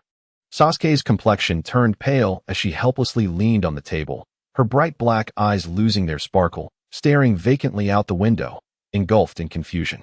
The tasks of strategizing against Naruto and becoming Hokage now appeared even more distant. As the third Hokage concluded his discourse on the new sprouts of Konoha and the flames of the village, the applause from the audience drew her thoughts back. Congratulations. You have all finally graduated from ninja school. You have become the proud genin of Konoha. Now, Iruwaka-sensei will announce the class allocations. And the upcoming ninja missions will be organized by class. The class allocations were finally here. I want to be with Niji. Hinata nestled closer to Niji, who responded gently. How could the Hyuga clan possibly be separated? Silly girl. He ruffled Hinata's short hair. As a reincarnator, she was already aware that she would be placed in Gai-sensei's class alongside Lee. In truth, she longed to be with Sasuke and Naruto. But this outcome was beyond her control. I want to be with Sasuke. Ino pouted. Upon seeing Ino gazing longingly at Sasuke's profile, Tintin huffed angrily. Isn't Uchiha Sasuke the one who just kissed Naruto? What? You're still not giving up? Indeed, Naruto was unforgivable, but Sasuke would undoubtedly be reluctant. It had to be so. Just look at her furious reaction. She had never seen her so incensed before. Yes, she must feel as we do. Hatred for Naruto. I'll settle this with you later. Shikamaru yawned beside them, seemingly unfazed. The Inuzuka, Nara, and Akimichi clans cannot be separated. It's impossible for you to be with Sasuke. Tintin glanced at Shikamaru, her eyes dimming in an instant. She knew this was the clan's rule, and she felt powerless to change it. At that moment, Kiba patted Chuji on the back. Hey, Chuji, you don't need to think about it. I might still have a chance. The discussions among the audience surged, and Iruwaka-sensei approached the podium with the list. Clearing his throat, silence fell upon the crowd. Everyone looked at him with anticipation, their attention unwavering. With such keen eyes upon me, I can't help but feel exhilarated. Enough chit-chat, let us get to the point. Naruto impatiently complained, hurry up. I want to be with the Uchiha goddess. It's me. All right. Everyone quiet down. Iruwaka wasted no time and dove into the details. Class 1, Class 2, Class 7. Uzumaki Naruto, Haruno Sakura. Naruto held his breath, his eyes widening as he eagerly watched Iruwaka's lips. Sakura clasped her hands, praying for the final name. Yamanaka Ino. Yay, it's Ino. Naruto was momentarily stunned. Sakura, on the other hand, wilted, casting a sorrowful glance at the cool figure by the window. Sasuke, too, wore an expression of disbelief, as inner turmoil surged within her. Class 8, Hyuga Hinata, Inuzuka Kiba. Both Kiba and Hinata grew tense. Uchiha Sasuke. What? Naruto nearly lunged forward, peering at Iruwaka's list, only to slump back into his seat upon seeing Class 8, Uchiha Sasuke, Inuzuka Kiba, and Hyuga Hinata. What? Kiba nearly sprang from his seat, his face erupting with joy and disbelief. He turned to Sasuke and then to Hinata, nearly unable to contain his excitement. Hinata, did you hear? I'm in the same class as Sasuke. Hinata's face turned crimson, her fingers nervously fidgeting as she stole a glance at Naruto before quickly looking down. Her voice barely a whisper. Why yes, I heard. This can't be real. Kiba, I hate you. Chuji fumed, turning around angrily. Haha, Chuji, just be jealous. Soon, I'll be spending every day with Sasuke, while Naruto will just be my defeated rival. Watch me win over the goddess. Chuji gritted his teeth, turning his head away in frustration. Sasuke being in the same class as her admirer felt utterly bizarre. How could this be? Upon hearing this outcome, Sasuke was overwhelmed by tumultuous waves of emotion. The indifferent expression she had maintained shattered in an instant, her pupils constricting in shock and confusion. Class 8. With Hinata and Kiba? This is wrong. This development is entirely unexpected. Why are we being separated? Has the butterfly effect of my rebirth caused such a significant deviation? A wave of astonishment and a hint of panic at losing control of her plans engulfed her. This class allocation completely disrupted all her expectations and arrangements as a reincarnator. Class 10, Nara Shikamaru, Yamanaka Ino, Akimichi Chuji. The trio of Inuzuka, Nara, and Akimichi was no surprise. Shikamaru yawned.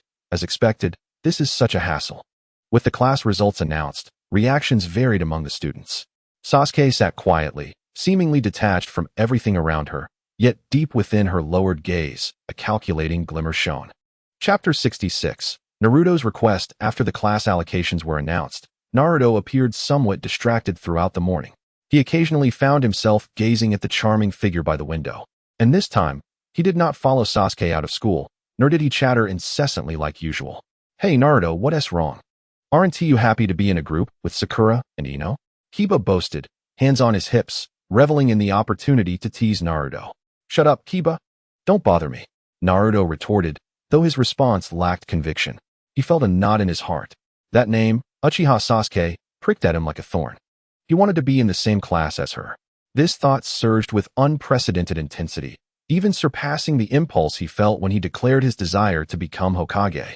Yet, he could not pinpoint what this feeling was. He simply sensed that without Sasuke in Class 7, it would be like Ichiraku ramen without chashu, missing its most essential flavor. That evening, he lay on the floor of the Uchiha residence, staring at the ceiling, reflecting on everything that had transpired that day. He recalled the gentle kiss shared with Sasuke amidst the chaos, the soft sensation lingering on his lips, making his face flush as he shyly lowered his gaze. As I recall, the surprising fact that Sasuke was placed in the same class as Inuzuka Kiba made the initial shyness dissipate, leaving only the echo of Kiba's boastful laughter in my ears. No, Sasuke, I cannot possibly give up so easily, he mused. His thoughts no longer occupied with the pursuit of new jutsu or mischievous antics, but rather focused on a girl. How can I end up in the same class as Sasuke? Should I directly approach Iruka-sensei? He envisioned himself bursting into the office, exclaiming his desire to be in Sasuke's class, only to be gently turned away by Iruka, citing village regulations. Should I ask Sasuke to speak on my behalf? The image of Sasuke's cold, disdainful gaze at the graduation ceremony flashed through his mind, causing Naruto to shiver. If I approached her again, I would surely be met with hostility, he murmured to himself. An idea struck him. He sat up abruptly, eyes sparkling with excitement. Hokage Gigi. The third Hokage is the one who cares for me the most. If I plead with him, he will surely grant my request. This thought filled him with exhilaration, as he felt he had discovered the key to his dilemma. Yet, hesitation soon crept in. But what reason could I give? I can't just say it's because I want to be with Sasuke, can I? That would be too strange. He sat cross-legged, scratching his head, embarking on his first true strategic contemplation in life. A reason. Sasuke is formidable. I want to defeat her, so I need to be closer to her. Yes, that sounds ambitious. It aligns with a ninja's aspirations. Sakura also wishes to be in the same class as Sasuke. I must help her. That could work too. It shows I'm considerate of my comrades. Shino can be rather dull. Although Sasuke is aloof, at least she will acknowledge me. This reasoning seemed somewhat valid. Yet he felt it might lead to trouble if voiced.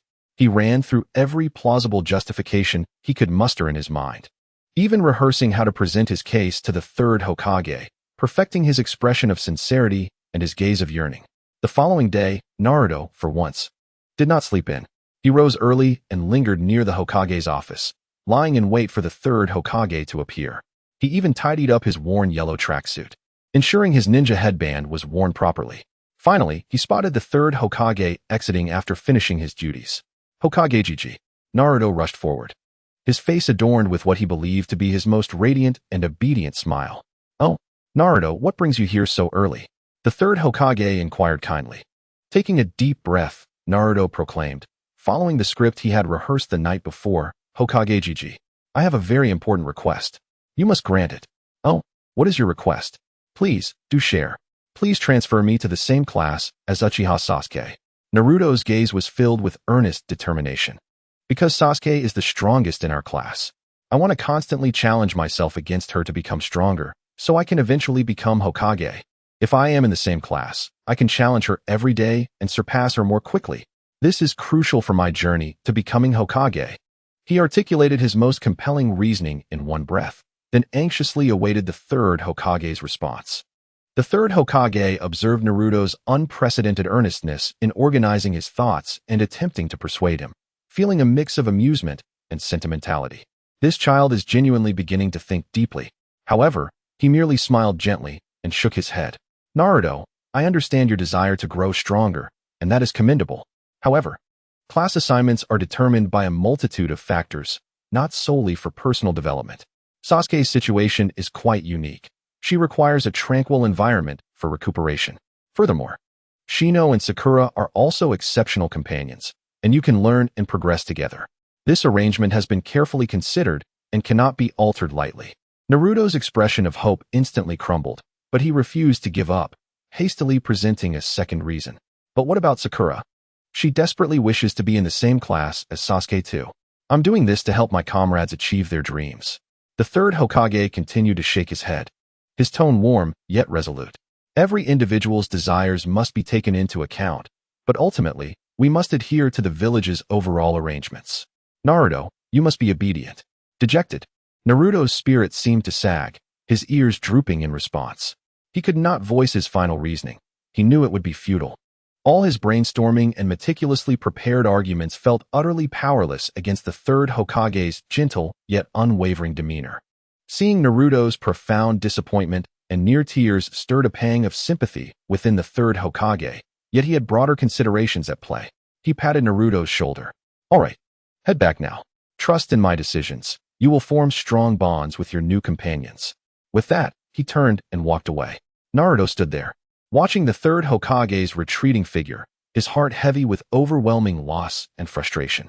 For the first time in his life, he had exerted such effort in contemplating and striving for something, only to face failure. He felt as though an invisible wall stood between him and Sasuke. Dejected, he made his way back, the sunlight no longer appearing as bright as before. On the red rooftops of Konoha, Sasuke observed Naruto's series of actions with a calm demeanor, a faint smile unconsciously creeping onto her lips. This fool is truly childish. Chapter 67. Mind reading time rewinds slightly. Immediately after the graduation ceremony, Sasuke disregarded Naruto's eager gaze behind her and leapt from the window alone. Naruto, recognizing the moment, chose not to follow. Uncharacteristically, she did not head to the Uchiha training grounds. Today, she lacked the motivation and even contemplated giving up. The intimate interactions with Naruto left her feeling conflicted, and the upheaval surrounding class assignments left her disoriented. She desperately needed a serene environment to reassess her feelings and plan her next steps. I'm back, she called out habitually, yet the empty mansion echoed her words in response. She stood before the mirror, shedding her Uchiha blue uniform, gazing at the reflection of a girl with a beautiful visage and a graceful figure. In that moment, she found herself momentarily lost, unable to discern whether the reflection portrayed Uchiha Sasuke or Linzwa from the modern world. Linzwa was carefree and casual, nothing like the detail-oriented, reserved Uchiha Sasuke. Linzwa would be thrilled by the attention of the opposite sex, restless through the night, while Uchiha Sasuke remained indifferent, her demeanor unflinching. Perhaps, unbeknownst to her, the two souls had already begun to merge. It was only now that she recognized this truth. Now, the next question arose. Despite having the conquest of Naruto as one of her goals, why did she feel such resistance when engaging intimately with her target? While her body conveyed a sense of excitement and warmth. In other words, the body was willing, yet the mind was not. A gentle voice broke through her reverie, striking Sasuke with clarity. The body is willing? The mind is not. Sasuke murmured to herself. Suddenly, she whipped around to find Hyuga Neji, with his long black hair, fair complexion, and a freshly donned Konoha headband, observing her with a blend of serenity and intrigue from the entrance of the hall. What did you say? Sasuke gasped, startled by his words. What was this Hyuga Neji implying? Now that her soul had united, with the body willing and the mind unwilling, there could only be one explanation. Your task-oriented mindset has transcended personal emotions. In Sasuke's mind, a thunderous shock reverberated, rendering her countenance an unnaturally pallid hue. How could she possibly know my thoughts? Is she capable of hearing the whispers of my heart? What sorcery is this? Have I forgotten certain settings? Neji observed the stark astonishment and horror etched upon Sasuke's face, his pale eyes glimmering with an indifferent light that seemed to see through everything. He approached slowly, his voice calm, yet imbued with undeniable authority. There is no need for such surprise. This is not a miracle. It is merely a trivial mutation arising from the fusion of the Hyuga clan's spiritual power with my reincarnated soul. A trivial mutation, so casually stated. Yet it is evidently a form of mind reading. Sasuke's internal turmoil surged violently. Neji raised his hand, gently tapping his temple. When I concentrate and focus my chakra into my Byakugan, I can perceive the most intense emotional waves from those around me, particularly those filled with contradictions, pain, or fervent desires. It is nearly impossible to ignore them. He paused, his gaze meticulously dissecting Sasuke. And your inner voice, Uchiha Sasuke, is undoubtedly the loudest among them, brimming with struggle, scheming, and an incredibly tangled sentiment towards Uzumaki Naruto. Sasuke's pallor deepened, instinctively retreating a half-step, her Sharingan almost activating uncontrollably. A primal defense response to being utterly exposed to another's scrutiny. She attempted to fortify her mental defenses, but realized that before his mind-reading ability, she was as transparent as glass. Neji disregarded her apprehension, continuing to calmly articulate his observations, each word striking Sasuke's heart like a hammer. I hear you clearly. Your rationality screams madly, insisting that approaching Naruto is a task, a performance requiring meticulous calculation, a torment to be endured for the sake of an ultimate goal.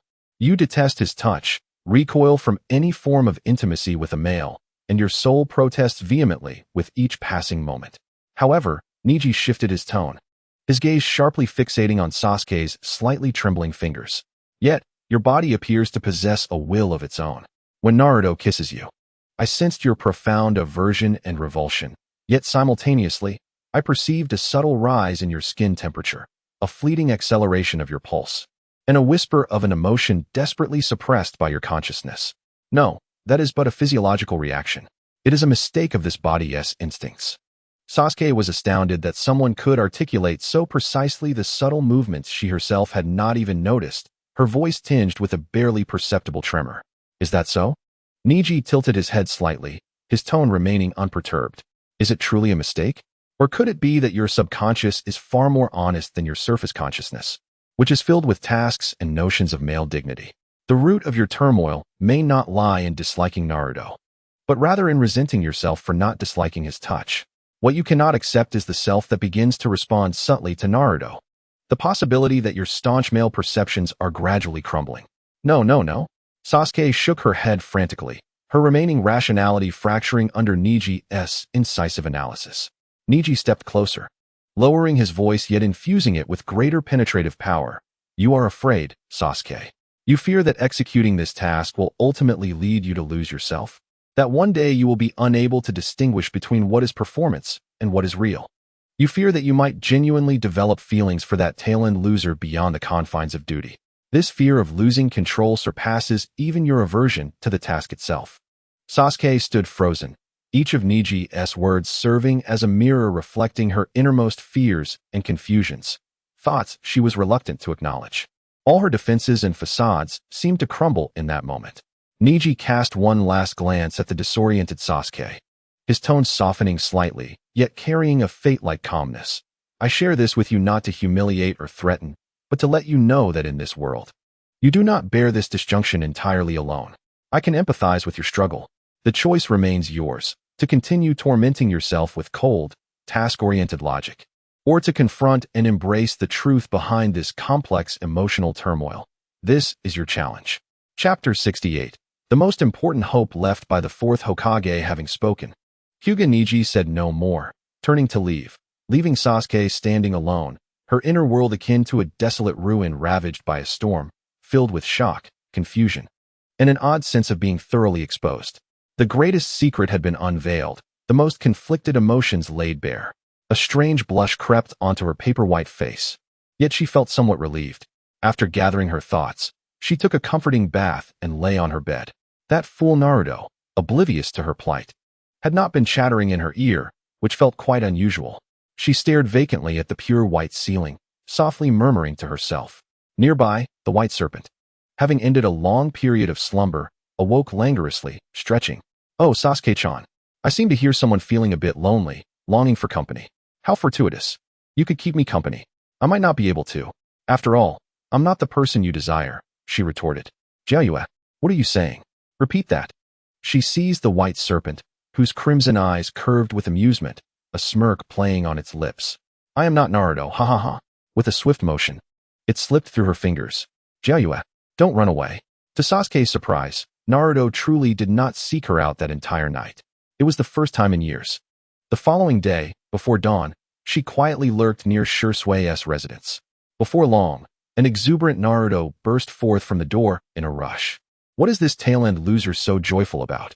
she muttered displeasedly, her body nonetheless faithfully trailing behind him. Naruto circled the Hokage residence, lingering in the Hokage's office. The moment the third Hokage appeared, he warmly called out, "Grandpa Hokage," and then shamelessly pleaded with the third to switch classes. So it was for this trivial matter. That big fool. Pleading is futile, why bother negotiating? The antiquated third Hokage always prioritizes the village's interests. How could he easily alter his decision based on your personal whims? As Sasuke watched Naruto's retreating figure, a determined glimmer shone in her eyes. "Uzumaki Naruto, I am determined to be on the same team as him. Otherwise, what will become of my mission?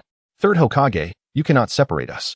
I wish to see Lord Third Hokage," she calmly addressed the gatekeeper. "There are some subsequent matters regarding the Uchiha clan that require reporting and consultation with the Hokage." The reasoning was ample and legitimate. Soon, she received an audience. Entering the Hokage's office, the third Hokage, Sarutobi Hiruzen, sat at his desk smoking a pipe, his expression benevolent, yet a subtle scrutiny lingered in his gaze. "Sasuke, how is your recovery? Are there any issues regarding the clan?" he inquired gently, as if merely a concerned elder inquiring after a junior. Sasuke slightly bowed, her posture impeccable. She lifted her head, her gaze calm yet imbued with an undeniable penetrating power, and spoke of matters entirely unrelated to her clan. "Hokage-sama, my body is no longer in jeopardy. I took the liberty of seeking an audience today to candidly discuss the recent class arrangement with you." She deliberately paused, observing the third Hokage's response. The third's action of smoking momentarily faltered, the warmth in his eyes slightly retracting, replaced by a composed scrutiny befitting a superior. "Oh, the class arrangement was decided during the Jonin meeting. Do you have any thoughts?" He did not outright refuse, yet his tone carried a subtle detachment. Sasuke did not waver, his voice clear and composed. "I understand the village's considerations. Separating me from Uzumaki Naruto is based on an assessment of my previous state and a goodwill gesture to provide him with a stable environment. I have no objections to this." She first expressed understanding, akin to a skilled negotiator initiating consensus. But her tone subtly shifted, acquiring a barely perceptible sharpness. "However, Hokage-sama, while organizing the ancient scrolls of the Uchiha clan, I came across some profound records regarding sealing techniques, tailed beasts, and Jinchuriki, which inevitably led me to contemplate certain current situations." The term Jinchuriki pierced the gentle facade of the office like a cold dagger. The benevolent expression on the third's face vanished almost instantly, an invisible pressure emanating from him. The air within the office felt as though it had solidified. He fixed his gaze upon Sasuke, his pipe suspended in midair. "The records of the Uchiha clan are indeed vast and profound." The third's voice deepened, devoid of any gentle pretense. "However, knowing too much can be detrimental to you at this stage, Sasuke." This was a warning, a stark and unadorned admonition. Sasuke appeared oblivious to the threat, instead meeting his gaze and continuing with an even more earnest tone. "Precisely because I comprehend their importance and danger, I am more concerned. Hokage-sama, is placing him in merely a stable environment truly sufficient? Inazuka Kiba is talented, and Haruno Sakura is diligent, yet they cannot contend with the most extreme darkness. When a crisis strikes, a team lacking absolute strength and decisiveness could not only fail to protect him, but may even become the catalyst for his loss of control." She left the thought unfinished, the implications hanging ominously. "As for me," Sasuke's voice exuded a calm confidence, "with my Sharingan and body flicker technique, I am the strongest among my peers. I can protect him and, if necessary, restrain him. Partnering with me is the quickest way to unleash his potential and the most effective safeguard against future threats. Is this not the most responsible arrangement? The most vital hope left behind by the fourth Hokage?" The phrase "the most vital hope left behind by the fourth" struck the third like a heavy hammer, resonating deeply within him. This was the village's highest secret, and she had so effortlessly uttered it. He understood fully. This young woman before him was not merely aware of the concept of Jinchuriki. She knew far more than she had revealed. She was not requesting. She was showcasing her leverage, compelling him to make a choice in a manner bordering on threat. The office fell into a prolonged, suffocating silence. Chapter 69, Unnecessary Attention. The third Hokage slowly and heavily inhaled smoke, the swirling haze concealing his complex thoughts, shock, anger, scrutiny, and a hint of reluctant deliberation. He could certainly refuse her, could suppress her with stronger measures. But then what? A Uchiha orphan, who possessed such extensive secrets, had the Sharingan talent and seemingly harbored some unknown resentment towards the village's upper echelons. If pushed to the opposing side, the consequences could be dire, especially considering the threats to Naruto's safety that she had pointed out, which were real and had long troubled him. Placing her by Naruto's side indeed bore tremendous risks, akin to positioning a bomb that could detonate at any time. Yet conversely, it could also be the best way to keep that bomb under his surveillance and attempt to transform it into a protective force. This was a gamble. After a long pause, the third exhaled a thick plume of smoke, his voice imbued with an unprecedented seriousness. Sasuke, you know far more than you let on. Sometimes, being overly intelligent and perceptive is not a blessing. He stared intently into her eyes, searching for any sign of insincerity or wavering. Yet all he found was an unfathomable calm. I have received your suggestion, he finally said, each word seemingly weighed with deliberation. I will reassess the class arrangement. You may leave. This was no longer a perfunctory dismissal from elder to junior, but rather a dialogue between two chess players well-versed in the intricacies of the game. Yes. Thank you, Hokage-sama. Sasuke bowed once more, her expression remaining tranquil, as though the subtly charged conversation revealing the highest secrets had never occurred. As she departed the Hokage's office, Uchiha Sasuke walked through the bustling streets of Konoha. The sun shone brightly, yet it failed to dispel the lingering chill in her demeanor. The encounter with the third, rife with undercurrents, had seemingly placed her in an advantageous position, but she alone understood that it resembled walking a tightrope at the edge of a cliff. The risks stemming from revealing too much knowledge and the pressure of needing to navigate future encounters with utmost caution left her with little joy, only a growing restlessness. She longed to return to the Uchiha clan's territory, a relatively secluded and tranquil space that could offer respite from the suffocating calculations and prying eyes. However, fate had other plans. Just as she turned a relatively quiet corner, the raucous sounds of a scuffle and barking dogs reached her ears. She glanced indifferently, only to see Inuzuka Kiba entangled with three disheveled youths who resembled street thugs. Akamaru, beside him, bared his teeth and fiercely lunged at one of them. You fools! I'll tear your mouths apart if you keep talking nonsense. Kiba shouted angrily while deftly dodging a punch, his face bearing several scratches, indicating he had been in the fray for some time. Hey, the kid's got some guts. Are we not speaking the truth? That Uchiha girl is a looker. But who knows what she's like on the inside? I heard she has been in the hospital for so long. Who knows what unspeakable things could be? Shut your mouth. Kiba's eyes nearly bulged from rage, and his attacks intensified, evidently provoked by the slanderous words. The reason for the fight was all too clear. It concerned Sasuke. Sasuke averted her gaze, feeling no stirring within her. She even found it somewhat amusing. Fighting over such trivial rumors seemed utterly pointless to her. She intended to walk past this farce as if stepping around a stone by the roadside, ignoring the commotion entirely. However, trouble had a way of seeking her out. Seeing that Kiba and Akamaru were quite a handful, the three thugs grew increasingly agitated. Just then, one of the thugs, perhaps eager to escape his predicament or simply seeking an easy target, abruptly broke free from Akamaru and dashed toward Sasuke, arms spread wide to block her path. Hey, look who we have here. Isn't this the eldest daughter of the Uchiha clan we are discussing? The ruffian wore a mocking smile, his gaze leeringly sweeping over Sasuke. What is this? Seeing your little companion fighting for you, and you're still so cold-hearted? How unkind. The other two ruffians, noticing the situation, temporarily ceased their assault on Kiba and approached with smirking faces, forming a semicircle around him. Kiba, in a mix of anger and urgency, shouted, You bastards! Don't touch her! He attempted to rush forward, but the other two held him tightly. Sasuke finally halted her steps, slowly raising her head.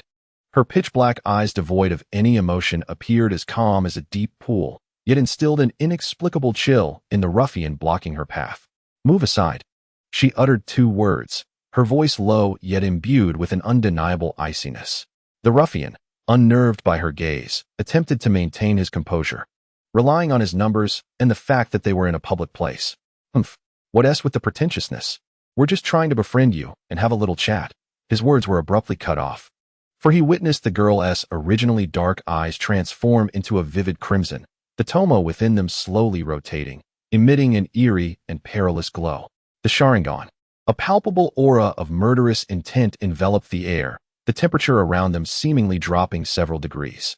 The ruffians' mirth instantly froze, replaced by an uncontainable fear. They were merely street thugs, unaccustomed to witnessing such legendary bloodline limits, never before experiencing such pure, imminent peril. A shriek erupted from one of them, and in an instant, all three ruffians, terrified, abandoned Kiba, scrambling away as if their lives depended on it, vanishing around the corner in the blink of an eye. The confrontation began abruptly and ended even more abruptly.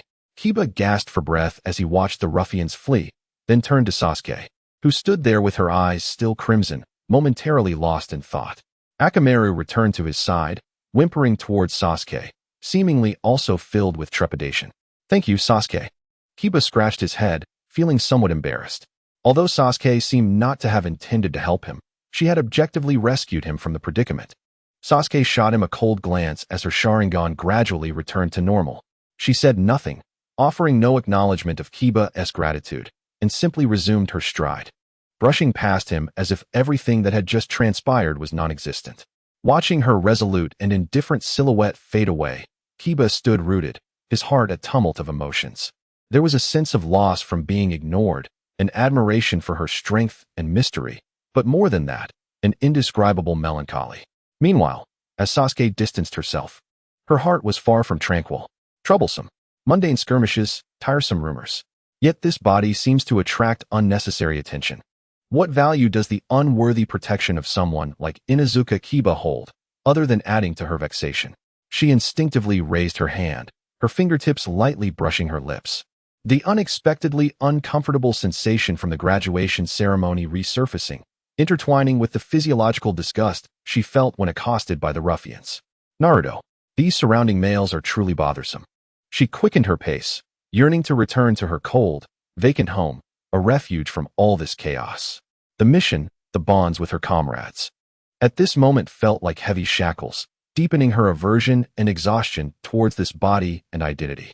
As night descended, the Uchiha clan grounds fell into silence, save for the faint sound of wind whispering through the eaves.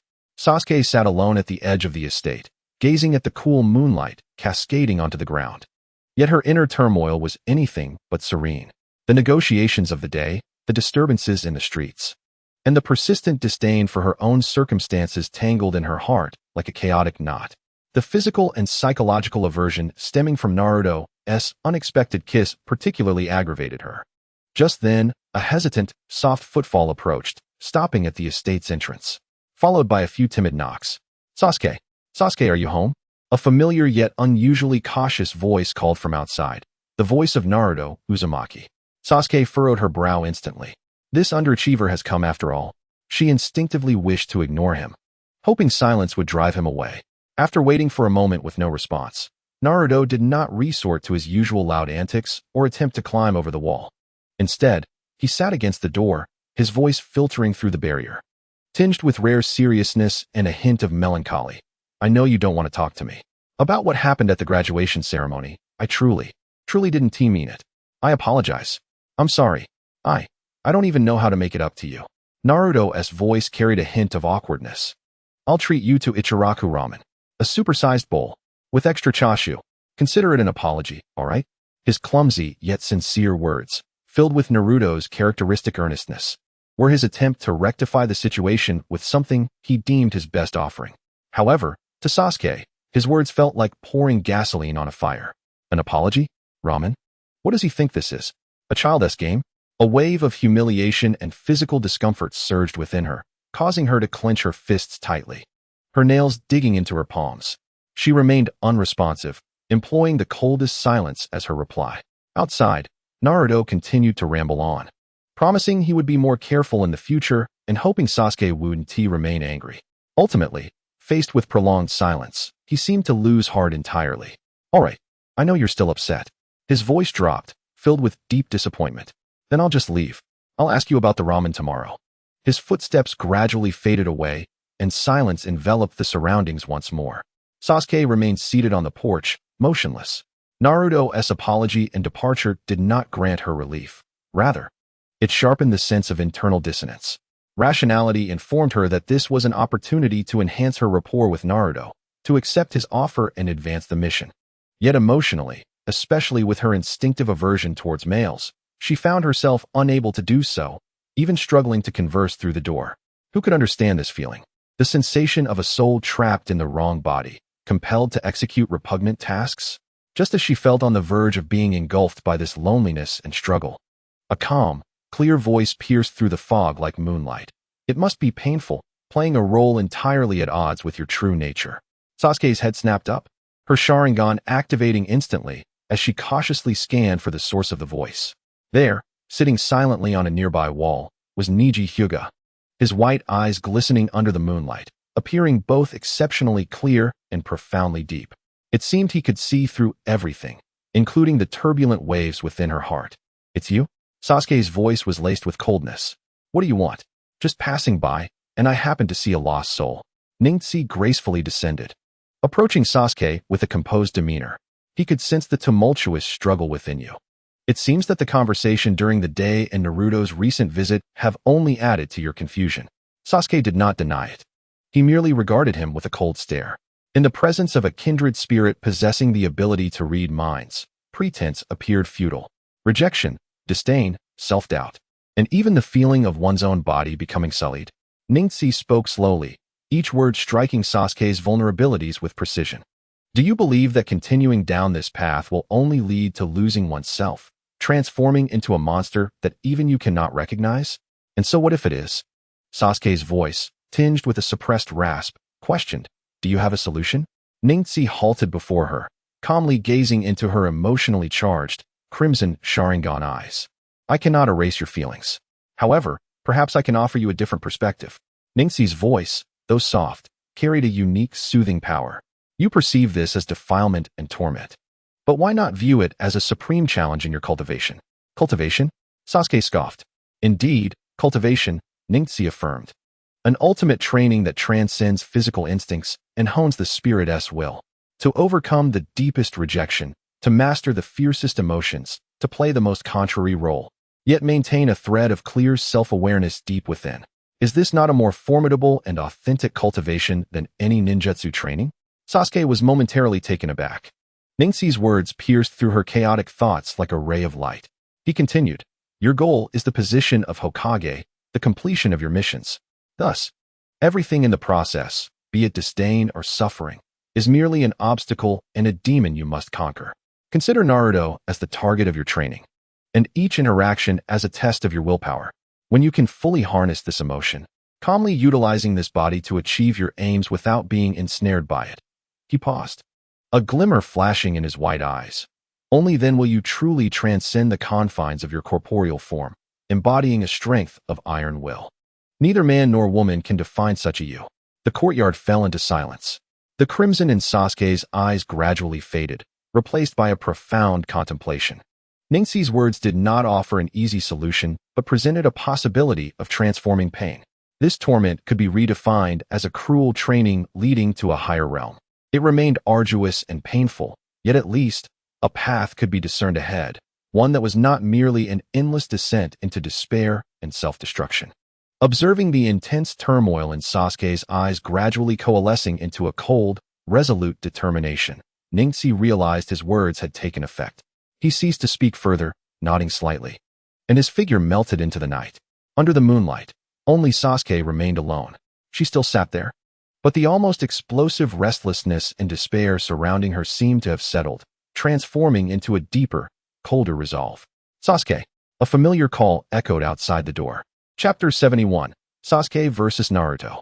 Sasuke hesitated for a moment, annoyance flickering in her eyes. The persistent fool. "Sasuke, open the door. I know you're inside." Naruto's voice resonated through the door, no longer cautious, but rather brimming with an intentionally feigned bravado. "Hiding inside, is that all you've got? Afraid of me? Afraid?" A cold smirk graced Sasuke's lips. Such a crude provocation. She had no intention of responding, yet Naruto's next words tightened her frown even further. "Humph. I reckon you've lost your nerve since the last hospitalization. Aren't you even brave enough to spar with me? Or is your Uchiha name merely a facade? Hey, I'm going to be the next Hokage. If I can't even defeat you, how can I aspire to that? Are you brave enough to come out and spar with me? Let me see if this so-called genius truly lives up to the title. Each provocative word landed like stones in Sasuke's already turbulent heart. Although she was acutely aware that this underachiever was likely employing a tactic of provocation. The implication of losing her nerve and that her reputation was merely hot air struck a chord with her proud Uchiha pride. More importantly, she genuinely needed a battle, a legitimate outlet for her emotions, and a way to test her training. Rationally, she understood this was Naruto's clumsy concern, a means to bridge the gap. Yet emotionally, she found herself genuinely incensed. Creak. The door swung open with a force. Sasuke's cold figure appeared in the doorway. Her black eyes ignited with the battle spirit and a hint of suppressed fury. You want to get beaten, do you? Seeing Sasuke finally emerge, clearly riled up by his taunts, Naruto felt a wave of relief wash over him, quickly followed by a tinge of trepidation. However, he steeled himself, hands on his hips, striving to maintain an air of bravado. Who gets beaten is yet to be seen. I've become much stronger. Today, you'll see for yourself. Humph, overestimating yourself. Sasuke scoffed, saying no more, and turned to stride toward the training ground. Keep up. I hope your skills are as tough as your mouth. Just wait and see. Naruto hastily followed, his mind racing. This is bad. I think I've really angered her, but it doesn't matter. As long as she acknowledges me, that's all that counts. On the training ground, the setting sun cast a golden hue over their figures. Begin. Before the words left her mouth, Sasuke vanished like a specter, reappearing beside Naruto in an instant, delivering a swift kick aimed at his lower body. The attack was executed with breathtaking speed, mercilessly intended to deliver a harsh lesson to this braggart. Wow, Naruto exclaimed, narrowly leaping back to evade. The ground where he had stood stirred up in a cloud of dust. Are you serious, Sasuke? Or else what? Sasuke pressed on, her strikes raining down like a tempest, and although her Sharingan remained dormant, her solid foundation in taijutsu and combat instinct forced Naruto to retreat defensively, barely managing to fend off her onslaught. This is the spar you wanted. Initially caught off guard, Naruto's inherent tenacity surged within him. No longer merely evading, he began to seek opportunities to counterattack. Shadow clone technique. Several clones appeared, attempting to confuse Sasuke's vision. A mere trick. Sasuke's eyes narrowed, her movements quickening, accurately identifying the real Naruto and landing a heavy punch to his face. Naruto hurriedly raised his arms to block, the impact leaving his arm numb. Yet he seized the moment to retaliate with a sweeping kick. The two exchanged blows on the training ground, their figures intertwining, the sounds of fists and feet colliding resonating endlessly. Sasuke could feel that Naruto was indeed stronger than before. His power, speed, and reflexes had all improved. This tangible confrontation allowed her to momentarily forget her inner turmoil and immerse herself wholly in the battle.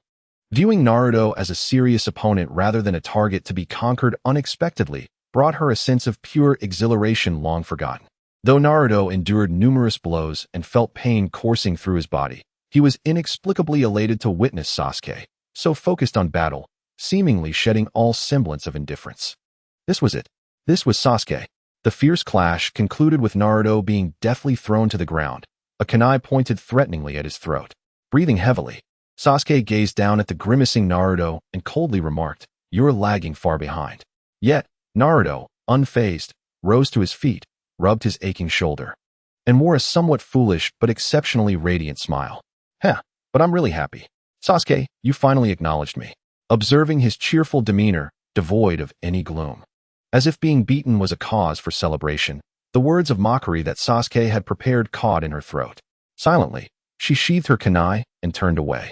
Tomorrow. Her voice retained its usual chill, yet the biting coldness seemed to have lessened. If you dare provoke me again, I shall accompany you in training with the body flicker technique. With that, she strode towards her residence without looking back. Naruto stood rooted, watching Sasuke's retreating figure, his smile growing even brighter.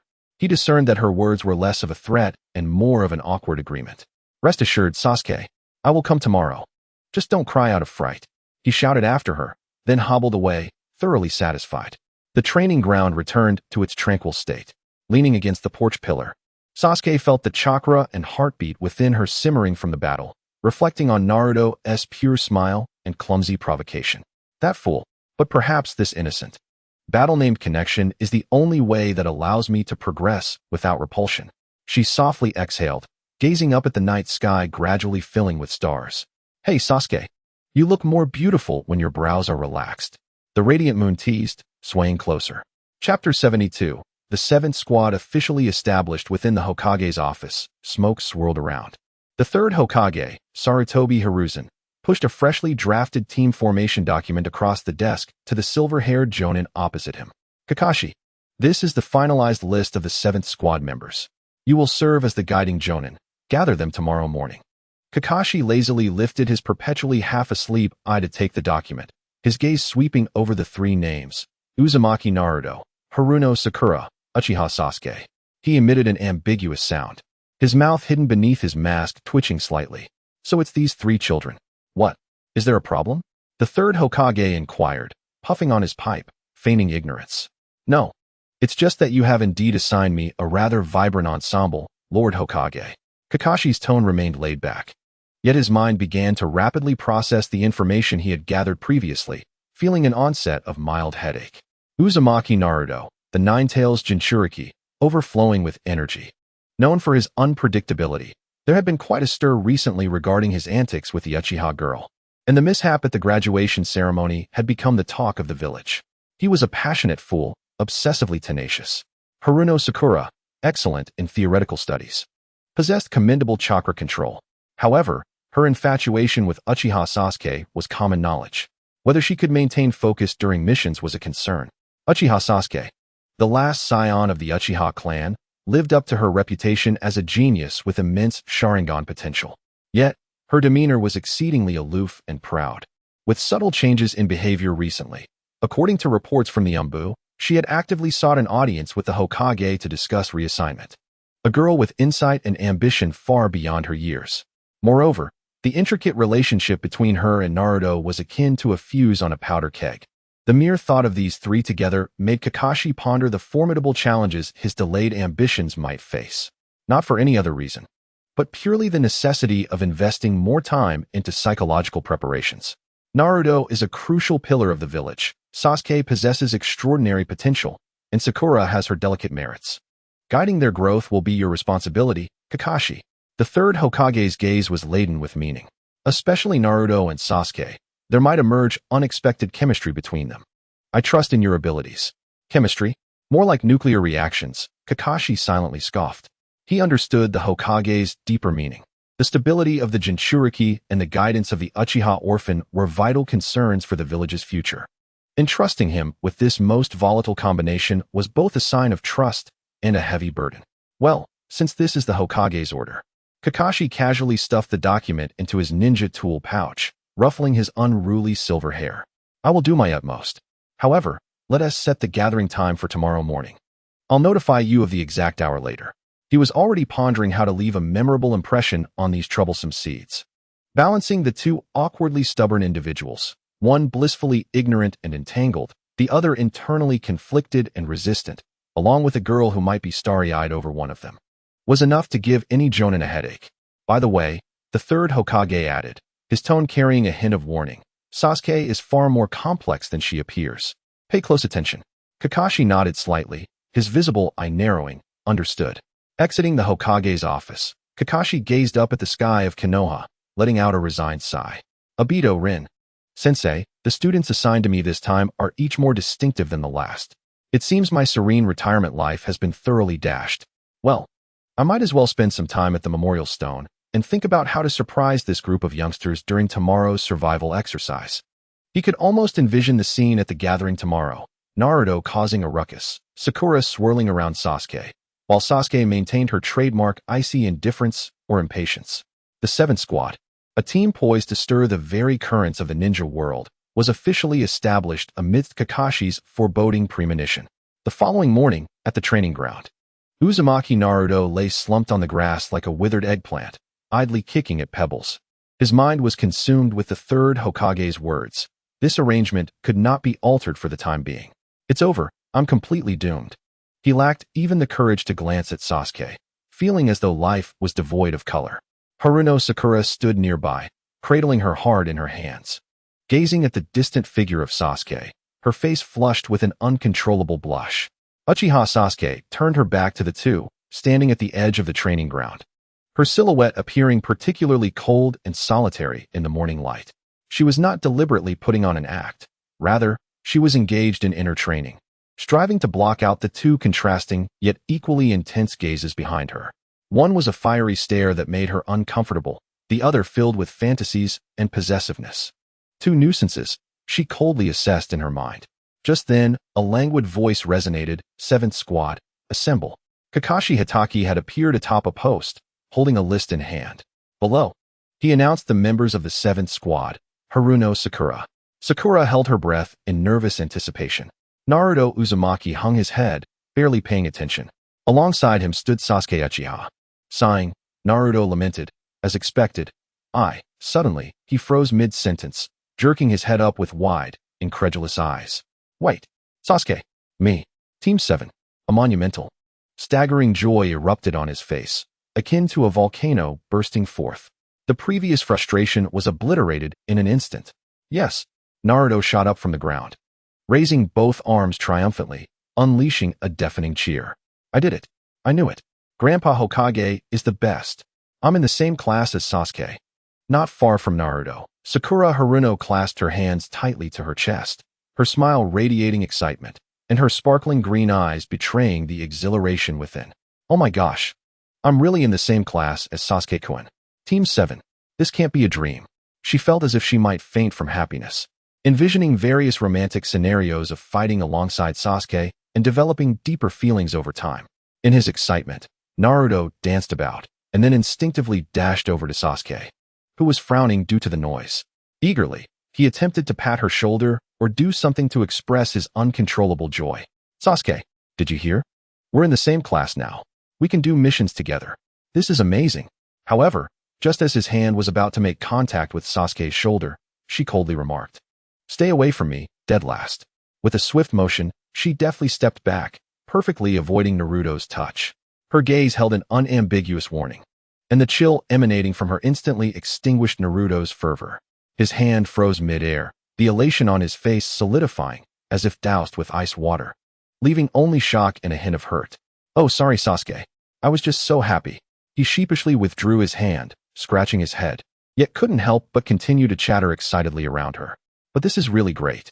We're teammates now. I will definitely protect you." Watching this, Sakura's face, once flushed with joy, now puffed up with anger. That insufferable Naruto. How dare he try to touch Sasuke-kun? And so close. Her internal scream escalated her hostility toward Naruto.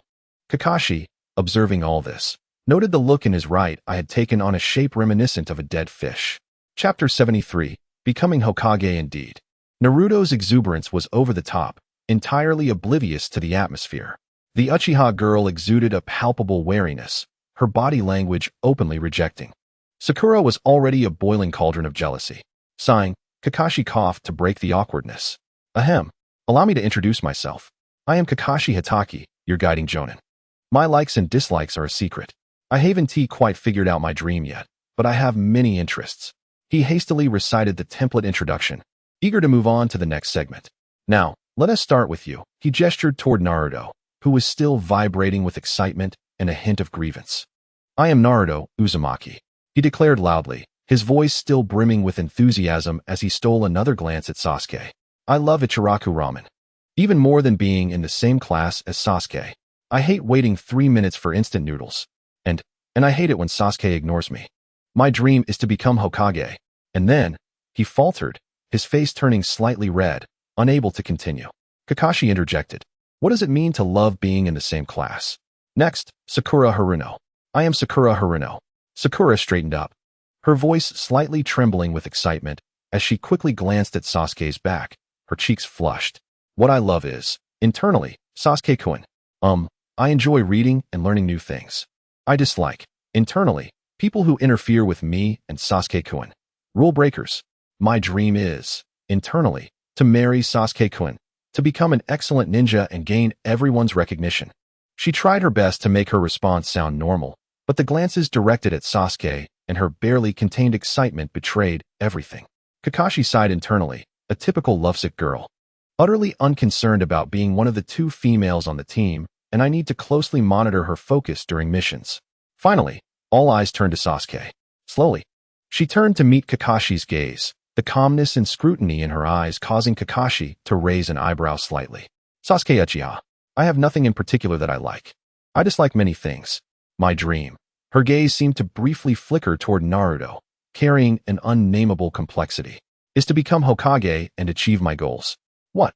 Almost instantly, Naruto erupted as if someone had stepped on his tail. His excitement and silly grin froze, shattered by sheer shock, disbelief, and a sense of territorial indignation. He leaped in front of Sasuke, his finger nearly poking her nose, but at the last moment, he hesitated, not daring to make contact, his voice rising an octave. What did you say? Sasuke, say it again. You want to become Hokage. What kind of joke is this? Hokage is my dream. I am the one destined to be Hokage. How can you want to be Hokage too? He was flustered, like a young beast whose territory was threatened. His blue eyes filled with confusion and an unexplainable grievance. Sasuke also wanted to be Hokage. Did that mean he would have to compete with her? No way. Hokage is mine. But if it were Sasuke? A colossal conflict crashed against his simple thoughts. Beside him, Sakura was utterly stunned, covering her mouth with her hands. Sasuke-kun wants to become Hokage? That dream is so brilliant. It fills me with yearning. But then seeing Naruto so agitated next to me, an overwhelming worry surged within. Oh no, that foolish Naruto will never let this go. The 7th team has just been formed. Are we really going to have internal strife over a dream? Meanwhile, Kakashi, his right eye that had been lazily half closed, widened slightly upon hearing Sasuke's declaration, a sharp glimmer flashing through. He gazed deeply at the black-haired girl. His mind tumultuous. Hokage? A member of the Uchiha clan aiming for the position of Hokage? What a sensitive topic in the history of Konoha. Is she serious? Or is this some sort of strategy? Is it to provoke Naruto? Or is it part of some goal she must achieve? This is troublesome. This is truly troublesome. This situation transcended mere team dynamics, entangling the future power structure of the village and possibly deeper intentions. Kakashi felt a headache coming on. He had initially thought he would simply mediate the awkward emotions of the youths and foster teamwork, but it had escalated into a prelude for a battle for the title of Hokage. Clearing his throat, Kakashi felt compelled to cough forcefully, breaking the nearly suffocating atmosphere. That's quite an ambitious dream, he dryly remarked, attempting to ease the tension, but it was evidently futile. Naruto remained stubbornly fixated on Sasuke, as if trying to discern any hint of jest in her icy demeanor. Meanwhile, Sasuke completely ignored Naruto's presence, as if her shocking declaration was merely stating the weather on a fine day. Back to the main topic. Tomorrow, we shall embark on a survival exercise. A survival exercise? Indeed. Do not assume that graduation brings ease. Kakashi's tone grew serious. Of the 27 graduates, merely 12 shall be recognized as genin. The elimination rate exceeds 50%. The fate that awaits you hinges upon tomorrow's trial. Chapter 74. Inuzuka Kiba's fury more than half. Sakura gasped as excitement was swiftly replaced by concern. Naruto's eyes widened, momentarily forgetting his previous disappointment. The impending sense of crisis overshadowed his emotions. Therefore, bring with you your resolve. Kakashi's gaze swept over the three, lingering particularly between Naruto and Sasuke. Tomorrow at 5 in the morning, at Training Ground 3. Remember, do not eat breakfast, otherwise it will come back up. With a puff of smoke, Kakashi vanished. Once he disappeared, Naruto immediately latched onto Sasuke again. But this time it was not mere exuberance. It was laced with urgency and rivalry. Sasuke, just you wait. I will undoubtedly become Hokage before you. This is my ninja way. Sasuke merely returned a cold, almost contemptuous glance, as if to say, is that so? He then turned and walked away, leaving Naruto, though incensed, unable to suppress his excitement at being in the same class as Sasuke. Survival exercise, Uzumaki Naruto, let me witness your potential. Meanwhile, Haruno Sakura was but an inconsequential noise. As Sasuke walked back, he calmly plotted within himself. For her, this Team 7 was merely a stage to be utilized, and the leading roles, for now, were solely she and that blonde underachiever. Sakura's excitement and disappointment held no meaning in her eyes. The afterglow of the setting sun bathed Konoha in a warm, orange hue, yet it could not disperse the distinct emotions each of the three genin in Team 7 harbored. Uzumaki Naruto nearly skipped away from the training ground, a stark contrast to his earlier despondency. Joy surged within him like effervescent wine, compelling him to shout to every passerby, "I am in the same class as Sasuke. Hey, Iruka-sensei." He spotted Iruka emerging from the school and dashed over like a cannonball, seizing Iruka's shoulders and shaking him excitedly. "Did you hear? Team 7. I am in the same class as Sasuke. And Sakura. It's fantastic." Iruka, slightly dizzy from the shaking, gazed at Naruto's pure, radiant joy, which almost overflowed, momentarily alleviating his earlier concerns about the class placement results. He smiled, a mix of exasperation and affection. I heard. Congratulations, Naruto. Hee. I knew I was destined for greatness," Naruto declared, hands on his hips, brimming with pride. "Tomorrow's survival exercise, I must coordinate perfectly with Sasuke, leaving Kakashi-sensei astonished. Then we can undertake missions together, protect the village, become legends." He had already begun to envision the fervent scenes of the future, entirely disregarding Sasuke's icy rejection from earlier that day. All right. But Naruto, Iruka could not help but remind him, the survival exercise is no trivial matter. Kakashi-sensei is notoriously strict, and you must approach it seriously, especially, he paused, regarding your cooperation with your teammates. "Rest assured, Iruka-sensei, I will handle it." Naruto pounded his chest in assurance before dashing away, likely eager to celebrate this historic day with a large bowl of chashu ramen at Ichiraku. Iruka watched his vibrant figure disappear, shaking his head with a smile, his eyes filled with anticipation and a hint of unnoticeable worry. Meanwhile, Haruno Sakura sat at her desk. Her ninjutsu theory textbook sprawled open before her, yet she could not focus on a single word. The events of the day replayed in her mind. Sasuke's frigid silhouette, Naruto's oblivious enthusiasm, and Kakashi's remark about the elimination rate exceeding 50%. The thrill gradually ebbed away, giving way to worry and anxiety. The survival exercise sounded exceedingly difficult. What if I fail? Will I be sent back to school? That would mean I could no longer be in the same class as Sasuke. And that idiot Naruto, always so loud and eager to approach Sasuke. What if he angers Sasuke and jeopardizes the whole team? She irritably closed the textbook. No, I cannot hold them back. I must do something. She rose and began practicing the most fundamental chakra control in her room, attempting to prepare herself at the last minute. Yet her thoughts kept drifting to how she could present her best self before Sasuke tomorrow and how to temper Naruto's excessive enthusiasm. At that moment, Uchiha Sasuke stood alone in the vast training ground of the Uchiha clan.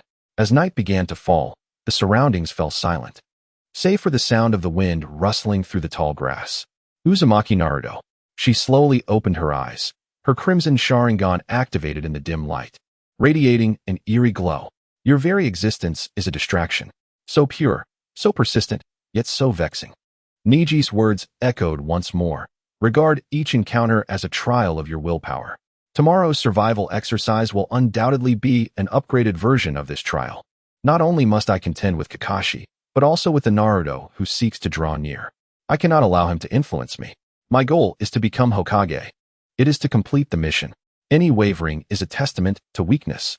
She inhaled deeply, forcibly dispelling Naruto's smiling visage from her mind, replacing it with calm analysis and planning. Kakashi, the copy ninja, Konoha's foremost technician. His prowess is beyond question. His test shall not be simple combat. Teamwork. Humph. She glanced at her hands. No matter what, I must pass. This is the first step of the plan. Any obstacles shall be eliminated. As night deepened, Naruto shouted with exuberance, "Time for practice, Sasuke." His face radiated uncontainable excitement. Being in the same class as Sasuke and having the opportunity for private practice at night made him feel he had taken a significant step closer to his dreams, whether Hokage or otherwise. The door remained silent, yet Naruto was patient, even beginning to talk to himself about how he would casually showcase his newly devised tactics. Meanwhile, lurking in the shadows not far away, another figure watched Naruto intently. Fists clenched, Inuzuka Kiba. The exuberance he once displayed had evaporated, replaced by repressed anger and profound disappointment. Why? Why has it come to this? When the class placements were announced, he had been so excited he nearly performed a backflip. Team 8. In the same class as Sasuke. He had envisioned countless scenarios of heroically protecting Sasuke during missions, how feelings would blossom over time. But merely a day later, everything had changed. Sasuke had gone to Team 7, replaced by the taciturn Shino Aburame. Was it the Hokage's order? Or was there another reason? He was unwilling to accept this. He wanted to confront the truth himself. Thus, he brought Akamaru to the vicinity of the Uchiha clan grounds, hesitating on how to approach the matter. Yet he was met with a sight he dreaded. That underachiever, Uzumaki Naruto, was here, and he appeared quite familiar with Sasuke. They were even going to practice together tonight. A tempest of betrayal and the anger of having something precious taken away surged within him, merging with the grievance of the class change, instantly overwhelming Kiba's reason. At that moment, the door of the Uchiha clan creaked open, revealing Sasuke's figure.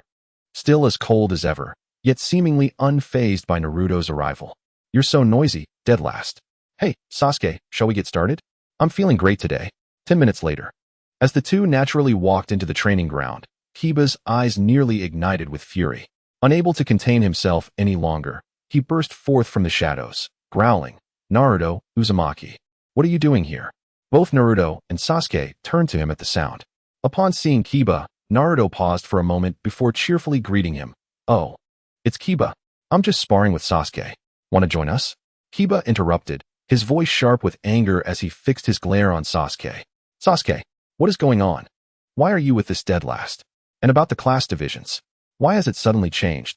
Is it a village arrangement? Just like that?" Kiba felt his anger ignite further. "And what about you two? Was it the village that arranged for you to secretly train together at night?" He pointed at Naruto, who was now displeased. "Hey, Kiba, what do you mean by that? What's wrong with sparring with Sasuke? We're comrades now." "Comrades? Sasuke is my comrade," Kiba shouted at Naruto, his pent-up disappointment and jealousy erupting. "I was the one who was placed in the same class as Sasuke first. It's you. It must be your doing." Chapter 75, Stand Down. "It's not me. It is you."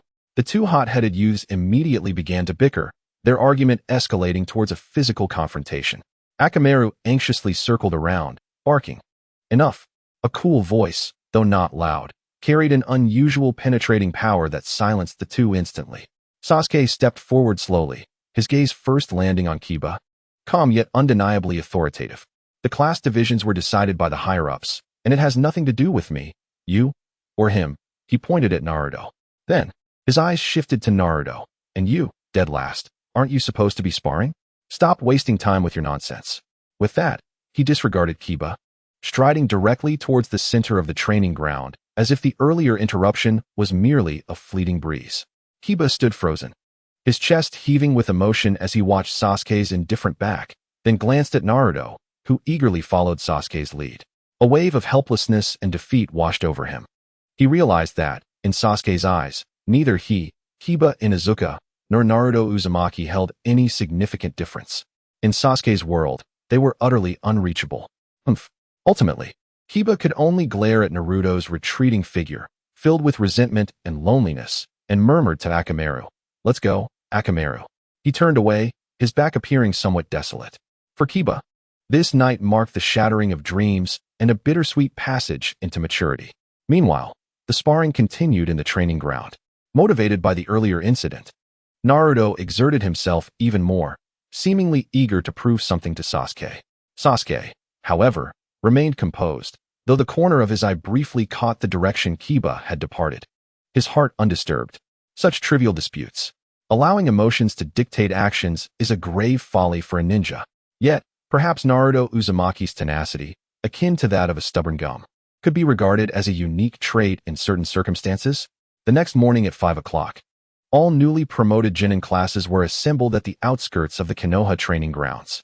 The atmosphere was tense, not only with the third Hokage personally overseeing the proceedings, but also with the presence of various class instructors, the scale far exceeding that of a typical graduation examination. "Ladies and gentlemen," the third Hokage's voice resonated through the amplification technique, reaching every corner of the gathering. "Today's survival exercise will adopt a team hunting competition format. The rules are as follows. 1. Prey and hunters. The Umbu have released 100 specially sealed scroll beasts into the Death Forest. They come in various forms and possess aggressive tendencies. When defeated, they will automatically transform into small scrolls.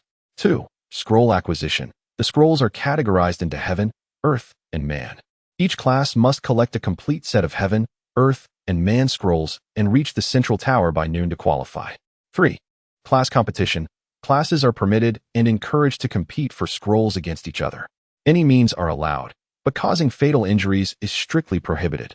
Any class that loses all its scrolls or has all its members incapacitated will be immediately eliminated.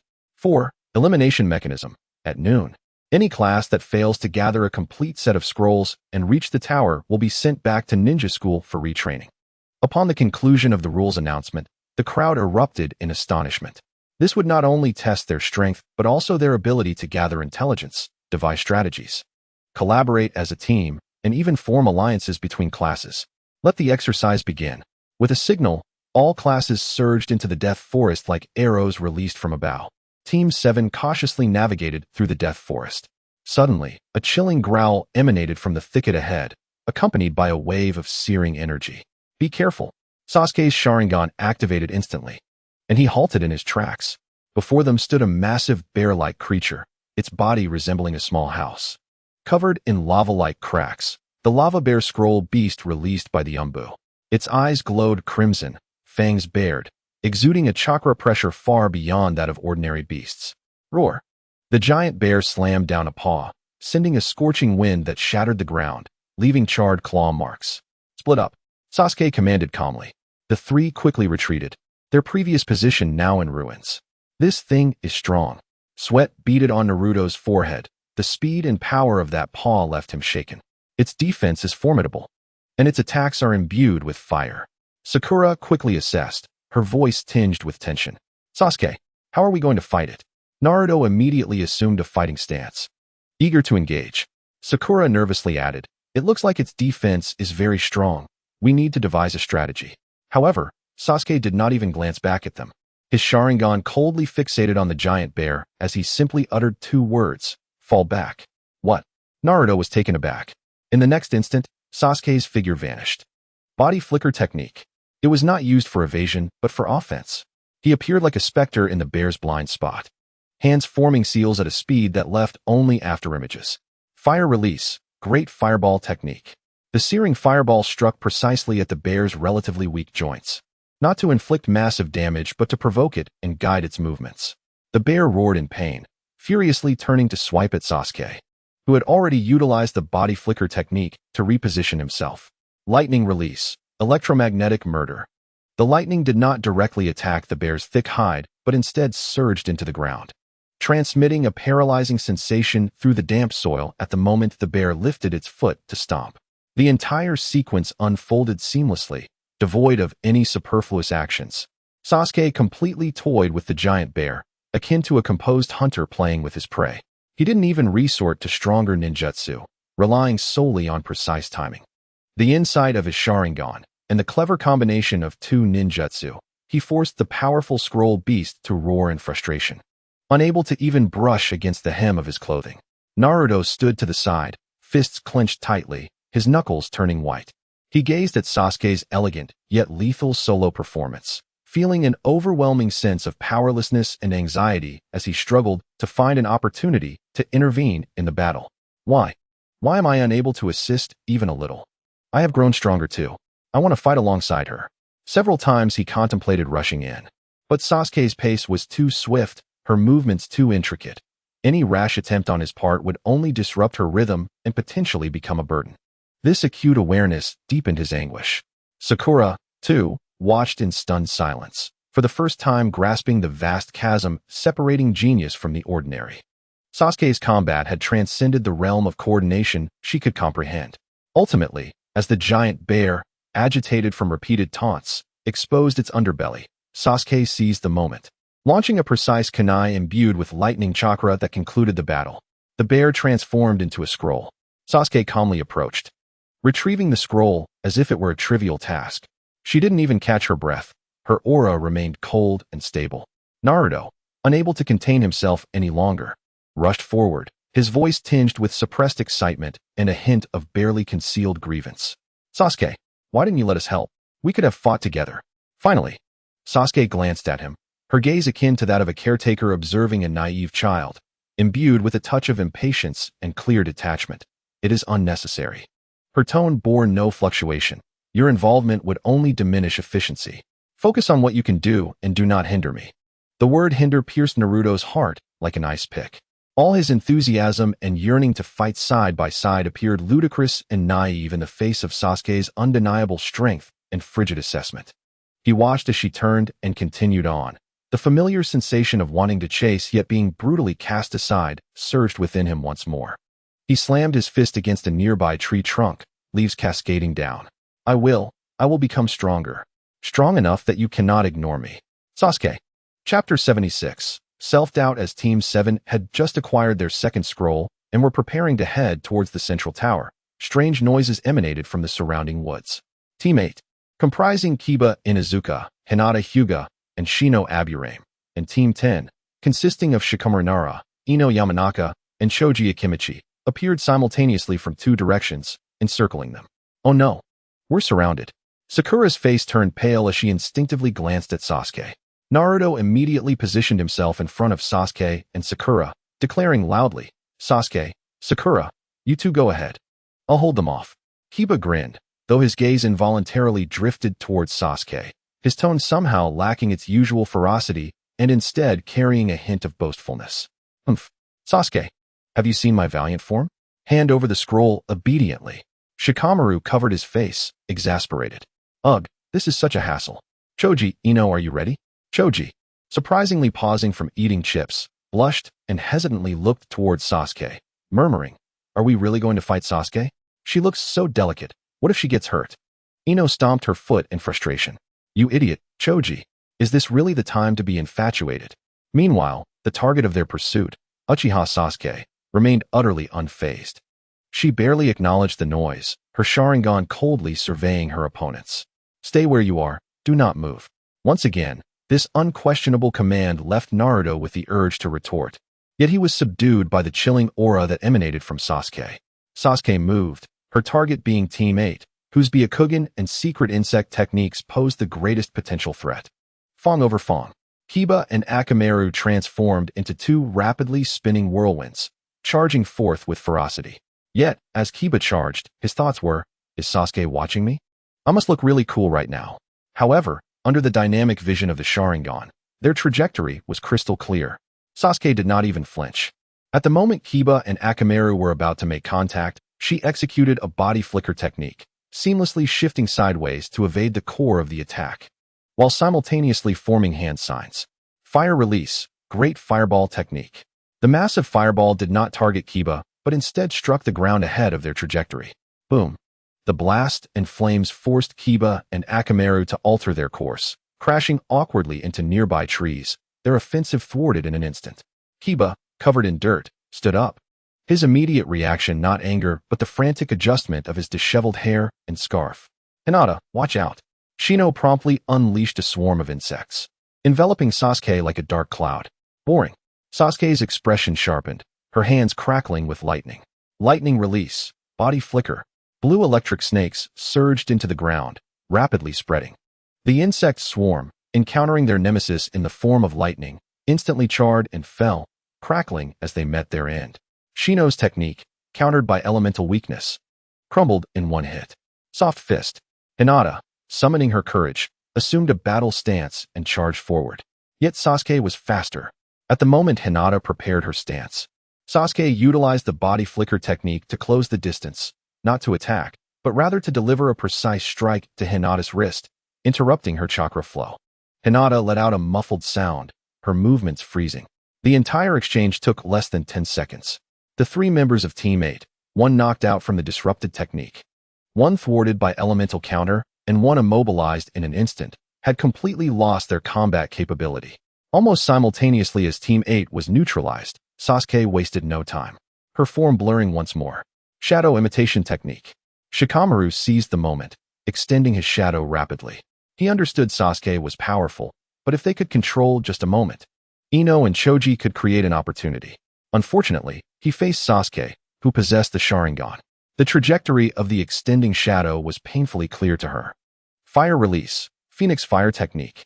Several shuriken wrapped in flames did not target Shikamaru, but instead accurately pinned the path of his shadow's extension ahead and to the sides, exploding into flames and smoke that created a complex interplay of light and shadow on the ground, causing Shikamaru's shadow to wildly distort, snap, and lose its target. What? Shikamaru's pupils dilated. His ultimate technique had been so effortlessly dismantled. Partial expansion technique. Choji's enormous fist came crashing down, but he hesitated when he struck, his speed faltering. Internally struggling. What if I hurt Sasuke? Sasuke didn't even turn around, as if she had eyes in the back of her head. With a deft sidestep, Choji's colossal fist narrowly missed her, smashing into the ground, leaving a deep crater. Seizing the brief moment of Choji's post-attack rigidity, lightning release, false darkness, Sasuke conjured several fine, yet sharp lightning needles, precisely targeting the joints that Choji had slightly exposed during his exertion. Choji cried out in pain, his massive form losing balance as he half-kneeled on the ground. Ino's heart-to-heart technique was just being prepared when she realized she had lost sight of Sasuke. Behind you. The cold voice echoed in her ear as the tip of a kunai gently pressed against her back. Sasuke had somehow used the body flicker technique to position herself behind her. From start to finish, it took no more than a minute. Team 8 and Team 10. Two classes brimming with character and potential, crumbled like a paper fortress before the overwhelming strength, speed, and tactical brilliance of Uchiha Sasuke. They were unable to compel Sasuke to unleash his full potential. Naruto stood there in a daze, his hands limply hanging by his sides. He observed the foolish expressions of Kiba and Choji, who, despite being defeated, still sought to maintain their dignity through their supportive gazes. A surge of inexplicable anger mingled with a profound sense of helplessness welled up within him. How could they be so trivial? Sasuke was undeniably powerful. Yet they were still preoccupied with such nonsense. What shattered him further was the realization that even amidst battle, Sasuke could attract so much attention, while he himself lacked even the qualification to participate. Sakura, covering her mouth, felt a tumult of emotions. On one hand, she was awed by Sasuke's strength. On the other, she found herself exasperated by Kiba and Choji's pathetic demeanor. As a rival for Sasuke's affection, a strange sense of superiority arose within her. You guys can't even get close to Sasuke-kun. Yet, this fleeting superiority was soon eclipsed by a deeper sense of insecurity. A figure like Sasuke-kun felt so distant. Sasuke collected the final scroll, casting not a glance at the four incapacitated opponents on the ground, and turned, his gaze impassively sweeping over the petrified Naruto and Sakura. I'm leaving. Her voice remained devoid of inflection, as if she had merely cleared away some weeds by the roadside. Naruto moved stiffly, trailing behind her solitary figure. He gazed at the scroll in Sasuke's hand, a symbol of victory and power, and recalled his own recent misfortune of not even having a chance to act. A tumult of complex emotions, admiration, frustration, and profound self-doubt, swirled violently in his azure eyes. Team 7 completed the survival exercise with absolute superiority and the swiftest speed. However, this victory belonged solely to Uchiha Sasuke. In this solitary dance of the lone wolf, Naruto's world seemed to collapse by half. Chapter 77. What Sasuke Likes. Second update. Kakashi watched this scene from the high tower, his brow furrowed. Uchiha Sasuke, your strength is beyond question. But can one who leaves their comrades far behind and ascends to the throne alone truly become the Hokage who protects Konoha? As for Naruto, this exercise may prove to be a blow harsher than failure itself. The days following their promotion to Genin were far more mundane than anticipated. The task board for Team 7 was filled with D-rank missions such as locating lost pets, assisting with the autumn harvest, and cleaning riverbeds. Their first mission involved capturing an elusive, temperamental cow named Princess. According to the farmer who commissioned the task, this cow possessed immense strength and had a penchant for rubbing against people. Watch me. Shadow clone technique. Naruto, full of vigor, created dozens of clones to swarm the cow, attempting to subdue it with sheer numbers. However, startled, the cow let out a deep bellow and charged at Naruto's original form, causing the clones to dissipate in a flurry of sounds. Wah! Sasuke, help! Naruto scrambled to evade, feeling as though he was about to be gored. Just then, a shadow flashed past.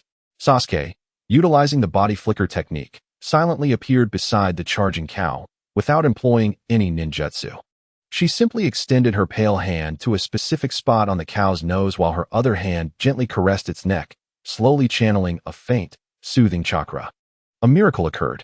The once volatile princess gradually calmed down, her massive head affectionately nuzzling Sasuke's palm, emitting a contented purr. Huh. Naruto gaped. Sasuke, how did you do that?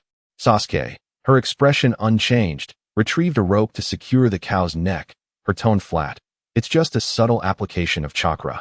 Can't even sense the meridians of livestock at the end of the line? Sakura watched in awe, her eyes sparkling. Sasuke-kun understands even this. That's incredible. Simultaneously, she noted in her mental notebook, Sasuke-kun likes small animals. While clearing debris from the river, Naruto complained about the dirt and odor. Yet his sharp eyes spotted a metallic glint beneath the murky water. He immediately forgot the filth, leaping in to explore, only to pull up a rusted, ancient kunai. What a letdown. I thought it was something valuable. Naruto thought disdainfully, contemplating discarding it. Wait.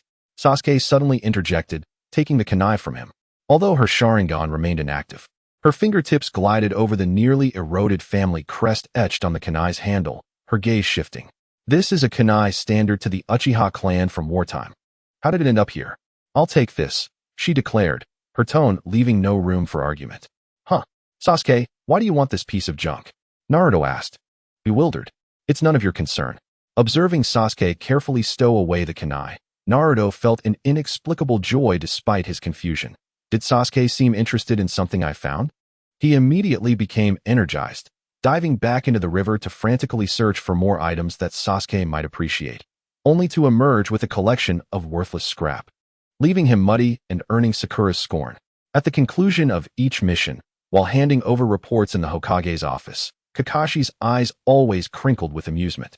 The reports consistently read, mission accomplished. Main executor, Uchiha Sasuke. Assistants, Haruno Sakura. Uzumaki Naruto typically detailed various mishaps and aftermaths. However, both the third Hokage and Kakashi noted that although Sasuke remained aloof and solitary, exhibiting an efficiency that was almost unsettling, she always seemed to appear at the most opportune moments to resolve crises in the least conspicuous manner when Naruto truly found himself in trouble. Such a contradictory little one. The third Hokage mused, taking a puff from his pipe. At least the instinct to protect is still present, albeit in a rather awkward manner. Kakashi closed the report, sensing it was time to provide them with a genuine surprise. As the day's tasks concluded and the sun set, Naruto, despite still being ignored by Sasuke and teased by Sakura, gazed at Sasuke's retreating figure, watching her carefully stow the old kunai, feeling warmed by the sunlight. He thought to himself that being in the same class as Sasuke was indeed a blessing.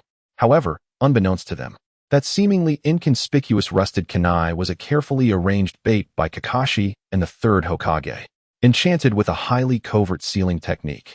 The kunai would sense the chakra of the Uchiha bloodline, and the moment Sasuke took it, it would inevitably lead Team 7 into a whirlpool far beyond a mere D-rank mission. Days later, an ostensibly ordinary C-rank mission presented itself to Team 7. The client was a retired ninja named Hizuki Soda, his hair grizzled, dressed in a faded old vest, and moving with a slight limp.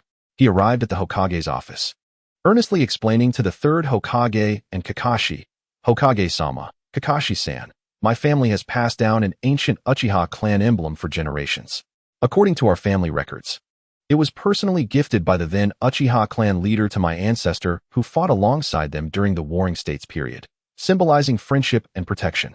My voice carries the rasp of age and a hint of urgency. It has always been cherished in a secret compartment of my ancestral home as a family heirloom.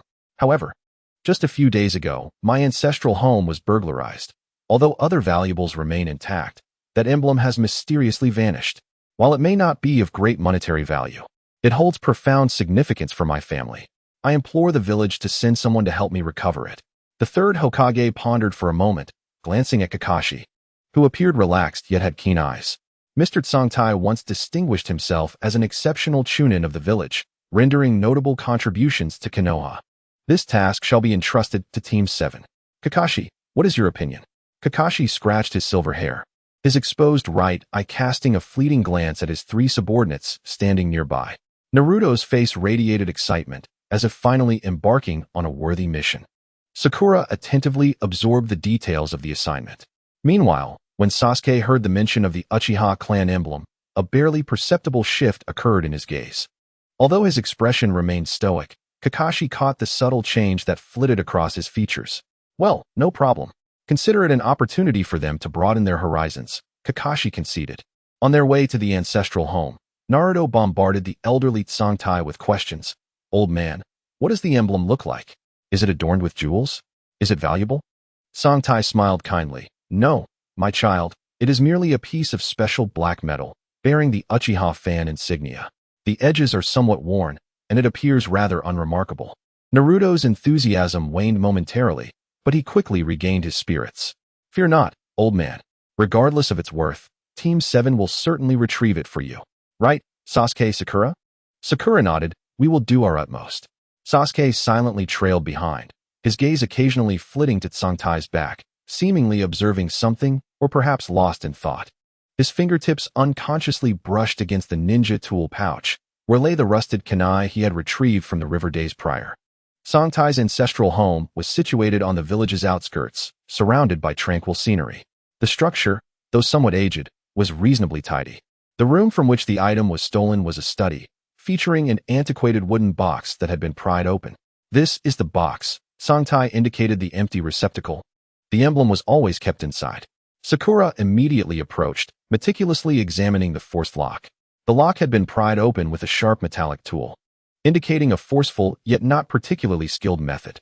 She then scrutinized the floor, noting the absence of any discernible footprints or traces. Naruto, meanwhile, scanned the surroundings. Taking a deep sniff, it doesn't seem to have any distinct smell. He attempted to uncover clues in the most rudimentary way possible. Sasuke refrained from joining the discussion.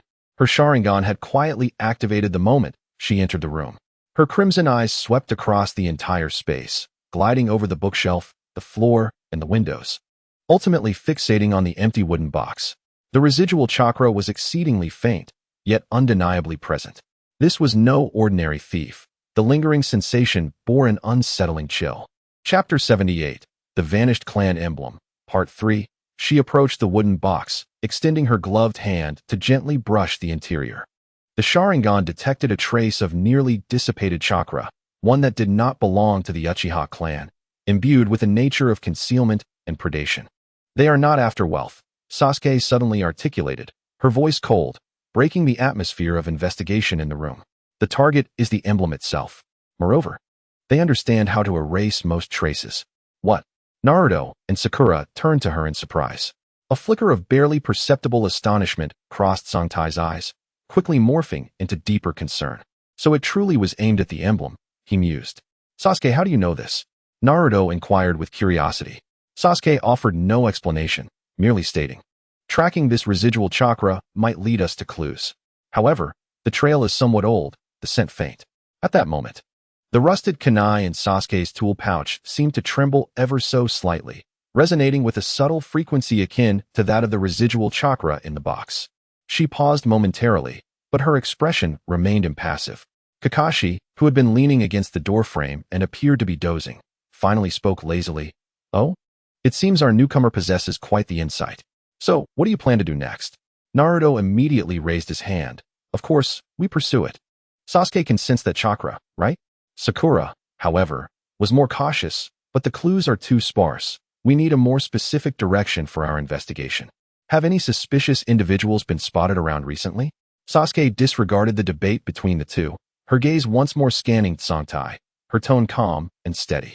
Mr. Sangtai, is there anything about this emblem that you have yet to disclose to us? Sangtai's body stiffened imperceptibly for a moment. He sighed, the wrinkles on his face appearing more pronounced. Indeed, the Uchiha's child possesses keen perception.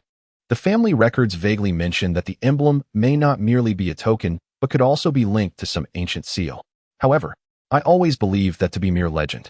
A seal? This term momentarily stunned both Naruto and Sakura, while Sasuke's pupils contracted slightly upon hearing it. It was indeed more complicated than it appeared.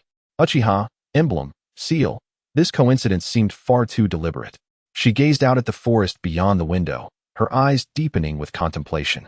This seemingly mundane retrieval mission was swiftly veering towards the unknown. The rusted kunai retrieved from the riverbed and the vanished emblem appeared to be connected by invisible threads, drawing her and Team 7 into a meticulously laid trap.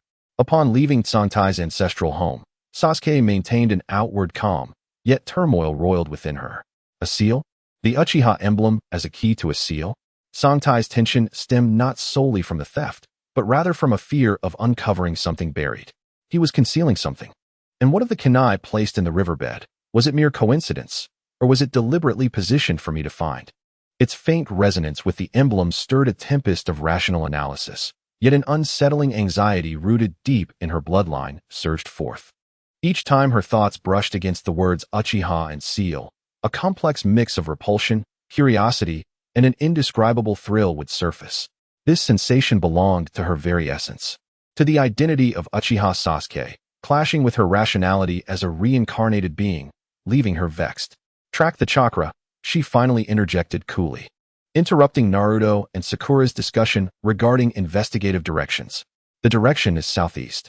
She stepped into the woods first, her Sharingan remaining activated, capturing the faint, unsettling residual chakra in the air. This focus served not only the mission but also to quell the tumultuous emotions that should not exist within her. Sasuke, wait for me.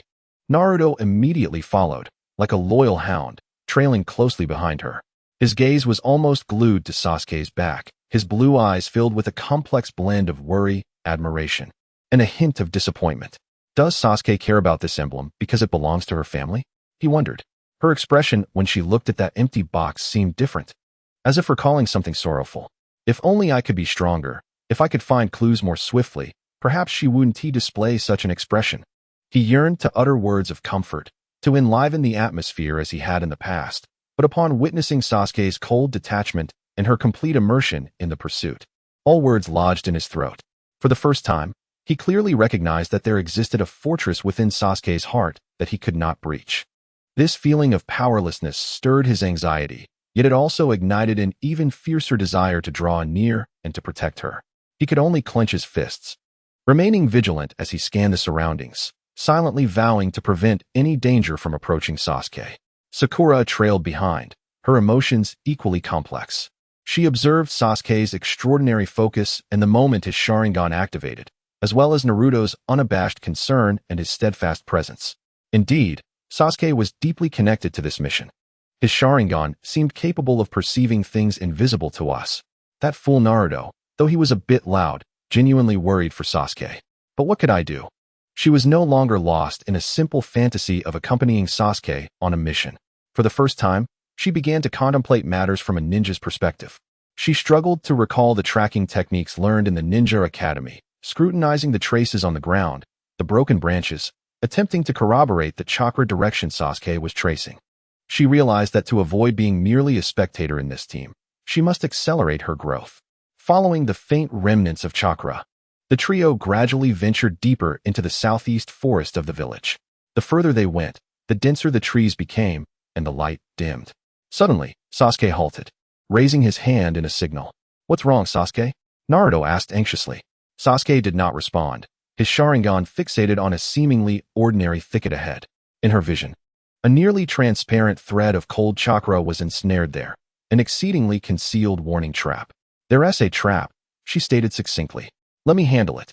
Naruto volunteered, preparing to trigger it with a shadow clone. "Stay back. Don't move," Sasuke sharply commanded, aware that this trap was peculiar. Its activation would not merely sound an alarm. At that moment, an unexpected turn of events transpired. Several shadowy figures silently emerged from the trees behind them, armed with poisoned senbon. Their objective was not direct assault, but to seal off their escape routes and evasion spaces. "Be careful." Naruto instinctively pushed Sakura away from the nearest trajectory of attack. While he wielded a kunai to block, his movements hurried, yet precisely deflecting most of the senbon. In the instant of the trap and ambush, Sasuke had already made her judgment. She chose not to defend, but to counterattack. Fire style, Phoenix fire technique. Several small fireballs were not aimed at the assailants, but targeted the tree canopies where they might be hiding, forcing them to move and reveal their positions. Simultaneously, her figure vanished in the cover of the fireballs. "There." Sakura sharply pointed towards behind a large tree, spotting a figure clad in a tight gray suit, adorned with a bizarre bird-beaked mask, preparing to relocate. Whoosh. Sasuke appeared behind that person like a specter, her kunai poised to strike. However, the masked figure reacted with astonishing speed, twisting their body in an unnatural manner to narrowly evade the attack, retaliating with a burst of purple smoke. "Poison smoke. Hold your breath," Sasuke warned as she retreated. Naruto immediately held his breath, eager to pursue, but Sasuke restrained him. "Don't chase. "The smoke is suspicious," she said, her Sharingan glinting with gravity as she observed the direction in which the masked figure had vanished. There's more than one. As the smoke dissipated, the surroundings fell silent, as if the ambush had never occurred. The clues here had been severed. The cold chakra traces, under the influence of the poison smoke, became chaotic and indistinct. Breathing heavily, Naruto expressed his frustration. Damn it. They got away. Sakura felt lingering dread. Who were those people? They felt unlike ordinary thieves. Sasuke quietly examined the remnants of the poison smoke and sunbon on the ground, her gaze icy. This method, this chakra, felt familiar yet different. She instinctively touched the rusted kunai in her tool pouch. A faint resonance seemed clearer than before. Was all of this truly aimed at me? Let's head back, Sasuke decided, stowing away the evidence. Reporting to Kakashi was imperative. This time, she did not act unilaterally. The enemy's cunning exceeded the scope of a C-rank mission. She recognized the need for Jonin's support and sensed that she, along with Team 7, had perhaps stepped into a meticulously woven snare. On the return journey, the atmosphere was heavy. Naruto glanced at Sasuke's furrowed brow, several times on the verge of speaking, but ultimately chose to remain silently close.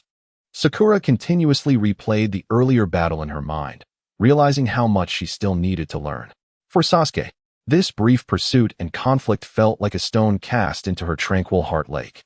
Not only had the mission grown complex, but during that fleeting, electric battle, when Naruto instinctively pushed Sakura away, clumsily yet resolutely shielding her from potential danger, a crack had seemingly been pried open in her frozen heart by that dazzling golden light. Perhaps this lagging teammate was not entirely a burden. Upon returning to the Hokage's office, Kakashi listened intently to Team 7's report, particularly Sasuke's account of the trap, the poison smoke, and the masked figure. His usually languid eyes widened with intensity, a glimmer of sharpness emanating from within. It seems our simple retrieval mission has escalated. He stroked his chin, contemplating the chilling chakra of a stealthy and predatory nature, the trained masked figure, and the potential connection to the Uchiha clan's sealing emblem. He turned to the third Hokage. The third exhaled a puff of smoke, his expression grave. Kuda, at this juncture, do you still intend to conceal it? This concerns the safety of the village and the lives of these children. Kuda's face shifted, eventually slumping into a despondent seat, his hands trembling slightly. I will speak. The clan records are not without foundation. That emblem is indeed one of the keys to unlocking an ancient seal. This seal is said to pertain to a conglomerate of malevolent thoughts sealed by the Uchiha ancestors. A conglomerate of malevolent thoughts? Naruto exclaimed. What is that? Sakura also anxiously covered her mouth. Sasuke's pupils suddenly constricted, her heart racing uncontrollably, not from fear, but from a resonance tinged with revulsion and an odd allure emanating from the depths of her bloodline. The Uchiha seal of malevolence. She instinctively gripped the rusted kunai in her tool pouch. It felt slightly warm at that moment. The records are vague. Kuda continued, his voice filled with dread. It is said that during the Warring States period, the Uchiha and Senju joined forces, harnessing the strength of many ninjas to separate and seal that entity. The keys to unseal it were scattered among several clans that participated in the sealing, and my Fite clan is one of them, safeguarding the beacon provided by the Uchiha.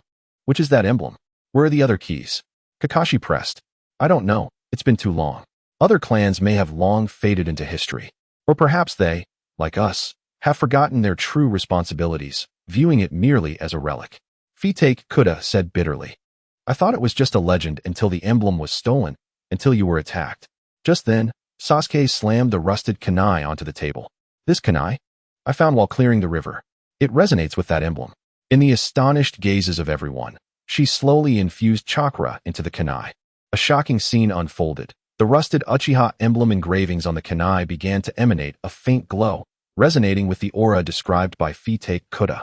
Simultaneously, a blurred and fragmented map composed of chakra materialized like a holographic projection from a kunai, pointing towards a certain direction outside of Konoha village. Was this another key? Or perhaps a guide? Kakashi gazed at the map in astonishment. It appeared that someone had not only taken the clan emblem, but was also leading them to a specific location. Given this, it was imperative that they retrieve the clan emblem.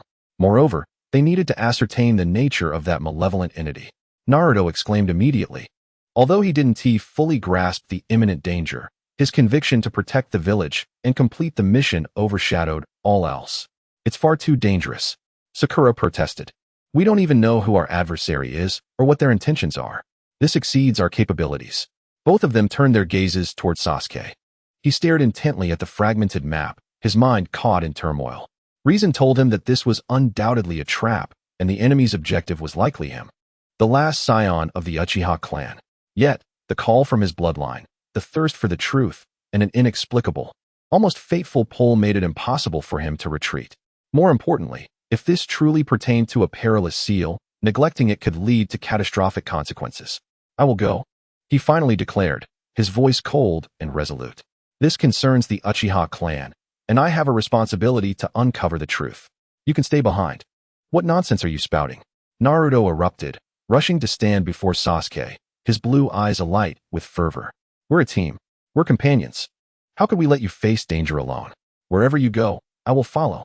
Sakura observed Naruto's unwavering stance and then glanced at Sasuke, whose indifferent gaze was nonetheless resolute. She gritted her teeth. I will go too. While I may not be of much help, an extra pair of hands is always valuable. My analytical skills and observational prowess could prove useful. Seeing these two, though distinct in character, choose to stand by his side. Sasuke felt a stone cast into the frozen lake of his heart. He fell silent for a few moments before giving the faintest nod. Suit yourselves. Very well, Kakashi sighed, tousling his hair. Since you have made your decision, this mission is officially elevated to a B rank. No, given the potential risks, we will temporarily designate it as an A rank. I will follow in the shadows, but will not intervene unless absolutely necessary. This is your trial. He looked toward the third Hokage, who nodded slightly in assent. Prepare yourselves. We depart in 1 hour. According to the map, our destination lies in a certain area on the outskirts of the Valley of the End. Kakashi issued the command. An hour swiftly passed, and Team 7 gathered at the gates of Konoha. Naruto inspected his ninja tool pouch, his expression unusually serious as he muttered to himself. Military rations. Explosive tags. Ropes I must ensure Sasuke's safety. Sakura repeatedly recalled her poison identification and detoxification techniques from ninja school, her heart a mix of anxiety and the thrill of embarking on a genuine adventure. Sasuke arrived last, still maintaining her usual frosty demeanor. However, her tool pouch seemed fuller than usual. In addition to the standard items, she had also prepared high-grade antidotes and several specialized smoke bombs, ever cautious. She deliberately chose to ignore any thoughts about the two burdens she had chosen to accompany her. As the sun set, elongating their shadows along the path leading out of the village, Kakashi commanded, Team 7, let us set off. At his signal, the three figures darted forward, swiftly vanishing into the shadows of the forest. Sasuke took the lead, with Naruto closely trailing beside her, his eyes vigilant. Sakura positioned herself in the middle, keenly attuned to their surroundings.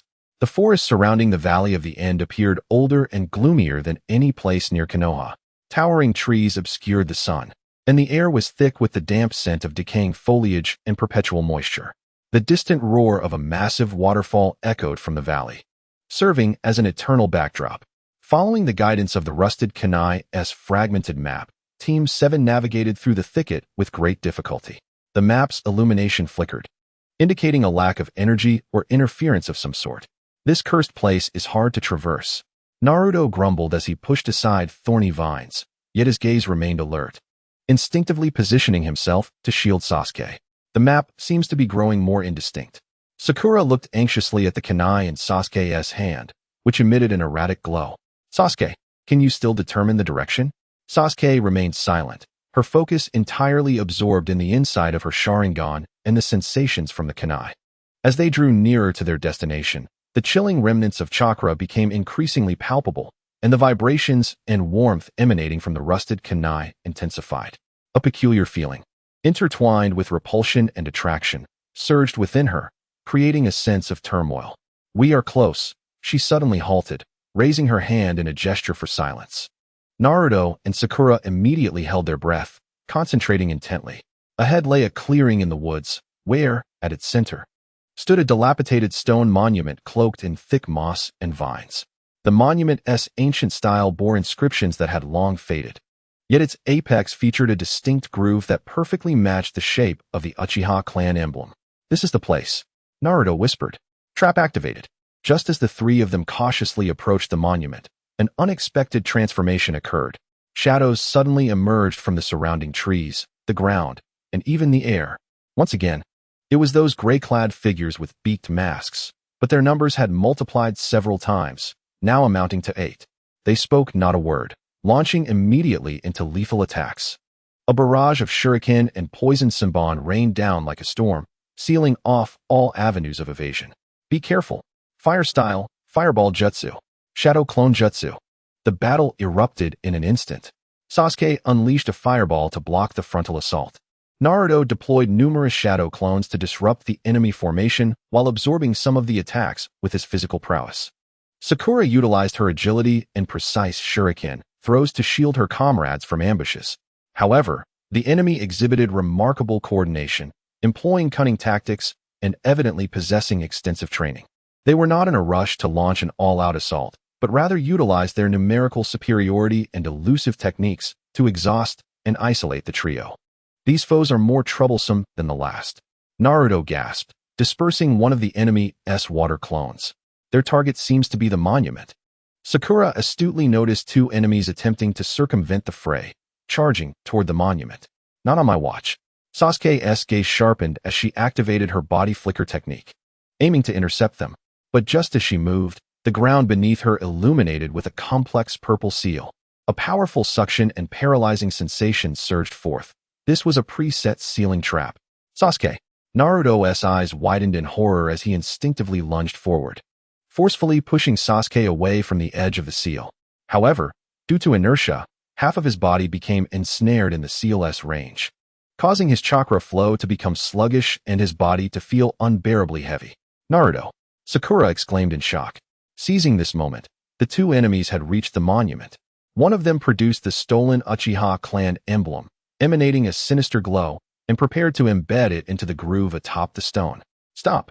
Sasuke steadied himself, his Sharingan blazing with fury, lightning flickering in his hand, ready to charge forward without hesitation. At that moment, the masked man holding the clan emblem abruptly halted, turning to face Sasuke.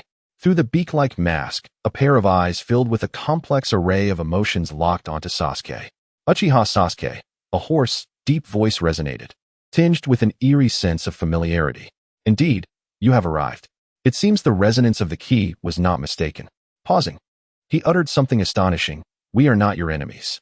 We merely seek to unravel the truth of history, to liberate the reality buried by the Uchiha and Senju. Reality? Sasuke's pupils constricted, his heart racing. The other party not only recognized her, but seemed to possess knowledge of certain truths. Don't listen to his nonsense. Naruto, trapped in the technique, shouted. Stop him. Who knows what kind of monstrosity he is unleashing? But it was too late. The masked man hesitated no longer, forcefully pressing the Uchiha emblem into the stone tablet's recess. A low, resonant hum echoed, reverberating through the soul. The entire tablet erupted with blinding dark light. The moss and vines upon it instantly reduced to ash, revealing intricate and densely packed sealing runes beneath. The earth began to tremble violently, fissures radiating outward from the tablet. Amidst the darkness, a hazy, distorted silhouette composed of pure dark chakra gradually emerged from the stone, struggling into view. It lacked a fixed form, exuding an overwhelming aura of resentment, sorrow, and fury that enveloped everyone present, inducing a sense of dread and suffocation. Is this the sealed malevolence? Sakura's face turned pale, her voice trembling. However, the apparition did not immediately attack anyone. Its hollow gaze swept across the battlefield, ultimately locking onto Uchiha Sasuke. A torrent of chaotic information flooded into Sasuke's mind, intermingled with countless fragmented images and anguished cries, like a dam bursting forth with a deluge. Chapter 81. Situation spirals out of control. Second update. The bloody carnage of the Warring States era, the immense light array formed by the alliance of the Uchiha and Senju. A familiar yet sorrowful silhouette, reminiscent of Uchiha Madara yet distinct, and endless darkness along with the anguish of confinement. Sasuke clutched her head, emitting a muffled groan of pain as her Sharingan spun uncontrollably, the single tomo hinting at a tendency to fracture. She felt as though her very soul was on the brink of being overwhelmed and torn apart by this torrent of information. Sasuke, Naruto, witnessing Sasuke's torment, felt a surge of urgency, struggling desperately to break free from the technique's restraints. The masked man, with the emblem embedded in his mask, observed Sasuke's agonized struggle and the emerging silhouette, a sinister smile seemingly curling at the corners of his mouth. Behold, the descendant of the Uchiha. This is the other history buried by your ancestors. Feel the weight of this truth. The situation took a drastic turn. The seal was partially unsealed, awakening fragments of ancient malevolence, plunging Sasuke into a mental assault, with Naruto trapped and Sakura left to fend for herself.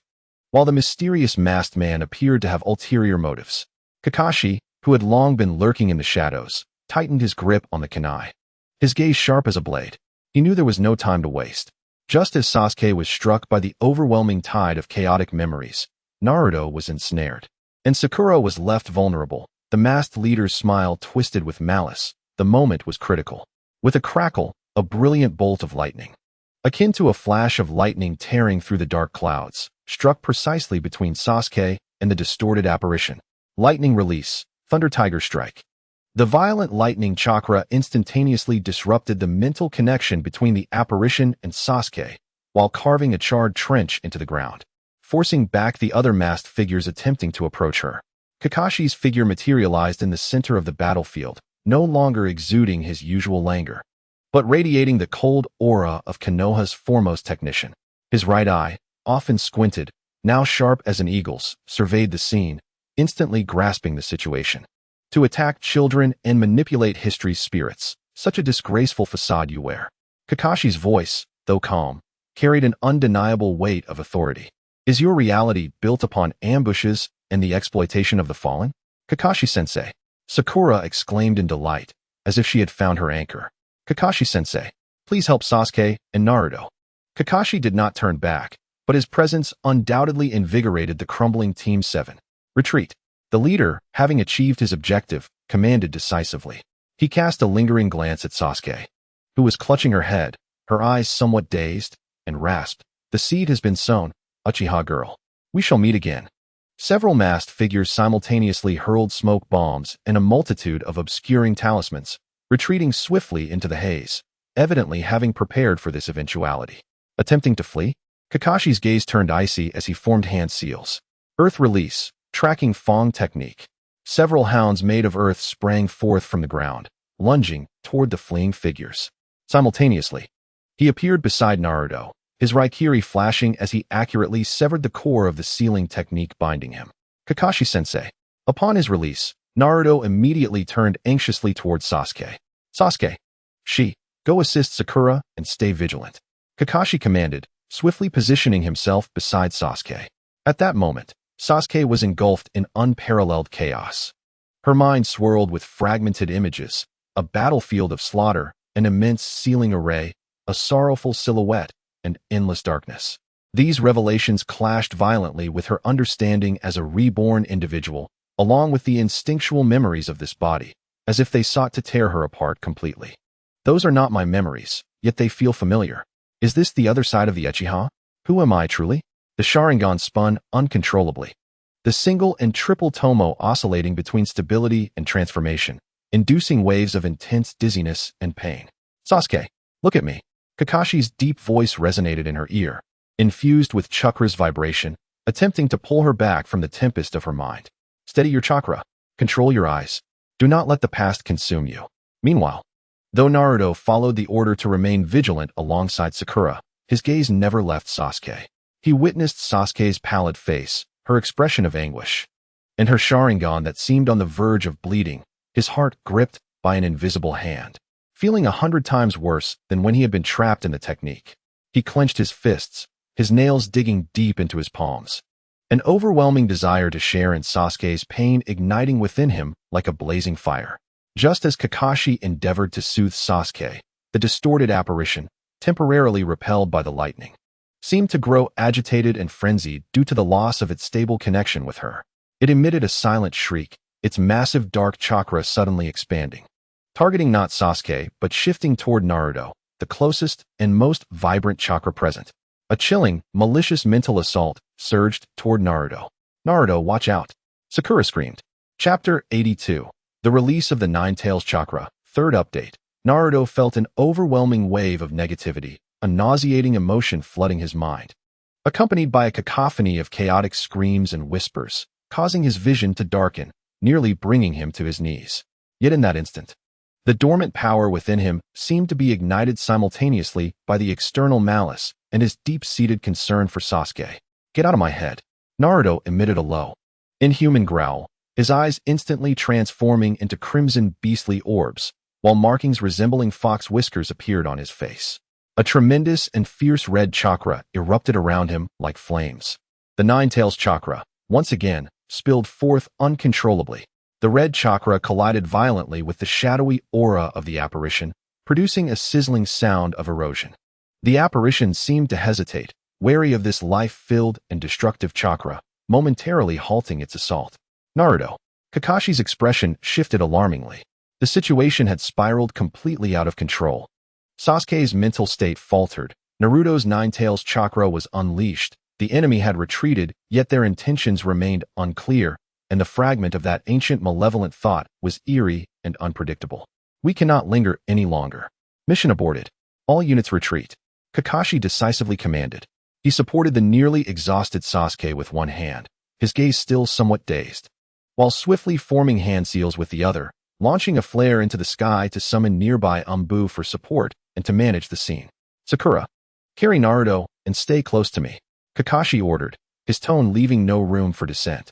Sakura, suppressing her fear of Naruto's terrifying chakra, stepped forward to assist him as he continued to roar and struggle. "Naruto, snap out of it. It's us." Perhaps hearing Sakura's voice, or perhaps still subconsciously aware of the need to protect his comrades, Naruto's red chakra receded slightly, yet his beastly eyes and whisker markings remained evident, clearly indicating an unstable state. Kakashi hesitated no longer. Accompanied by the psychologically wounded Sasuke and the chakra-raging Naruto, with Sakura's assistance, he swiftly evacuated from that place of chaos. At the edge of the Valley of the End, only the shattered stone monument flickering with unstable dark light remained, along with the slowly dissipating fragments of the apparition filled with resentment. The air still lingered with the acrid scent of lightning release, the ferocity of the Nine-Tails chakra, and the residual warmth of unresolved conspiracies. On the return journey, the atmosphere grew oppressively tense. Sasuke, eyes closed, leaned against Kakashi, his brow furrowed as if he were desperately trying to process something. Naruto kept his head lowered, his crimson beastly eyes flickering intermittently, his body trembling slightly under the suppression of chakra. Sakura bit her lip, watching her two unusually affected companions, filled with worry and dread. Kakashi's gaze swept over his three students, heavy with concern. This mission was far more complex than merely retrieving the clan emblem. It was akin to a key that not only unlocked an ancient seal, but also seemed to have unearthed deeper, more perilous powers within Uchiha Sasuke and Uzumaki Naruto. Kakashi's expression was graver than ever. He could not only sense the chaotic chakra within Sasuke and the lingering, ancient, and chilling aura that did not belong to her, but he could also distinctly perceive Naruto's searing, violent chakra that felt as though it could explode at any moment. These two students were in dire straits. One appeared to be possessed by the specter of history, while the other unleashed the ferocity within. "Hold on. We are almost there." Kakashi's voice was low, meant for both his students and himself.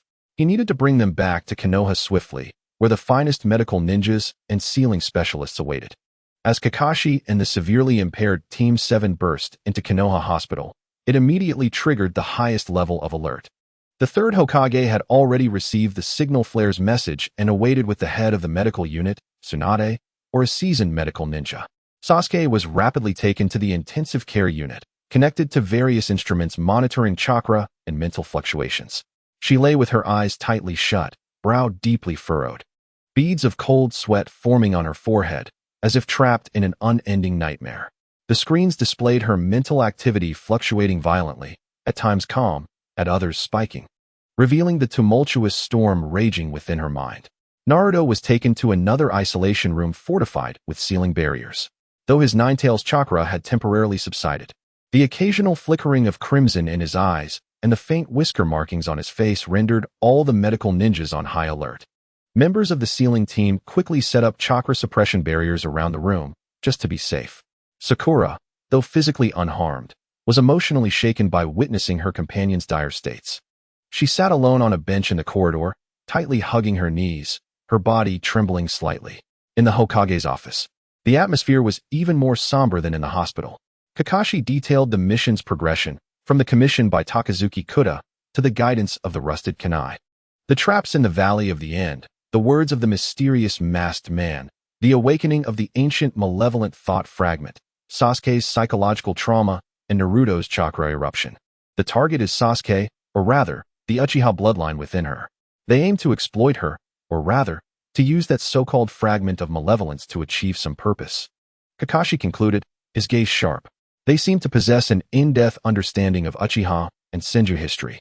The third Hokage took a deep draw from his pipe, the smoke swirling around him, making his visage appear particularly aged and weary. The collective of malevolent thoughts had not anticipated that the legends recorded were partially true. Were those masked individuals hostile forces against Konoha, against the Uchiha? Whoever they were, they had succeeded. The situation is grave, Tsunade stated solemnly. Sasuke's mental state is extremely unstable, and the seal within Naruto is loosening. These two children themselves pose a significant risk. Risks require guidance and protection. The third Hokage interjected, his tone resolute and unwavering. They are the future of Konoha, not hazards to be eliminated. We must enhance psychological intervention and monitoring for Uchiha Sasuke, and reinforce Uzumaki Naruto's seal. Simultaneously, we must devote all efforts to tracing the whereabouts and true identities of the masked individuals. In the intensive care unit, with the aid of medication, Sasuke temporarily slipped into slumber. Yet in her dreams, those fragmented images continued to intertwine. The flames of battle, the seals, that sorrowful silhouette, and the masked man's buried truth echoed like a curse. What is the other side of history? What secrets does the Uchiha truly hide? In the isolation room, Naruto's Nine-Tails chakra was finally subdued, and he fell into a weary slumber. However, before losing consciousness, the last image in his mind was of Sasuke, clutching her head in agony. A profound sense of helplessness and an intense desire for strength took root deep within his heart, like a seed. In the hospital corridor, Sakura still sat alone. Moonlight streamed through the window, illuminating her somewhat fragile figure. She reflected on her feelings of powerlessness during the mission, Sasuke's suffering, and Naruto's rampage. She clenched her fists tightly, her nails digging into her flesh. Chapter 83. The Path of Team 7, Part 4. The morning light of Konoha Hospital sliced through the slats of the blinds, casting stripes of light and shadow across the cold corridor floor. The air was thick with the scent of disinfectant, and the silence was only broken by the rhythmic beeping of medical equipment and faint distant commotion. Sasuke struggled at the edge of a chaotic dream, attempting to awaken.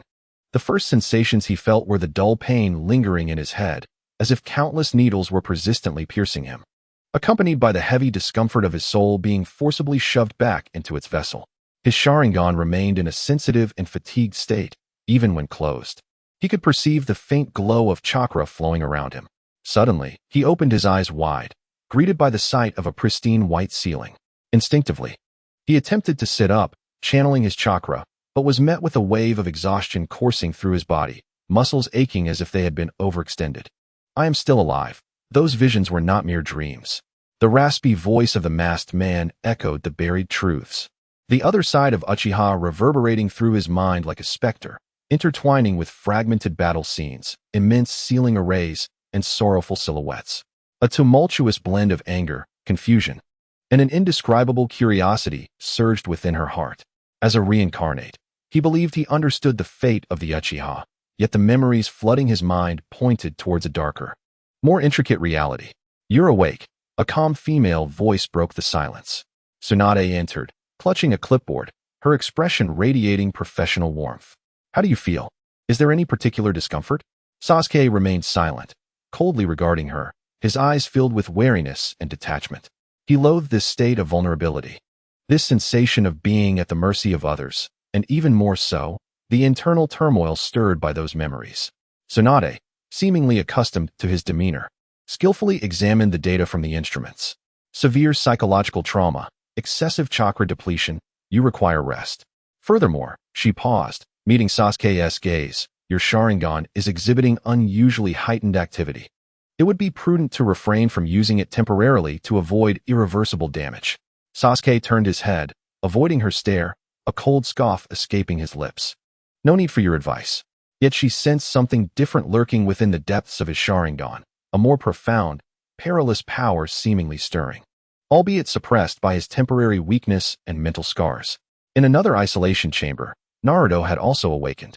His initial sensations were of muscle soreness, as if his body had been dismantled and reassembled, coupled with a throat parched with an insatiable thirst.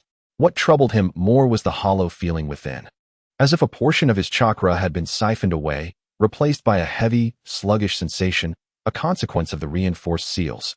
He blinked. His blue pupils returning to normal, the whisker-like markings on his face vanished. However, when he attempted to summon his chakra, a resilient barrier impeded its flow, more pronounced than before. Damn it, he muttered under his breath, unsure whether he was cursing the masked men or the rebellious entity within him. Yet, more distressing than his physical discomfort was the final image before his unconsciousness. Sasuke, cradling his head, enveloped in anguish. That figure, typically so indifferent and powerful, exuding an aura of invincibility, had revealed such vulnerability. This scene pierced him deeper than any adversary's assault. If I were stronger, if I could shatter that trap faster, if only I could, damn it. He struck the soft railing of the hospital bed, producing a dull thud. The desire to grow stronger had never felt so fervent and tangible. He aspired not only to become Hokage, but to possess enough strength to stand beside Sasuke, rather than merely watching her endure pain. On a bench in the corridor, Sakura had scarcely slept through the night.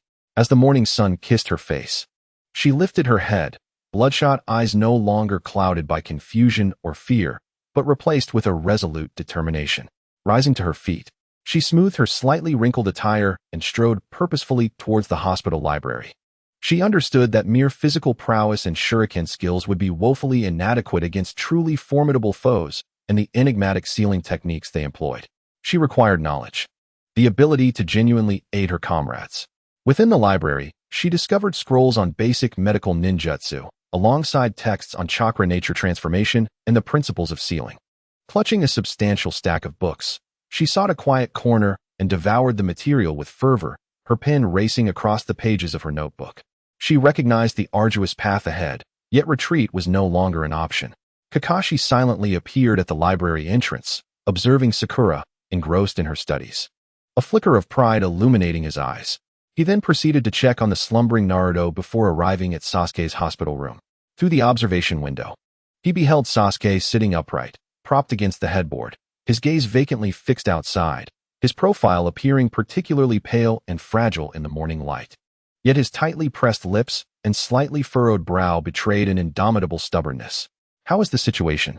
The voice of the third Hokage echoed behind him. Kakashi turned, bowing slightly. Naruto's sealing is temporarily stable, but requires long-term monitoring. Sasuke's psychological trauma will need time to heal. His Sharingan shows signs of evolution, but is forcibly suppressed. As for Sakura, he glanced towards the library. She has found her path. The third Hokage sighed, exhaling smoke slowly. This incident serves as both a warning and an opportunity. The power within those two children is both a calamity and a beacon of hope. The key lies in guidance. As for the masked men, his gaze sharpened. Now that they have revealed themselves, they cannot fully retreat into the shadows. Our immediate priority is to ensure the stability of these two children and prepare for the storm that may arise from their awakened powers. Kakashi nodded in silence, aware that the tranquil days of yore were irrevocably lost. The future path of Team 7 was destined to be fraught with thorns and uncertainties. All he could do was protect these tender shoots until they could confront the tempest on their own.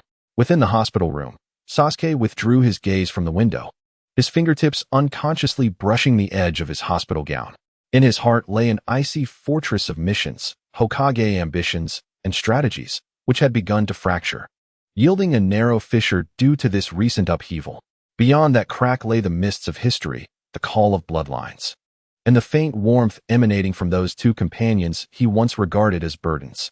Chapter 84, The True Hunt, Part 5. Days later, Sasuke and Naruto were granted discharge from the hospital, though not fully recovered. The hospital's diagnosis clearly stated, Uchiha Sasuke requires regular psychological evaluations to avoid intense mental stimuli. The use of the Sharingan must be strictly controlled. Uzumaki Naruto's sealing status requires continued observation, with strict prohibitions against extreme emotional fluctuations to prevent high-intensity chakra surges during training.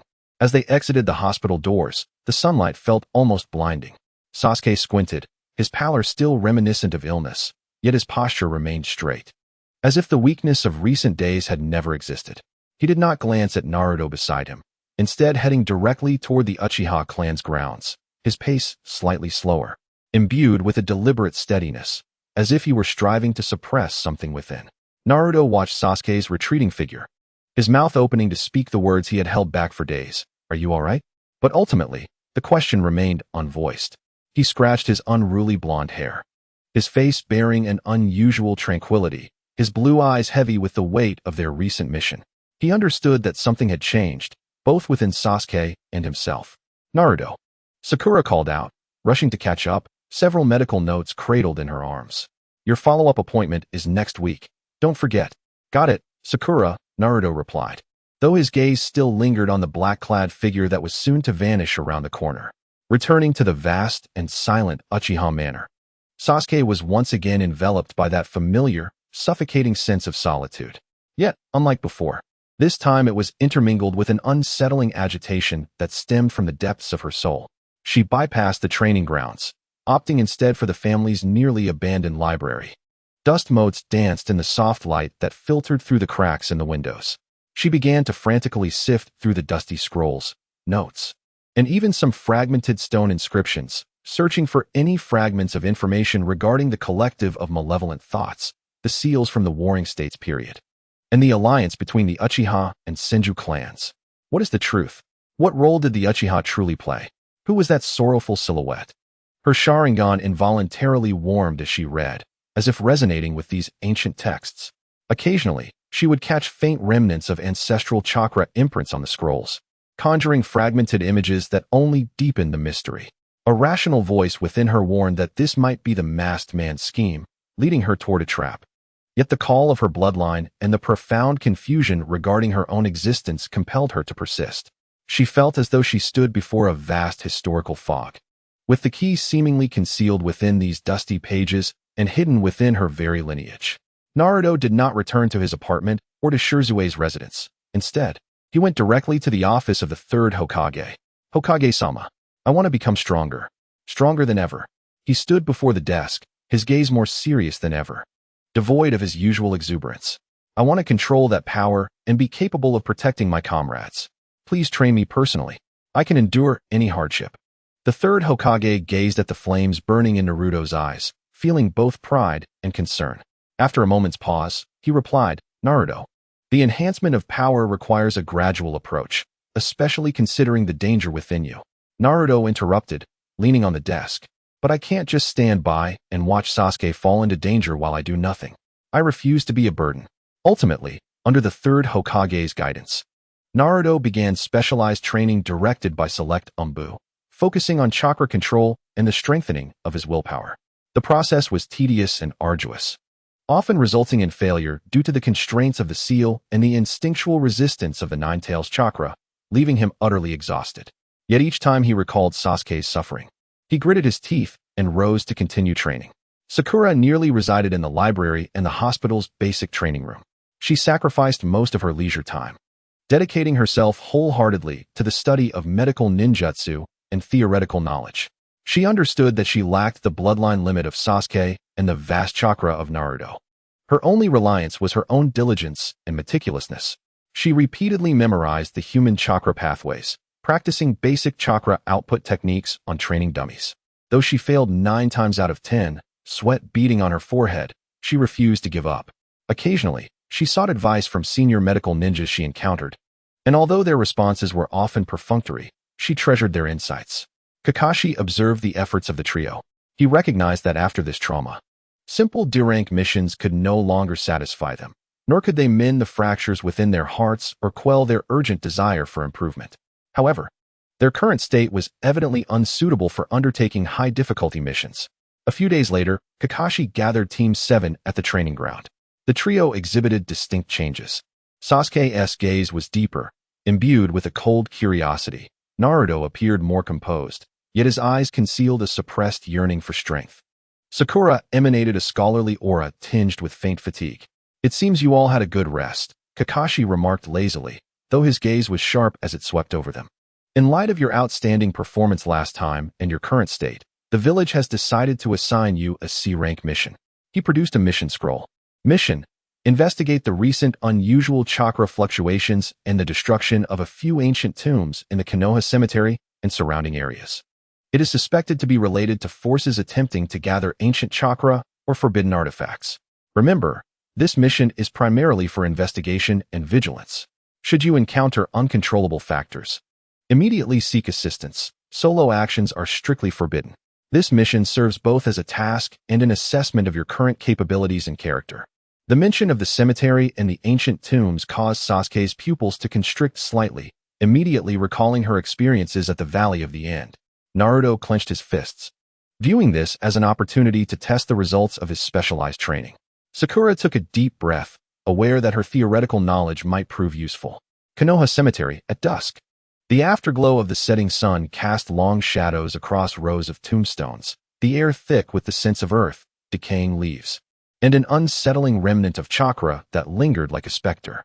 Team 7 advanced cautiously in a triangular formation, with Sasuke in the lead, Naruto bringing up the rear, and Sakura in the center, attuned to her surroundings.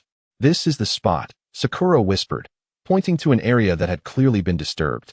The soil exhibiting an unnatural grayish-white hue, with several ancient tombstones shattered, their inscriptions eroded by some force. The residual chakra was chaotic, imbued with a coldness reminiscent of the Valley of the End, yet thinner and more dispersed. Sasuke activated her Sharingan, her crimson eyes scanning the scene. In her field of vision, the grayish soil was interwoven with tendrils of dark chakra, resembling a malevolent web. The remnants of chakra at the shattered tombstones were more potent, carrying a sense of hunger and desecration. "They are collecting something," Sasuke stated coldly, extracting the residual chakra of the deceased from these tombs or searching for some ancient medium. As her fingertips brushed against a broken tombstone, her Sharingan captured a fleeting echo of the agony from which chakra had been forcibly drawn, causing her brow to furrow deeply. Just then, whoosh, whoosh, whoosh. Countless kunai affixed with explosive tags surged forth from the shadows of the dense, surrounding forest like a swarm of death. This was no longer a mere test. It was a deadly, overwhelming assault. Enemy attack. Scatter. Kakashi's warning and the assault reached them simultaneously. Earth release. Earth flow wall. Sakura reacted swiftly, slamming her palms to the ground, and a small earthen wall rose to block some of the kunai, the thunderous explosions deafening as debris flew about. Fire release. Phoenix fire technique. Sasuke leaped into action the moment the wall was erected, unleashing a barrage of fireballs accurately toward the incoming kunai. Muffled groans and the crackling of burning trees echoing from the forest. Sakura swiftly retreated, her hands poised with antidotes and bandages, ready at a moment's notice, while she anxiously sensed the positions of additional enemies. The true hunt was just beginning. Chapter 85, 3 Tomo Sharingan, Part 1. 8 figures clad in familiar birdbeak masks emerged slowly from the burning woods, encircling them in a fan-shaped formation. The leader among them was none other than the one from the Valley of the End, clutching a black crystal that continuously siphoned the chilling chakra of the cemetery. Its core pulsed with a faint glow akin to a heartbeat. "Indeed, the Uchiha girl has arrived," the leader rasped, satisfaction lacing his voice. "The nourishment here is just what I need to awaken the true power within you." With a violent motion, he slammed the black crystal into the ground, summoning Death's puppet. The earth groaned in response. Countless skeletons and shadows, composed of dark chakra, twisted in form and exuding an aura of decay and resentment, erupted forth from the earth as if liberated from the binds of hell, howling in unison. Their numbers swelled, instantly overwhelming a significant portion of the graveyard, disregarding physical attacks, and fervently charging towards Team 7. Their primary target fixated on Sasuke. "Damn it, they won't disperse," Naruto bellowed, his fist enveloped in a faint yet solid red chakra, sending a nearby puppet flying, but the reconstituted dark aura quickly regrouped. "Sakura, identify their weaknesses. They are absorbing the graveyard's frigid chakra. The core must be that crystal." Sakura shouted urgently, her shuriken piercing the shadows yet yielding little effect. A myriad of undead puppets surged toward Sasuke like a tide of darkness, filled with chilling malice. This dense, deathly chakra acted like a detonator, instantly rekindling the unresolved mental scars and remnants of ancient malevolence within Sasuke. Ugh! Sasuke emitted a suppressed groan, as memories of the Valley of the End crashed into his mind, overlapping with the deathly scene before him. His Sharingan spun uncontrollably at high speed, the three tomos swirling madly, as blood vessels began to surface at the edges of his vision. Sasuke! Naruto's eyes widened with desperation, yearning to rush to his side.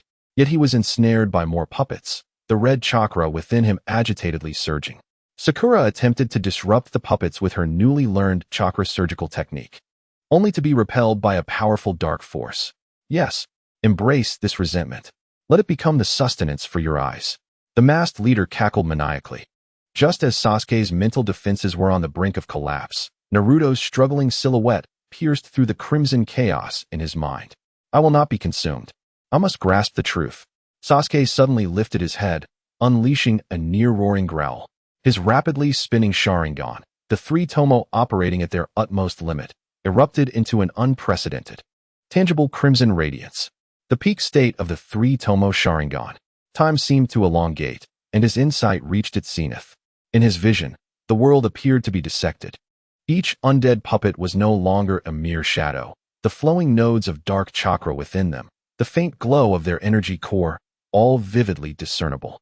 The chakra flow of the masked leader, the black crystal, and the entire graveyard's frigid chakra network appeared before him like a map. I've seen it.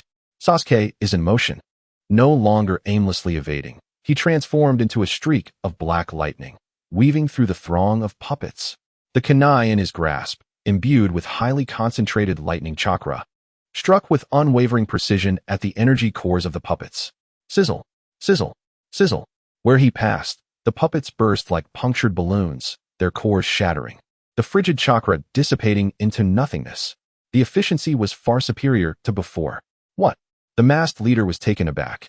How could the inside of the three tomo reach such heights? Sasuke's eruption ignited the flames of counterattack within the team. Haha.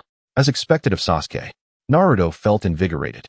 The red chakra within him no longer merely a covering, but beginning to flow and strengthen with his will. Shadow Clone Technique. Uzumaki Naruto S. 2000 Rindan.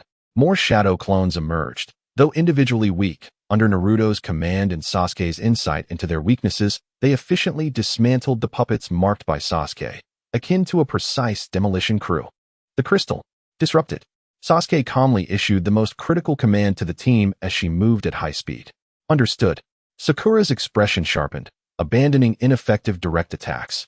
Consolidating all her focus and chakra, she formed hand seals, albeit awkwardly, yet with unwavering determination. Illusion Technique. Nirvana Sanctuary. A wave of tranquility and serenity, contrasting sharply with the graveyard's desolate atmosphere, spread like ripples. It was not an attack on the puppets, but rather enveloping the black crystal.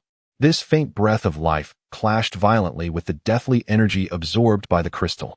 The eerie glow on the crystal's surface flickered intensely, the absorption process interrupted, creating a momentary stasis. The entire graveyard's frigid chakra network faltered. Now, Kakashi-sensei, Naruto shouted. No need for reminders. Raikiri, the true lightning of annihilation descended. Kakashi's figure appeared as if teleported behind the masked leader, who had exposed a weakness due to the crystal's injury. The dazzling lightning tore through the twilight, imbued with an unstoppable momentum, precisely piercing the leader's heart. The torment of the souls of the deceased ends here. Kakashi's cold voice marked the conclusion of this ambush. With the leader's demise, the black crystal shattered with a crack. The core destroyed, the remaining undead puppets emitted anguished wails, disintegrating into the most basic form of frigid chakra, gradually dissipating into the air. The graveyard fell into silence, with only the crackling of flames and the heavy, fatigued breaths of the three remaining. The crimson light in Sasuke's eyes slowly receded, and the Sharingan closed. A wave of intense weakness and mental exhaustion washed over her. She steadied herself with her kunai, barely maintaining her balance. Her complexion was as pale as parchment, yet within her black eyes, which gazed at Naruto and Sakura, both equally exhausted but with bright expressions, there lingered a coldness that seemed to melt just the outermost layer of ice. Naruto, his red chakra already quelled, rushed to Sasuke's side, eager to reach out, yet hesitant, urgently asking, "Sasuke, how are you? Your eyes seemed especially bright just now." Sakura quickly approached, a faint, unstable green chakra glow emanating from her hand, filled with concern and a hint of joy at completing their mission. "Sasuke, let me see your injuries." Chapter 86, Special Training Plan, Second Update. Sasuke shook her head slightly, indicating that she was unharmed. Her gaze swept over the defeated enemies and the now tranquil graveyard. This time, they did not await Kakashi's complete rescue. In the face of despair, she had pushed the power of the three Tomo to its peak, which could be considered a fortuitous outcome. In the Konoha hospital, the familiar scent of antiseptic enveloped the three once more. However, unlike the previous experience of mental trauma and chakra outburst, this time, the atmosphere in the ward, though fatigued, subtly exuded a resilience forged through trials. Sasuke leaned against the hospital bed, eyes closed in repose. The medical ninjas had just completed their examination. Concluding that her chakra was severely depleted, her spirit highly fatigued, yet with no new injuries, though her overuse of the Sharingan necessitated absolute rest. She could feel the emptiness coursing through her meridians and the dull ache in her brain. A price paid for pushing the three Tomo to their utmost limits to maintain that extraordinary insight. However, unlike the passive mental assault experienced in the Valley of the End, this exhaustion bore a sense of control over her power, even a hint of indescribable exhilaration. The fragmented memories still lurked deep within her mind, yet they no longer seemed capable of inciting tumultuous waves as they once had. Her fingertips unconsciously traced patterns on the sheets, replaying every movement and application of insight from the graveyard. In the adjacent room, Naruto was grimacing as he underwent examination. He had multiple muscle strains and significant chakra depletion, yet his mental state was unusually exuberant. "Did you see that, medical uncle? I didn't lose control this time. That red chakra obeyed my commands." He waved his arms boastfully, despite the pain from his wound causing him to gasp, yet the brilliance in his blue eyes was astonishing. He could distinctly feel that the entity within him, though still restless, was now encased by a more formidable barrier, constructed with his own will. The path to strength unfolded before him with unprecedented clarity. Sakura's injuries were the least severe, primarily due to her depleted chakra and mental strain. She sat in a chair beside the hospital bed, foregoing rest to swiftly record the details of the cemetery battle in her notebook while her memory was still fresh. Enemy tactics. The characteristics of the dead soul puppets, her experiences with chakra flow while casting illusions, and observations of Sasuke and Naruto as fighting styles. She understood that knowledge is power, and practical experience is the best teacher. In the Hokage's office, Kakashi submitted a detailed mission report. Uchiha Sasuke has reached the pinnacle of his three Tomo Sharingan application, exhibiting exceptional insight and tactical judgment, yet he shows signs of over-reliance and exhaustion, with his mental stability remaining a concern.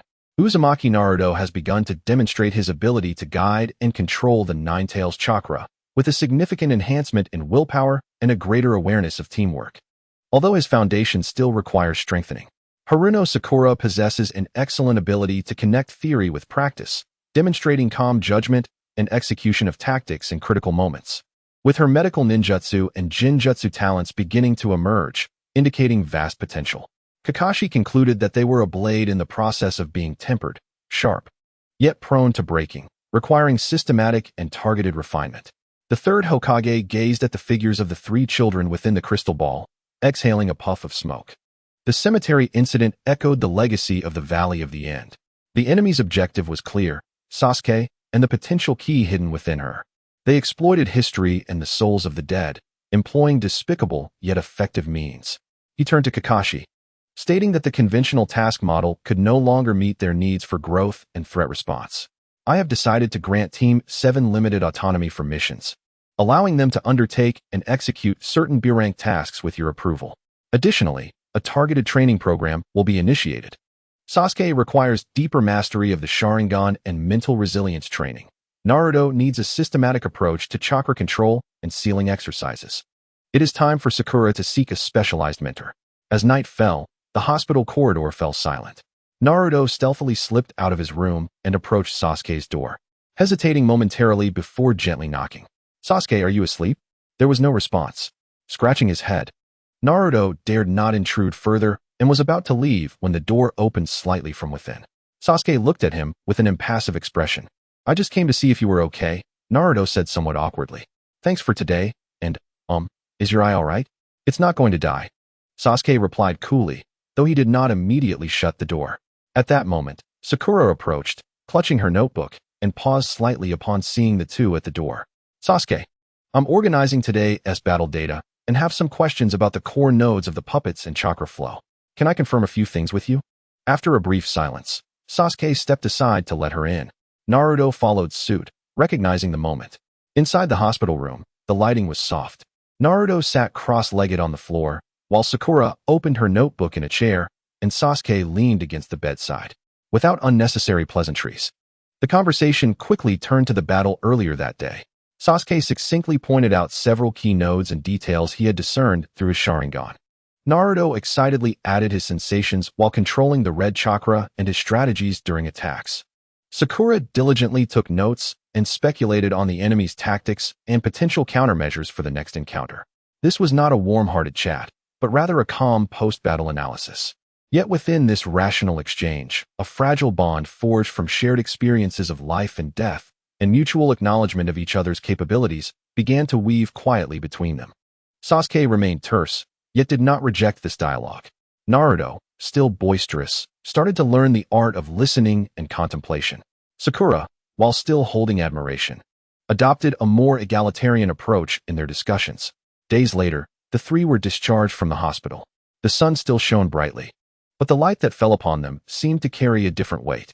Kakashi awaited them at the training ground, holding 3 distinct scrolls. "Sasuke, these are special scrolls authorized by the Hokage, containing advanced techniques for the Sharingan and some mental training methods. Study them on your own, and feel free to ask me if you have questions. Naruto, starting today, the intensity of your physical and chakra control training will be doubled as per the new training plan. Additionally, the sealing class will regularly check and reinforce your seals." Sakura. Kakashi turned his gaze to the pink-haired girl, his expression unusually serious. "Lady Tsunade will be returning to the village soon. I will do my best to advocate for you to see if she is willing to take you on as a student." The three received the scrolls. Their expressions varied. Sasuke's profound, Naruto's resolute, and Sakura's surprise mixed with determination. At dawn in the training ground, Naruto, drenched in sweat, diligently engaged in intense chakra control exercises according to the new plan. He attempted to maintain a shadow clone on the water's surface for over 10 seconds, failing repeatedly and falling into the water, only to rise and try again. "Damn it, why is this so difficult?" Naruto wiped the water from his face, panting heavily. Just then, from the corner of his eye, he caught a familiar figure standing with crossed arms at the edge of the training ground. Sasuke. She had arrived at some point, quietly observing his practice with her usual indifferent expression. Naruto's heart skipped a beat, and in a flurry, he tried to perform the hand seals again, but his chakra faltered, causing yet another shadow clone to dissipate, nearly sending him plunging into the water once more. At the bottom of the class, Sasuke's voice rang out, devoid of warmth, yet lacking the usual biting coldness. "Your chakra flow is too scattered. Your mind is unsettled.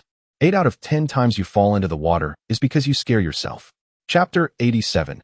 Naruto's charisma is unmatched. Part 3. Naruto paused, surprised that Sasuke was guiding him, albeit in a scolding manner. "I am not scared," he retorted defiantly, yet deep down, a sense of joy flickered within him. He took a deep breath, striving to concentrate, and tried again. This time, the shadow clone wobbled on the water's surface and managed to hold for 11 seconds. "Look, I did it," Naruto exclaimed excitedly, only to find the training ground empty when he turned around. Sasuke had vanished without a trace, as if she had never been there. Naruto scratched his head, gazing at the vacant space, and chuckled to himself. "Maybe she doesn't dislike me as much as I thought." In the evening, after a grueling day of training, Naruto planned to treat himself to ramen at Ichiraku. Upon reaching the shop's entrance, he was taken aback to see a figure that should never have been there. Sasuke sat alone in a corner, a bowl of miso ramen before her. Naruto nearly thought he was hallucinating. After much hesitation, he mustered the courage to approach and sat down across from her. "Hey, Sasuke, you're here for ramen too?" Naruto attempted to strike up a conversation. Sasuke glanced up at him, said nothing, and continued to eat leisurely. Naruto, unfazed, ordered an extra-large bowl of chashu ramen for himself. Then he began to eloquently recount the hardships of his training that day, how he had managed to sustain himself above the water for an additional second, and how Kakashi-sensei had insisted on extra practice. Sasuke remained silent, but when Naruto mentioned that his overwhelming charm meant he never had to pay for his Ichiraku ramen, the nearby hand-pulling uncle cast a complex glance at Sasuke. Sasuke did not lift his gaze. The fingers gripping his chopsticks paused slightly, and the corners of his mouth seemed to twitch ever so subtly. Naruto noticed this clearly, his eyes widening as if he had discovered a new continent. "Sasuke, did you just smile?" "Idiot," Sasuke coldly retorted, setting down his chopsticks, placing money on the table, and leaving without looking back. This left Naruto grinning widely in his wake, his expression foolishly cheerful. She really did smile, even if just a little. At the Uchiha residence, the moonlight flowed like mercury through the ancient window panes, casting a silvery glow across the empty corridor. Having concluded a day of training and an unexpected visit to the ramen shop with Naruto, Sasuke returned home, carrying a barely perceptible weariness and a hint of relaxation that even he had not noticed, to a house so silent that only the sound of his own footsteps could be heard. As soon as he removed his shoes, a languid voice emerged from the shadows. "Ah, back already? You reek of death and despair, mixed with the stench of cheap wheat and tonkatsu." Looking up, he saw a pure white snake, its scales shimmering with a lustrous sheen under the moonlight, elegantly coiling around a beam. It was considerably smaller than when they first met, about the thickness of an arm. Yet it exuded an ancient creature's inherent grace and nobility, as if it were a manifestation of moonlight itself. Its crimson, blood-like slitted eyes sparkled in the darkness, radiating a discernment that seemed to penetrate all. This was his spirit beast, Jiue. Sasuke's steps did not falter as he replied indifferently, "Better than some who can only coil on the beams and spout cold remarks." Jiue gracefully slid down, like liquid moonlight, landing soundlessly on the tatami mat before Sasuke and lifting its triangular head. "Cold remarks? My dear master, do you know how much effort it takes to maintain such an elegant form in this world? Furthermore, I must constantly sense your emotional fluctuations, which are more chaotic than the Uchiha clan's lineage." It glided closer, its red tongue flicking gently as if savoring the air's essence. Exhaustion from overextending chakra, mental fatigue, excessive use of the Sharingan. But oddly enough, beneath the surface, something seems to be melting. It elongated its tone, dripping with mockery. "Is that the doing of that golden-haired son? What foolish method did he use to warm your heart today? Did he almost drown in a puddle of his own making?" Sasuke's motion to pour water hesitated slightly as he shot a cold glance at it. "Do you want to experience the taste of being scorched by lightning?" "Being flustered is not the demeanor of a strong individual," Jiue retorted nonchalantly, drawing nearer, its voice lowering to a magnetic whisper. "Speaking of which, I found the scene at the cemetery quite delightful. You were nearly overwhelmed by those soulless puppets. Why didn't you call for your most loyal and powerful partner? Is it that my presence is unworthy of fighting alongside you?" Sasuke set down the water cup, fixing his gaze on Jiue's eyes, which seemed to peer into his very soul, his tone calm and unwavering. "There are 3 reasons. First, elemental opposition." He gathered a faint spark of lightning at his fingertips and gestured toward the cold moon outside. "You wield moonlight and shadows, your power leaning towards purity, gentleness, and illusion." The cemetery was suffused with tainted, dead silence, filled with resentful dark chakra, which clashes with your essence. Forcing you to intervene would yield diminished returns and could even lead to your corruption. Jiue flicked its tongue, as if conceding. It indeed despised such unclean auras. "Second, keeping my trump card hidden." Sasuke moved to the window, gazing out at the nightscape of Konoha. Those masked individuals possess an understanding of the Uchiha far beyond imagination. "You, Jiue, are my only spirit beast contracted in a unique manner, capable of residing in this world. You are my hidden dagger within the shadows. To expose you prematurely to those insidious foes would be unwise. Your power should be utilized at more critical, unexpected moments." Jiue emitted a satisfied hum. "At least you have some sense." Third, and most importantly, Sasuke's voice lowered, carrying an undeniable firmness. "I need to hone my skills. Relying on a spirit beast, on external forces, will never allow me to become a true, strong individual. Only by carving a bloody path with my own strength in moments of despair can I surpass my limits." The battle at the cemetery was a test of my mastery over the three tomo. I needed no assistance. Jiue listened quietly, a flicker of unnoticeable admiration crossing its red eyes. It understood that this was the Uchiha pride it had chosen to contract with, powerful and with an almost obsessive pursuit of strength. How grandiloquent, Jiue remarked, its tone softening somewhat. But you must admit, when that golden-haired brat recklessly attempted to rush towards you, when that unpleasant red chakra burst forth from him, your frozen heart was indeed disturbed, was it not? Sasuke paused slightly, his icy gaze sweeping over Jiue. Chapter 88. The Key, Part 4. Oh dear, have I struck a nerve? Jiue, undeterred, glided to Sasuke's feet, lifting its triangular head. I was merely stating a fact. As your partner linked to your chakra, sensing your emotional shifts is instinctual for me. That vortex Naruto is like an unyielding little sun, isn't, even if you desperately erect icy walls. Some warmth always manages to seep through. Its words pricked at the subtle shifts within Sasuke's heart that he was unwilling to acknowledge. He is too loud, too foolish, and only serves as a hindrance, Sasuke retorted stiffly, turning towards the training room, attempting to dispel this irritating conversation through further practice. Jiue followed closely, continuing its acerbic commentary. Loud, foolish, perhaps, but he is also the only one brave enough to repeatedly crash into your icy fortress. Moreover, I noticed that your chance encounter on the way to the training ground coincided precisely with that little fool's most disheveled moments after his daily training. Oh, and at the ramen shop, I recall someone once declaring that such greasy food was utterly meaningless. Sasuke abruptly halted, his chakra subtly fluctuating, causing a thin layer of frost to form on the training room floor. You've been following me? Need I? Jiue blinked innocently, its ruby-like eyes sparkling. Your chakra reveals everything. That barely perceptible pause as you passed by, the fleeting emotional fluctuations during your encounter. Ah, what a splendid inner drama. Observing your current changes is far more engaging than sifting through those dusty historical mysteries. Sasuke turned fully, his Sharingan not activated. But the coldness in his dark eyes could almost freeze the air. My affairs are none of your concern. Just fulfill your purpose. Fulfill my purpose? Jiue leisurely coiled itself around a scroll rack, forming an elegant circle. For instance, when you are once again troubled by those shadowy fragments of memory or disturbed by lingering malevolent thoughts, I could use my lunar power to help stabilize your spirit. Now, what if that golden-haired little son encounters true danger and you are too proud to lend a hand directly, only for me to fortuitously pass by and resolve a minor inconvenience for him? It tilted its head, observing Sasuke's subtly shifting expression, and with a satisfied flick of its serpent-like tongue, declared, "See, we share an unspoken understanding, my dear master." Sasuke stared at the moonlight for a long moment, ultimately saying nothing, merely letting out a cold scoff as he resumed the monotonous practice of chakra control.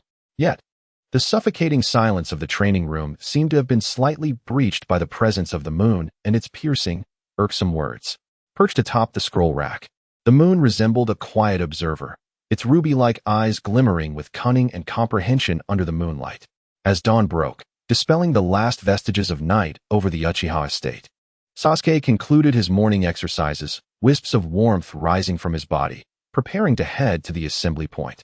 The moon lounged in the shadow of the corridor, its ruby eyes half closed, lazily commenting, "Heading out with a refreshing aura of menace? It seems you're not planning to engage in that tedious charade of chance encounters with that golden-haired brat today." Sasuke tightened his forehead protector, his lips twitching slightly. Yet his movements remained unbroken.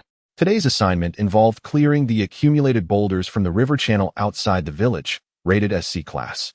C-Class? Moving stones. The moon's tail lightly tapped the ground, its tone dripping with unabashed mockery. Such a waste of talent. But at least it's easier than watching you get flustered by those wretched souls. Remember to keep your distance from the deep waters. I certainly don't wish to fish out a waterlogged Uchiha corpse tonight. The only response was the decisive sound of Sasuke closing the door. At the training grounds of Team 7, Naruto, unusually punctual, was animatedly gesturing to Sakura.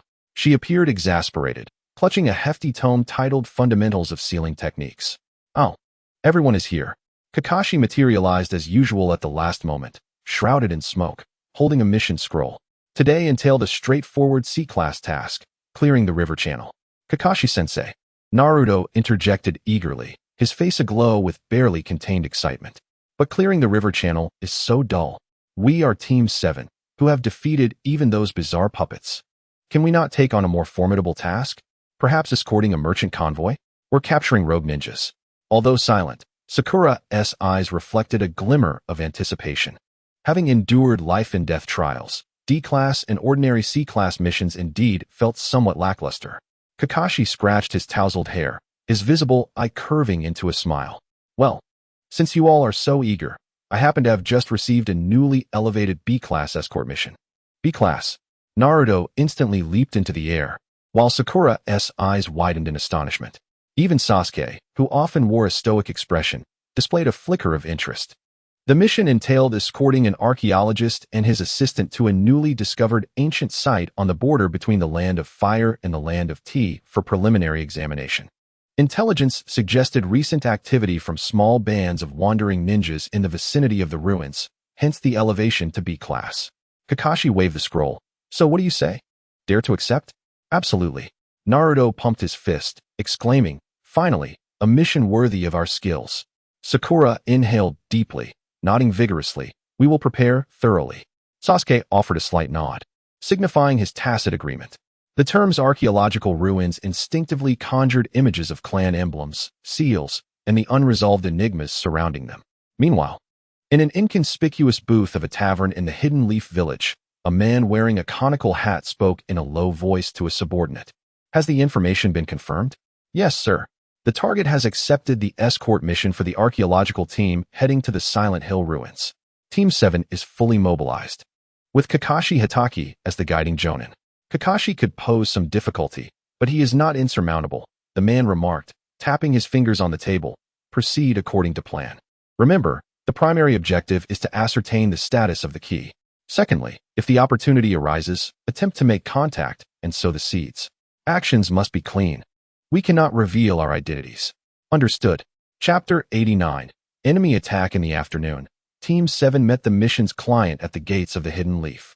Leading the group was an elderly gentleman with glasses, his hair graying, and his demeanor sophisticated, named Morinori Chido. Accompanying him was a young female assistant, Yuru, who appeared somewhat shy, constantly lowering her head and tightly clutching a seemingly heavy toolbox. I truly appreciate your assistance, esteemed ninjas. Morinori Chido smiled warmly. The newly discovered ruins are preliminarily judged to be associated with a long-lost small nation from the Warring States period, possessing significant research value.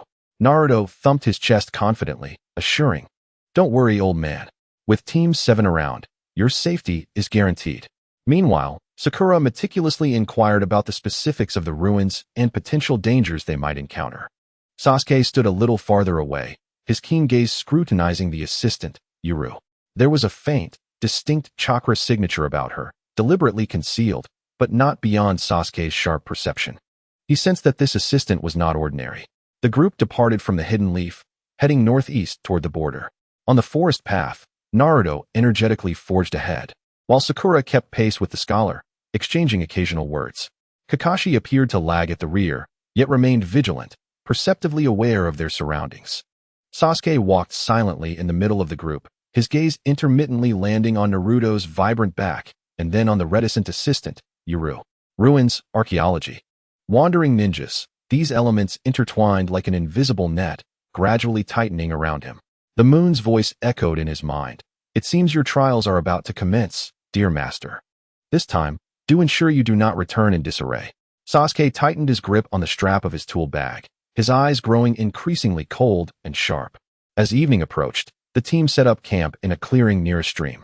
The crackling campfire illuminated their weary yet relaxed faces.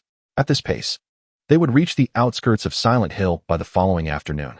Morinori Chido unfolded a map, pointing to a hill marked on it. According to ancient texts and preliminary investigations, there seems to be a well-preserved site of an ancient sacrificial altar there. A sacrificial site? Sakura inquired curiously. Is it dedicated to deities? Perhaps, or it might have served as a venue for certain rituals. Morinori adjusted his glasses, the lenses reflecting the firelight, obscuring his gaze.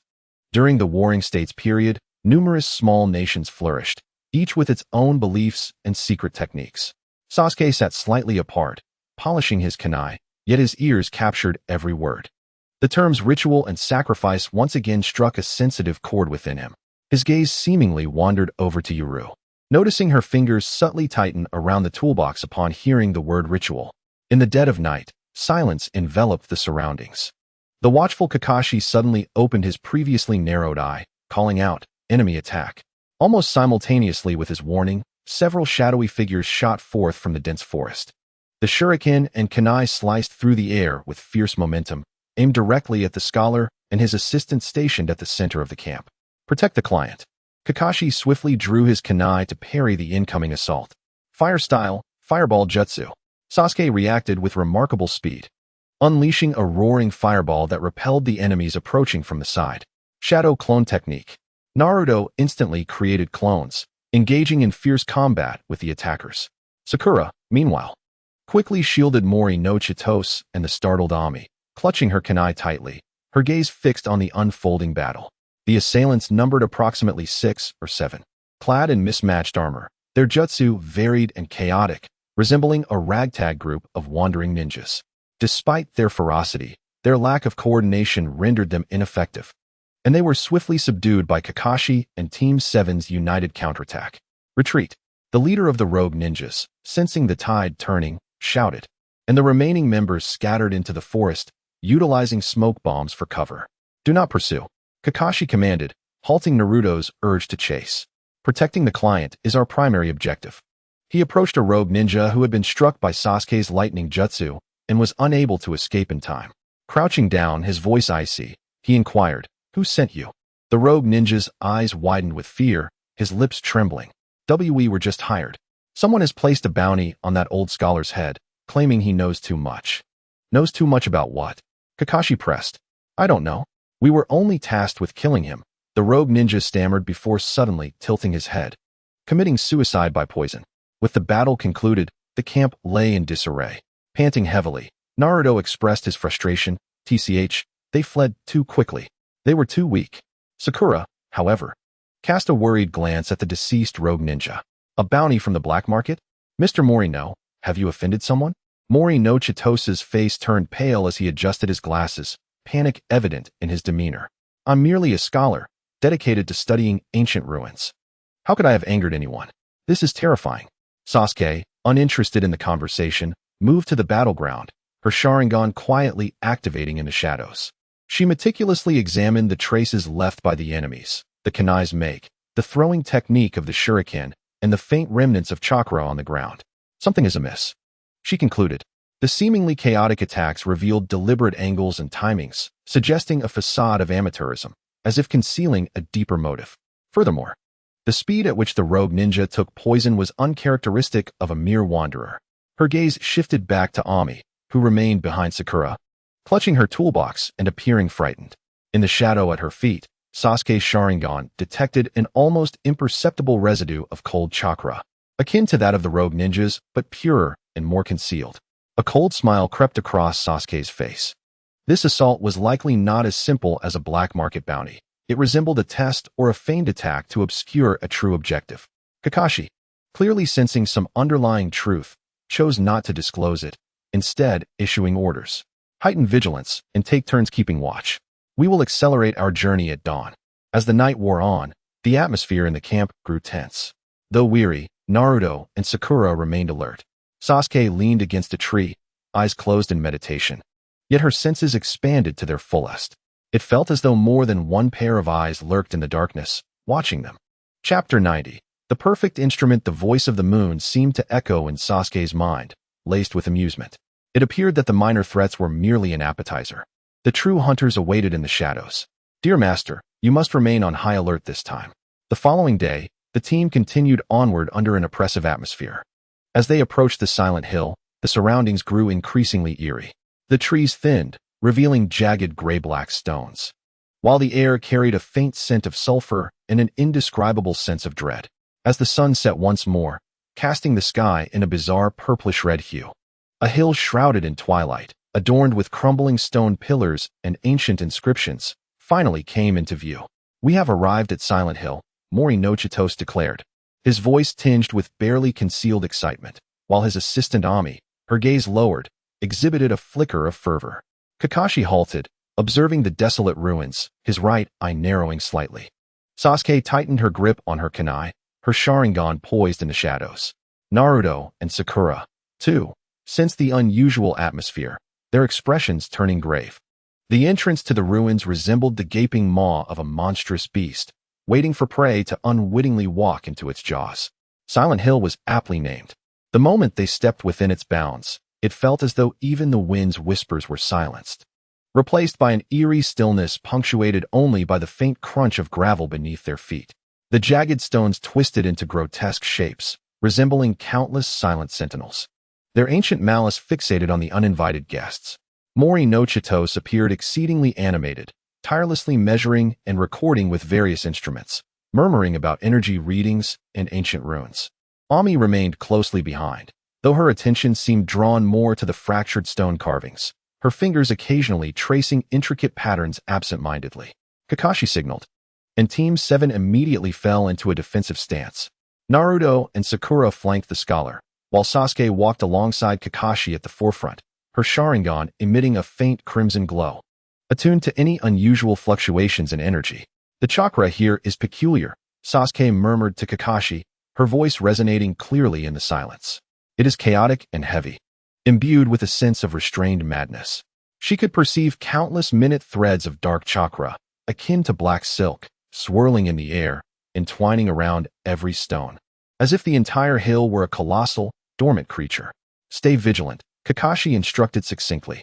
The team ascended a seemingly man-made stone staircase towards a relatively flat area at the hill's summit, suspected to be an altar for sacrifices. The further they climbed, the more palpable the oppressive sensation became.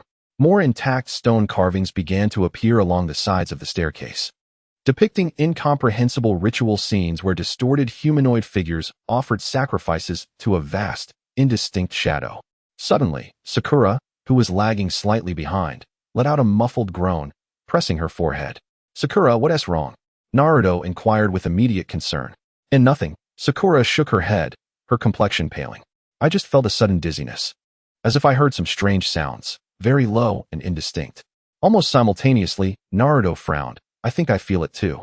Kakashi exchanged a grave glance with Sasuke, both recognizing the seriousness of the situation. It's mental erosion, Kakashi declared firmly.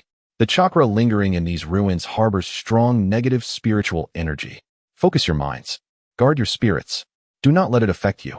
Sasuke's Sharingan flared to life, and she clearly observed the black chakra threads, which, like living entities, sought to penetrate Naruto and Sakura's chakra pathways, attempting to disrupt their mental states. With a huff, she released a pulse of her own chakra, dispelling the encroaching negativity. The Sharingan possessed a natural resistance to such mental assaults. Stay close to me. Sasuke turned to Naruto and Sakura behind him, urging them onward while quickening his pace. A faint barrier formed from Sakura's unique chakra temporarily warded off most of the mental encroachment. Naruto and Sakura immediately drew closer to Sasuke, feeling the vexing whispers and dizziness diminish significantly. Naruto gazed at Sasuke's upright and icy silhouette, his expression a complex mix of gratitude and resentment. Once again, Sasuke had shielded me. Finally, they reached the summit. Before them lay a vast circular stone platform, at the center of which was a sunken altar intricately inscribed with complex runes. Surrounding the altar stood 12 incomplete stone pillars, each bound with long-decayed bones, contorted in agony. The entire altar area was suffused with an overwhelming and murky dark chakra, the air thick to the point of suffocation. This is it, the heart of the ancient ritual. Mori no Chitos dashed to the altar, pulling out a camera and notebook to fervently document everything. As the earlier fear seemed to evaporate, Yuli stood behind him, her gaze fixed intently on the peculiar depression in the center of the altar, as if it were missing a crucial component. Kakashi surveyed the surroundings, his brow furrowed. It's too quiet. Those wandering ninjas, or whatever else, would not allow us to reach here so easily, because they are not here to stop you from arriving. A chilling voice echoed. The previously silent Yuli slowly raised her head. The shyness and fear on her face completely vanished, replaced by a fervent, almost twisted expression. She held a uniquely shaped dagger, its blade aimed directly at the unsuspecting Mori no Chitos. Yuli, Chitos gasped, turning in shock. Teacher, or rather, the descendant of the Keykeeper, your mission is complete. Yuli's voice was devoid of emotion, Thank you for guiding us here. Now, it is your turn to sacrifice yourself, so the true ritual may commence. She lunged the dagger toward Chitosa's back with a fierce thrust. Stop! Naruto shouted, his shadow clone bursting forth. Sakura also cried out, throwing shuriken. But someone was faster. Body flicker technique. Whoosh. A kunai imbued with lightning struck Yuli's dagger with an almost imperceptible speed. It was Sasuke. He sensed something amiss the moment Yuli's expression changed. Clang. The dagger was deflected, grazing Chitosa's arm and drawing a line of blood. Chitose staggered back, clutching his wound, incredulously staring at his former assistant. Yuli glanced at the dagger that had been knocked away, her face betraying no surprise, instead curving into an eerie smile. She disregarded Chitose entirely and forcefully smashed the toolbox she had been holding against the central hollow of the altar. The toolbox shattered, revealing not archaeological tools, but a pitch-black, irregularly shaped crystal exuding an even purer and more terrifying dark chakra, akin to that of the Valley of the End and the Graveyard. Awaken, slumbering wild soul. With blood of betrayal as the bait and this soul core as the key, arise. Yuli spread her arms and began to chant fervently. The moment the black crystal fell into the hollow, rumble, the entire silent hill trembled violently. The runes on the altar illuminated one by one, emitting a dark light that devoured all. The bones on the 12 stone pillars seemed to come alive, emitting silent cries of anguish. In the altar's center, a massive and twisted vortex composed of pure dark chakra began to form, radiating a dreadful pull and terrifying pressure. A powerful energy storm erupted from the altar. Naruto and Sakura were thrown back. Kakashi barely managed to stabilize himself, his face paling. This is bad. It's a large-scale sealing release ritual. Chitose stared at the terrifying vortex, his face ashen. It's over. The legends were true. They truly wished to release the sealed wild soul. Yuli stood at the center of the energy storm, laughing maniacally as her body began to be eroded by the dark chakra, black patterns surfacing beneath her skin. There is no time. The ritual has already begun. The Lord of the Wild Soul is about to return to the world. Countless tendrils of pure dark chakra extended from the vortex, like a hunting serpent, wildly coiling toward everyone present. The primary targets were undoubtedly Sasuke, with his unique chakra and Sharingan, and Naruto, who bore the 9 tails sealed within him. Sasuke! Naruto! Sakura screamed. Kakashi wielded his short blade, the light of Raikiri flashing once more as he severed several tendrils, but more continued to surge forth. Naruto unleashed a faint red chakra, roaring as he fought against the tendrils, but the disparity in power was insurmountable, forcing him to retreat. Sasuke activated his Sharingan to its utmost, the 3 tomos spinning wildly. Discerning the trajectory of the tendril attacks and their energy cores, he darted between the writhing tendrils, shattering one after another. But there were simply too many. Even more terrifying was the amplified mental encroachment emanating from the altar, relentlessly assaulting his consciousness, and those fragmented dark memories surged anew. Oh, the perfect vessel for the Uchiha Sharingan. Chapter 91. Crow's Tail Feather. A deep, chaotic thought filled with endless malice reverberated in Sasuke's mind, assaulting his defenses. The ritual cannot be halted. The terrifying wild soul is about to break free. Team 7 found themselves in an unprecedented crisis. Just as the dark tendrils filled with madness and despair were about to engulf Sasuke and Naruto, a cool, moonlit glow flickered from the shadows beneath Sasuke's feet, forming a thin, translucent shield that perfectly protected both him and Naruto. The tendrils struck the shield, producing an agonizing screech as they were momentarily repelled. Humph, troublesome. A languid yet slightly disdainful mental wave resonated directly in Sasuke's mind. This filth feeds off your negative emotions and chakra to grow. Reckless actions will only make it stronger. Use your brain, rather than relying solely on brute force. This brief moment of sanctuary and guidance afforded Sasuke and Naruto a precious respite. Sasuke, are you alright? Naruto scrambled to his feet, once again positioning himself in front of Sasuke, his face a mask of urgency and reluctance as he faced the oncoming tendrils. Shut up. Dead weight. Sasuke shoved Naruto aside, his Sharingan whirling furiously as he grasped the critical information. Kakashi-sensei, this monster is absorbing our chakra and negative emotions. Attacks will be converted and absorbed. Kakashi was taken aback. He immediately abandoned the plan to utilize the chakra-draining Raikiri again, shouting orders. Change tactics. Focus on containment and defense. Seek the altar's weaknesses and do not directly attack the core with high-powered ninjutsu. But that was easier said than done. Yuli, at the altar, wore a frenzied expression of sacrificial zeal, her chanting growing increasingly fervent. As her voice rose, the dark light of the altar writhed as if alive. The true terror of the wild soul consumed and attacked through illusions. An even stronger, soul-piercing mental shock surged forth. Naruto's mind was instantaneously flooded with memories of a lonely childhood, the cold stares of villagers, and the blood of Irika-sensei, causing the Nine-Tails chakra to leak uncontrollably, his skin reddening, teeth sharpening, as he emitted a beastly growl. Sakura found herself ensnared in a terrifying illusion, witnessing the gruesome demise of both Sasuke and Naruto before her eyes, rendering her body rigid with fear and nearly immobile. Even Kakashi seemed to be transported back to the scene at the Kanabi Bridge. Recalling the moment when Obito was crushed under a massive boulder and Rin collided with his Raikiri, causing a momentary lapse in his actions. As Sasuke became overwhelmed by a torrent of dark memories, fragments belonging to the original Uchiha Sasuke, alongside the negative emotions from his previous life in the modern world, his Sharingan began to waver. At that moment, a cool sensation emanated from the crow's feather. A cherished keepsake gifted by Shisui nestled against her chest. A gentle yet resolute force, akin to a trickling stream, surged into her mind, embodying a subtle essence of correction and protection, a faint manifestation of the Kotoamatsukami. All the illusions and negative emotions in Sasuke's mind dissipated as if brushed away by a refreshing breeze, restoring tranquility in an instant. Her gaze sharpened and regained its clarity. "Naruto, wake up!" Sasuke shouted with all her might, rapidly forming hand seals. Fire style, Phoenix Fire Jutsu. Countless shuriken, entwined with flames, were not aimed at the soul core or the tentacles, but rather targeted the ancient glowing runes surrounding the altar with precision. She sought to disrupt the energy circuit of the altar.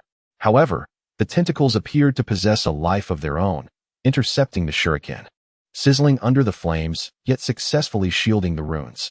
The altar's operation showed no signs of faltering. Useless. The wraith is an intangible resentment. Physical attacks are of limited efficacy, unless we can purify it all at once. Morikawa shouted in despair. Purify? The word struck her mind like a bolt of lightning. She recalled the cold, silvery light of the moon's power, but that required the presence of the moon itself, and she was reluctant to reveal it just yet. Yet there was another possibility. Within the original narrative, Naruto's yang chakra contained immense vitality and positive energy. A highly risky plan began to take shape in her mind. "Kakashi-sensei, cover me," Sasuke commanded fiercely as she dashed towards Naruto, who was on the verge of being engulfed by the Nine-Tails chakra. "Sasuke, what are you doing?" Kakashi gritted his teeth, resisting the interference of the illusion, and severed several tentacles that threatened Sasuke with his kunai.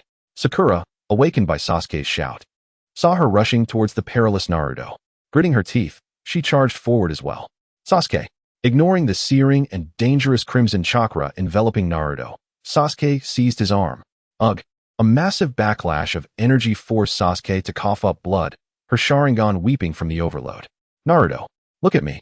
She locked her gaze onto Naruto's eyes, now transformed into those of a beast, as she forcibly injected the little remaining but exceedingly pure lightning chakra into him in a nearly self-destructive manner. This was not an attack, but a stimulus. Using her lightning chakra to jolt Naruto's chakra pathways, she sought to awaken his dormant chakra. Aya!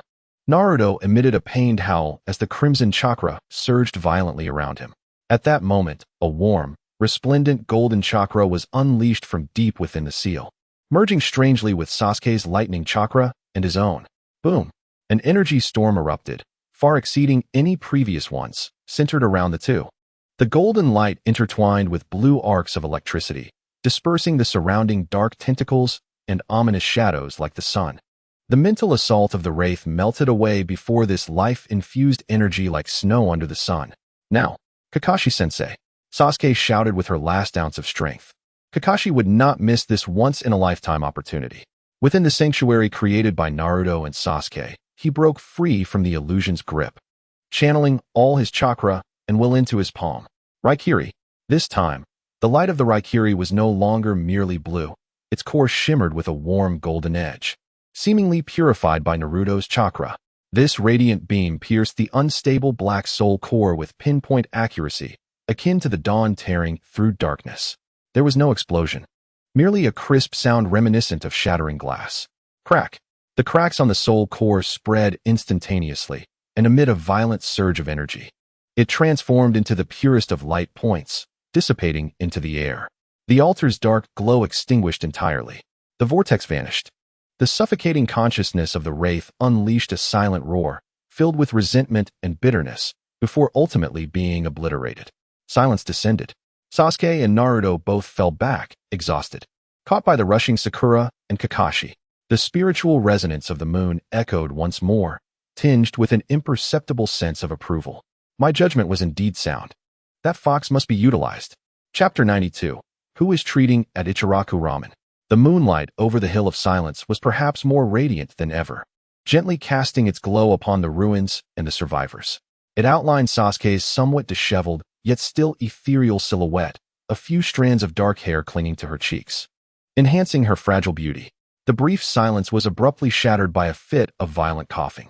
Sasuke felt a metallic taste in her throat, the exhaustion from chakra depletion washing over her in waves. Supported laboriously by Sakura, she struggled to stand upright. Sakura gazed at her face, so close yet marred by dust from battle, finding her stunningly beautiful, causing her cheeks to flush slightly as she tightened her grip. On the other side, Naruto's ominous crimson chakra had faded, yet he too looked pale, gasping for breath while leaning against Kakashi. Nevertheless, his gaze quickly locked onto Sasuke, and upon seeing her standing, albeit weakly, his azure eyes expressed evident relief. Is it over? Sasuke, are you okay? Naruto weakly inquired, his voice laced with unmasked concern. She did not turn back, merely offering a faint in response. For the time being, yes. Kakashi's voice carried fatigue as he surveyed the ruins, his eyes finally resting on the lifeless body of Rain Ryu. His left arm bore the marks of dark chakra, subtly emitting a black aura. Sakura was the most industrious among them. She stifled her own fatigue and fear, first quickly checking Kakashi's arm, utilizing basic medical ninjutsu to temporarily suppress the spread of the black aura. Kakashi-sensei, this needs further treatment back at the village. Then she hurried to Naruto and Sasuke's side. She prioritized treating the abrasions on Sasuke's arm inflicted by the tentacles, her movements as gentle as if handling delicate treasures. Sasuke, fortunately, it's just superficial. Be more careful next time. Sakura's voice was filled with concern. She then turned her attention to Naruto, her tone still caring but tinged with a more professional demeanor. Naruto, don't move around. You've exhausted too much chakra. Naruto scratched his head, offering a silly grin, but his gaze unconsciously drifted to Sasuke's figure. Sasuke, ignoring the subtle atmosphere behind her, shook off Sakura's support and walked step by step towards Morikawa, who sat on the ground, lost and dejected. Under the moonlight, she stood tall and poised, her pallid complexion only accentuating the air of indomitable dignity that surrounded her. Mr. Mori, what exactly is the Wandering Soul? And how much do you know about that masked organization? Her voice, though weakened, resonated with a chilling inquiry, piercing the ears of all present. Morichito's body quivered, and amidst his tears, he finally divulged the name of the sinister organization, revealing the terrifying information that the Wandering Soul was an amalgamation of ancient grievances, viewing the Uchiha and the Nine Tails as ideal vessels and sustenance. The terms vessel and sustenance caused both Sasuke and Kakashi to exchange a startled glance. Though Naruto did not fully grasp the implications, he sensed the gravity of the words and instinctively stepped forward, nearly placing himself once again in front of Sasuke, muttering, "Anyone who dares to treat Sasuke as food will not be spared." Hearing his naive yet resolute declaration, an inexplicable tremor coursed through Sasuke's heart. The task at hand was to subdue this seemingly foolish blonde, fulfilling the system's mission. Yet, each time she faced Naruto's untainted and unwavering defense, the soul belonging to a modern adult male within her clashed violently with the instinctual reactions of her youthful form, as well as the chaotic memories brought forth by that unexpected kiss. Damn it, is this mission's difficulty a bit too high? Just then, a languorous mental wave from the moonlight echoed in her mind. Thank goodness, the noise has finally quieted down. The spatial fluctuations emanating from that masked figure are nauseating. I am weary. Do not summon me unless necessary. Spatial fluctuations? Masked figure? Sasuke noted this information. Days later, in the Hokage's office in Konoha, during the mission debrief, Kakashi took the lead while Sasuke succinctly supplemented the information. Naruto, on the other hand, fidgeted beside them, desperately attempting to interject and emphasize Sasuke's heroic actions and exceptional teamwork, only to be silenced by Sakura's disapproving glare. However, when the third Hokage praised Sasuke, Naruto beamed brighter than anyone else, as if the commendation were directed at him. Sarutobi Hiruzen's gaze swept over the four of them, lingering momentarily on Sasuke and Naruto with a meaningful expression.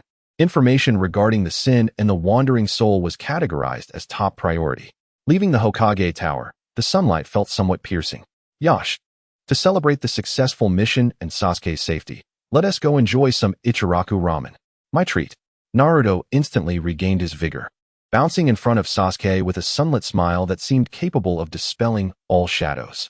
He cautiously observed Sasuke's expression, filled with a mix of eagerness and hope. Sasuke, let us go together? You haven't dined with me in ages. Gazing into his eyes, which sparkled with an unspoken plea, Sasuke found herself at a loss for words. The refusal lingered on her tongue, but was ultimately swallowed down. Having shared life and death, continuing to deliberately distance herself felt overly childish and awkward. She averted her gaze slightly, escaping the intensity of his stare, and replied in a voice barely above a whisper, "As you wish." Just 2 words. Yet they made Naruto erupt with joy, exclaiming, "That's wonderful." Sakura, observing this scene, felt a pang of bittersweetness in her heart but forced herself to smile in agreement. Great. Let us go together, Sasuke. Kakashi watched the undercurrents flowing between his students, his eyes curving into a crescent moon. The vitality of youth is truly delightful. However, I require some private time to replenish my chakra. He waved his copy of Intimate Paradise, his gaze subtly lingering between Naruto and Sasuke for a fleeting moment. As they walked towards Ichiraku Ramen, Naruto chattered excitedly around Sasuke, who maintained her stoic demeanor, occasionally retorting with her signature sharp tongue, "Keep it down, you noisy laggard." Yet, she no longer made an effort to distance herself, tacitly allowing him to trail behind her. Chapter 93, The Land of Tea, First Update. The steam rising from Ichiraku Ramen momentarily dispelled the chill brought by the Hill of Silence. Naruto's slurping of noodles was particularly loud, as he animatedly recounted their battle, striving to recreate the scene, especially Sasuke's precise finishing blow. And then, Sasuke just swooped in, his eyes blazing red, hand crackling with purple lightning, and his words were muffled by the noodles in his mouth, his sparkling eyes darting towards Sasuke. She sipped her soup quietly, ignoring him. The warm broth soothed her fatigue, yet her mind replayed every detail from the altar, the whispers of the wandering soul, the hints from the moonlight, the overwhelming power radiating from Naruto, and the peculiar sensation of chakra merging when she forced his acupoints. She subconsciously brushed her fingertips together. The yang-released chakra felt rather pleasant. Just as this thought surfaced, she forcefully suppressed it. "Naruto, don't talk while eating." Sakura sighed, resting her forehead in exasperation. Stealing a glance at Sasuke, seeing her quietly enjoying her meal, her profile illuminated softly in the light, Sakura felt a mix of envy and bitterness. Why does Sasuke look so beautiful even while eating? And why is Naruto, that fool, always able to draw so near to her so effortlessly? Kakashi sat at the outer edge, a copy of Intimate Paradise sprawled open on the table, though his gaze seemed unfocused on the pages. He was deep in thought. Morichito's words, the emergence of the sin, the characteristics of the wandering soul, Sasuke's calmness and insight beyond her years at a critical moment, and the leaking chakra of the 9 tails within Naruto. All these elements resembled pieces of a puzzle pointing towards an increasingly elusive situation. He cast a glance at his 3 students, a flicker of concern dancing in his singular eye. In the ensuing days, Team 7 entered a brief period of respite. Sasuke spent most of her time training at the Uchiha clan grounds. She needed to swiftly acclimatize to the burdens imposed by her 3-tomo Sharingan, as well as refine her control over lightning-release chakra. The forcibly summoned purple lightning from their last battle, while powerful, demanded exceptional control and was immensely taxing on chakra reserves. "Moonlight," she called softly into the air. A white figure slipped from her sleeve, coiling around her wrist, its crimson eyes lazily half-closed. "What is it, my willful master? Beyond the shield and the rebound, what else can your lunar power do?" Sasuke inquired directly. Can I utilize that purifying effect? Moonlight scoffed lightly. What are you thinking? Lunar power is of the utmost purity, akin to your Uchiha's dark attribute chakra in essence, yet differing in rank. With your current chakra, you can barely invoke it. Unless, it paused, gently tapping Sasuke's forehead with its tail. You truly understand the nature of Yin's transformation, rather than merely simulating forms with chakra. Also, spend more time under the moonlight. It will benefit you. Yin's transformation? Absorbing moonlight? This hint seemed rather cryptic. She sensed that moonlight harbored more secrets, yet was unwilling to reveal them at this time. Although Naruto engaged in seemingly mundane training of tree climbing and walking on water, turmoil brewed beneath his calm facade. Ever since returning from the Hill of Silence, the Nine-Tails had become even more restless. During sleep, those hateful whispers grew clearer. While training, strands of crimson chakra would uncontrollably spill forth, disrupting his rhythm. Damn that foul fox, quiet down, he shouted into the empty woods. All that responded was a malicious snort echoing from the depths of his consciousness, accompanied by a surge of restless chakra. None of this escaped the watchful eyes of the Umbu. On a certain evening a few days later, a shadowy figure donning a reindeer mask appeared at the doorstep of the Uzumaki residence. Naruto Uzumaki, you are summoned by the Hokage. In the Hokage's office. Aside from the third Hokage, Kakashi wore a serious expression. Naruto, the voice of the third Hokage remained gentle, yet tinged with gravity. According to Kakashi's report and our recent observations, the activity of the Nine-Tails chakra within you is unusually heightened. For the safety of the village, and for your own well-being, we must conduct a period of discreet monitoring and necessary reinforcement of your seals. Naruto paused, a fleeting shadow of disappointment and grievance crossing his features, but he nodded vigorously. I understand, Grandpa Third. As long as I don't cause trouble for everyone. Kakashi placed a reassuring hand on his shoulder. Do not worry, this is merely a routine check. During this time, you should minimize solo missions. On the fourth day of their respite, a cryptic messenger hawk from the land of Tea alighted in the Hokage's office. After reading the message, Sarutobi Hiruzen's brow furrowed deeply. The letter, penned by the feudal lord of the land of Tea, expressed heartfelt gratitude for Konoha's assistance at Silent Hill, but soon shifted to a grave tone, addressing the escalating tensions between conservatives and reformists over succession issues and the rising border skirmishes. It contained credible intelligence indicating that the conservatives were in contact with rogue ninjas suspected of colluding with criminal organizations. The Lord requested that Konoha dispatch Team 7 once again, under the guise of an unofficial cultural expedition, to investigate discreetly and curb the deterioration of the situation. Kakashi, what is your opinion? The third Hokage inquired as he passed the letter. Kakashi scanned it quickly, his gaze growing serious. The reach of the criminal organization extends deeper than we anticipated. Silent Hill was merely the beginning. Their intentions are clear. This mission may prove even more complex and perilous than the last. Precisely why we require your seasoned expertise. Along with their previous encounters with the organization, replied the third Hokage, taking a puff of his pipe. Prepare yourselves. The mission has been preliminarily classified as an A rank. This time, you shall face not only formidable foes, but also the complexities of human nature. At the training ground, Kakashi gathered the trio. It seems our holiday has been cut short. He waved the mission scroll in his hand. Our next task lies in the land of Tea. This time, we are not merely clearing ruins. We are stepping into the depths of true darkness. Upon hearing this, Naruto perked up excitedly. That is fantastic. We must root out those hiding in the shadows. Sakura, however, felt a twinge of anxiety and instinctively glanced at Sasuke. His expression was calm, but internally, a storm of thoughts churned. The stronger enemies in the land of Tea meant more opportunities, yet it also drew them closer to their goal. Her gaze inadvertently swept over Naruto, who was eagerly rubbing his hands together. And this fool needs to be kept in check. As they departed from Konoha, the weather was still fair. However, as they approached the land of Tea, the humidity thickened and leaden clouds loomed low, as if ready to spill ink at any moment. The rolling Tea mountains, shrouded in mist, should have exuded a refreshing aroma, yet there was an undercurrent of tension that mingled with the scent. Upon their arrival at the dock, they were not greeted by the pomp of the feudal lord's court, but rather by a young woman clad in a simple kimono, exuding a poised demeanor, flanked by several sharp-eyed guards. Welcome, esteemed envoys from Konoha. I am Chiaki, the granddaughter of Elder Senjuchi Tan. Her bow was precise, and her gaze swept quickly over Team 7, lingering momentarily on Sasuke, revealing a fleeting glimmer of admiration before her professional composure returned. The Elder and the Feudal Lord are awaiting you in the manor. Please follow me closely, as the city has been rather unsettled lately.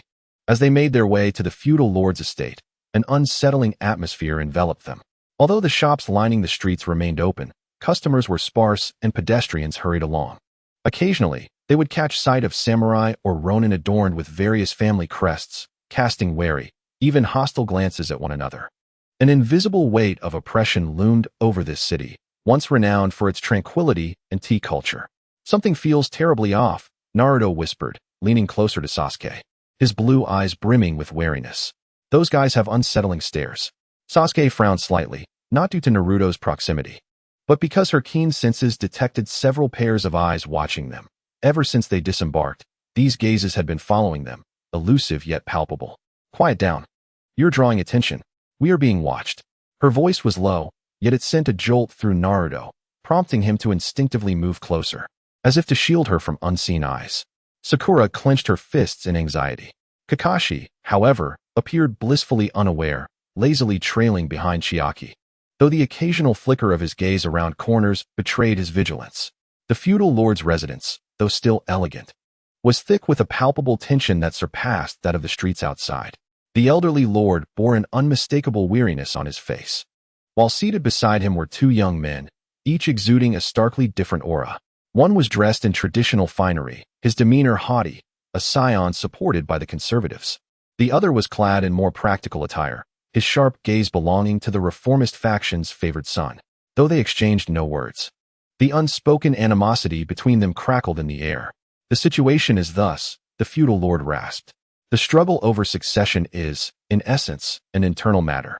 However, recently, among the rogue ninjas gathering under the conservatives, there are some with dubious methods and formidable strength. Meanwhile, the reformists have been closely engaging with merchants from Sunagakure. I fear that, if this continues, the land of tea shall become a battleground for external forces.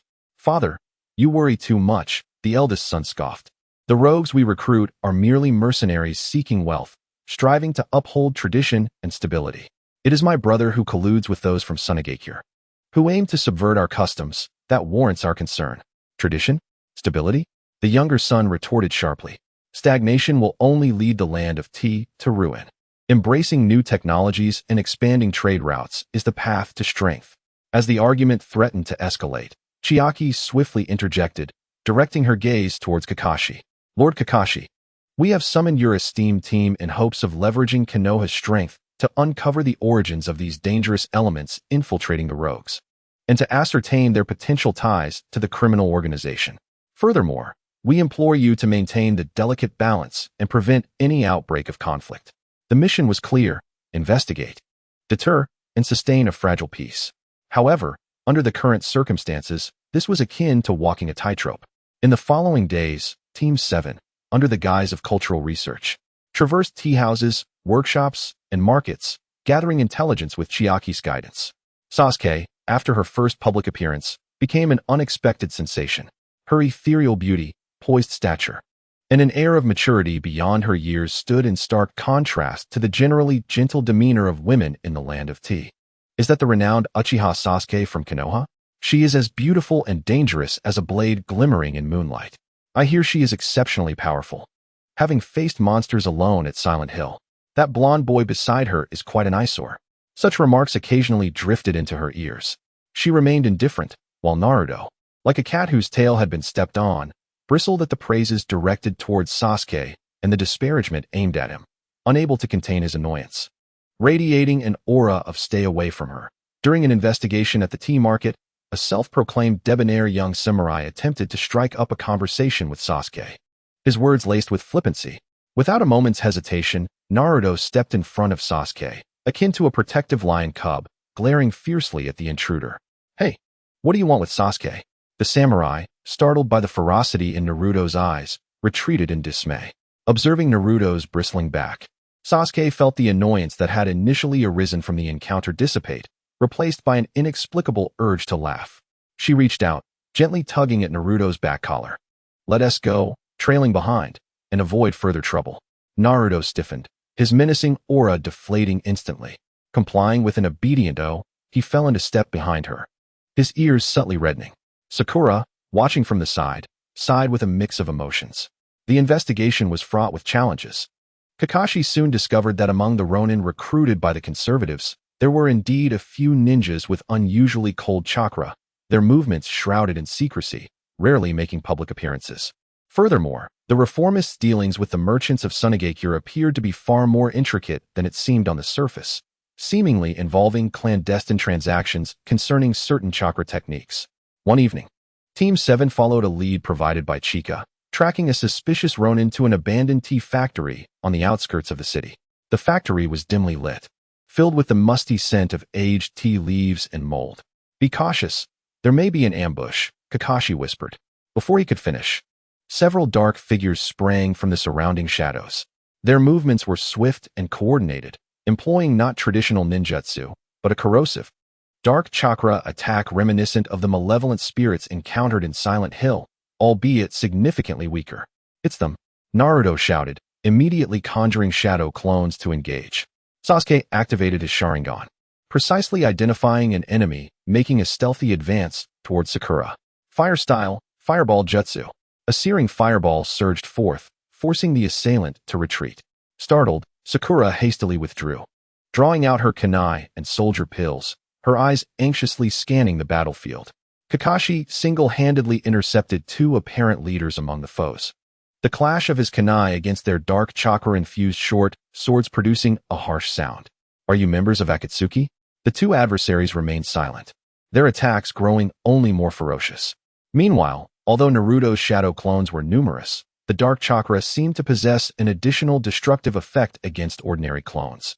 As they were continuously dispelled, one enemy seized an opportunity, bypassing the clones to lunge directly at Naruto's real form. Naruto. Sasuke's pupils constricted, her instincts compelling her to rush forward. However, Naruto reacted swiftly, executing a clumsy roll to evade the attack, turning back to shout, "I'm fine. Sasuke, watch yourself." At that moment, the enemy that Sasuke had repelled with her fired jutsu formed hand seals, gathering a denser dark chakra that transformed into a pitch-black arrow, silently aiming for Sasuke's back. "Sasuke!" Sakura screamed in warning. Sasuke's Sharingan had already detected the flow of energy. She nimbly sidestepped while her kunai crackled with a faint lightning aura, skillfully deflecting the dark arrow. The clash between the lightning and dark energy emitted a hissing sound of corrosion. However, outnumbered and facing strange tactics, Team 7 found themselves ensnared in a fierce struggle. Suddenly, a sharp whistle pierced the air from outside the factory. The combatants momentarily halted, exchanging glances, and without hesitation, they threw smoke bombs, swiftly blending into the shadows. Vanishing without a trace, they fled quickly, Naruto said, dispelling his shadow clones, panting, his face still flushed with the thrill and dissatisfaction of battle. "They are no ordinary Ronin." Kakashi sheathed his kunai, gazing thoughtfully in the direction the enemies had disappeared, his eyes deep with contemplation. "That chakra is unmistakable. The tendrils of sin have indeed infiltrated." As Sasuke calmed her somewhat turbulent chakra, she approached Naruto, scrutinizing him. "You're not injured, are you?" "Of course not." Naruto puffed out his chest, only to let it sag again, but they got away. "There will be another opportunity," Sasuke replied coolly, her gaze sweeping across the abandoned tea factory. This was merely an initial probing contact. The true storm has yet to arrive. She sensed that the waters of the land of tea ran deeper than anticipated. Upon returning to their lodgings, the atmosphere was tense.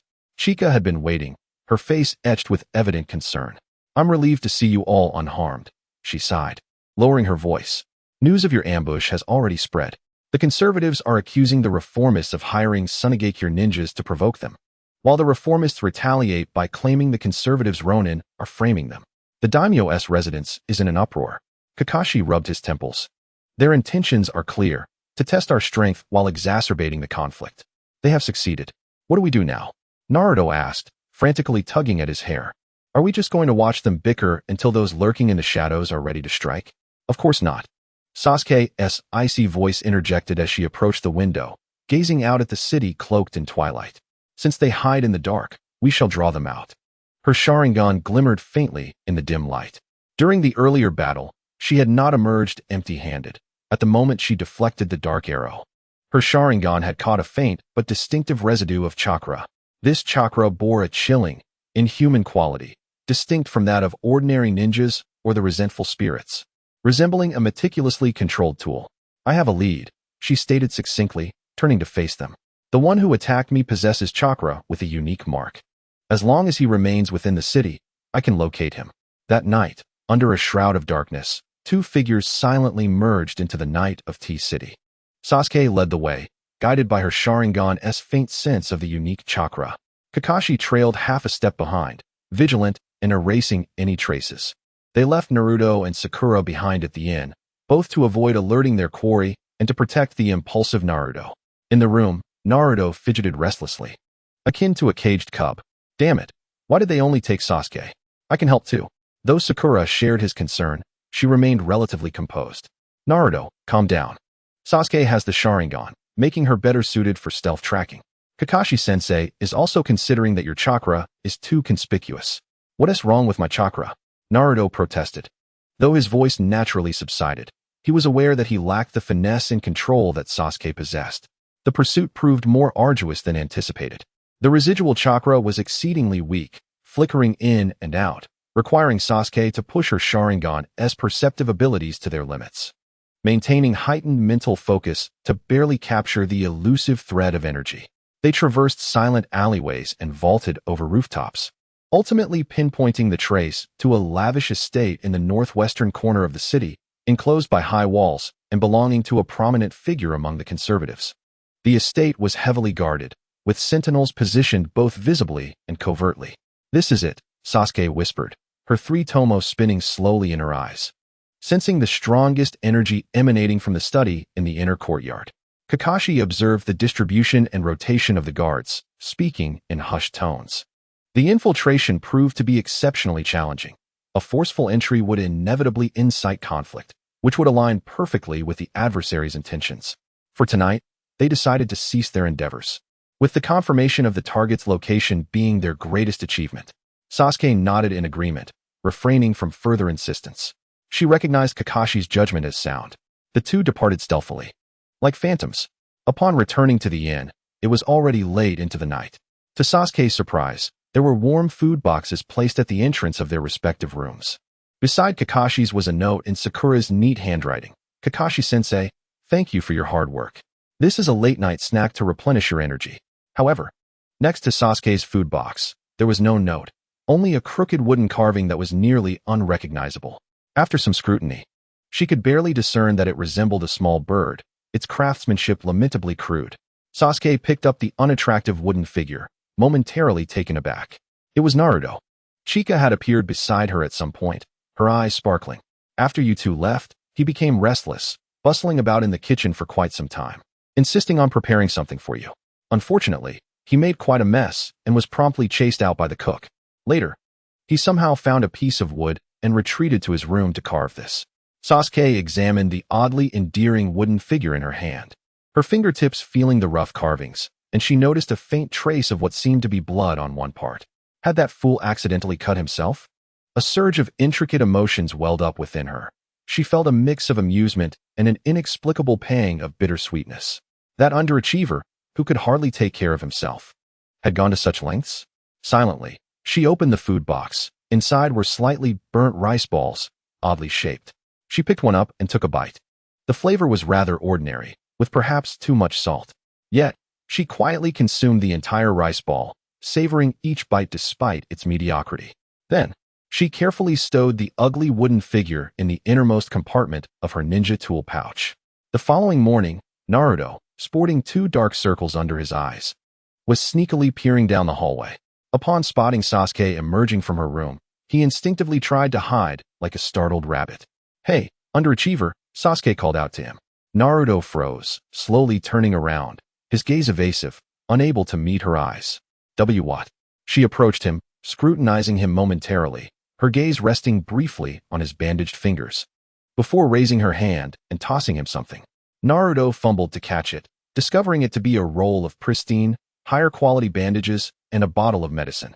Next time, don't create such hideous things, she remarked, her voice remaining steady as she walked toward the dining area, leaving Naruto standing there in shock.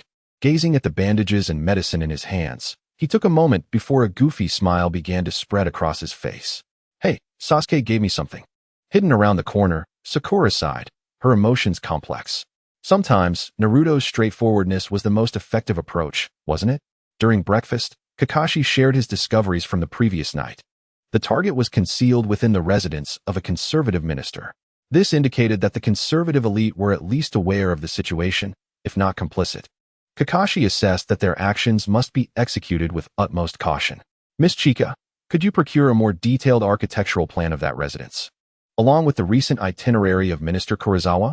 Chika nodded solemnly. I will do my best. Chika's efficiency was remarkable by the following evening. A detailed architectural plan and the recent schedule of the minister named Kurosawa were discreetly delivered to Kakashi. The next night, Kurosawa was to host several core figures of the conservative faction at his residence. Kakashi pointed to the banquet hall marked on the map, stating, "This is our opportunity." During the banquet, the majority of the guards will be concentrated there. His finger moved to a relatively secluded corner of the inner courtyard, marked as the meditation room. The chakra source Sasuke sensed was in close proximity. The plan was swiftly devised. Kakashi would create a moderate distraction in the banquet area to draw the primary focus. Meanwhile, Sasuke and Naruto would infiltrate the inner courtyard to investigate the target location. Sakura would remain on the periphery, ready to provide medical assistance as needed. Kakashi's expression turned serious as he spoke. Our objective is to investigate, confirm the target's identity and their connection to the crimes, and collect evidence. Unless absolutely necessary, avoid combat. Once we secure what we need, we will withdraw immediately. Naruto nodded vigorously, his eyes brimming with eagerness. Sasuke maintained a calm demeanor. Yet a glimmer of cold determination shone in her Sharingan. Sakura took a deep breath, tightening her grip on the pouch filled with medical supplies. That night, the plan unfolded as scheduled. Kakashi transformed into a shadowy figure, merging seamlessly with the night breeze as he silently infiltrated the banquet area. Shortly thereafter, a sudden gas leak explosion originating from the kitchen created a commotion, with sharp alarm bells and the startled cries of servants shattering the tranquility of the residence. As anticipated, a significant number of guards were drawn away, leaving the inner courtyard considerably less guarded. Go, Sasuke hissed, darting forward alongside Naruto like two arrows.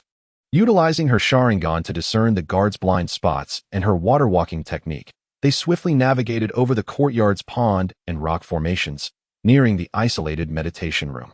The door to the meditation room bore an ancient brass lock. Sasuke concentrated a minuscule amount of lightning chakra at her fingertips, resembling the most delicate key, which she inserted into the lock. After a few barely audible clicks, the lock opened. Inside, the dim light was suffused with the scent of aged scrolls and incense. Towering bookshelves filled with various scrolls and tomes surrounded them, truly resembling a repository of knowledge. However, the moment Sasuke stepped inside, her Sharingan immediately detected a familiar, icy residue of chakra in the air, far clearer than what she had sensed from outside. Over here, she indicated toward a seemingly decorative display case within the room. Naruto approached cautiously and soon discovered a hidden mechanism. With a gentle press, the case slid open silently, revealing a dark, cold stone staircase leading downward. A chilling breeze, mingled with the scent of herbs and decay, wafted up from below, bristling the hairs on their arms. They exchanged a glance and without hesitation descended into the depths. At the bottom of the staircase lay a brightly lit underground chamber. The scene here starkly contrasted with the scholarly elegance above.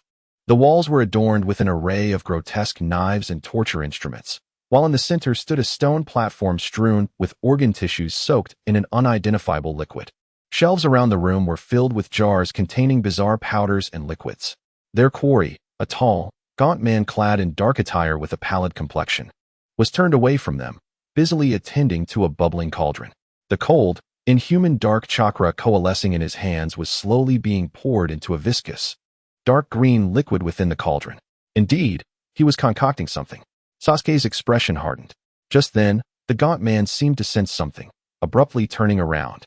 His eyes were an eerie gray-white, nearly devoid of pupils. A rat has come in. His voice was hoarse, laced with a hint of mockery, as if he were not surprised at all. Chapter 97, The Phantom Blade Master. You are the one who attacked us, Naruto shouted, pointing at him.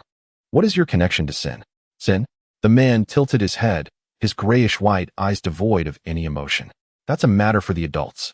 I'm merely a craftsman, responsible for preparing some small assurances for the esteemed conservatives.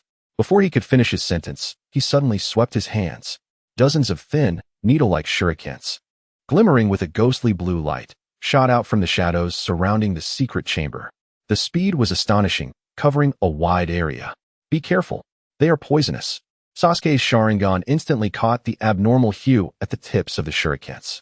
He pushed Naruto aside while quickly leaning back, his kunai forming a curtain of light that deflected the oncoming poisoned shurikens. The sound of clashing metal rang out.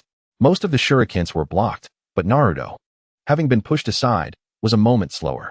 One shuriken grazed the outer side of his left arm, slicing through his sleeve and leaving a shallow blood mark on his skin, which began to darken and numb at a visible rate. Naruto. Sasuke's pupils constricted. Ugh. Naruto grunted. Feeling his left arm instantly lose sensation, a wave of numbness rapidly spreading towards his shoulder. Oomph. You've been hit by my nerve-paralyzing toxin. In 1 minute, your entire body will be paralyzed. The tall, gaunt man sneered, gathering dark chakra in his hands to form 2 pitch-black short blades. Perfect. I shall use your bodies to test the effectiveness of my new drug. With a flicker, he lunged toward the incapacitated Naruto like a specter. Get away. A fierce glint flashed in Sasuke's eyes as his Sharingan whirred into action, predicting the trajectory of the attack. He covered his kunai with lightning chakra and met the assault head-on. Clang, clang, clang. The kunai collided violently with the black short blades, the clash of lightning and dark energy producing a grating sound. Sasuke's physical prowess and perceptive Sharingan gave her the upper hand, but the corrosive nature of the opponent's chakra made her arms tingle with each impact, depleting her chakra reserves. Naruto attempted to form a hand seal with his right hand to use Shadow Clone Jutsu, but the toxin spread too swiftly, causing half of his body to grow numb, his chakra flow stalling. The clones he managed to produce quickly dissipated. Damn it! Naruto half-kneeled on the ground, cold sweat beading on his forehead as he watched Sasuke fend off the enemy alone, his heart racing with anxiety. At that moment, Sasuke. Naruto. Sakura's voice echoed from the entrance of the corridor. She had been monitoring the situation from outside via communicator and, upon hearing the sounds of battle and Naruto's groans, rushed in without regard for her safety. Upon entering the secret chamber and seeing Naruto's arm blackened, half kneeling on the ground, Sakura's complexion paled. She remained composed, rushing to his side. It's nerve toxin. Sakura quickly assessed the wound, retrieving an antidote and bandages from her medical kit. Naruto, hang in there. With deft hands, she first performed a localized debridement, then injected the universal antidote, while carefully using a chakra scalpel to excise the minuscule portion of tissue that had begun to necrotize, tightly bandaging Naruto's upper arm. Though her movements were somewhat unrefined, her gaze was focused and resolute, filled with the determination to save lives.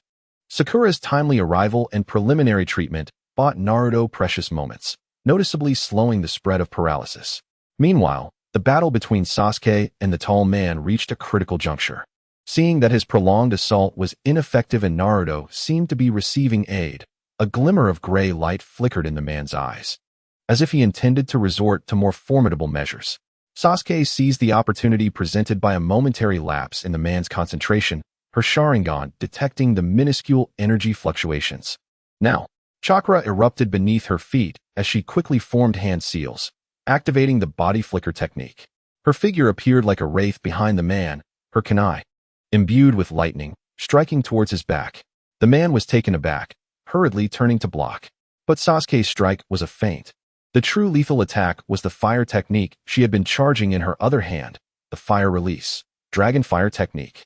A searing, linear flame erupted forth like a roaring dragon, engulfing the gaunt man in an instant. A chilling scream reverberated within the secret chamber. As the flames receded, the man lay on the ground, charred and barely clinging to life. Sasuke descended, panting, her Sharingan fixed on him to prevent any last-ditch retaliation. She approached Naruto and Sakura, glancing at Naruto's injury, her brow furrowing. How is it?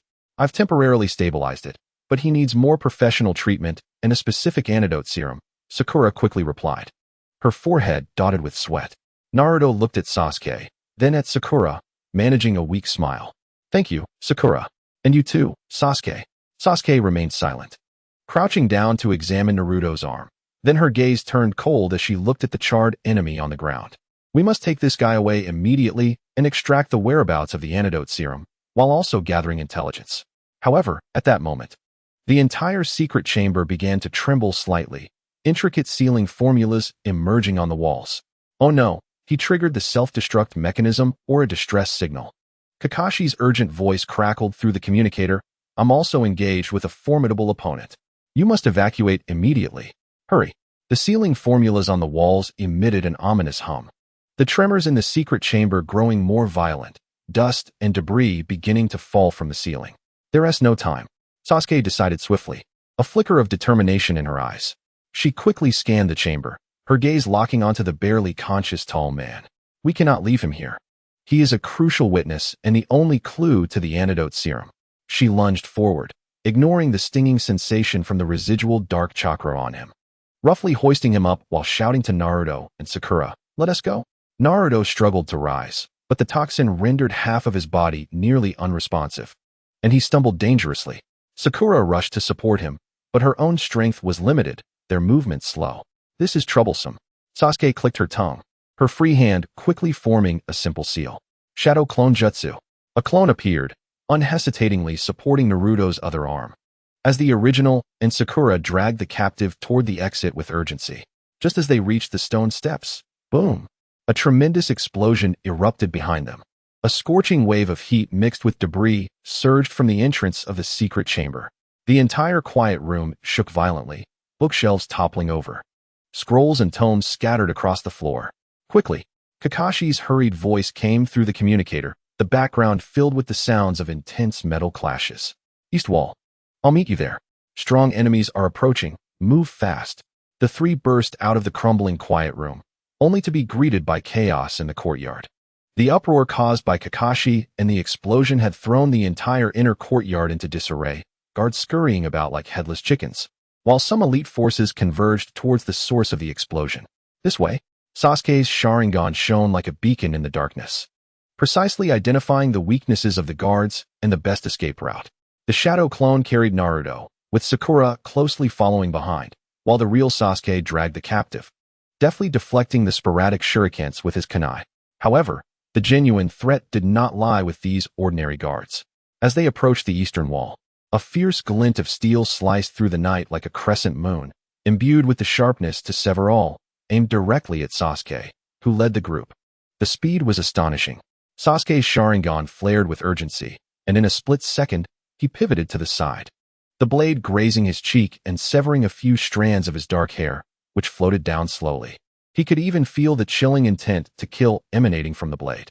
A figure dressed in a tight black suit and adorned with a demon mask descended silently onto the wall before them, wielding a long katana that gleamed ominously in the chaotic firelight, casting a sinister crimson hue.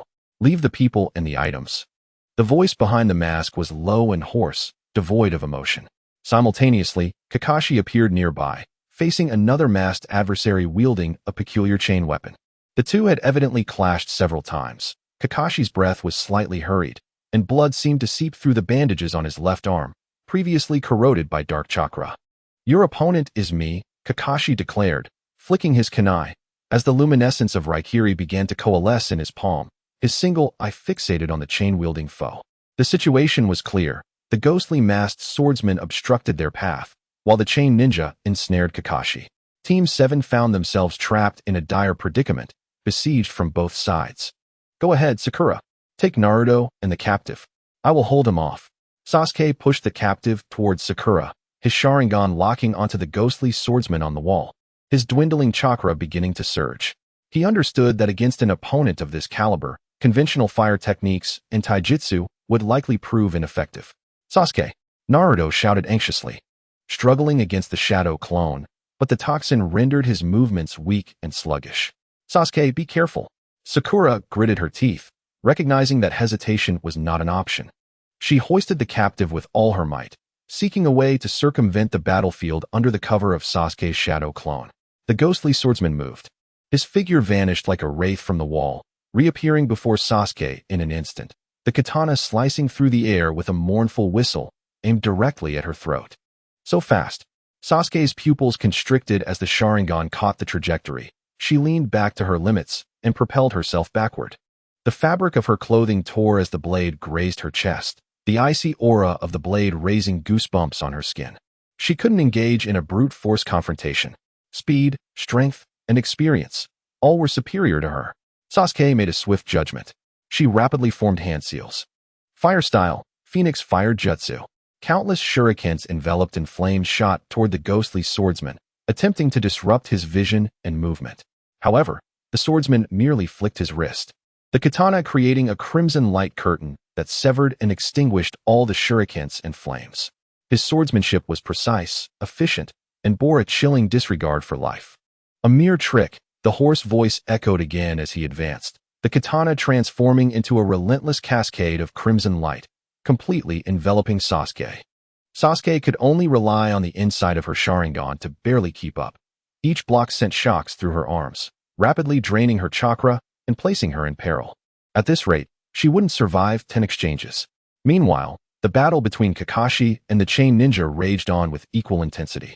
The opponent's chains were elusive, sometimes as rigid as iron, other times as supple as a whip, imbued with an enigmatic power that disrupted Kakashi's chakra, making his Raikiri difficult to land effectively.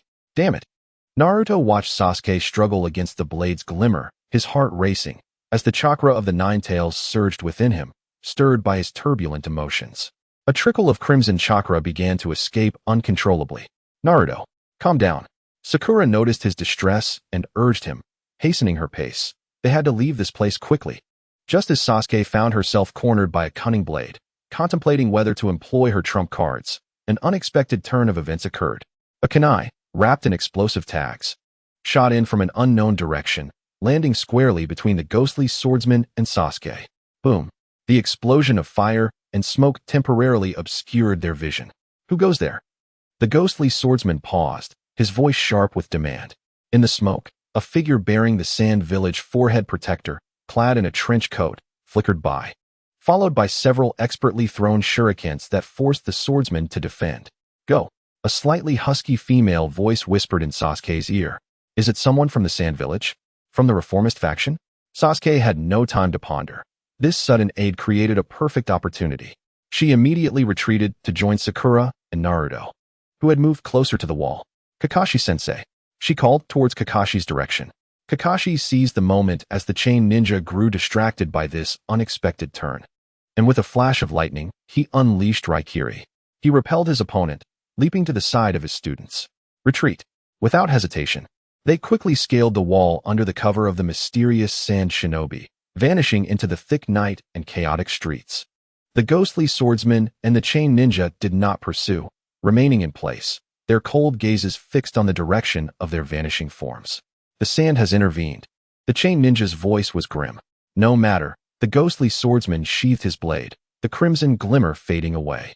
The pieces have been placed, the game has merely begun. Upon safely returning to their hidden stronghold, the first light of dawn began to break in the sky. Though Sakura had urgently treated Naruto's toxin, it continued to spread slowly. His complexion was pale, lips tinged with purple, and his consciousness began to blur. We need the antidote immediately. Sakura anxiously observed the captive, whose breath was growing faint. Without hesitation, Sasuke splashed a basin of cold water onto the captive's face, activating his Sharingan, the three tomos slowly spinning, exerting a powerful mental pressure focused on his pallid eyes.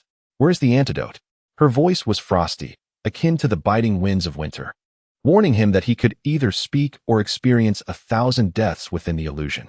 Chapter 99. The Resilient Life of the Underdog. The tall, gaunt man, though blackened and barely clinging to life, retained a glint of resentment and mockery in his grayish-white eyes. He grinned, emitting a breathy, mocking laugh. Hey, let us go down together. You. Sakura trembled with rage, ready to charge at him. In that moment, a figure moved faster than she could react. Sasuke appeared before the captive in the blink of an eye, her usually serene visage now cloaked in an icy demeanor, her dark eyes concealing a tempest of urgency and fury. She seized the captive by his collar, her voice low and controlled, yet chilling, as if forced through gritted teeth. Where's the antidote? Each word bore the weight of immense pressure. The captive was intimidated by her imposing presence. His grayish-white eyes flickered momentarily, yet he stubbornly kept his mouth shut, even turning his head away.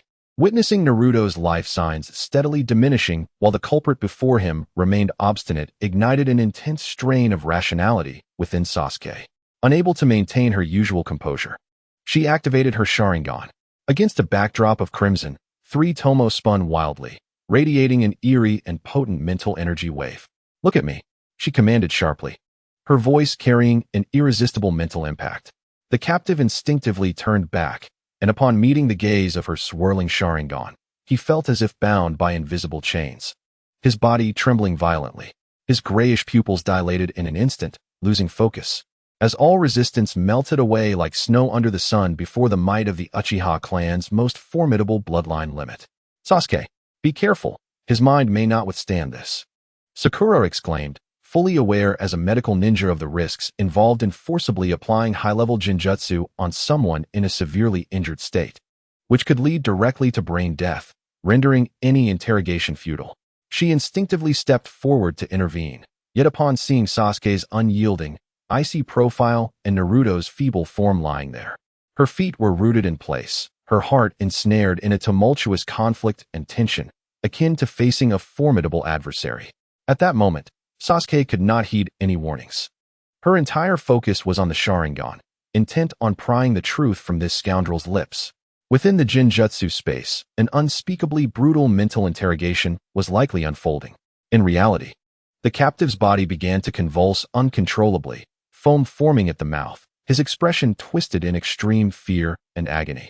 Ultimately, his mental defenses crumbled completely, his gaze became vacant, and like a delirious dreamer, he mumbled a few indistinct syllables in an address. Sasuke abruptly closed her Sharingan and released her grip. The captive slumped to the ground like a limp rag, unconscious, oblivious to life or death. "What did he say?" Sakura rushed forward, her urgency palpable. Sasuke inhaled deeply, suppressing the slight dizziness from forcibly activating the genjutsu and the mental strain, and swiftly and clearly repeated the address. Chika, who had been anxiously observing from the side, nodded immediately. "I will dispatch someone to retrieve it at once." The wait felt interminably long. Sasuke refrained from glancing at the captive, instead silently approaching Naruto, crouching beside him, and probing his carotid artery with her fingertip. The faint yet persistent pulse allowed her taut heartstrings to ease ever so slightly. Watching Naruto's furrowed brow even in unconsciousness, she instinctively brushed aside a strand of golden hair stuck to his forehead with sweat.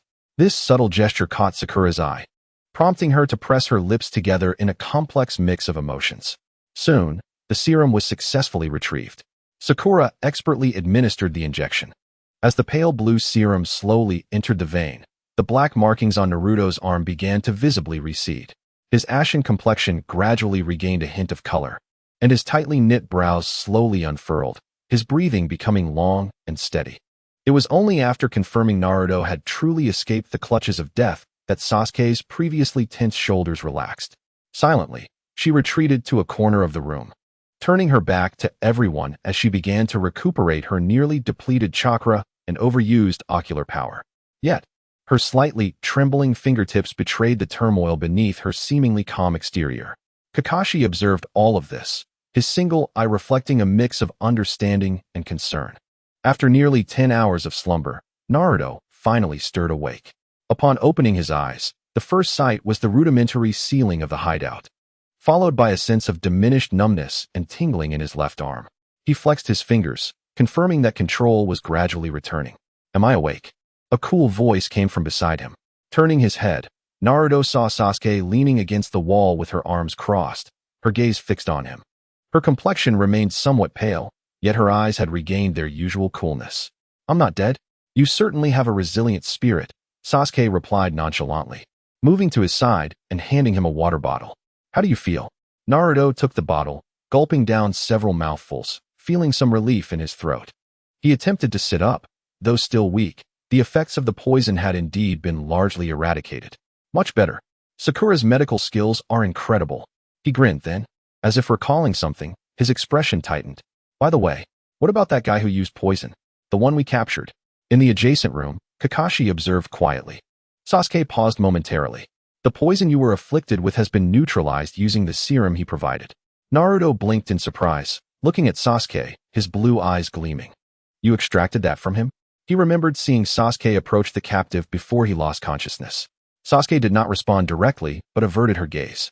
Let us just say he was wise enough to cooperate. At that moment, Sakura entered, carrying a bowl of hot porridge and herbs. Upon seeing Naruto sitting up, she immediately broke into a joyful smile, relieved to avoid seeing Sasuke's troubled expression any longer. Naruto, you're finally awake. That is wonderful. Thank you, Sakura. Naruto gratefully accepted the bowl, then, as if to boast, turned to Sasuke. See, Sakura is super reliable now. Sakura's cheeks flushed slightly as she stole a glance at Sasuke. Observing Sakura's attentive care for Naruto and his carefree smile, the discomfort Sasuke felt from the intensity of her earlier interrogation began to dissipate. As long as the outcome is favorable. While Naruto consumed the medicine and porridge, Kakashi and Chika, responsible for intelligence, entered. It's good to see you awake, Kakashi remarked, assessing Naruto's condition and nodding before adopting a serious demeanor to explain the situation. Based on the information extracted from the captive and corroborated by Chika from other sources, the current situation in the Land of Tea was clearer and more dire. 1. The conservatives. Their collusion with the criminal organization was deeper than anticipated. Not only had they employed several peripheral members, but the core figure of the conservatives, Koizumi Tadao, appeared to have reached some form of agreement with a high-ranking member of the organization. The specifics of the agreement were unclear, but the special poisons and chakra suppressants he was responsible for developing were evidently intended for the conservatives to eliminate political adversaries, possibly even including those prepared by the feudal lord. The duo known as the Demon Blade and the Chain Ninja were formal members dispatched by the organization to assist the conservatives, possessing formidable strength. 2. The reformists. Their connection with Sunagakure was not merely a commercial arrangement. Sunagakure seemed to be eyeing the future mineral extraction rights in the Land of Tea and was willing to provide certain security assurances in exchange. The mysterious Kunoichi from Sunagakure, who intervened last night, confirmed this. 3. The organization's motives. The captive lacked sufficient rank to know more. He only understood that the organization had an interest in the Land of Tea, seemingly linked to an ancient relic associated with souls or negative energy, requiring the turmoil in the Land of Tea as a cover for their covert operations. The primary objective of the Demon Blade duo, aside from ensuring the conservatives' rise to power, was to locate and activate that relic. We now find ourselves confronting the formal members of the conservative faction alongside the intricate situation of the reformists. Kakashi summarized our mission, which has shifted from maintaining stability through investigation to a pressing requirement to thwart the ambitions of the conservatives before they can achieve their objectives, all while striving to avert a full-blown civil war within the Land of Tea. The difficulty of this task has escalated exponentially. Chapter 100. The undercurrent of Crimson Chakra. As they analyzed the situation, Chika received an encrypted invitation. The invitation was extended by a pivotal figure among the reformists, none other than the Second Prince. He expressed a desire to meet with Lord Kakashi of Konoha and his students under absolute security for a clandestine discussion. It appears that Suna's assistance comes at a price. Kakashi stroked his chin, contemplating their intention to either win us over or, at the very least, ensure we do not align with the conservatives. Should we go? Sakura asked with a hint of concern. Of course we must, Kakashi affirmed with a nod. Given the current lack of intelligence, communicating with the enemy's enemy is a necessity, at least for the time being. Additionally, we must ascertain Suna's bottom line and true intentions. After the meeting concluded, everyone retired to rest, preparing for the secret rendezvous later that night. Though Naruto had been cured of the poison, his body remained weak, and Sakura insisted he continue to rest. Lying on the bed, he observed Sasuke, who sat by the window, eyes closed in meditation, his thoughts in disarray. He recalled the fiery intensity in Sasuke's eyes as he charged towards the captive before losing consciousness, and remembered a fleeting sensation of cool fingers brushing lightly against his forehead, reminiscent of Sasuke's touch. This thought stirred a flutter of unnameable emotions within him. Hey, Sasuke, he could not help but murmur. Sasuke opened his eyes and turned to him. Awkwardly, Naruto stammered, "Thank you for saving me once again." Sasuke fell silent for a moment, then turned to gaze out the window, leaving him with a cool profile. "Less chatter, recover quickly. Don't be the weak link," she retorted. In the past, hearing the term weak link would have provoked an immediate rebuttal from Naruto. Yet this time, He detected an unusual undertone in her typically indifferent voice. Instead of feeling anger, he found himself grinning foolishly, a sense of warmth filling his heart. I know. I'll be bouncing back in no time. I won't hold you back. Though she did not turn to face him, a subtle blush crept to her ears. Internally, she scoffed. This fool, his smile is too foolish. Outside the door, Sakura, who had intended to come in and change Naruto's bandages, happened upon this scene. She watched Naruto's silly yet radiant smile directed at Sasuke's back, noting Sasuke's seemingly cold demeanor that, nonetheless, did not fully reject him. With a soft sigh, she lowered her head in quiet disappointment and left. A certain distance, once defined by the precipice of life and death, seemed to have imperceptibly narrowed. Meanwhile, some emotional barriers had unknowingly cracked open a slight fissure. That night, the secret meeting arranged by the reformist prince took place in a deserted tea factory on the outskirts of the land of tea. The air was permeated with the musty scent of aged tea leaves, perfectly complementing the tense atmosphere. Upon their arrival, guided by Chika, Team 7 found Prince Erasure and a female ninja from Suna already waiting. The prince appeared less sharp than during their encounter at the daimyo's residence, exhibiting a greater sense of composure and concern. The Suna kunoichi had shed some of her disguise, revealing a distinct face marked by the harshness of the desert. With eyes as keen as an eagle beneath her forehead protector, I am a special jonin from Suna, Kajin. She succinctly introduced herself, her gaze sweeping over Team 7. Lingering momentarily on Naruto and Sasuke, Kakashi exchanged pleasantries before swiftly steering the conversation towards the main issue. Prince Erasure began by expressing gratitude, reiterating that the reformists sought change not for power, but for the future of the land of tea. Kajin, representing Suna, presented a more specific proposal for collaboration, sharing intelligence regarding the conservatives and their dangerous affiliates, alongside limited military support when necessary. However, we have one condition. Kajin's tone shifted, her gaze fixed on Naruto, laced with inquiry. We need to ensure that the Nine-Tails Jinchuriki from Konoha is under control. We do not wish to face an unstable creature that cannot distinguish friend from foe during our collaboration. Naruto is not a monster.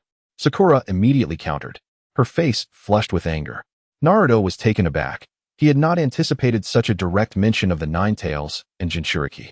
Although the villagers were somewhat aware of the situation, being so brazenly pointed out by outsiders left him feeling embarrassed and inexplicably irritated, causing him to instinctively clench his fists. Kakashi raised a hand, signaling for Sakura to remain calm. His single eye focused on Kajin. Konoha is fully aware of this matter. Naruto is a shinobi of Konoha, and his condition is our responsibility.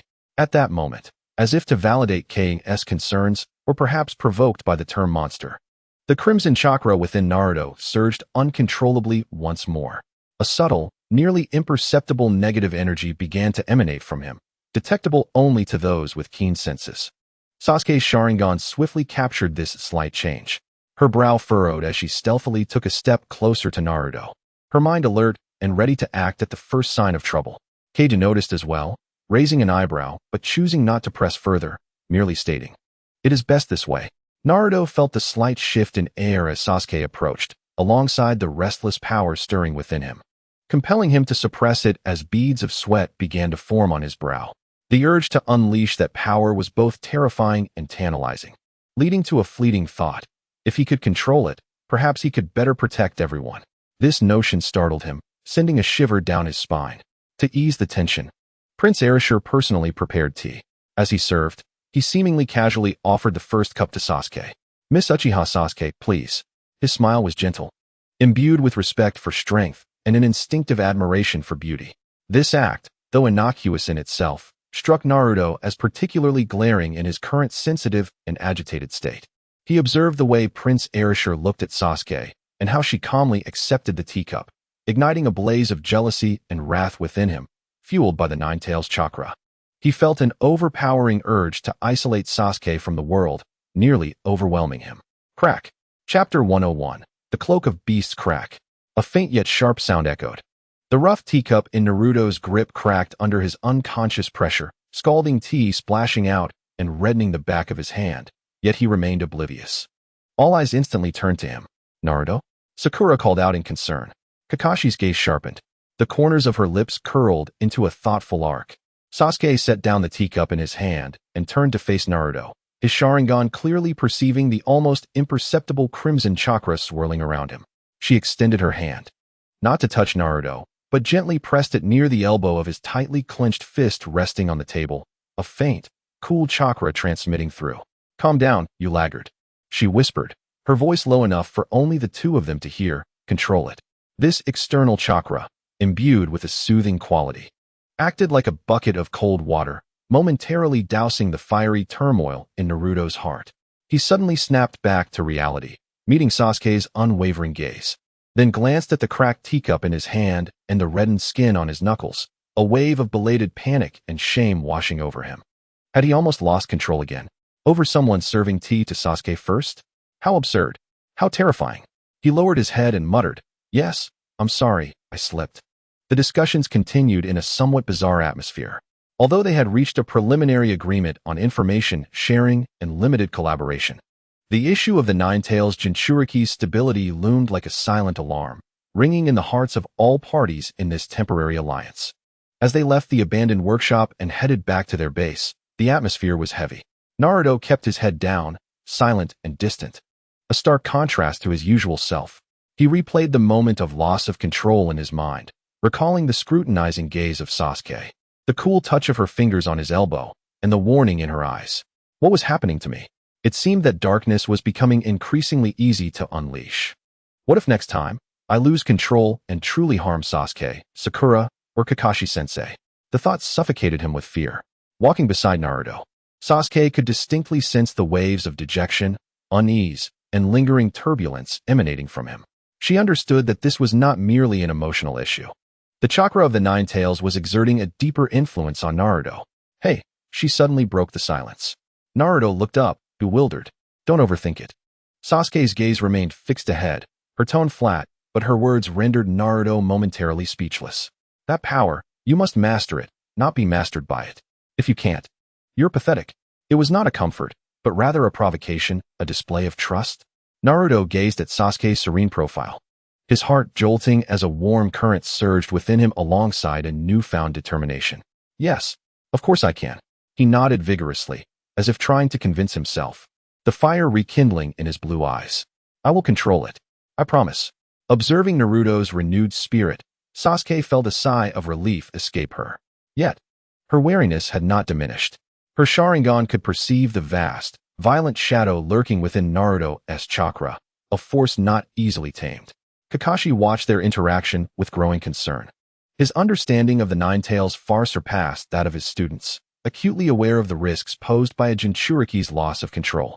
The mission in the Land of Tea had become perilous due to the involvement of the criminal organization and Naruto's inherent risks. Upon returning to the base, Kakashi called Sasuke aside. "Sasuke, keep a close watch on Naruto's condition." His voice was low, imbued with an unprecedented seriousness. "His chakra is highly unstable. If he shows any signs of losing control, your Sharingan may be the only means to halt him in time. Do not hesitate if necessary." A chill ran through Sasuke at Kakashi's words, almost affirming her worst fears. She silently nodded, her hand tightening within her sleeve. Based on their shared intelligence, Team 7 and Sunagakure pinpointed a suspected hideout of the criminal organization operated by the conservatives, located near a hub in the underground drainage system of T-City, within an abandoned warehouse. Before the operation, Kakashi reiterated, "Our objective is reconnaissance, confirmation, and to obtain evidence if possible. Should we confirm the presence of formal members of the organization, avoid direct confrontation, and withdraw immediately, we must plan for the long term." His gaze lingered momentarily on Naruto. Naruto nodded firmly, inhaling deeply to quell the restless power within him that stirred with the impending action. He could sense Sasuke's gaze subtly upon him, a faint scrutiny that brought him both reassurance and pressure. Kurenai, polishing her kunai nearby, remarked, "I hope your contingency measures are sufficiently reliable." The implication of her words weighed heavily on Naruto's heart. The underground drainage system of T-City resembled a vast labyrinth, damp and dark, with the air thick with the scent of rust and decay. The only sources of light came from the faint chakra glow emitted by Kakashi and Kurenai and the occasional crimson flare of Sasuke's Sharingan.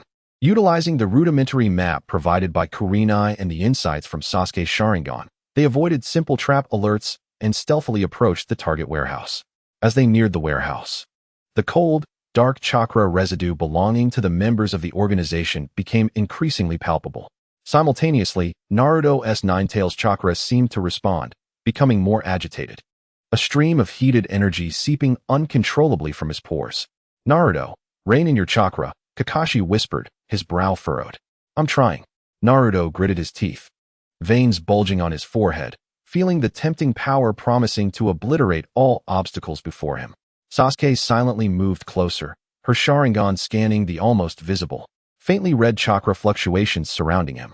She said nothing, but her silent proximity and watchful gaze served as an anchor, slightly stabilizing Naruto's tumultuous mind. The warehouse door stood ajar, faint voices emanating from within. Kakashi signaled, and they held their breath, quietly slipping inside. The interior of the warehouse was vast, cluttered with wooden boxes and miscellaneous items. In the center, they spotted their targets. Besides several conservative-looking warriors, two familiar figures stood, the Phantom Blade and the Chain Ninja. They appeared to be sorting through materials housed in special containers that radiated ominous energy. Indeed, they were here. Kakashi's eyes sharpened. However, just as they prepared to retreat quietly and call for more support, an unexpected turn of events occurred. One of the warriors accidentally knocked over an empty canister, the sharp sound echoing ominously in the silent warehouse. Who? The Phantom Blade whirled around, his gray-white eyes locking onto the shadow where they hid. They were exposed. Attack!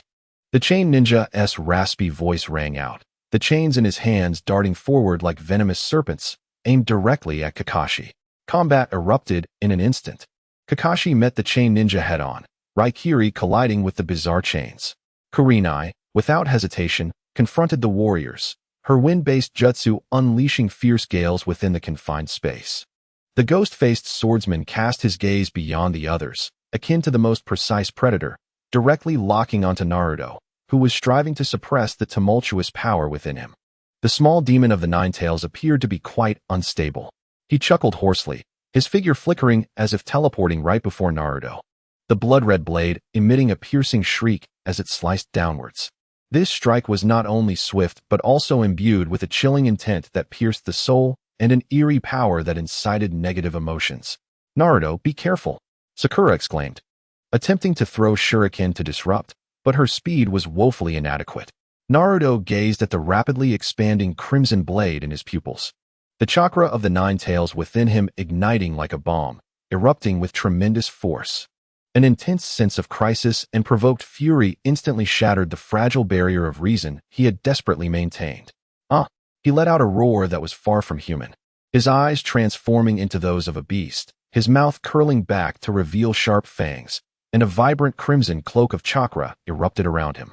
A tail, composed entirely of pure malice, suddenly manifested behind him. The tailed beast cloak. Seeing this amidst the chaos of battle, the expression of the combatants shifted slightly. Entering the one-tailed state, Naruto's speed and strength surged dramatically. He no longer evaded but boldly clawed at the descending blade with his claws enveloped in crimson chakra. Clang! The resounding clash of metal echoed as Naruto managed to block the swordsman's strike with his bare hands. However, the ground beneath him cracked under the immense force. Yes, just like that. Unleash it. Kill. Destroy. The ghost-faced swordsman whispered with excitement, his swordsmanship becoming increasingly cunning and vicious, each strike laden with mental pollution, continuously provoking and enticing Naruto to unleash more of the Ninetales' power. The crimson chakra blazed like flames upon Naruto, who emitted a beastly roar. His attacks random, yet filled with devastating power that shattered nearby crates and walls. He even began to lose track of friend and foe, swinging a claw at Sakura, who narrowly evaded in time. Naruto, wake up! Sakura cried anxiously, yet dared not approach. At the moment Naruto unleashed the tailed beast cloak, Sasuke's heart sank. She witnessed the complete ferocity in Naruto's eyes, saw him lash out at Sakura, and realized the worst was unfolding. Sasuke! Kakashi shouted amidst fending off the cunning attacks of the chained ninja, his meaning clear. There could be no more hesitation. A flicker of resolution crossed Sasuke's eyes as her Sharingan activated to its fullest, the three tomo spinning wildly. She chose not to attack the ghost-faced swordsman, but instead directed all her mental energy through her Sharingan, piercing like a sharpened cone towards Naruto. Cloaked in the tailed beast chakra. Naruto, look at me. This was not an ordinary genjutsu, but a powerful mental shock and call, attempting to penetrate the barrier of the tailed beast chakra to awaken Naruto's consciousness. Enveloped in rage, Naruto's body suddenly stiffened. A fleeting struggle and confusion flashing in his beastly eyes, his attack momentarily halting. Instinctively, he turned towards the direction of Sasuke's voice, his crimson eyes locking onto her spinning. Familiar red Sharingan. Sasuke? A feeble voice struggled to escape his throat. It was effective, but in that brief moment of pause, the ghost-faced swordsman seized the opportunity. Being distracted in battle could lead to death. He smirked coldly, the blood-red blade bypassing Naruto's defenses, directly targeting Sasuke's chest. The strike was swift, fierce, and precise. Capitalizing on the moment when Sasuke was fully focused on intervening with Naruto, leaving her own defenses vulnerable. Sasuke! Sakura's desperate scream pierced the air. Sasuke's Sharingan caught sight of the blade's trajectory, preparing to perform the body flicker technique. I won't let you harm Sasuke.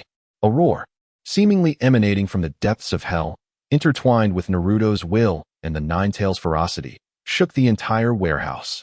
The Crimson Chakra, which had momentarily subsided due to Sasuke's intervention, erupted like a volcano once more, even more fiercely than before. The shadow of a second chakra tail began to coalesce behind him, with a speed that exceeded previous levels. Naruto abruptly turned, disregarding the ghost-faced swordsman's thrust. The blade carved a deep wound beneath his ribs, but the blood was instantly vaporized by the Crimson Chakra, and his fist, enveloped in the potent tailed beast chakra, slammed down upon the ghost-faced swordsman like a meteor. Boom! The ghost-faced swordsman was sent flying by the force of Naruto's devastating punch, crashing heavily against the distant wall with a dull thud, blood trickling from the corner of his mouth beneath the mask. Yet, Naruto did not pursue him. He panted heavily, enveloped in increasingly unstable Crimson Chakra. His beastly gaze fixated on Sasuke, filled with chaos, rage, and a lingering protectiveness ignited by the near injury to Sasuke. He advanced step by step toward Sasuke, his demeanor resembling that of a fierce beast guarding its most treasured possession rather than the cheerful boy he usually was. Naruto. Sasuke's heart raced as she beheld this version of him. She understood the perilous state he was in, teetering on the brink of complete loss of control. Maintaining her Sharingan, she endeavored to re-establish a mental connection with Naruto. Look at me, let South leave this place. Just then, the ghost-faced swordsman struggled to rise. Wiping the blood from his mouth, his gaze beneath the mask growing colder and more exhilarated. He recognized Naruto's unusual fixation on Sasuke. So, this weakness is so apparent. He chuckled hoarsely, no longer targeting Naruto, but redirecting his attention back to Sasuke. His figure flickered, transforming into a blood-red afterimage. Not charging in a straight line, but utilizing the stacked crates in the warehouse for cover, curving in a deceptive arc. The blood-red blade struck like a viper emerging from its lair, targeting Sasuke's exposed back, vulnerable due to her focus on Naruto. The strike was silent yet as swift as lightning, imbued with all his murderous intent and chakra. Sasuke! Sakura's heart-wrenching scream echoed. Kakashi and Sai were both ensnared by their respective opponents, unable to break free. Sasuke's Sharingan detected the imminent danger from her blind spot, but her body, weakened from prior exertions and momentarily stiffened, could not evade fully. She could only lean to the side, bracing to absorb the impact with her shoulder. As the cold blade tip neared her shoulder, a roar erupted from Naruto, as if born from the shattering of his very soul, mingled with boundless fear, fury, and despair. He saw it. He clearly beheld the crimson blade, poised to pierce Sasuke's body, the very person he had sworn to protect with his life. The one he subconsciously deemed most important, the one he could not afford to lose. In that instant, the Nine-Tails chakra, which had been raging and tempting him, fused perfectly with the deepest fears and wrath within him. The strings of reason snapped completely at that moment. Boom! A crimson chakra, fiercer than ever before, erupted from Naruto's body like a volcanic explosion. The violent shockwave instantly reduced the surrounding cargo containers to mere dust. The second chakra tail solidified completely, and the shadow of a third tail began to emerge. His body exhibited increasingly pronounced tailed beast characteristics. His skin burned and peeled away, revealing the underlying crimson muscle tissue. And a terrifying roar, no longer human but truly beastly, erupted from his mouth. He was no longer a man but a pure feral beast. dominated by the fear of losing Sasuke. Roar. In the state of three tails, Naruto's speed surpassed the limits of visual perception. He reached Sasuke before the ghost-faced swordsman could strike. A gigantic and menacing claw, cloaked in dark red chakra, descended upon the swordsman with overwhelming force. Thud. The ghost-faced swordsman was sent flying like a kite with its string cut, blood gushing forth as he crashed into a distant wall, his fate uncertain. Nevertheless, Naruto did not pause after eliminating this threat. His crimson eyes, wholly consumed by beastly ferocity and rage, suddenly turned towards Sasuke, who had just stumbled while dodging. At that moment, Sasuke, within his perception tainted by negative emotions, no longer saw Sasuke as a treasured protector, but as a source of danger that filled him with immense pain and fury. This very emotion he wished to protect caused him such suffering. Roar. Destroy her. Annihilate the root of his torment. Chapter 103. Severely injured Sasuke. With the intent to obliterate everything, Naruto's monstrous claw, imbued with terrifying chakra, descended mercilessly upon Sasuke, who was within arm's reach. This strike surpassed all previous ones, containing the purest malice of a tailed beast. Sasuke's gaze sharpened as he suppressed the pain and dizziness within, his Sharingan locking onto Naruto's movements.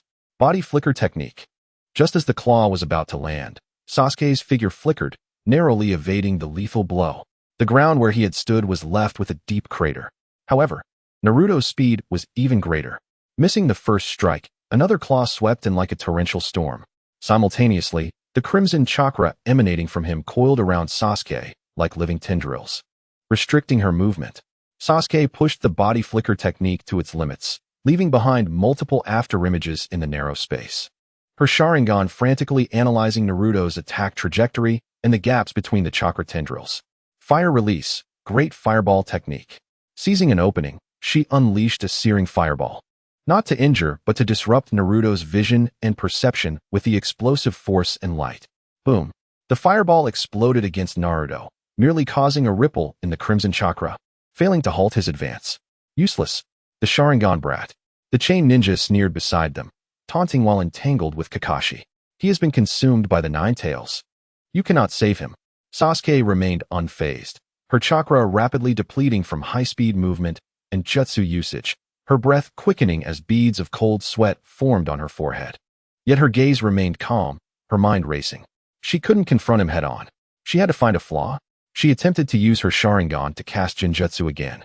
But the Nine Tails consciousness within Naruto held absolute dominance. Her ordinary Jinjutsu sank like a stone, and the backlash from the mental strain caused Sasuke to grunt, blood trickling from her lips. Sasuke.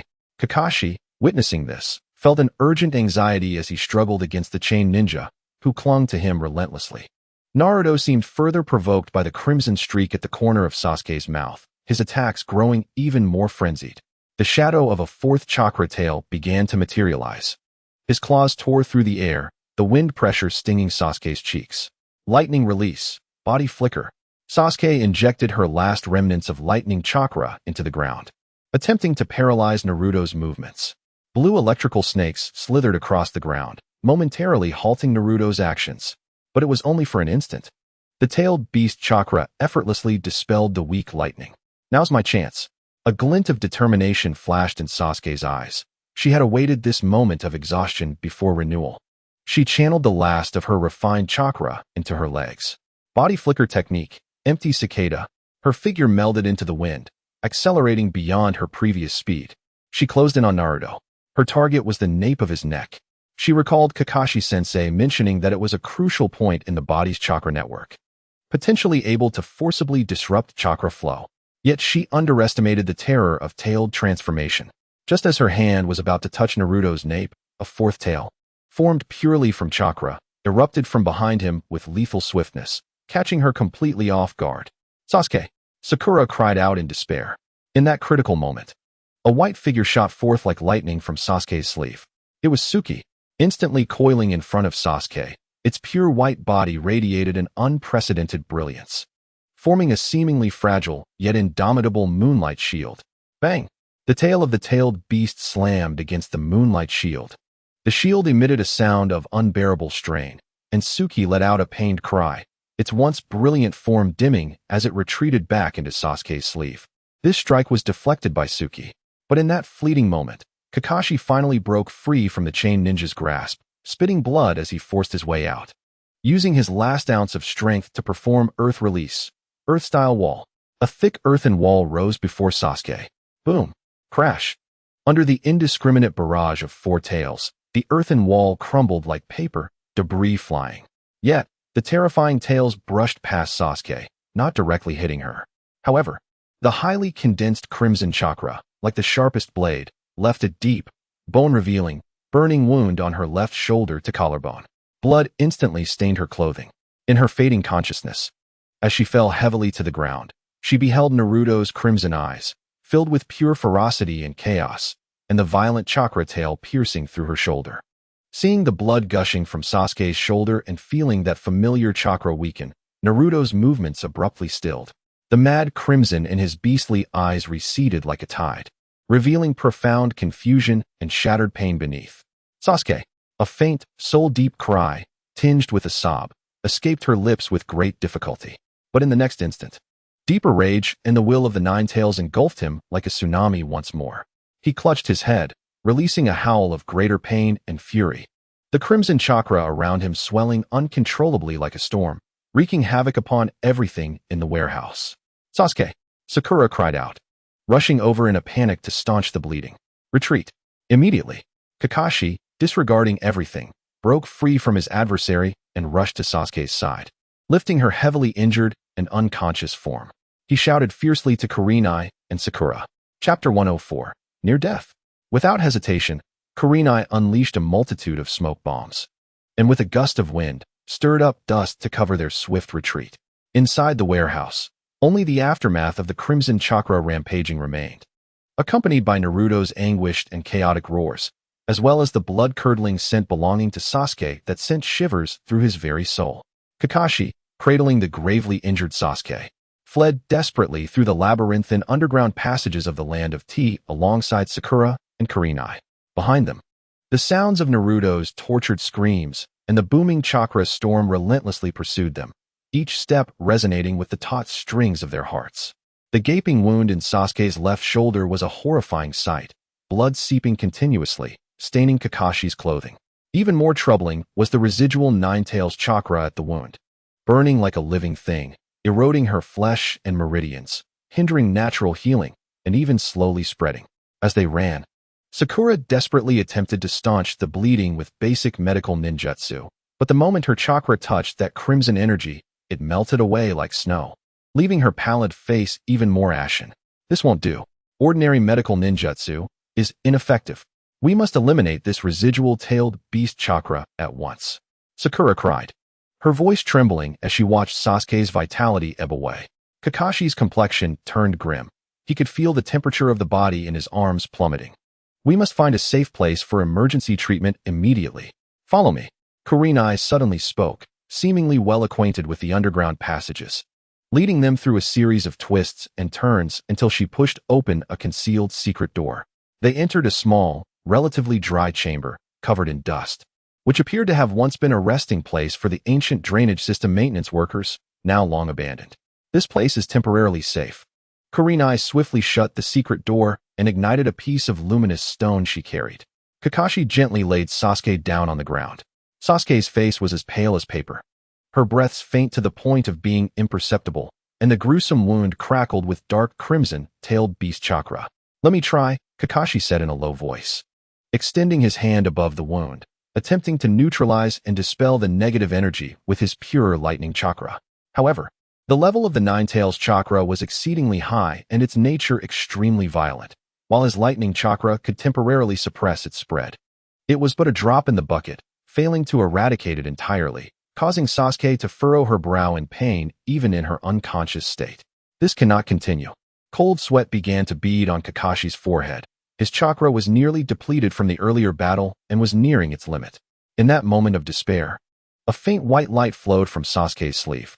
The figure of the moonlight emerged, its once pristine and lustrous scales now dull and lifeless, its presence feeble. Yet its crimson eyes were fixed firmly on the wound on Sasuke's shoulder. Stand aside. The moonlight's voice was imbued with unprecedented weakness, yet it was resolute. It coiled above Sasuke's wound, lowering its head, as a crescent-shaped mark, usually hidden, began to glow faintly on its forehead. Moonlight's secret technique, purification. It opened its mouth, not to bite, but to release an extremely slender yet exquisitely condensed silver moonlight. This beam of moonlight, as if alive, precisely entwined with the ravaging dark crimson chakra at the wound. Sizzle. A violent reaction erupted at the wound, akin to cold water splashing into hot oil. The silver moonlight and the crimson-tailed beast chakra eroded each other, producing a sound that was painfully grating to the ears. The moonlight's form became increasingly transparent at a visible rate, clearly depleting its original power. This process was slow and agonizing, causing Sasuke's unconscious body to tremble slightly. Yet the effect was remarkable. The stubborn-tailed beast chakra finally began to be purified and dispelled bit by bit. Moments later, the last trace of dark crimson energy was wholly consumed by the moonlight. The moonlight appeared to have exhausted all its strength, its body drooping as it spoke in a barely audible voice. "The rest is up to you. I need to rest." With that, it transformed into a wisp of light, slipping back into Sasuke's sleeve, falling silent. Though the wound remained gruesome, it no longer worsened, having lost the relentless destruction of the tailed beast chakra. "Hurry, Sakura," Kakashi urged immediately. Sakura suppressed her concern for the Moonlight's condition and her anguish over Sasuke's injuries. Gathering her final reserves of mental strength and chakra, she placed her hands, enveloped in soft green healing chakra, upon the wound. Healing technique. She poured her all into guiding the chakra to mend the damaged blood vessels, muscles, and meridians, urgently stitching and staunching the bleeding. Her movements were somewhat clumsy, yet her gaze was focused, sweat pouring down her forehead, unwilling to let her mind wander for even a moment. While Sakura was fully engaged in treating Sasuke, Kakashi approached the door of the chamber, straining to listen to the sounds outside. Naruto's frenzied chakra fluctuations had yet to subside, and there was even a subtle inclination towards their location. "We cannot remain here." Kakashi quickly deduced that Naruto's state would attract all enemies, including the possibly still-alive Masked Blade and the Chain Ninja. They would soon be discovered. He glanced at Kurenai, his expression sharp. "Are there any sand-hidden strongholds or absolutely safe locations?" Kurenai pondered for a moment before nodding. "Yes, but it requires risking a passage through a surface area. We'll take a gamble." Kakashi decided instantly. "As soon as Sakura completes the initial treatment, we must relocate." Meanwhile, the warehouse ruins had devolved into a hellish battleground. Completely berserk and having reached the foretale state, Naruto wreaked havoc upon everything around him like an uncontrollable force of destruction.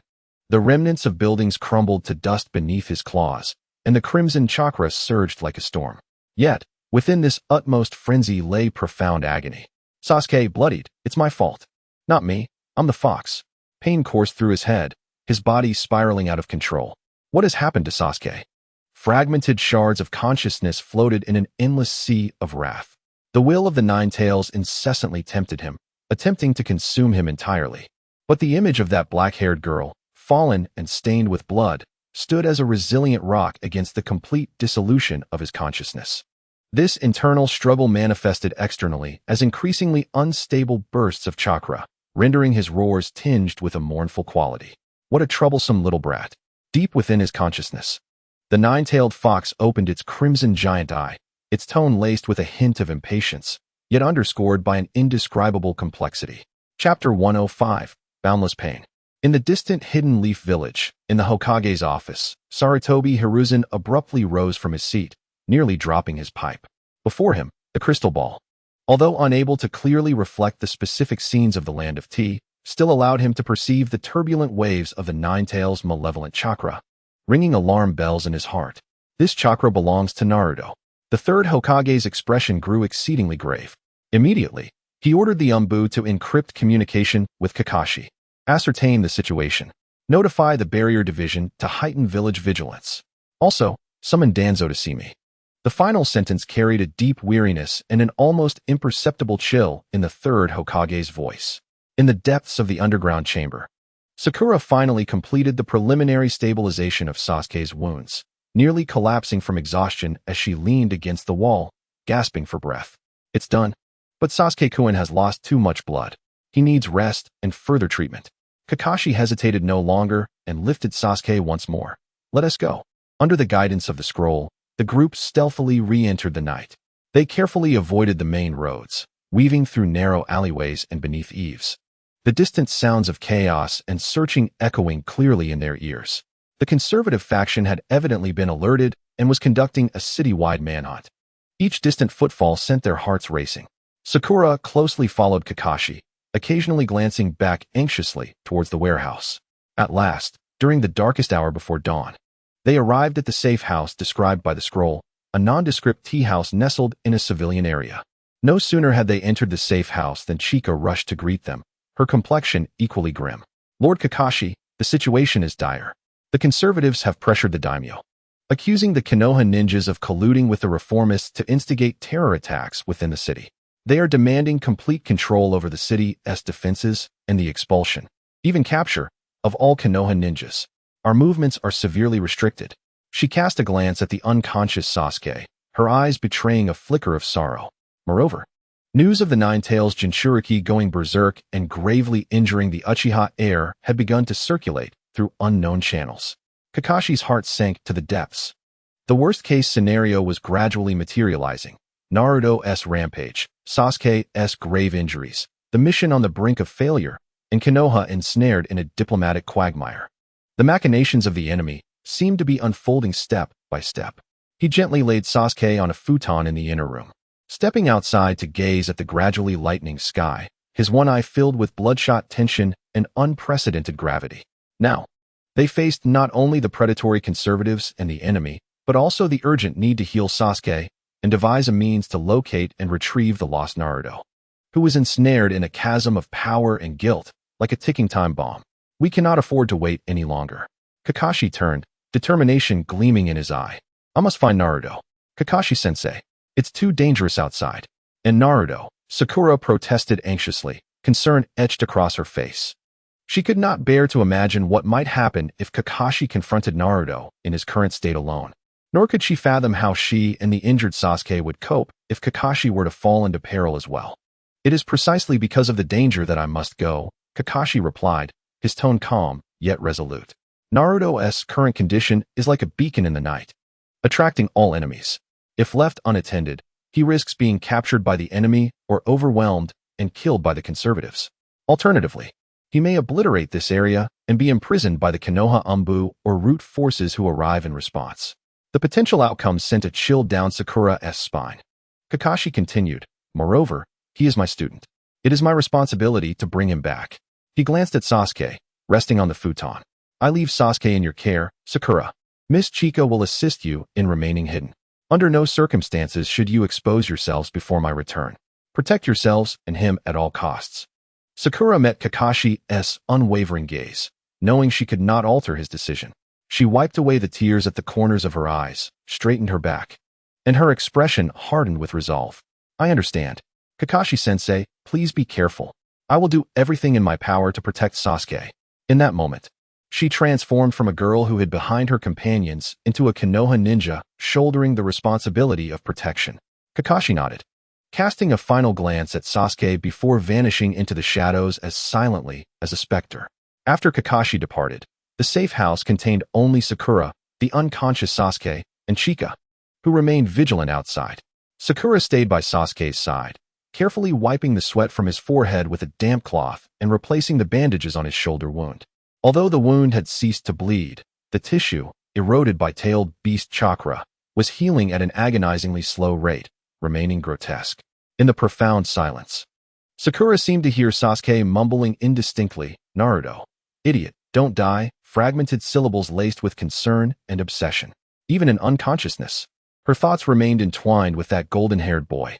Sakura's emotions were a tumultuous blend of sorrow for Sasuke, worry for Naruto, and an undeniable pang of bitterness.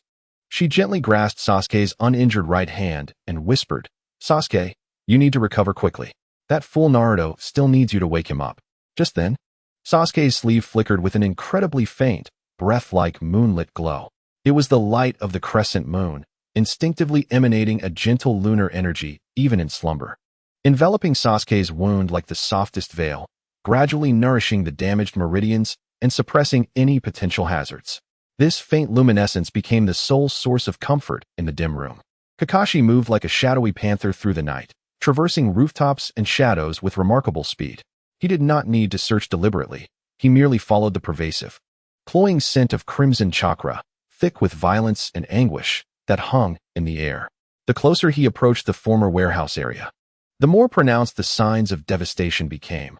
Crumbling walls, charred ground, and the lingering dust and ominous energy remnants spoke of the ferocity of the earlier uncontrollable battle.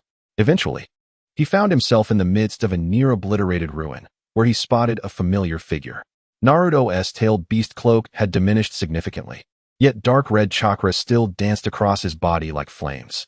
He knelt on the ground, gripping his hair tightly with both hands, his body trembling violently as he emitted suppressed whimpers and growls reminiscent of an injured beast. The fourth tail had vanished, but the third remained solid, indicating his precarious state. The ground around him bore deep claw marks and craters from his own strikes. Ugh, Sasuke, I'm sorry. It wasn't me. His fragmented mutterings echoed, steeped in endless pain and guilt. Kakashi's heart twisted painfully. He could see that Naruto was engaged in an arduous struggle against the monster within.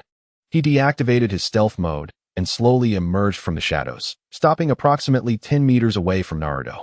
This distance allowed for both offense and defense, adequate to convey goodwill. Naruto. Kakashi's voice was soft yet clear, reaching Naruto's ears. The kneeling figure froze, then lifted his head like a startled animal. Those eyes were no longer mere beastly orbs, yet neither were they the familiar azure of Naruto. Instead, they were a disorienting blend of crimson and blue, rife with chaos, torment, and caution.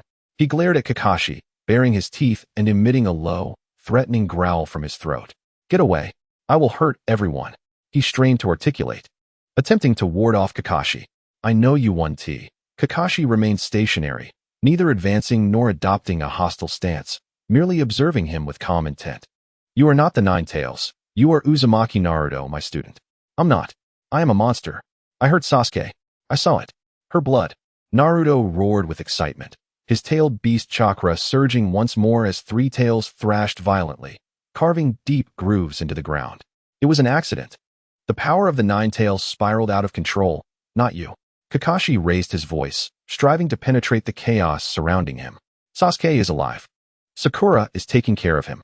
But if you continue to lose yourself here, attracting real enemies, it could truly endanger them. Sasuke is alive.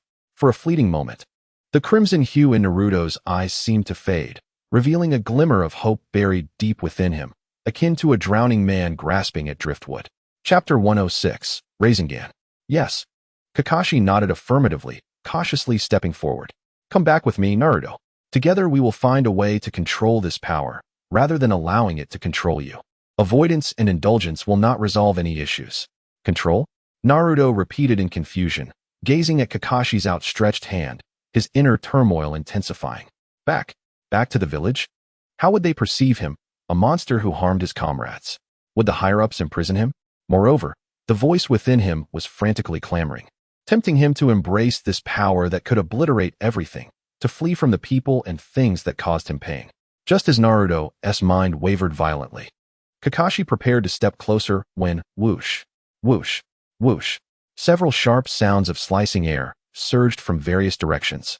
It was kunai embedded with explosive tags and wind shuriken, moving at breakneck speed. Watch out. Kakashi's gaze sharpened, instantly drawing his kunai, moving like lightning to deflect or redirect the projectiles aimed at Naruto and himself. Boom, boom, boom. The explosive tags detonated in midair, sending flames scattering. Found you, Konoha's rat. A chilling voice resonated. Surrounding the ruins, a dozen figures appeared. At the forefront was the chain ninja, still exuding an air of danger despite his injuries. Beside him, alongside the conservative warriors, were several individuals with chakra that was unusually obscure, sporting forehead protectors marked with different slashes. Their target was undeniably the unstable Naruto. The chain ninja greedily fixated on Naruto. What a perfect key. Although slightly diminished, bringing him back, the leader will surely know how to mend him. Kakashi instantly positioned himself in front of Naruto, his one eye gleaming with cold determination. If you wish to harm him, you must first pass through me.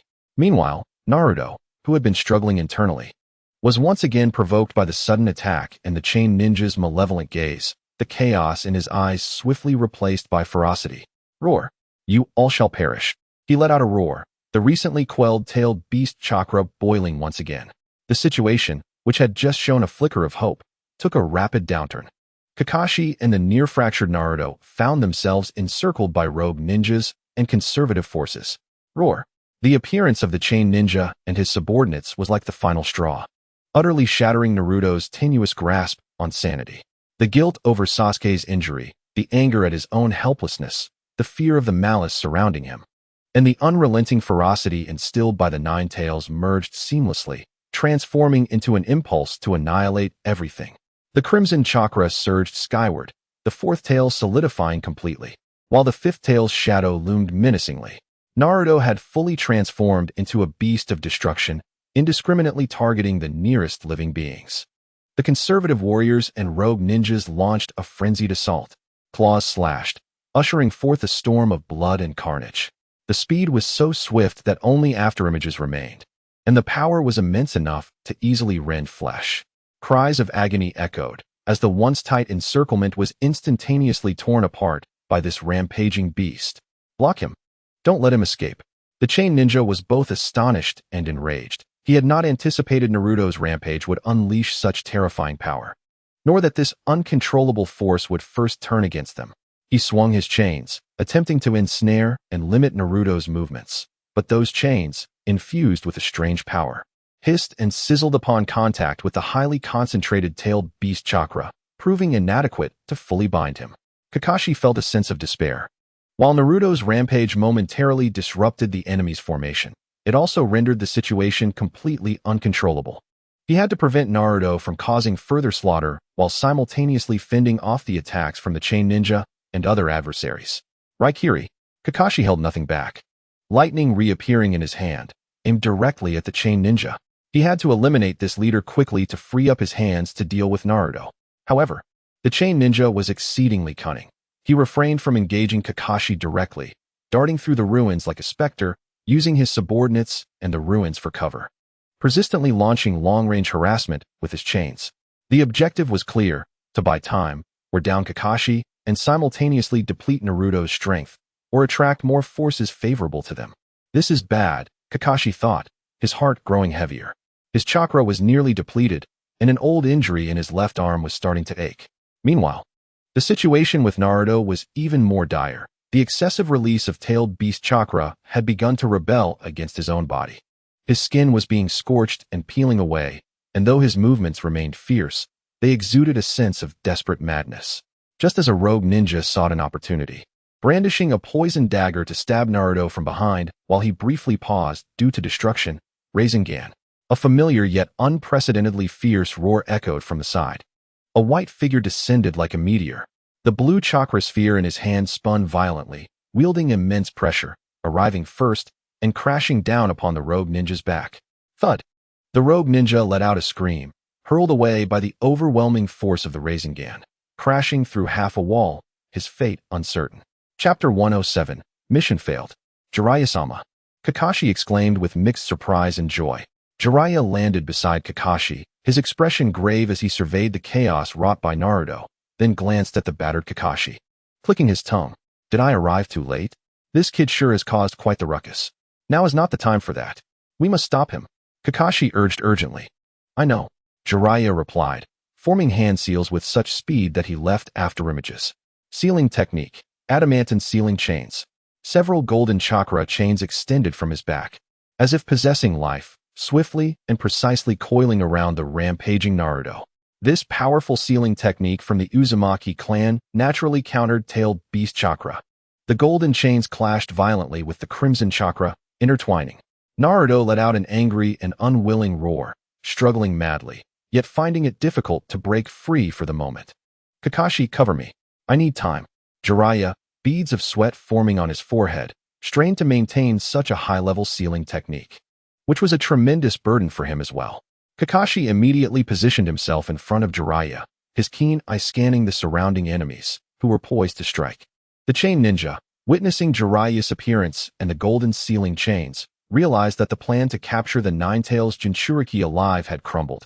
A glint of ruthlessness flashing in his eyes, he abruptly shifted his target to Jiraiya, who was exerting all his effort to maintain the seal, unable to move easily.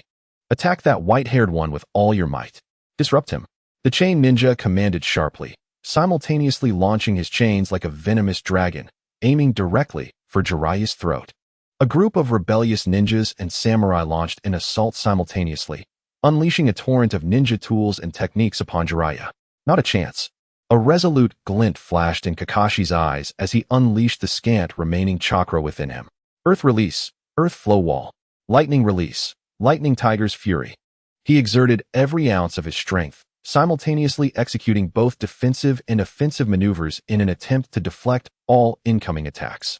However, the sheer number of enemies and the intensity of their assault proved overwhelming. Particularly, a strike from the chain ninja, imbued with a sinister power, broke through the earth flow wall's defenses, aiming directly for Jiraiya. In that critical moment, Kakashi abruptly sidestepped, placing his own body in front of Jiraiya.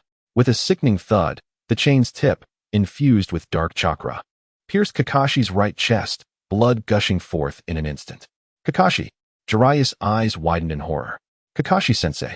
Naruto, who had just regained a fleeting clarity due to the sealing technique, witnessed this heart-stopping scene. Kakashi let out a muffled grunt, swaying slightly, yet he remained steadfast. His lone eye locked onto the chain ninja, even managing to sever part of the chain with his kunai. I'm fine, he gritted through clenched teeth, blood trickling from the corner of his mouth. Continue sealing.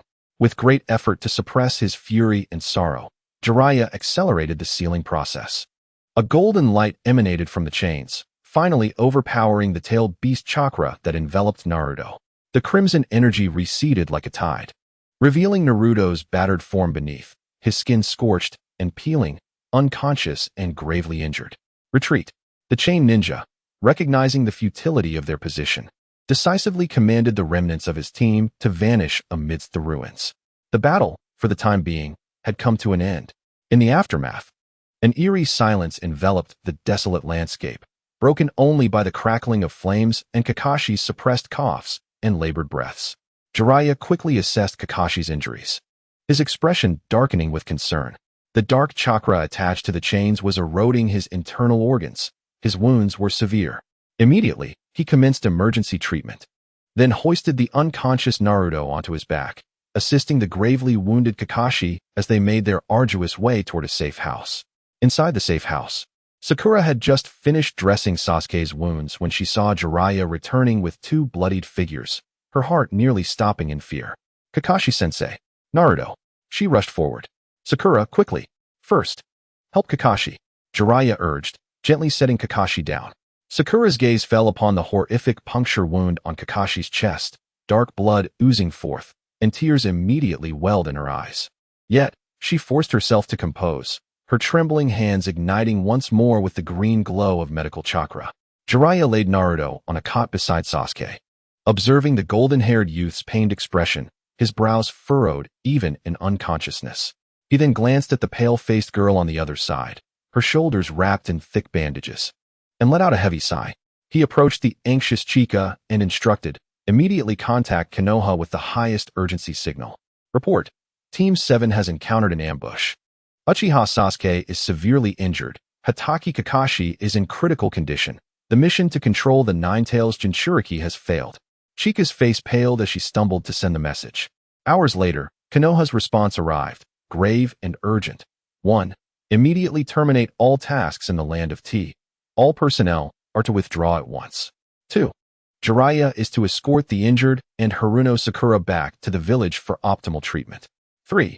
Given the volatile state of the Nine-Tails Jinchuriki, Uzumaki Naruto, to avoid risks during the return journey and potential panic upon arrival, Jiraiya is tasked with seeking methods to stabilize the Jinchuriki's condition and is not to return to the village at this time. Necessary resources may be allocated from local Konoha outposts.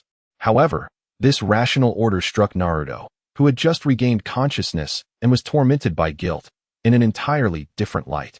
He opened his eyes, racked with pain, as memories flooded back. The image of Sasuke's pierced shoulder, Kakashi-sensei shielding him from the spraying blood of the chains. It's all my fault, he thought, curling into himself, trembling violently from both pain and remorse. Jiraiya approached him, relaying the contents of the orders. So, it's the perverted sage who takes me away, while Kakashi-sensei and Sasuke head back to the village. Naruto raised his head, confusion and an almost imperceptible sense of abandonment reflected in his azure gaze. The logic he grasped was this. He had lost control, he was dangerous, so the village wanted him to leave. Meanwhile, the injured Kakashi-sensei and Sasuke would be returned for proper care. This stark contrast magnified the guilt within his sensitive heart. This isn't entirely a bad thing, Naruto. Jiraiya attempted to explain. Out here, I can teach you to control your chakra more systematically. Find a way to deal with the entity within you. Once you can fully master your power, eliminating the risk of Rampage, we can return triumphantly. While Naruto understood the reasoning, emotionally, he found it hard to accept. He glanced at the unconscious Sasuke, her shoulder heavily bandaged, then at Kakashi, whose weakened breath was being fervently treated by Sakura. It's all my fault, I know. I have no right to return with them. The village probably doesn't want me back at all, just like before. His gaze involuntarily drifted toward the unconscious Sasuke beside him, her pale face almost translucent, the sharpness of her usual features softened and fragile. Beneath the thick bandages on her left shoulder lay the horrific wound he had inflicted, nearly taking her life. It was me. I'm the one who did this to her. A suffocating fear gripped him. He was terrified of losing control again, terrified that his beastly eyes would once more clash with her Sharingan, filled with shock and pain. And that next time, the piercing would not be her shoulder, but her heart. He longed to stay, to guard her side until she awoke, to utter 1,000 apologies. But he feared remaining, afraid that even a hint of uncontrolled chakra might disturb her slumber, that his hands, stained with her blood, might tarnish her beauty. This intense conflict threatened to tear his soul apart. He bit his lip hard, tasting blood, forcing down the lump in his throat. His fists trembled violently, knuckles whitening from the strain. I understand now, he rasped, his voice hoarse, each word laced with anguish. I'll go with you. The Konoha rescue team arrived, their movements swift and professional. As they prepared to move Sasuke, Naruto sprang up from the corner like a cat whose tail had been stepped on, rushing forward. Be gentle. Her shoulder is injured, he exclaimed, desperation and hoarseness in his voice. The medical ninjas, startled by his fervor, nodded and adjusted their actions to be more delicate. Naruto stood there, his gaze fixed intently on Sasuke. He watched as the medical ninjas carefully secured her head and body. As her ink-black hair cascaded over the edge of the stretcher, and as her familiar yet now fragile visage was gently arranged, he yearned to step closer, to brush a stray hair from her forehead, to feel her faint breath. But he refrained. As the stretcher was lifted, ready to depart, the impending sense of separation finally shattered his facade of calmness. Wait. He almost lunged towards Sasuke's stretcher, but his actions froze in that moment. What could he do? What could he say? Countless words lodged in his throat ultimately transformed into a nearly desperate, final glance. He engraved her sleeping face, her pale lips, and her bandaged shoulder deeply into the recesses of his soul. Then, before anyone could react, he did something that left everyone in stunned silence. He abruptly lowered his head, pressing the forehead protector, symbolic of a Konoha ninja, firmly against the uninjured, cold back of Sasuke's hand. He did not embrace her, nor did he dare to touch her skin. He merely conveyed a fraction of his unexpressed feelings through this emblem of his identity and bond. In her unconscious state, it seemed Sasuke sensed something. Her eyelashes fluttered ever so slightly, and a barely audible murmur escaped her lips. Naruto, as if jolted by electricity, suddenly raised his head and took several steps back, as if the previous act had drained all his courage. He turned away from his departing comrades, his shoulders trembling slightly. Sakura observed everything with a tumult of emotions swirling within her. She approached Naruto. Naruto, I will take good care of Sasuke. You must become stronger and return safely. Naruto did not look back, merely nodding firmly, almost fiercely. The rescue team, bearing the injured and accompanied by Sakura, vanished into the dawn mist. Naruto remained, rigidly facing the direction they had left, like an abandoned statue. Jiraiya sighed, stepping forward to place a hand on his trembling shoulder. Let us go, kid. If you look back again, your heart will shatter. Naruto finally turned slowly. The morning light outlined his sharply defined profile, and in his blue eyes, usually filled with sunshine, there now resided a weight of sorrow and a newly awakened resolve that belied his youth. He cast one last glance in the direction of the Konoha team's disappearance. Perverted sage, his voice unusually calm, yet imbued with a resolute finality. Let's go. To a place where I can control that guy. He did not look back again. within the Konoha infirmary. The pungent scent of disinfectant replaced the familiar aromas of smoke and foliage in her memories. Sasuke regained consciousness amidst a wave of intense pain emanating from the depths of her soul. The first sensation was a searing agony in her left shoulder, as if seared repeatedly by a branding iron. Each breath tugged at that area, reminding her of the catastrophic conclusion that had unfolded. With great difficulty, she opened her eyes. Her vision first blurred, then sharpened, revealing the stark white ceiling of the hospital and the familiar scenery of Konoha beyond the window. Yet this familiarity bore an unsettling strangeness. She attempted to move her right hand, her fingertips brushing against the thick bandages on her left shoulder, beneath which lay a grotesque and stubborn wound left by the tailed beast's chakra. The medical ninja informed her that the wound was healing under advanced medical ninjutsu, but the meridians, eroded by such extreme negative energy, were recovering at a painfully slow pace and might leave lasting complications. What weighed heavily upon her heart was the profound silence enveloping the ward. Sakura frequently visited, her eyes red-rimmed as she meticulously checked the wound and changed dressings, offering comforting words, yet her gaze betrayed her deep concern and lingering fear. Kakashi-sensei lay in the adjacent intensive care unit, still in critical condition, and that golden figure, always boisterous and radiating excessive warmth like the sun, was nowhere to be found. From encrypted messages relayed by Chikage and Sakura's hesitant recounting, she pieced together the truth. Naruto had left with Jiraiya, with no set date for his return. He had not waited for her to awaken, had not uttered a single word of apology or farewell. He had merely left behind his forehead protector. Sasuke turned her head slightly to glance at the pillow beside her. The forehead protector, emblematic of Konoha and her identity as a ninja, lay quietly there, the cold metal still seemingly retaining the warmth and desperate tremor of that fool's forehead. She extended her hand, her fingertips gently brushing the Konoha symbol on the protector, her Sharingan quietly awakening unnoticed. There was no anger, no blame, only a profound and complex emotion stirring slowly within her chest, one she could not fully decipher. Idiot. Who needs your forehead protector? Who gave you permission to leave alone?